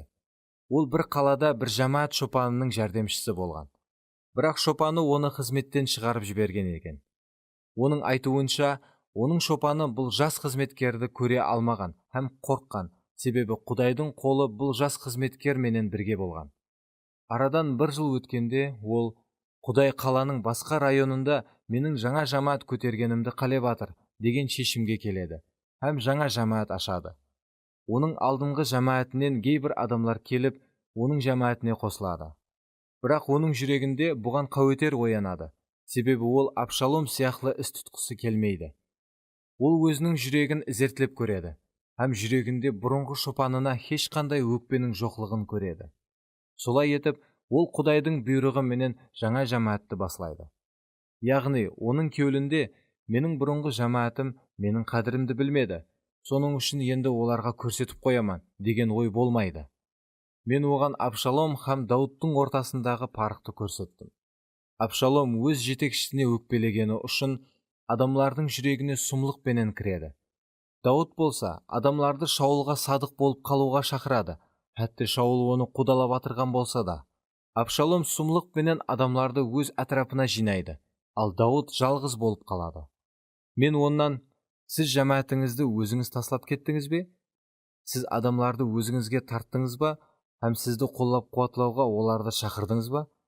Сіз оларды жамааттен кетуге, һәм сізге қосылуға шақырдыңыз ба? Деп сұрадым. Ол былай деп жауап берді. Яқ, мен жамааттен бір өзім кеттім, һәм адамларды өзіме тартатұғындай еш нәрсе қылмадым. Дұрыс қылғансыз. Сіз Дауыт сияқлы іс тұтқансыз.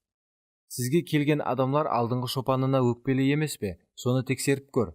Егер оларда өкпе бар болса, онда оларға азатлық һәм шипа керек, дедім мен. Әзір бұл адамның жамааты жақсы өсіп атыр. Оның маған әсіресе ұнаған жері, оның өз жүрегін зертлеп көруге қорықпағаны. Тек өз жүрегін зертлеуге қорықпағаны ғана емес, және де оның мәслихатты тура қабыл еткені. Оның үшін өз хақлығын дәлелдегенге қарағанда, Құдай жолына бағыну ахметлірек болған еді. Мұхаддис рух жүрегіңіздегі кешірмеушілікті һәм ащы тамырды ашып бермекші болса, қорықпай оған жол берің. Сіз оларды қанша ұзақ жасырсаңыз, олар сонша күшейіп бара береді, һәм жүрегіңіз сонша тасқа айланып барады. Жүректеріңізді тасқа айландырмаңлар. Бұны қалай істеуге болады? Жек көрушілікпенен бірлікте әрбір жаман ниет, ашу, ғазеп, бақырыс һәм өсек сөздерден ұзақ болсын. Ал бір-біріңізге мейірман һәм жанашыр болыңлар.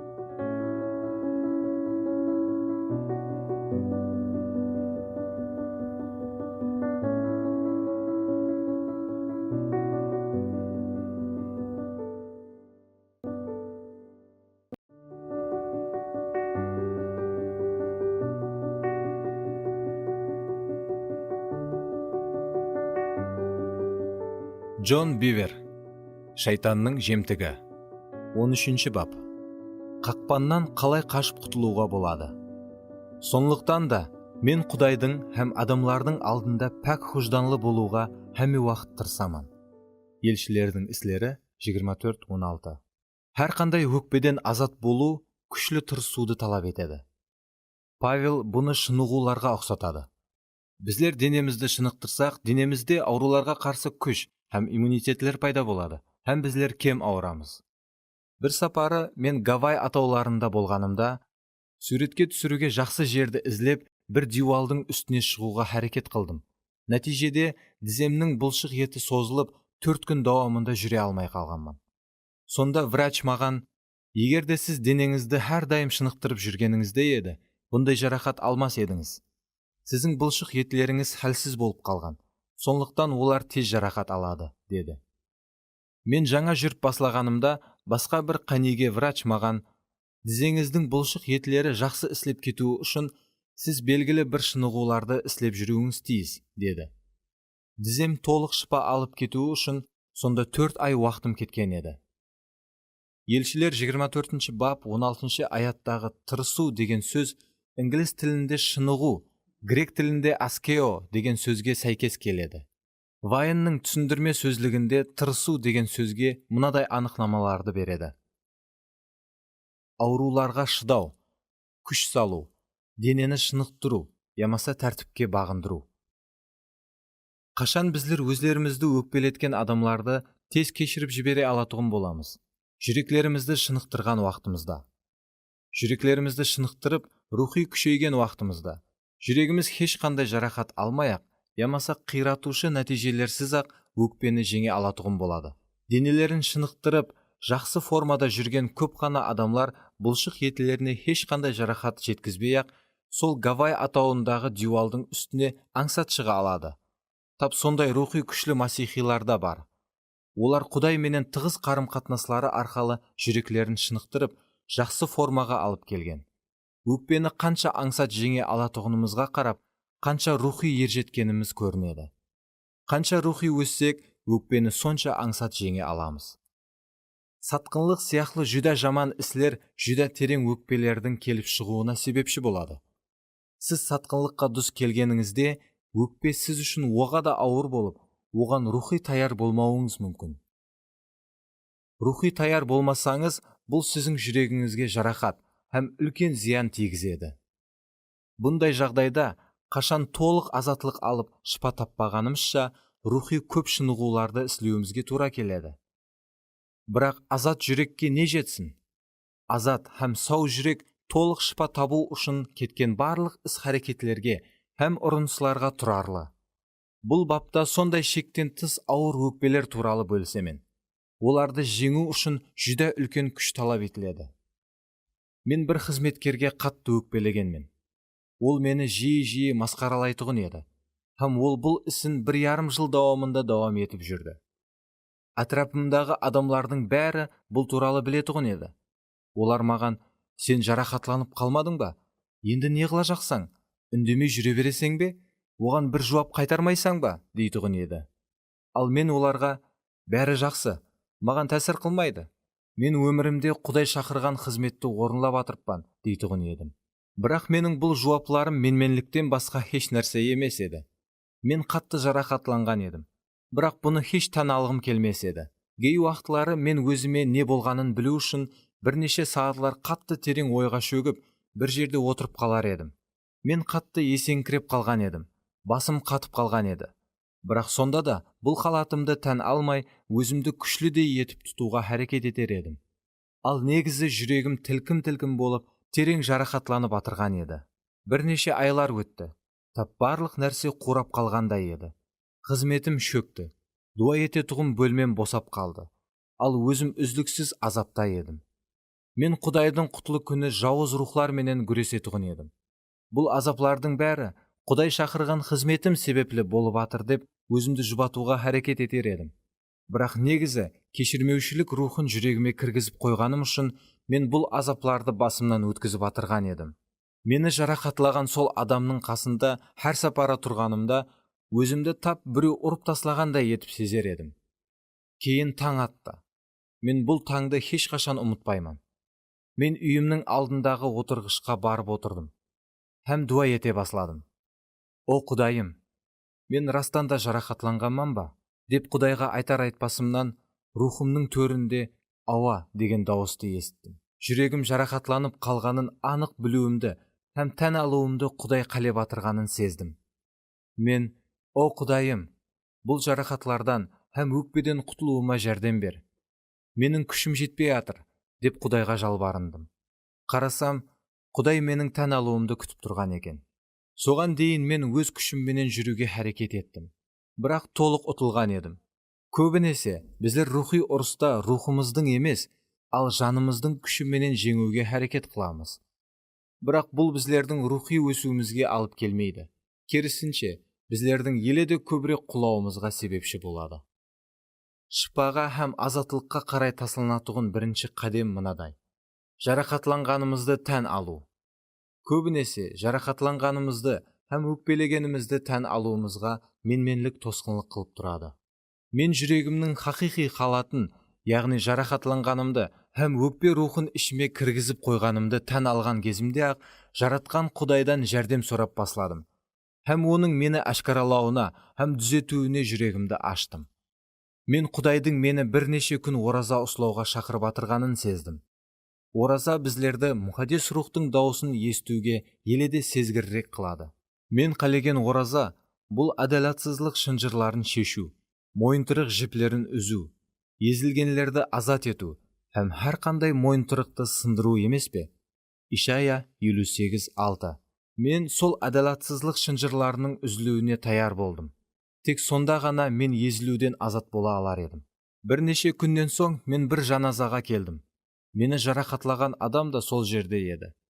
Оған ұзақтан қарап тұрып, мен, Құдай, мен оны кешіремен. Ол маған істеген барлық заттан мен оны азат етемен, деп жылай басладым. Сол заматта мен жүрегімнен бір ауыр жүктің түскенін сездім.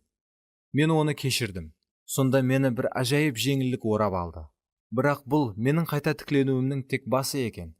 Дұрыс, мен жүрегімде оны кешірдім, бірақ жарақатымның қаншелі терең екенлігін білмеген екенмін. Мен хәлсіз болуды дауам ете бердім, һәм қайтадан өкпе рухын жүрегіме кіргізіп қоюым қиын емес те еді. Бұл тап денең бір жарақатлардан жазылып атырғанға ұқсас халат еді. Себебі ендігі жағында мен қайтадан жарақатланбауым үшін жүрегімді, ақыл ойымды һәм ішкі сезімлерімді шынықтырып бекемлеп баруым тиіс еді. Қайталанса не? Арадан бірнеше айлар өтті. Кейде кешірмесімнен алдын ұшырасқан ойлар менен қайтадан ұшырасуыма һәм оларды қууыма тура келді.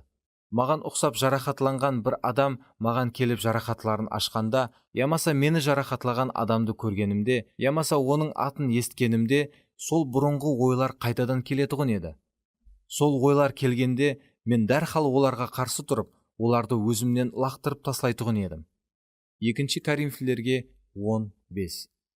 Бұл менің азатлығым үшін болатұғын ұрысылар еді.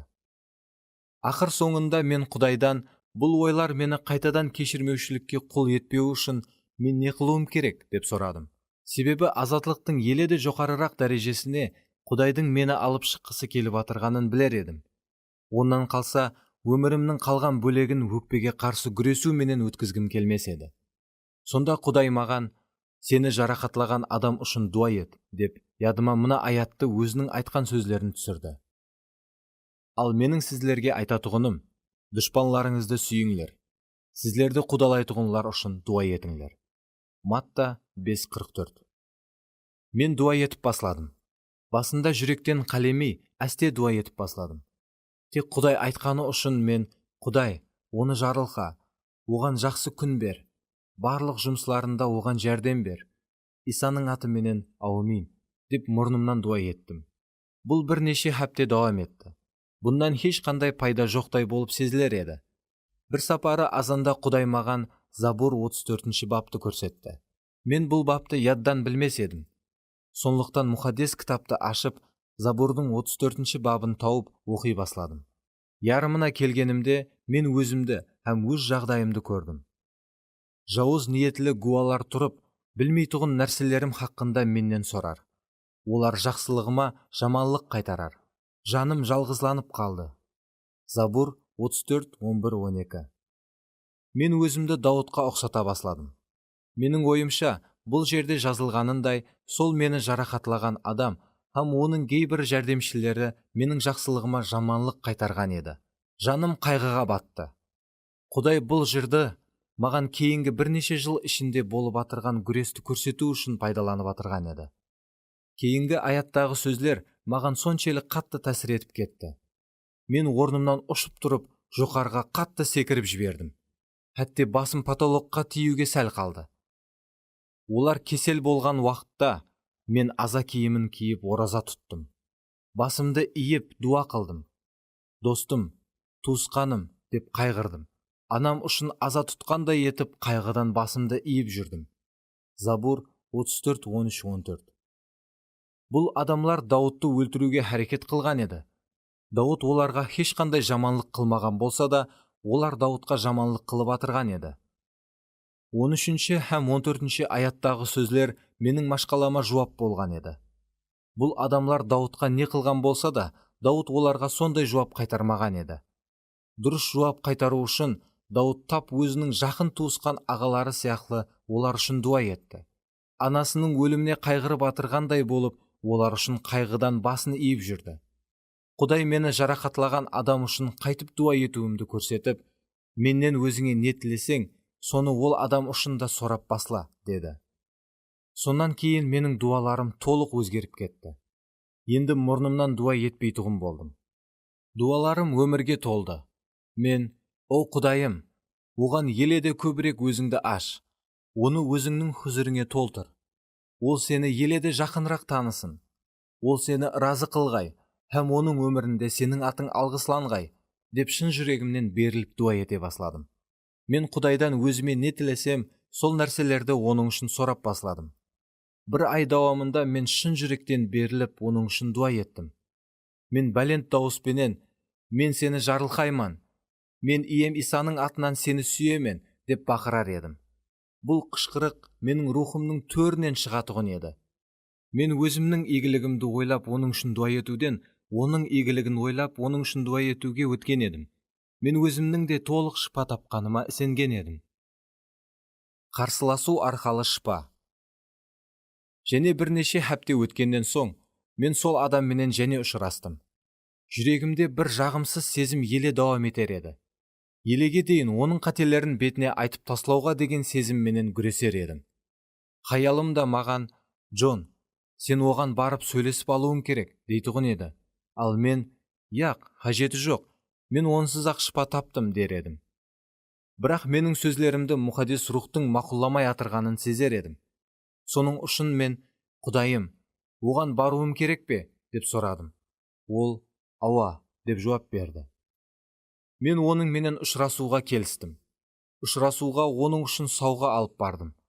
Мен өзімді пәс ұслап, оған деген өзімдегі натуры қарым-қатынасты тән алдым, һәм онан кешірім сұрадым. Біздер жарастық.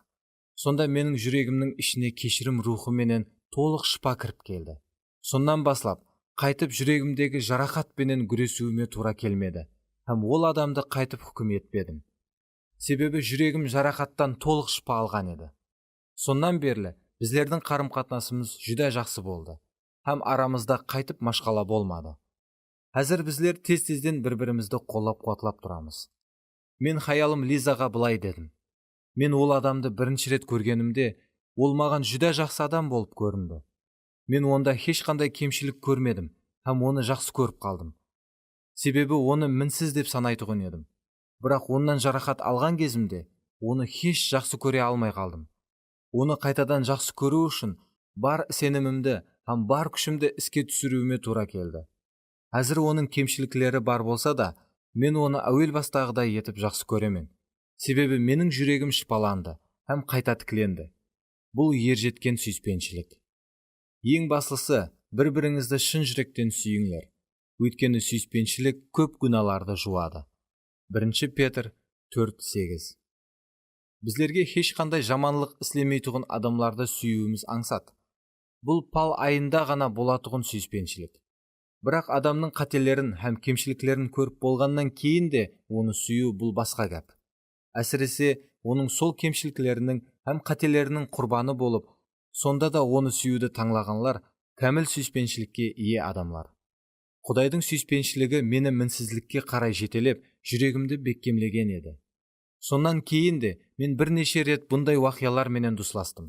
Бірақ кейінгі сапарлары өкпе һәм кешірмеушілік пенен күресу маған қиын болмады.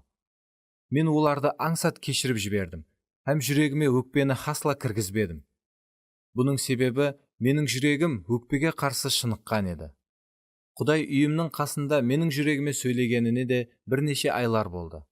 Ол адамның офисінен толық шипа тауып шыққан уақытымда Құдай менің жүрегіме сөйлеген еді. Бұл уақытлар менің жүрегім үшін күшлі шынығулардан өткен уақыт еді. Бұл уақыт ішінде менің жүрегім шынықты һәм бекемленіп барды. Арасында оны кешіре алмайтұғын һәм өкпеден құтыла алмайтұғын шығарман деп те ойлайтұғын едім. Расын айтсам, мен өзімді бұрынғыдан да жаман адам болып кеткендей етіп сезер едім. Бірақ қайта тіклену жолын жаздырмай, туры жолға асылып алдым. Жаратқан иенің рухы мен жүре алғандай тезлікте мені жетелеп барды. Бұл Құдайдың мені мінсізлікке ерістіру жобасының бір бөлегі болған екен. Мен сол болып өткен уақия үшін Құдайға шексіз міннетдармын. Сол басымнан кешірген күреслерді басқа еш нәрсеге алмастырмаған болар едім. Ауа, сол уақия себеплі өмірімде пайда болған жақсы жеміс үшін Құдайға шын жүрегімнен міннетдармын. Қиыншылықлар арқалы ер жету. Біздер аңсат уақытлары емес, ал қиын уақытлары рухи өсеміз. Иеміздің ізіне ерген әрбір масихи қиыншылықларға дұс келеді. Қиыншылықлардан қашып құтылу мүмкін емес. Себебі Құдай жолында рухи ер жетуіміз үшін Құдай сол қиыншылықлардан пайдаланады. Егер сіз қиыншылықлардан қашып, жеңіл өмір сүруді шешсеңіз, бұл сіздің рухи өсуіңізге нұқта қоюы мүмкін.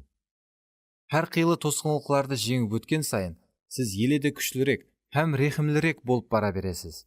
Сондай-ақ сіз Исаны еледе көбірек сүйіп барасыз. Набада сіз қиыншылықтан құтылып, бірақ Исаға деген күшлі сүйіспеншілікті сезбей атырған болсаңыз, демек сіз еле қайта тікленбегенсіз һәм өкпеден еле шипа таппағансыз. Шипа бұл сіздің таңлауыңыз. Айырым адамлар жарақатларынан ешқашан шипаланбайды. Тілекке қарсы бұл олардың жеке таңлауы. Иса басынан өткізген қиыншылықтары арқалы құлақ салуға үйренді. Петр басынан өткізген қиыншылықтары арқалы құлақ салуға үйренді. Павел басынан өткізген қиыншылықтары арқалы құлақ салуға үйренді. Ал сіз не? Сіз құлақ салуға үйрендіңіз бе? Я болмаса сіз қопал, рехімсіз, тасбауыр, қайғыға, кешірмеушілікке һәм өкпеге толы адамсыз ба? Егер сондай болса, онда сіз еле құлақ салуға үйренбегенсіз. Дұрыс, үйректің үстінен су тез ағып кеткендей болып, бірден кетіп қалмайтұғын өкпелер де болады. Олардан құтылу үшін айтарлықтай жұмыс істеуіңізге һәм күш салуыңызға тура келеді. Әне, сол күш салып атырған уақытлары сіз өсіп, рухи ер жетіп барасыз. Рухи ер жетуге аңсат ерісу мүмкін емес. Болмағанда һәмме рухи ер жеткен болар еді. Басып өтуіміз һәм жеңіп шығуымыз керек болған ауыр сынақлардың бар болғанлығы себеплі, тек бірнеше адамлар ғана рухи ер жеткенлік дәрежесіне ерседі. Сынақлар һәм қарсылық күшлері бар, себебі біздер арасында жасап атырған жәмиет Құдайдың қалеуін орындауға емес, ал өз қалеулерін орындауға ұмытылады. Бұл дүнияны хауада хүкімдарлық етуші хәкім болған шайтан басқарады. Ефестілерге 2:2. Сондықтан Масихтың мінсізлігіне кіру үшін адам эгоизмнің күшлі ағыслары себеплі пайда болатұғын көп қана қиыншылықларды жеңіп өтуі тиіс болады. Павелдің бірінші елшілік саяхатында ол арқалы көп қалаларда жәмәәтлер көтеріледі. Ол өзінің екінші саяхатында және бұл қалаларда болады. Оның мақсаты шәкіртлердің жанларын бекемлеу еді. Оның бұны қалай әмелге асырғаны қызық. Ол шәкіртлерді жігерлендіріп, оларға мынадай насият береді. Жол жөнекей шәкіртлердің жанларына күш-қуат беріп, сенімді беккем тұруды үгіт насият етті де, Құдайдың патшалығына кіруіміз үшін көп қиыншылықтардан өтуіміз тиіс, деді. Елшілер 14:21-22. Павел шәкіртлерге аңсат өмірді уәде етпеді. Ол бұл дүнияның түсінігіндей табысларды уәде етпеді. Ал ол, егер Құдайдың патшалығына кіруді қалесеңіз, онда көп қиыншылықтардан өтуіңіз тиіс, деді.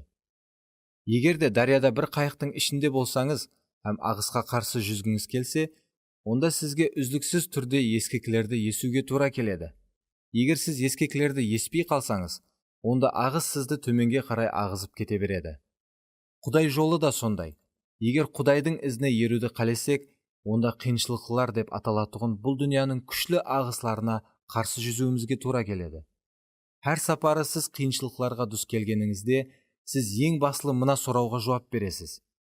Сіз бұл дүниядағы адамларға еліклеп, өз мәпіңізді таңлайсыз ба, ямаса өзіңізден бас тартып, құтқарушының ізінен ересіз бе? Есіңізде тұтың, егер біздер иеміз Иса үшін өз өмірімізді жоғалтсақ, онда оның өміріне ие боламыз. Сондықтан да бар дыққат ітібарыңызды күреске емес, ал жеңімпазларға берілетұғын сыйлыққа қаратың. Петр бұны жақсы ашып береді. Сүйіклі туысқанларым, сіздерді сынау үшін келетұғын ауыр азапты таңқаларлық нәрсе деп хайран болмаңлар. Керісінше, Масихтың азапларына шерік болғаныңызға қуаныңлар. Солай етіп, Масих салтанатпенен келгенде қуанып шадланасызлар. 1 Петр 4:12-13. Көрдіңіз бе? Петр азаплардың дәрежесін ондан кейін келетұғын қуаныштың дәрежесіне теңлестіреді. Ол үлкен қуанышқа қалай ерісу жолын көрсетеді. Масих салтанатпенен келгенде ауыр азаплардан өткен масихилар оның менен бірге қуанып шадланады. Сіз Иса үшін қанша көп қиыншылықтардан өтсеңіз, сонша рухи ержетіп, сонша Исаға ұқсап барасыз. Ал сіз рухи өзгеріп, қанша көп Исаға ұқсасаңыз, сонша көп оның қуанышын бөлсесіз. Сондықтан өкпеге қарамаң, ал киятырған ұлы қуанышқа қараң. Халилуя!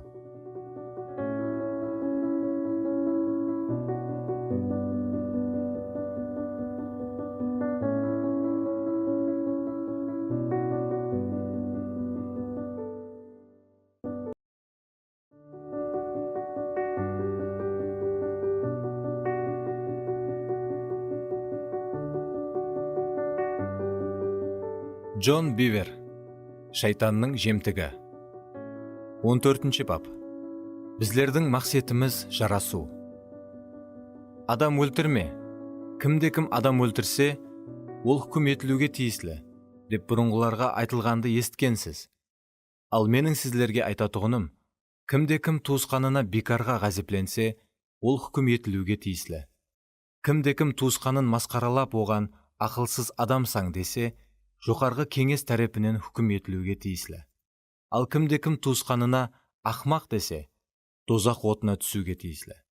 Сондықтан, егер де сен құрбанлық шалынатұғын орынға алып келгеніңде, жақын адамыңның саған өкпелі екені сол жерде есіңе түссе, құрбанлығыңды сол жердің алдында қалдырып, әуелі жақын адамыңа барып, оның менен жарасып ал. Соңынан қайтып келіп, құрбанлығыңды Құдайға бер. Матта 5:21-24. Бұл таудағы уаздан алынған сөздер. Иеміз Иса, деп бұрынғыларға айтылғанды естігенсіз, деп кейін, ал менің сіздерге айтатұғыным, дейді. Иса уазының ұсы бөлегінде көп мәрте ұсындай деп салыстырады. Дәслеп, ол Құдай нызамынан бір бұйрықты келтіреді. Кейін бұл бұйрық біздердің жүрегімізге жазылған кезде қайтып орынланатұғынын көрсетеді. Құдайдың нәзерінде тек адам өлтірген адам ғана адам өлтіруші болып есапланбайды. Ал және де туысқанын жек көрген адам да адам өлтіруші болып есапланады. Құдай жүрекке қарайды. Сіз жүрегіңізде қандайсыз? Әне, негізі сіз сол адамсыз. Уаздың бұл бөлімінде Иса өкпелеудің ақыбетлері хақында анық айтады. Ол ашу ғазеп, ямаса өкпелеу үшін жазаның қаншелі ауыр екенлігін айтады. Туысқанына бекарға ғазепленген адам хүкім етілуге тиіслі. Егер ол ғазепке беріліп, туысқанына ақылсыз адамсаң деп қойса, онда ол жоғарғы кеңес тарапынан хүкім етілуге тиіслі. Ақылсыз адамсаң деген сөз басың істемейді, ауыш, ямаса шайми деп те аударылады. Бұл масқаралаушы сөз Масих жасаған дәуірде яһудилер арасында көп қолданылатұғын сөз еді. Демек, егер бір адам ғазепке беріліп кетіп туысқанына ақмақ деп қойса, онда бұл үшін ол дозақ отына түсуге тиіслі екен. Ақмақ деген сөз Құдайсыз дегенді білдіреді. Ақмақлар өз кеулінде Құдай жоқ дер. Забур 13:1.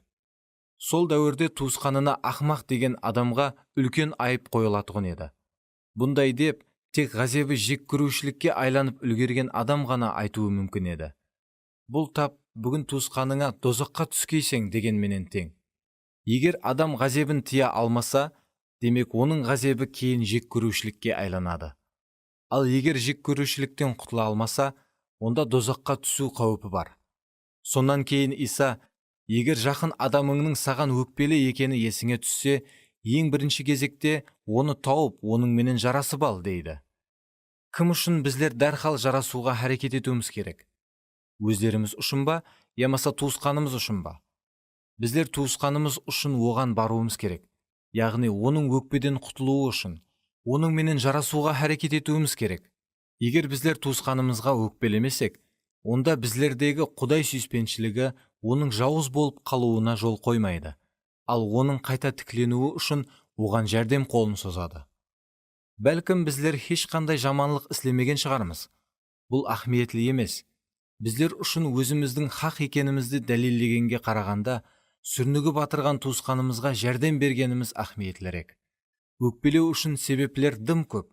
Кейде біздер туысқанымызға еш жаманлық қылмасақ та, ол біздерді оған жаман қатынаста болды деп ойлап, біздерге өкпелеуі мүмкін. Оған біреу надұрыс мағлұмат жеткізіп, ол сол надұрыс мағлұмат тикарында надұрыс шешім шығаруы мүмкін. Кейде біздердің айтқан сөздеріміз түрлі тәсірлерге ұшырап, ұлымы басқаша болып жетіп баруы мүмкін.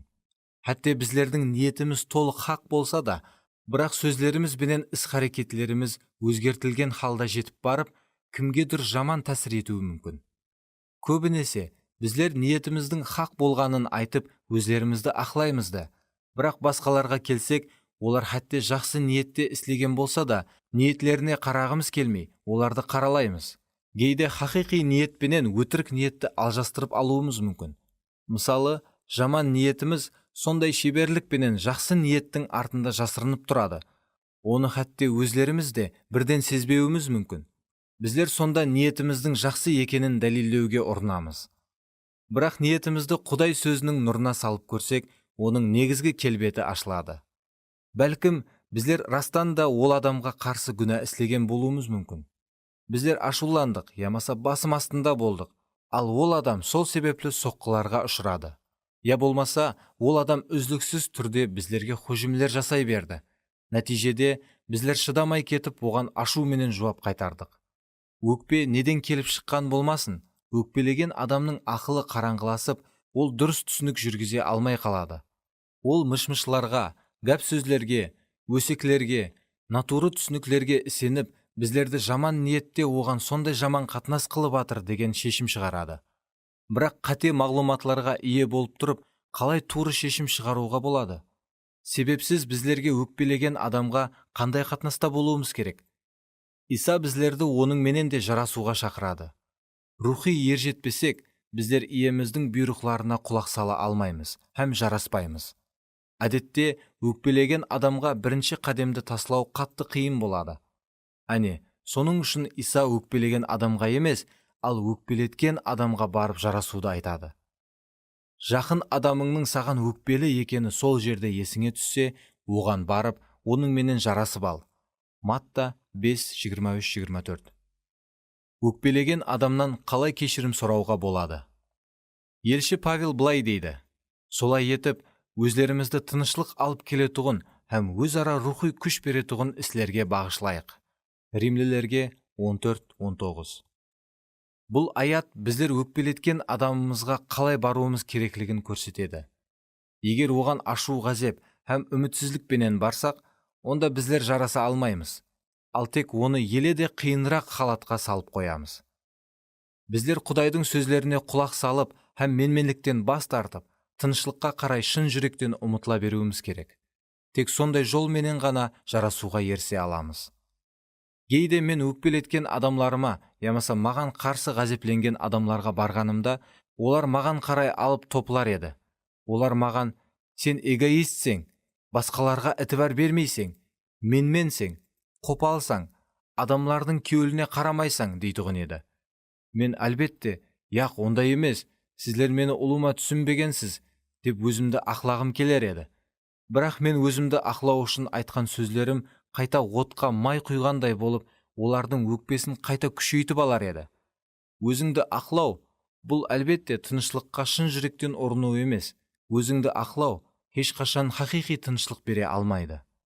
Сонлықтан өзімді ақлаудың орнына мен тілімді тіслеп, олар ішіндегілерін айтып болмағанша үндемей тыңлап отыруды үйрендім. Олардың айтып атырған сөздері маған қате болып көрінсе де, мен бәрібір олардың айтып атырған сөздерін құрмет ететұғынымды һәм өз қатынасым менен ниетлерімді тексеріп көретұғынымды айтамын. Кейін оларға: мен сіздерді қапа қылып алғаныма қатты өкінішлімен деймін. Ал кейде олар болып өткен жағдайларға тура бақа беріп, мен туралы хақиқатлықты айтады. Сондай уақытлары мен қатемді тән алып, сіздер хақсыз, мен сіздерден кешірім сұраймын, деймін. Қайталап айтамын, жарасуға ерісу үшін біздер Құдай сөзіне бойсынуымыз керек. Яғни, біздерге кішіпейілдік керек. Бәлкім, соның үшін Иса былай деп айтқан шығар. Сен дауласың менен бірге хүкім етілуге баратырған уақытыңда, оның менен тезірек жарасып ал. Олай етпесең, ол сені қазының алдына апарады. Қазы сені сақшыға тапсырып, қаматып таслайды. Саған шынын айтамын, соңғы тиыныңды төлеп тауыспағаныңша, ол жерден шыға алмайсың. Матта 5:25-26. Менменлік қарсыласады, һәм өзін қорғайды. Кішіпейілдік болса, келіседі, һәм былай дейді.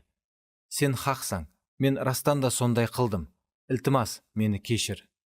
Бірақ жоғарыдан түскен даналық біріншіден пәк, соңынан тату, мүлайым, бойсынушы, мейірім шапаатке һәм жақсы жеміслерге толы.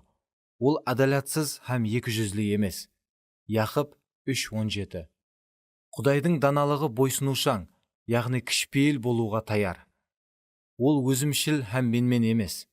Ол жараспай қалуға жетелемейді.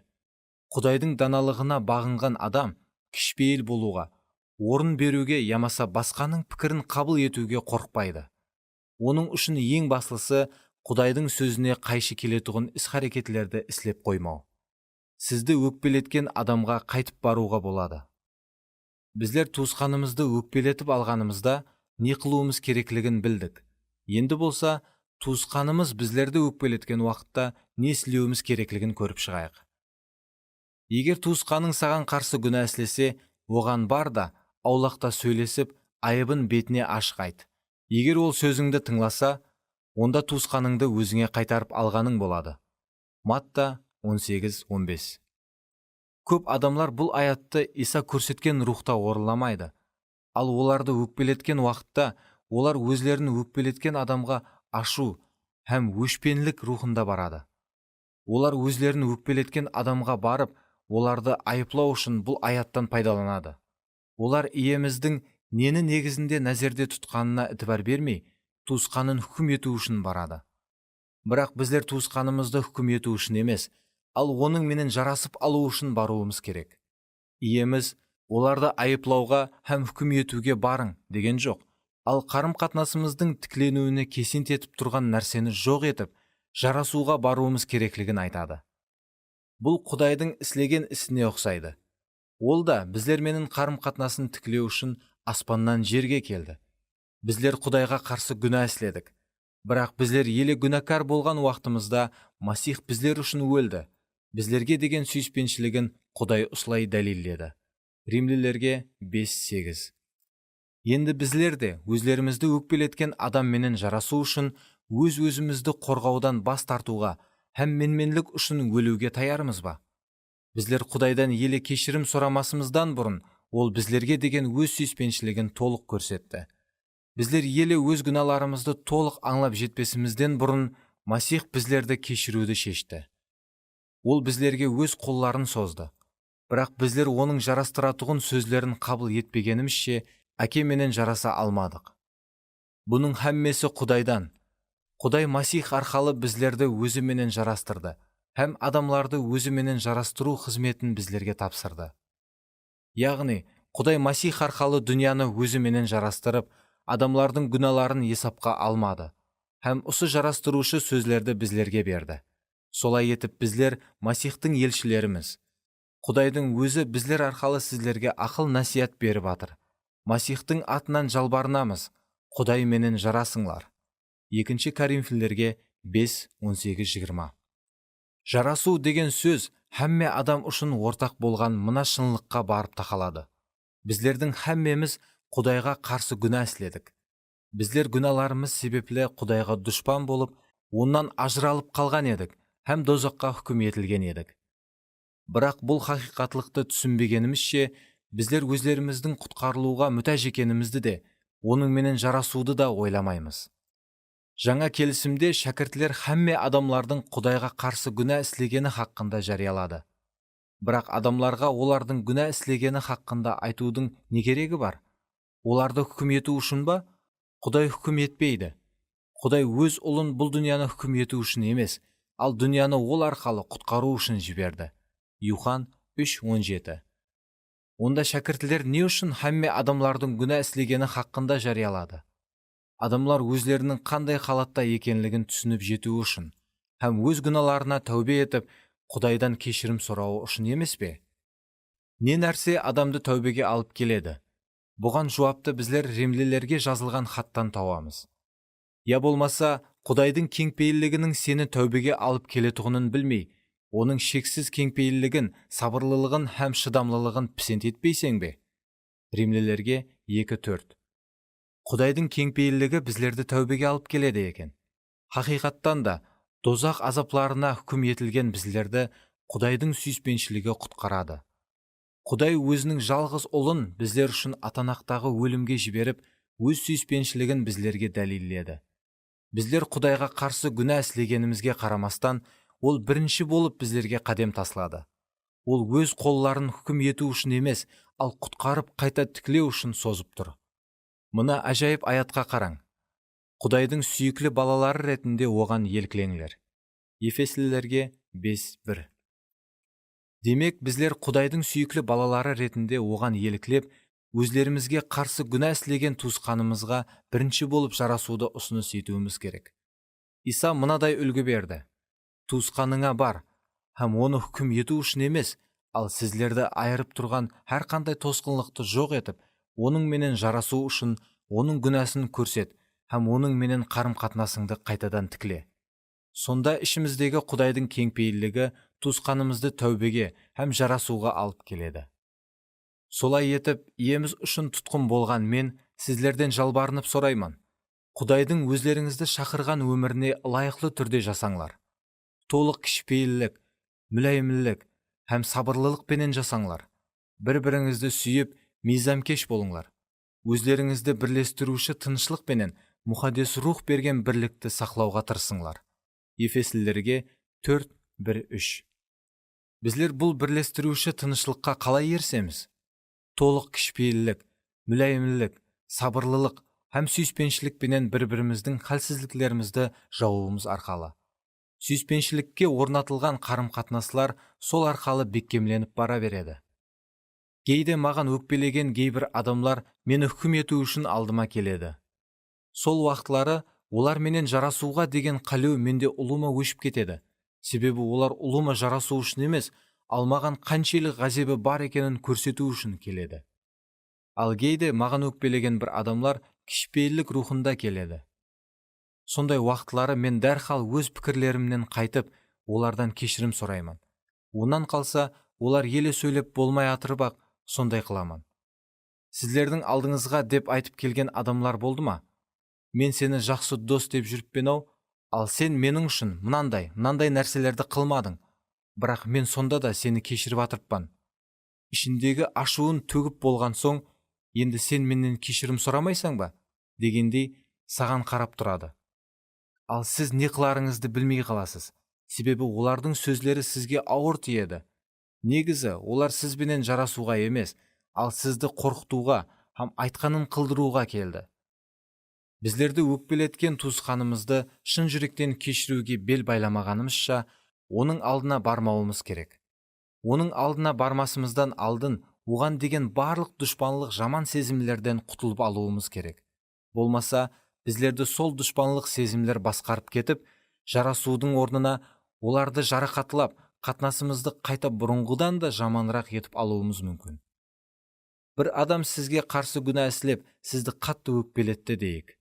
Бірақ сіз оны шартсыз түрде толық кешірдіңіз, һәм оның менен жарасуды қалеп атырсыз. Ал ол болса, сізді тыңлағысы келмей атыр. Сонда не істеу керек? Егер туысқаның саған қарсы күнә істесе, оған бар да, аулақта сөйлесіп, айыбын бетіне ашық айт. Егер ол сөзіңді тыңласа, онда туысқаныңды өзіңе қайтарып алғаның болады. Егер ол сөзіңді тыңламаса, өзің менен бірге бір ямаса екі адамды ертіп оған бар. Өйткені айтылған барлық сөзлеріңе екі ямаса үш куә болуы тиіс. Егер олардың да сөзлерін тыңлағысы келмесе, онда сенушілер жәмәтіне айт. Ал сенушілер жәмәтін де тыңлағысы келмесе, онда оны бұтқа табынушы һәм салықшы деп сана. Матта 18, 15, 17. Бұл басқышлардың әрбір бөлегінде тек бір мақсат бар – жарасу. Иеміз біздерге жарасуға әрекет қыла берің, дейді. Байқадыңыз ба, өкпелеткен адам әрбір басқышта қатынасуы шарт. Бұл иеміздің бұйрығы. Бірақ біздер иеміздің бұл бұйрығына құлақ салмай, көбінесе біздерге қарсы күнә істеген адамның алдына бармаймыз, ал өкпемізді басқа һәмме адамларға айтып жүреміз. Неге? Себебі біздер елі өз жүрегіміздегі машқаланы шешіп алған жоқпыз. Сондықтан сондай қате іс-харекетлерді қыламыз. Біздерге сол уақияны басқалар менен бөлісуге хақымыз бардай болып түйіледі. Біздер оның қаншелі жаман нәрсе қылғанын дүнияға ашып беруге ұрынамыз. Егер басқалар біздерге құлақ салып, оның жүдә жаман зат қылғанын мақұлласа, онда біздер өздеріміздің хақ екенімізге еледе сеніп баслаймыз. Һәм тап жұбаныш тапқандай боламыз. Бірақ бұл эгоизмге тикарланған іс-харекеттен басқа еш нәрсе емес. Тикар. Егер біздердің негізгі ниетіміз Құдайдың сүйіспеншілігін көрсету болса, онда біздер еш қашан сәтсіздікке ұшырамаймыз. Сүйіспеншілік ұятқа қалдырмайды. Егер Иса біздерді сүйгендей етіп, біздерді басқаларды сүйсек, онда біздер азатлыққа ие боламыз. Хәтте кейбір адамлар біздер менен жарасуды қалемесе де. Біздер қалеген жағдайда Құдайдың даналығынан өздерімізге ақыл алсақ болады. Құдайдың даналығынан қалеген уақытта пайдалансақ болады. Мұқаддес кітаптағы мына бір аятқа диққатпенен қараң.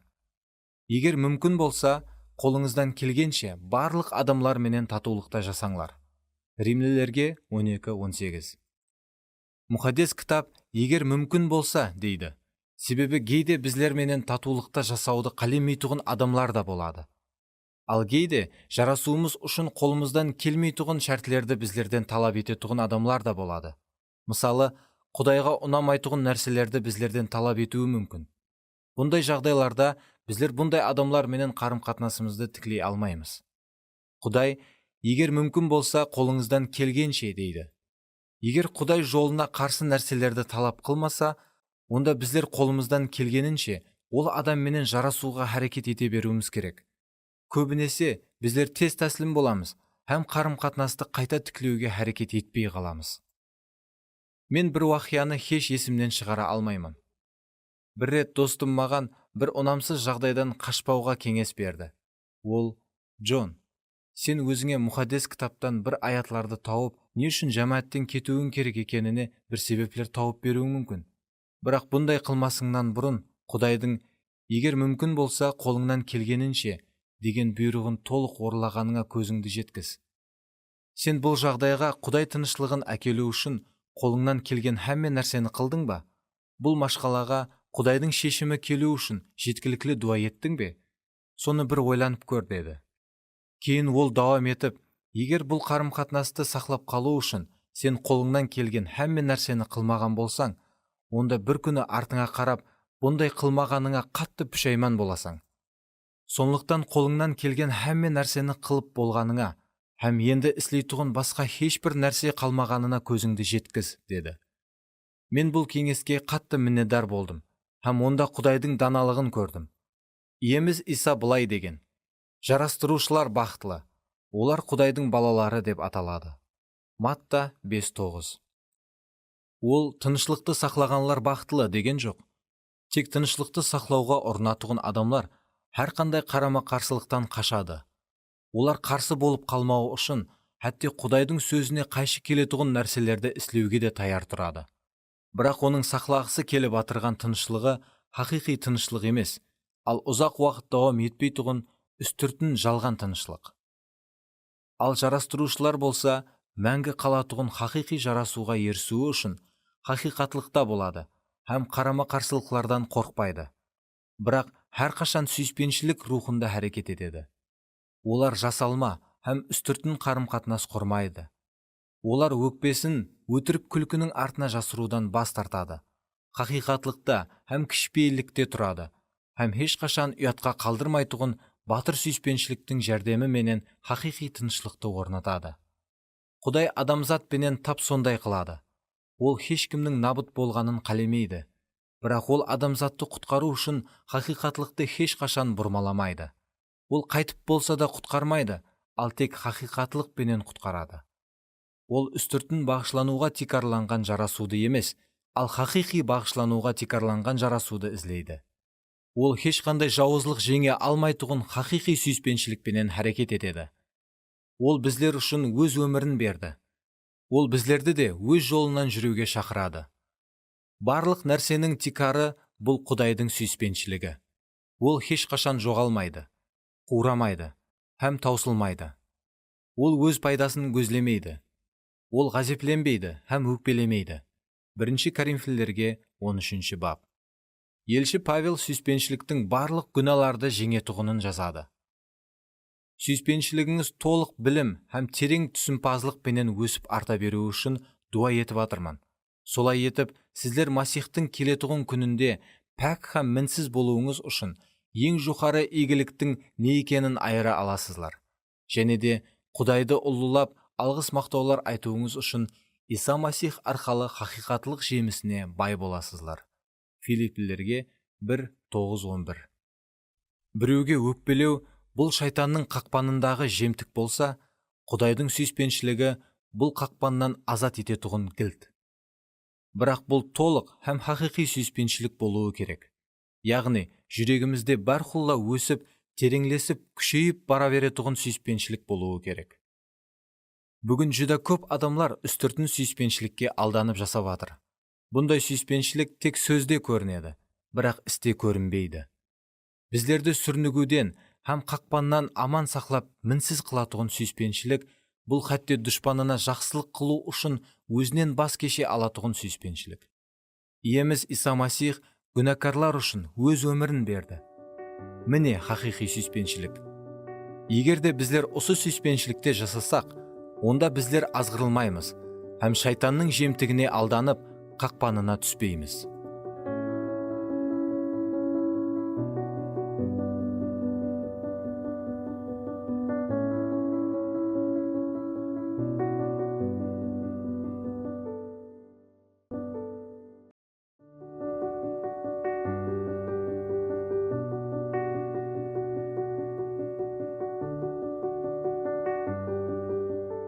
Джон Бивер.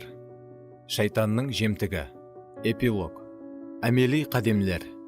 Бұл кітапты оқып атырғаныңызда, жаратқан иенің рухы сіздің ядыңызға кімгедір жүрегіңізде өкпе барлығын салған болуы мүмкін. Өкпеден азатылық алу үшін, әзір менің бірге әпуайы дуа менен дуа етуді сізден ілтимас қылуымды Құдай менің кеуліме салды. Бірақ дуа етпестен бұрын Құдайдан, жаратқан ие, менің жүрегімде кімлерге өкпе бар? Кішкене балалығымнан баслап, әзірге дейін кімлерге өкпе сақлап қалған болсам, әтте ұмытып кеткен болсам да, бәрін мұхадес рухың арқалы әзір ядыма түсір, деп сораң. Ол сіз күтпеген адамларды да ядыңызға салуы мүмкін. Ол сіздің ядыңызға сіз өкпелеген адамларды салып баслағанда, тынышлықта тұрың. Ол сіз растан да өкпелеген адамларды ядыңызға анық етіп салады, һәм сізде бұған ешқандай күмән қалмайды. Құдай сіздің ядыңызға кейбір адамларды салғанда, олардың сіздің қалбіңізге қандай жарақат салғаны ядыңызға түсуі мүмкін. Қорықпаң. Мұхадес рухтың өзі сіздің қасыңызда болып, сізге жұбаныш береді. Сіз сол адамлардың сізге қылған жаманлықларын һәм айыпларын кешіріп атырғаныңызда, олардың бәрін кезекпе-кезек көз алдыңызға келтірің, һәм һәммесін босатып жіберің. Олардың әр қайсысын өз алдына кешірің. Олардың сізге қарыздар болған қарызын кешіп жіберің. Кейін төменде берілген сөздер менен дуа етің. Бірақ тек бұл сөздер менен шекленіп қалмаң. Бұл сөздерді тек үлгі сипатында пайдаланың. Ең бастысы мұхадес рухтың жетегінде болың. Аспандағы әкеміз, мені өкпелеткен адамларды кешірмеуім арқалы саған қарсы күнә істедім. Мен бұны иеміз Иса Масихтың атынан тән аламын. Мен әзір бұның үшін тәубе етемін, һәм сенен кешірім сұраймын. Мен ол адамларды сенің көмегіңсіз кешіре алмайтұғынымды да тән аламын. Сондықтан шын жүрегім менен толық кешіруге мен бел байлаймын. Енді өкпелеген адамларыңның әр бірінің атын айтып, олардың әр қайсысын өз алдына кешірің һәм босатып жіберің. Мен ием Исаның қаны менен олардың іслеген барлық жаманлықларын жуаман. Олар ендігіден бұлай маған ешқандай қарыздар емес. Мен олардың маған қарсы іслеген барлық күнәларын кешіремен. Аспандағы әкеміз, ием Иса өзіне қарсы күнә іслеген адамларды кешіруіңді сенен сұраған еді. Мен де ием Иса сияқлы маған қарсы күнә іслеген адамларды кешіруіңді сенен сұрайман. Әке, оларды жарылқа, һәм оларды өзіңе еледе жақынлат. Олар сенің менен еледе жақынырақ қарым қатынасқа келсін. Аумин. Енді блокнотыңызға кешірген адамларыңыздың атларын бірме-бір жазың, һәм оларды кешірген сәнеңізді қасына жазып қойың. Бәлкім, өкпе рухын ендігі жағында кіргізіп қоймауыңыз, һәм оған қарсы сізде рухи күш пайда болуы үшін жүрегіңізді шынықтыруыңыз керек шығар. Бұны қалай әмелге асыруды білмесеңіз, 13-ші бапты қайтадан оқып шығың. Енді олар үшін, тап өзің үшін дуа етіп атырғандай етіп, дуа ету жауапкершілігін мойныңызға алың. Жазған нәрселеріңіз, оларды кешіргеніңіз хақында сізге уақыты еслетіп тұрады. Егер шайтанның ойлары сізге қарсы хүжімге өтіп басласа, онда Құдайдың сөзіменен сол ойларды өзіңнен қуып, һәм ол адамларды әлдеқашан толық кешіргенің хақында жарияла. Сіз өкпе һәм кешірмеушілік рухынан толық азат болуыңыз үшін Құдайдан мейірім сұрадыңыз. Сондықтан мәрт болың, һәм сенім үшін болатұғын жақсы күресте жеңіп шығың. Сіз өз жүрегіңіздің толық кешіргеніне һәм енді күшлі болғанына көзіңіз жеткен уақытта ол адамларға барың. Ядыңызда тұтың, сіз олардың алдына өзіңізді ақлап, оларды қаралау үшін бармайсыз, ал олар менен жарасу үшін барасыз. Бұл сіздің 100% жеңіске еріскеніңізге сынбайтұғын кепілдік болады. Сонан кейін жеңісіңізді байрамласаңыз болады. Сіз туысқаныңызды қайтарып алдыңыз. Матта 18:5. Һәм бұл Құдайға ұнайды. Құтқарушымыз болған жалғыз Құдай сіздерді жығылудан сақлауға, өзінің салтанатында ұлы қуанышпенен мінсіз қылып тұрғызуға құдіретлі. Иеміз Иса Масих арқалы әзелден, әзір һәм мәңгіге ұлылық, салтанат, күш құдірет һәм хүкімдарлық Құдайдікі болсын. Аумин.